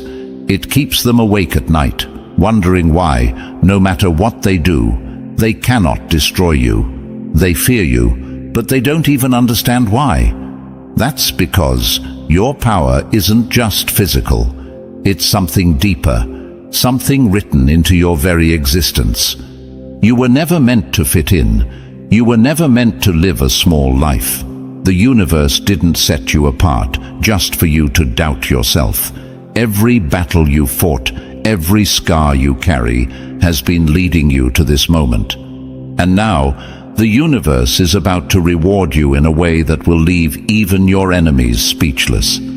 This love, this connection, is unlike anything you've known because it's not just about companionship. It's about destiny. It's about two forces coming together, magnifying each other's power and creating something unstoppable. This is the kind of love that moves mountains, that changes timelines, that shakes the very foundation of the universe itself. And here's the thing, only a chosen one can handle a love like this. That's why you had to go through everything you did, so you could recognize it when it arrives, so you could stand in its power without fear. If you feel this message in your soul, don't just listen, act. Drop the number 77 in the comments, like the video, subscribe, make your presence known, because the ones who try to silence you, they already know who you are. The universe knows who you are. The real question is, do you? And to you, the chosen one, whether you've just found this message or you've been walking this path with us, know this: your presence is no accident. The universe led you here for a reason. If you're ready to receive what's meant for you, to step into a love unlike anything you've known, show your alignment. Like this video, subscribe, and drop the number 77 in the comments, because when you do, you signal the universe that you're ready. And now, let's dive in, step by step. Trust me, if you're truly chosen, you'll feel the pull to stay until the very end. Let's get started. Number 1. The system was rigged against you, but the universe just flipped the script. They thought they were outplaying you, but they were playing themselves. You weren't the opponent. They were wrestling with forces far greater than they could comprehend. For so long, they've tried to manipulate, control, and break you. They used every trick in the book, every lie, every illusion, thinking they could rewrite your fate. But here's the truth they never saw coming. You were never alone in this battle. They thought they were fighting you, but in reality, they were challenging the very fabric of the universe itself. Every move they made against you was a move against something infinitely more powerful, the system that governs everything. And now, that same system is rebalancing itself in your favor. The universe does not play fair. It plays by laws beyond human control. And the moment someone tries to rewrite destiny, the system corrects itself violently. The energy they put out is the energy they will receive back, amplified, merciless, unavoidable. That's why everything is shifting right now. That's why they feel uneasy, why their world is starting to crack. They mocked you for your struggles, laughed at your isolation, celebrated your pain, because they truly believed they had won. But what they didn't realize is that the universe was watching, and the universe has a perfect memory. You didn't lose, you were being aligned. They thought they were destroying you, but all they did was activate something unstoppable inside you. Every obstacle they threw at you only sharpened you, made you stronger, made you more dangerous. And now, the universe is revealing its hand. The system they tried to manipulate is moving in ways they never expected, shifting the weight of reality itself. The roads that were once blocked are now opening for you. The doors they tried to slam shut in your face, the universe is blowing them off their hinges. This is the power of being chosen. Your existence alone is a disruption. You don't just live, you rewrite. You don't just survive, you shift reality. Your presence alone forces darkness to reveal itself. That's why they fought so hard to keep you down, because deep down they knew you were always destined to rise. They needed you to doubt yourself. They needed you to feel alone. They whispered lies into your mind, hoping you'd believe them. Because if you ever realized what you truly were, their time would be up. And now, their time is up. You can feel it, can't you? The changes, the energy shifting, the feeling that something big is about to happen. That's because the universe is finally clearing the path for something extraordinary. A love unlike anything you've ever known. A connection forged not by fleeting emotions, but by divine alignment. This isn't about ordinary romance. This isn't about temporary passion. This is about purpose. Everything you've endured, every heartbreak, every betrayal, it was all preparing you for this. Because this love isn't just about companionship, it's about power. The universe is aligning you with someone who matches your frequency, a force so strong that when you come together, everything changes. Your energy combined will be unstoppable, a force that will ripple across timelines, breaking generational cycles, rewriting fates.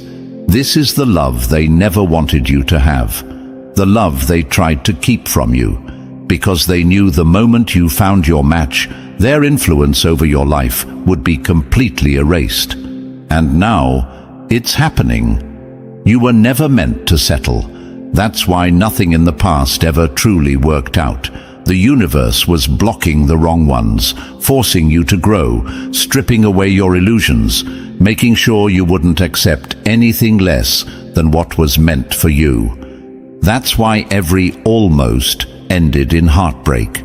That's why every situation that felt promising eventually collapsed. Because it wasn't the right time. Because you were not meant to waste your power on those who could not match you.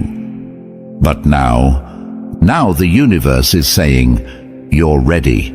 You might be wondering, how will I recognize this love when it comes? Trust me, you won't need to question it. This love will not confuse you. It will not leave you second-guessing. It will not feel like something you need to chase. It will be undeniable. The energy will be so powerful, so magnetic, that it will shake your very soul. You won't wonder if they're the one. You'll know, because your spirit has recognized this connection across lifetimes. It will feel like coming home, like every piece of the puzzle finally falling into place, like every scar you've ever carried now makes sense, like every single thing you've been through was leading you to this exact moment. But don't think for a second that this love will be easy. No, divine love is never easy. It will push you, challenge you, demand you rise into your highest self. It will force you to face your fears, to break free from the limitations that have kept you small. Because this isn't just about love, it's about purpose. And those who once mocked you, they will watch in silence as everything they tried to destroy within you becomes your greatest strength. They will see you rise in ways they never imagined.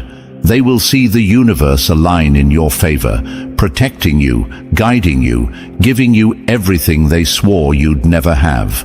And in that moment, they will understand. They never had power over you. They only had power over the version of you that didn't know who you were.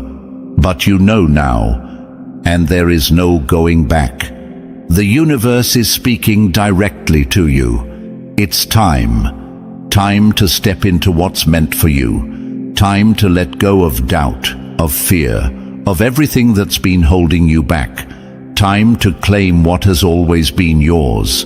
Because this love, this power, this destiny, it was never out of reach. It was just waiting for you to realize you were ready. And now, you are. Number 2. The union they feared, the power they could never break. They spent their time trying to isolate you, thinking it would break you. But all they did was prepare you. Because now, you're no longer just rising, you're aligning. And when a chosen one aligns with their true counterpart, the entire universe shifts. They wanted you alone. They needed you to believe that you were unworthy of love, that you were destined for loneliness, They fed you lies, created obstacles, made you question yourself, because the very thought of you finding a true counterpart was their worst nightmare. They could handle you at half power. They could deal with you in pain, distracted, tangled in meaningless connections that drained your energy. But the idea of you standing at full strength, aligned with another force just as powerful as you, that was too much. That was a reality they couldn't allow to exist. And yet, here you are. Despite everything they did, despite every attempt to throw you off your path, the sacred union that was always meant for you is finally aligning. This is not just love. This is not just companionship. This is a divine contract, a force greater than anything the world has seen before. This connection was written into existence long before you took your first breath. It is not bound by time, by distance, by anything in this physical realm. You were always meant to find each other. This love is not about just making you happy. It's about activating you. It's about awakening something unstoppable within you. Because when two chosen ones come together, they don't just exist. They change everything. This is why your journey has been so hard. This is why love has never come easy for you. Because this isn't some fleeting romance. This isn't about settling for someone who can only love parts of you, someone who doesn't understand your depth, someone who cannot match the fire within you. The universe needed you to be ready. It needed to strip away everything that was false, everything that wasn't meant for you. That's why every past relationship ended in pain. That's why every love you thought would last eventually fell apart. Because it was never about them. It was never about loss. It was about alignment. And now the universe is saying, it's time. You might feel it already. The shifts happening around you. The sudden awareness. The unshakable knowing that something is changing. You might be seeing signs, feeling energy unlike anything before, sensing the presence of something bigger than yourself. Because it is bigger than you. This is the sacred union that terrifies those who have worked against you. This is the power they never wanted you to have. Because once you and your divine counterpart stand side by side, there is no force strong enough to stop you. You see, they tried to keep you apart because they knew what you could do together. This isn't just about love. This is about mission. This is about purpose. Your counterpart isn't just a person. They are an extension of your soul's purpose. They are someone whose very presence will amplify your power. Someone who will force you into your highest self. And let's be clear, this love will not be easy. It will not be for the weak. It will not be like anything you've known before, because it will require you to step fully into your destiny. It will demand your healing, your growth, your absolute surrender to what the universe has been shaping you for. This is not the kind of love that lets you hide in your comfort zone. This is not the kind of love that allows you to stay small. It will expose every wound, every fear, every unhealed part of you. It will burn away everything false, leaving only truth behind. Because this isn't about just being together. It's about becoming something greater than yourselves. This is the kind of love that changes the world. Because when two souls align in divine union, they don't just exist. They shift reality. They awaken. They heal. They create. And the energy they bring into the world disrupts everything that was built to keep humanity asleep. This is why they fought so hard to keep you in the dark. This is why they tried to convince you that you were meant to be alone. Because they knew. They knew that if you ever found this love, if you ever stepped into your true power, there would be no stopping what comes next. And now, here you are. The universe has cleared the path. The obstacles they placed in your way have crumbled. Every delay, every detour, every heartbreak was leading you here. This is the moment where everything changes. So now, the question is, are you ready? Are you ready to let go of the past? To stop looking back at what didn't work, at what was never meant for you? Are you ready to step into what has always been waiting for you? Because when this love arrives, it will be undeniable. It will not hesitate. It will not falter. It will not feel like something you need to chase. It will feel like home. A love like this will be unbreakable, because it was never created by human hands. It was written by forces far greater than any earthly interference. And when it comes together, every single thing that tried to stop it will fall away. This is what they feared all along. Not just you, but who you would become when you found the one meant to walk beside you.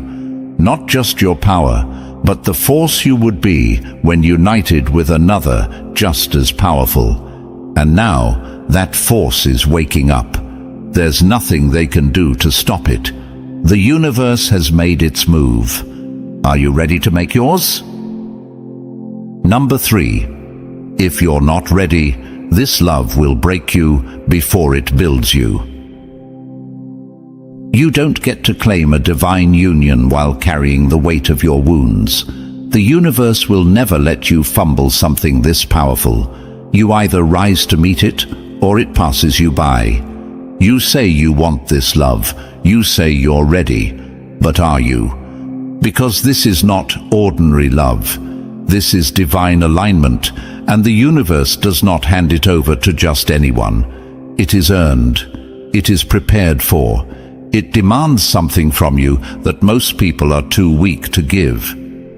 This love will not tolerate the baggage of your past.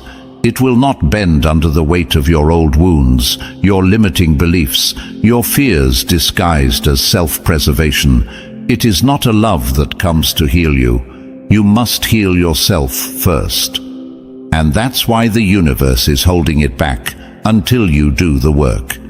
You see, this love is not a prize at the end of your suffering. It is a mirror. It will reflect back to you every unhealed wound, every insecurity, every dark corner of yourself that you've tried to ignore. It will strip you bare, exposing everything you are, both the light and the shadow. If you are not ready, it will feel like a storm instead of a blessing. It will shake you. It will demand you face yourself. That's why preparation is everything. Before the universe places this love in your hands, you must release everything that is unworthy of it. That means letting go of the wounds that have become your identity, the pain you've clung to, the heartbreak you still carry like armor, the scars you've used as an excuse to push love away. It's time to lay it all down. Because the truth is, if you keep holding on to what hurt you, you will repel what's meant for you. You cannot step into divine love while still chained to your past. Do you really think the universe will let you bring old wounds into something this sacred? It won't. And that's why, before this union arrives, you must face the deepest work of your life. This means cutting ties with relationships that drain you. It means no longer entertaining connections that you know are beneath you. It means ending cycles of self-doubt, self-sabotage, and chasing after people who could never hold space for the love you are truly meant to receive. This means becoming whole within yourself first, because divine love does not come to complete you. It comes when you are already complete. It does not arrive as a crutch for your loneliness. It arrives as a reward for your self-mastery.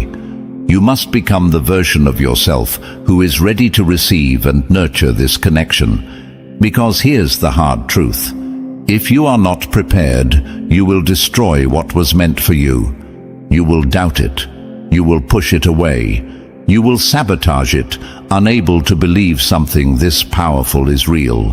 You will treat it with the same wounded hands that mishandled you in the past, and the universe will watch you do it, because divine love is not forced, it is gifted. If you are not ready, it will pass you by, waiting for the moment when you finally become the person worthy of holding it. So ask yourself, are you truly ready? Are you ready to let go of the people and patterns that were only meant to teach you, not keep you?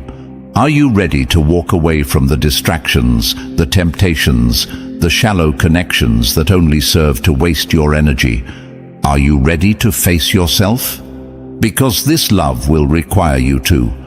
It will demand that you become disciplined in your energy, ruthless in protecting your peace, intentional in your healing. It will require you to operate at a higher level, where drama, games, and emotional unavailability no longer exist in your world.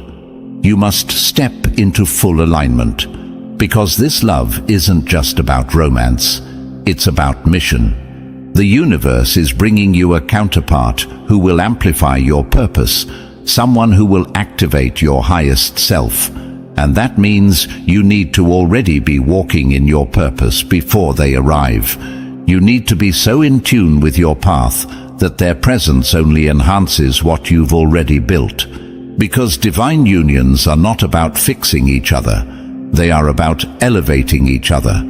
And that means you have to be elevated first. This is the stage where most people fail. They want the love, but they don't want the preparation. They want the sacred union, but they refuse to let go of the people, habits, and mindsets that keep them stuck. And so, the universe keeps them waiting. But you don't have to be one of them. You don't have to keep repeating the same cycles, waiting for the day when love finally finds you. You can step into readiness now. You can choose to heal. You can choose to release what no longer serves you. You can choose to rise into the version of yourself that is ready to receive what is meant for you.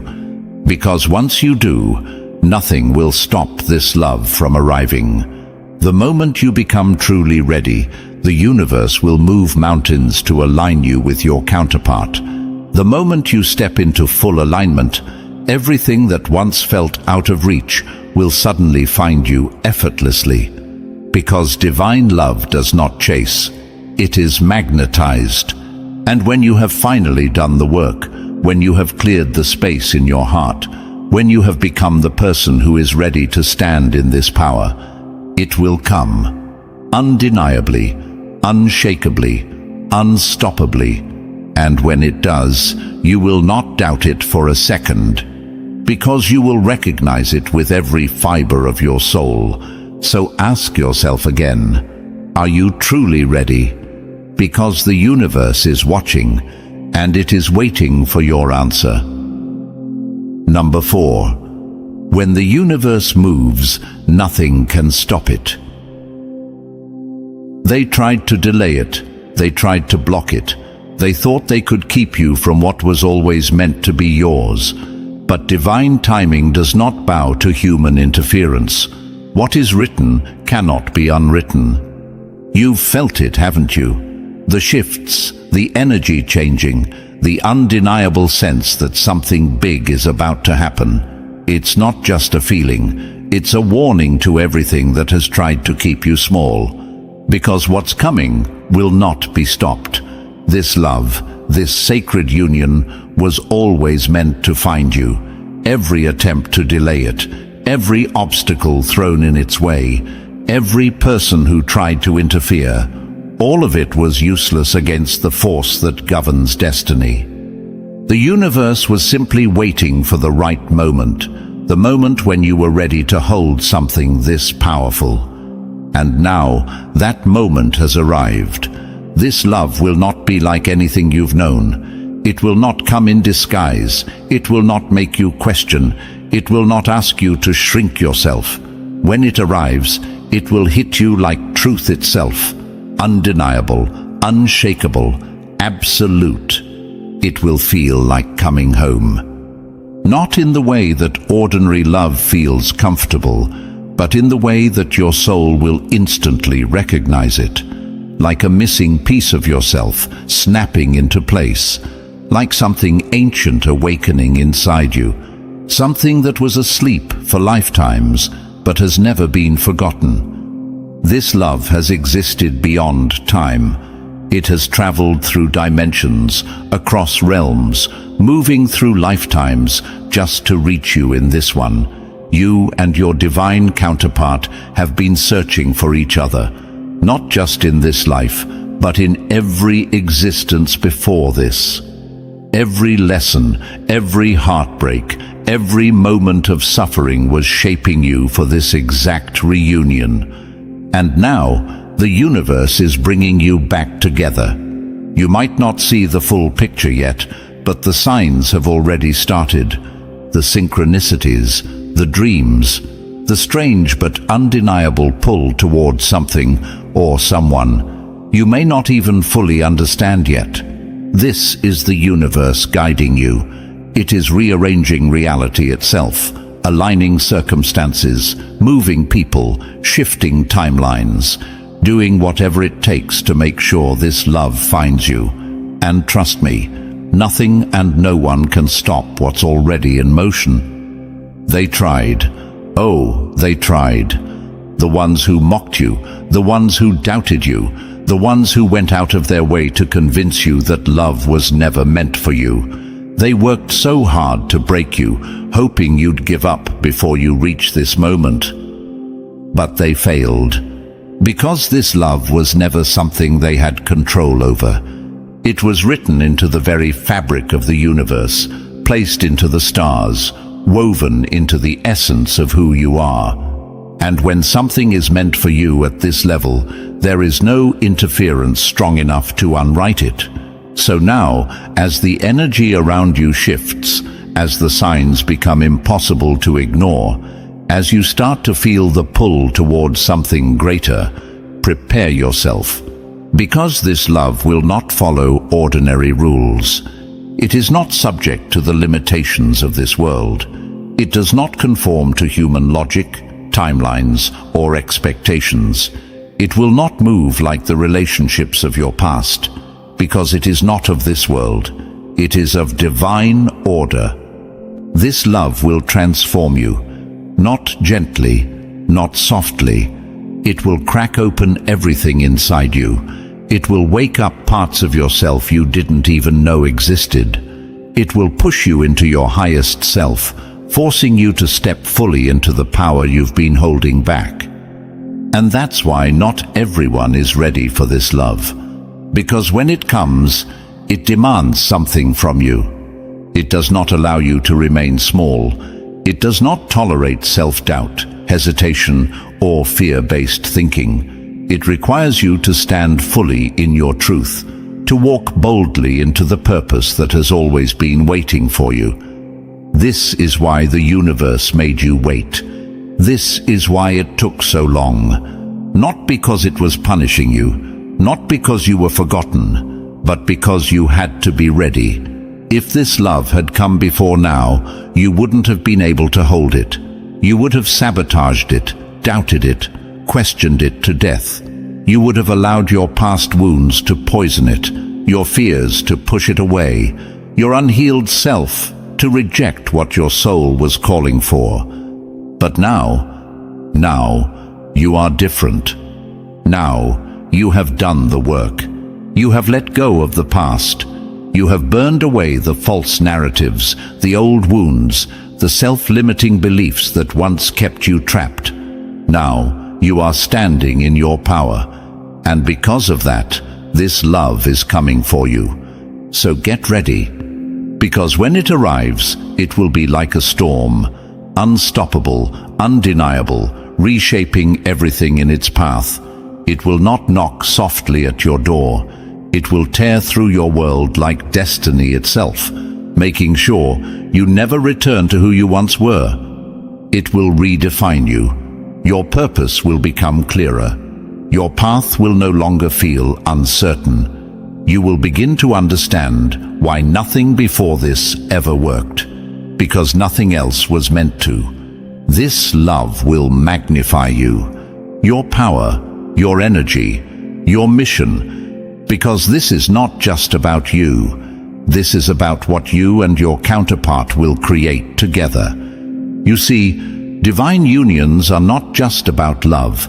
They are about mission. This is why they tried to stop you. This is why you faced so much opposition. Because the world does not fear love.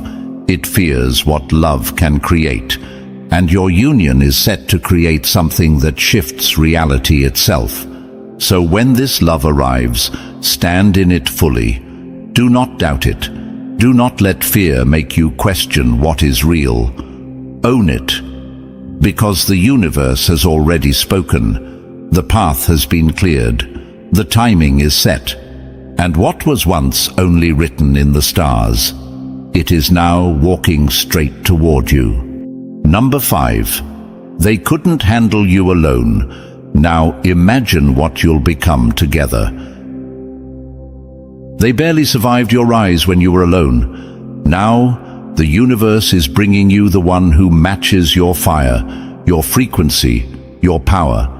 And together, you will be unstoppable. They tried everything to break you. They used distractions, betrayals, heartbreak, and deception. They sent people to drain you, to confuse you, to convince you that you were alone in this world, that your path would always be walked in solitude. And for a while, maybe you believed it. Maybe you thought no one could ever truly stand beside you, that you were destined to fight your battles alone. But that was never the truth. That was just the illusion they needed you to believe. Because they knew that if you ever found the one meant for you, everything would change.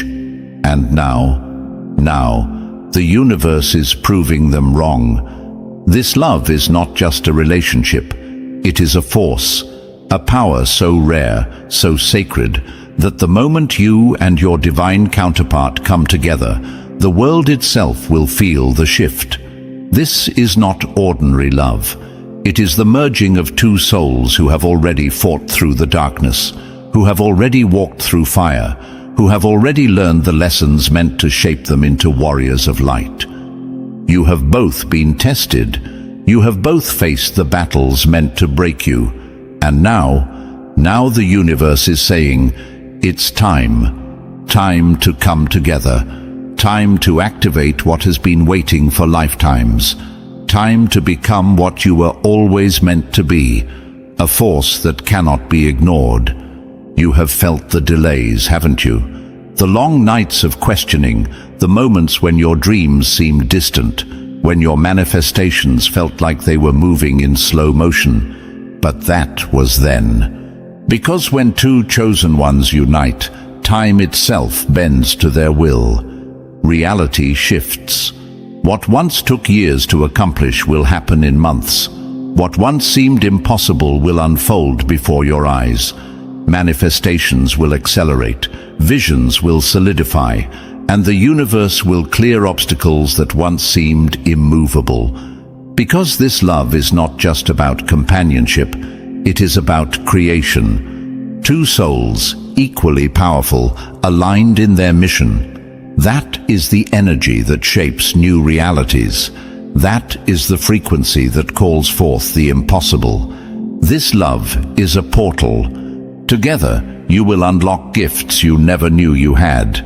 You will tap into abilities that have been lying dormant, waiting for the perfect conditions to be awakened.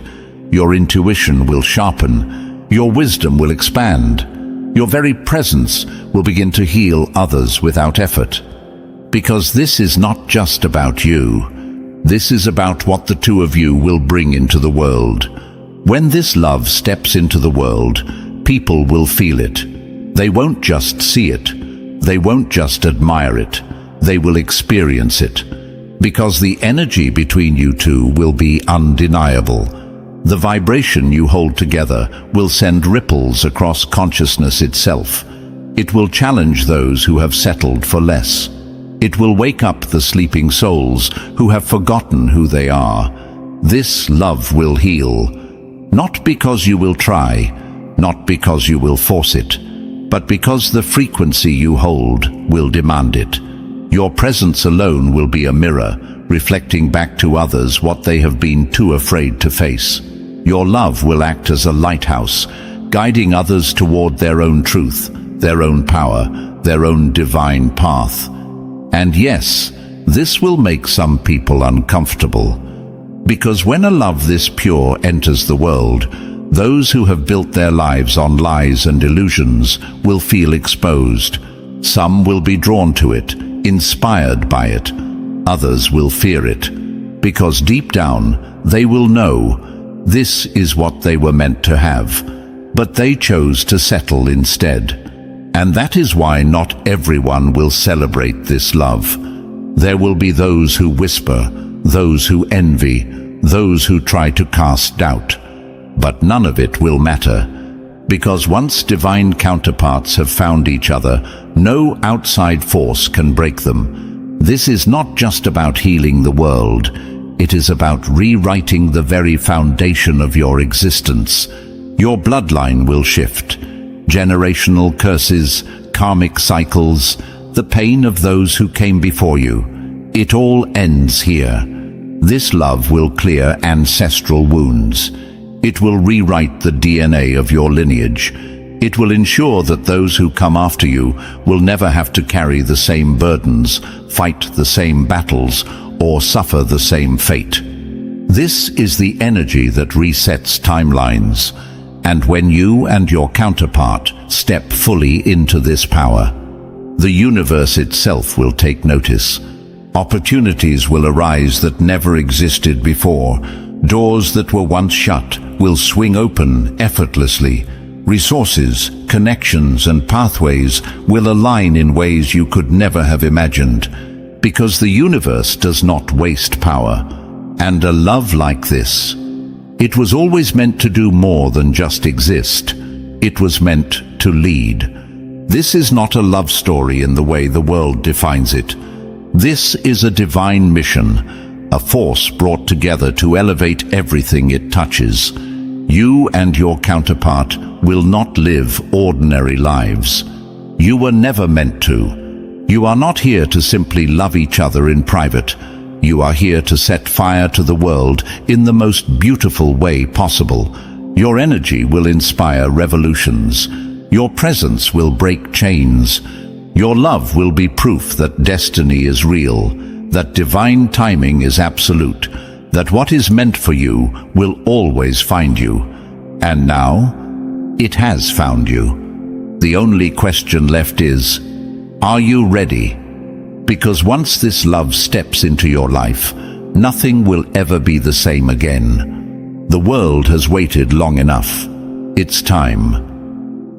Number 6. Divine love will test you, break you open, or make you unstoppable. They told you love was supposed to be easy, that when you found the right person, everything would just fall into place. That love, when real, would never challenge you, never trigger you, never force you to face the parts of yourself you'd rather keep hidden. They lied. Divine love is not gentle.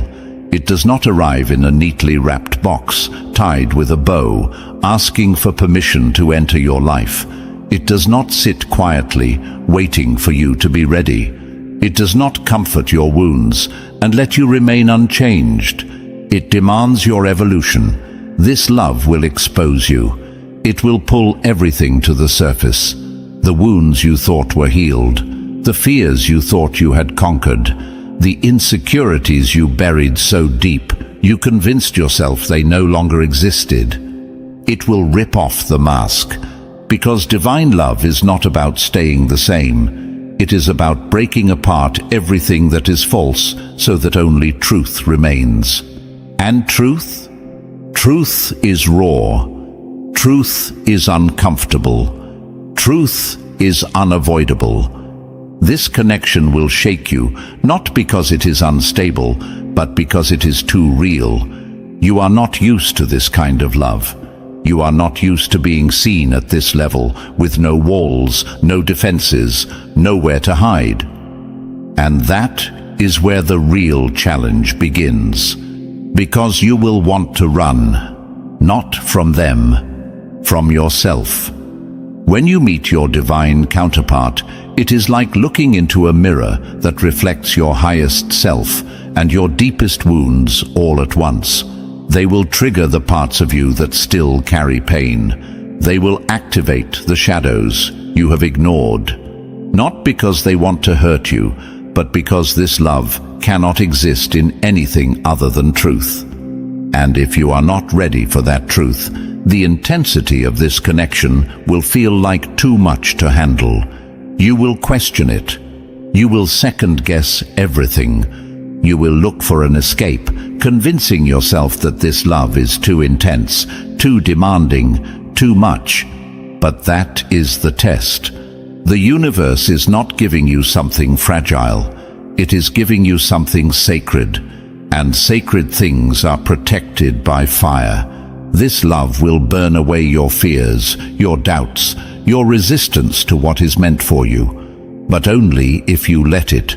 That is why many people run from divine love, because they are not ready to die to their old self. But you did not come this far just to retreat. This love is meant to break you open. It is meant to challenge you, to trigger you, to force you to grow in ways you never would have on your own. Because love this powerful does not tolerate stagnation. It does not allow you to stay in cycles of self-doubt, self-sabotage, or fear. It does not let you shrink, play small, or avoid your own greatness. It calls you to rise. But make no mistake, this will not be easy. Because when the universe aligns two divine counterparts, the world around them reacts. There will be resistance. There will be forces that try to pull you apart. People will envy it. They will doubt it. They will try to convince you that it is not real, that you are making a mistake, that this connection is nothing more than an illusion. And some of these voices, they won't just come from the outside. They will come from within you. Because when you stand at the threshold of something this powerful, your old self will fight to survive. The part of you that is still wounded, still scared, still carrying the scars of past betrayals, it will try to protect itself the only way it knows how, by running. This is why divine love requires warriors, not just lovers. You must be willing to fight for it. Not in the way the world fights, with force, with manipulation, with control, but with faith, with patience, with the courage to surrender to something greater than yourself. Because that is what this love is. It is bigger than you, bigger than your fears, bigger than your doubts, bigger than anything that tries to stand in its way. But you must be willing to hold your ground, to resist the urge to run, to resist the voices that tell you it is impossible, to resist the old patterns that would have you sabotage what is meant for you. Because if you pass this test, if you stand in this love, despite the fears, despite the challenges, despite the resistance, the rewards will be greater than you can imagine. This love will amplify your power. It will awaken your highest self. It will align you with your true mission. It will elevate you both to a level where your very presence shifts the energy of the world around you. And that is exactly why it is tested so fiercely. Because love like this does not just serve you, it serves humanity. It heals, it transforms, it breaks generational cycles, it disrupts the old order and brings forth something new. And the forces that have built their existence on illusion, they do not want that. They do not want love that is unbreakable. They do not want connections that cannot be manipulated, controlled, or destroyed. They fear what divine counterparts can create together. Because two chosen ones standing in full alignment, that is a force that cannot be stopped. So expect the resistance. Expect the fears, expect the challenges that will come, not because this love is wrong, but because it is right. And when those moments come, do not fold. Do not let fear win. Do not let the old version of yourself make decisions for the new version that is trying to be born. Hold the line, because once you make it through the fire, what lies on the other side is worth everything. A love that is unshakable, a connection that is undeniable, a mission that is unstoppable, and the ones who tried to convince you otherwise, they will watch from a distance, powerless, as the very thing they feared unfolds before their eyes. This love is not for the faint of heart. But you were never meant to live an ordinary life. You were meant for this. And now, the only thing left to do is to walk through the fire and claim what has always been yours. Number 7. This love was never just about you. It's a call to change the world. They told you love was about happiness, that once you found the right person, your journey would be complete, that love was the destination, the end goal. They were wrong. Divine love is not just about two souls finding peace in each other's arms. It is about building something greater than yourselves. It is about a mission that was set in motion before either of you took your first breath. This is why the journey was never easy, why the road to each other was filled with obstacles, tests, and pain, because what you are stepping into is not ordinary love. It is a force, a purpose, a beacon meant to shake the very foundation of this world. The moment you and your divine counterpart unite, the mission begins. You will no longer live just for yourselves, because this love is not just yours. It belongs to the universe. It belongs to the people who need to see proof that love this powerful still exists. It belongs to those who have lost faith, those who have been trapped in darkness, those who need your light to remember their own. Your love is a signal to those who are searching, a guidepost for those still lost, a weapon against the forces that seek to keep humanity asleep. The two of you are not just lovers, you are leaders. And now the real work begins. You might not have realized it yet, but every experience you've ever had, every struggle, every lesson, every painful loss was training for this moment. Because this love does not come to two people who are still asleep. It comes to those who are awake enough to wield it. This is why the universe didn't bring you together before now. You had to become the person who could carry this love without breaking under its weight. You had to be strong enough to handle the power it holds. Because once the two of you stand together, everything changes. The world around you will feel the shift.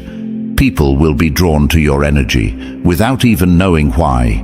Strangers will feel something when they're near you, an unspoken force, a frequency that resonates with the deepest parts of their souls. Because your love will not just exist in words or actions. It will radiate. It will heal without effort. It will awaken those who are ready. You may not even have to speak. Just by being together, you will create ripples that touch people in ways you cannot imagine. But this is only the beginning. Your mission together is not just about existing in love. It is about creating. You are builders, architects of a new reality. The universe is calling you to use your gifts, your talents, your voices, your energy to shift consciousness, to spread wisdom, to elevate humanity to its next level.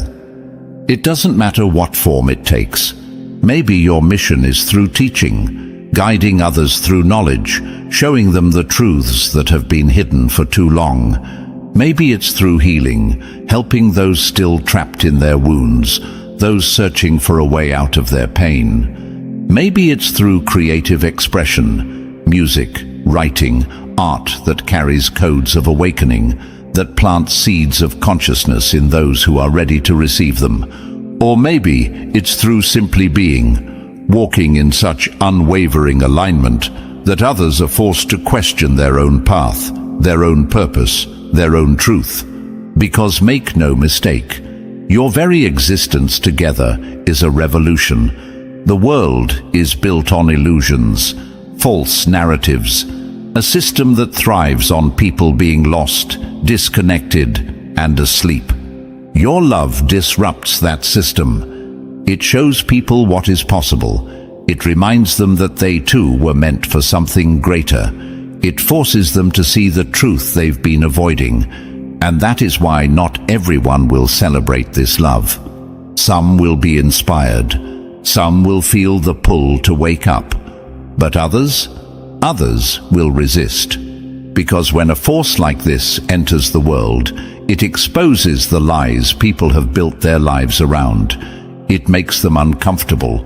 It reminds them of the love they denied themselves, the dreams they abandoned, the power they chose to ignore. And some will try to silence you. They will try to distract you, to derail your mission, to convince you that your love is not as powerful as you know it to be. They will whisper doubts into your mind. They will throw obstacles in your way. They will try to separate what the universe has divinely ordained. But they will fail, because this love was not given to you. It was assigned to you. And when something is ordained by the universe itself, no human force can destroy it.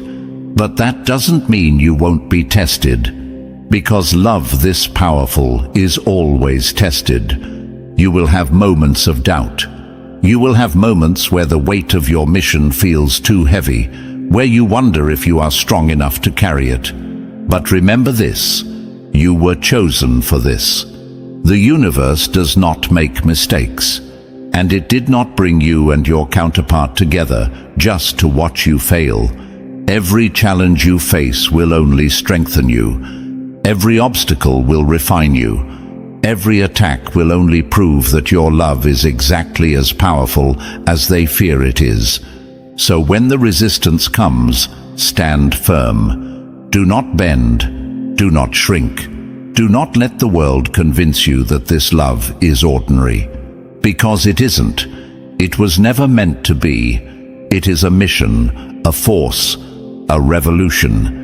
And now it is time to fulfill what you came here to do. Because this love is not just about you. It is about the people you will touch, the lives you will change, the future you will shape. And when history looks back, when the universe counts the souls that were awakened because of what you built together, they will know. They will know you came here to shift the world itself. They will know this love was divine. And the ones who tried to stop you, they will watch from the sidelines, powerless, as the mission unfolds exactly as it was always meant to. Because destiny cannot be rewritten. And love this powerful cannot be stopped. And just like that, the path is set. The universe has spoken, aligning everything in its perfect timing. This love, this mission, this undeniable force, it was never random. It was always meant for you. Now, the only thing left to do is walk boldly into it. No more doubts, no more hesitation. The world is waiting for what you and your counterpart will create. Stand in your power. Own your destiny. If this message resonated, like this video, subscribe, and drop the number 77 in the comments to signal your alignment. Share this message, because other chosen ones need to hear it too.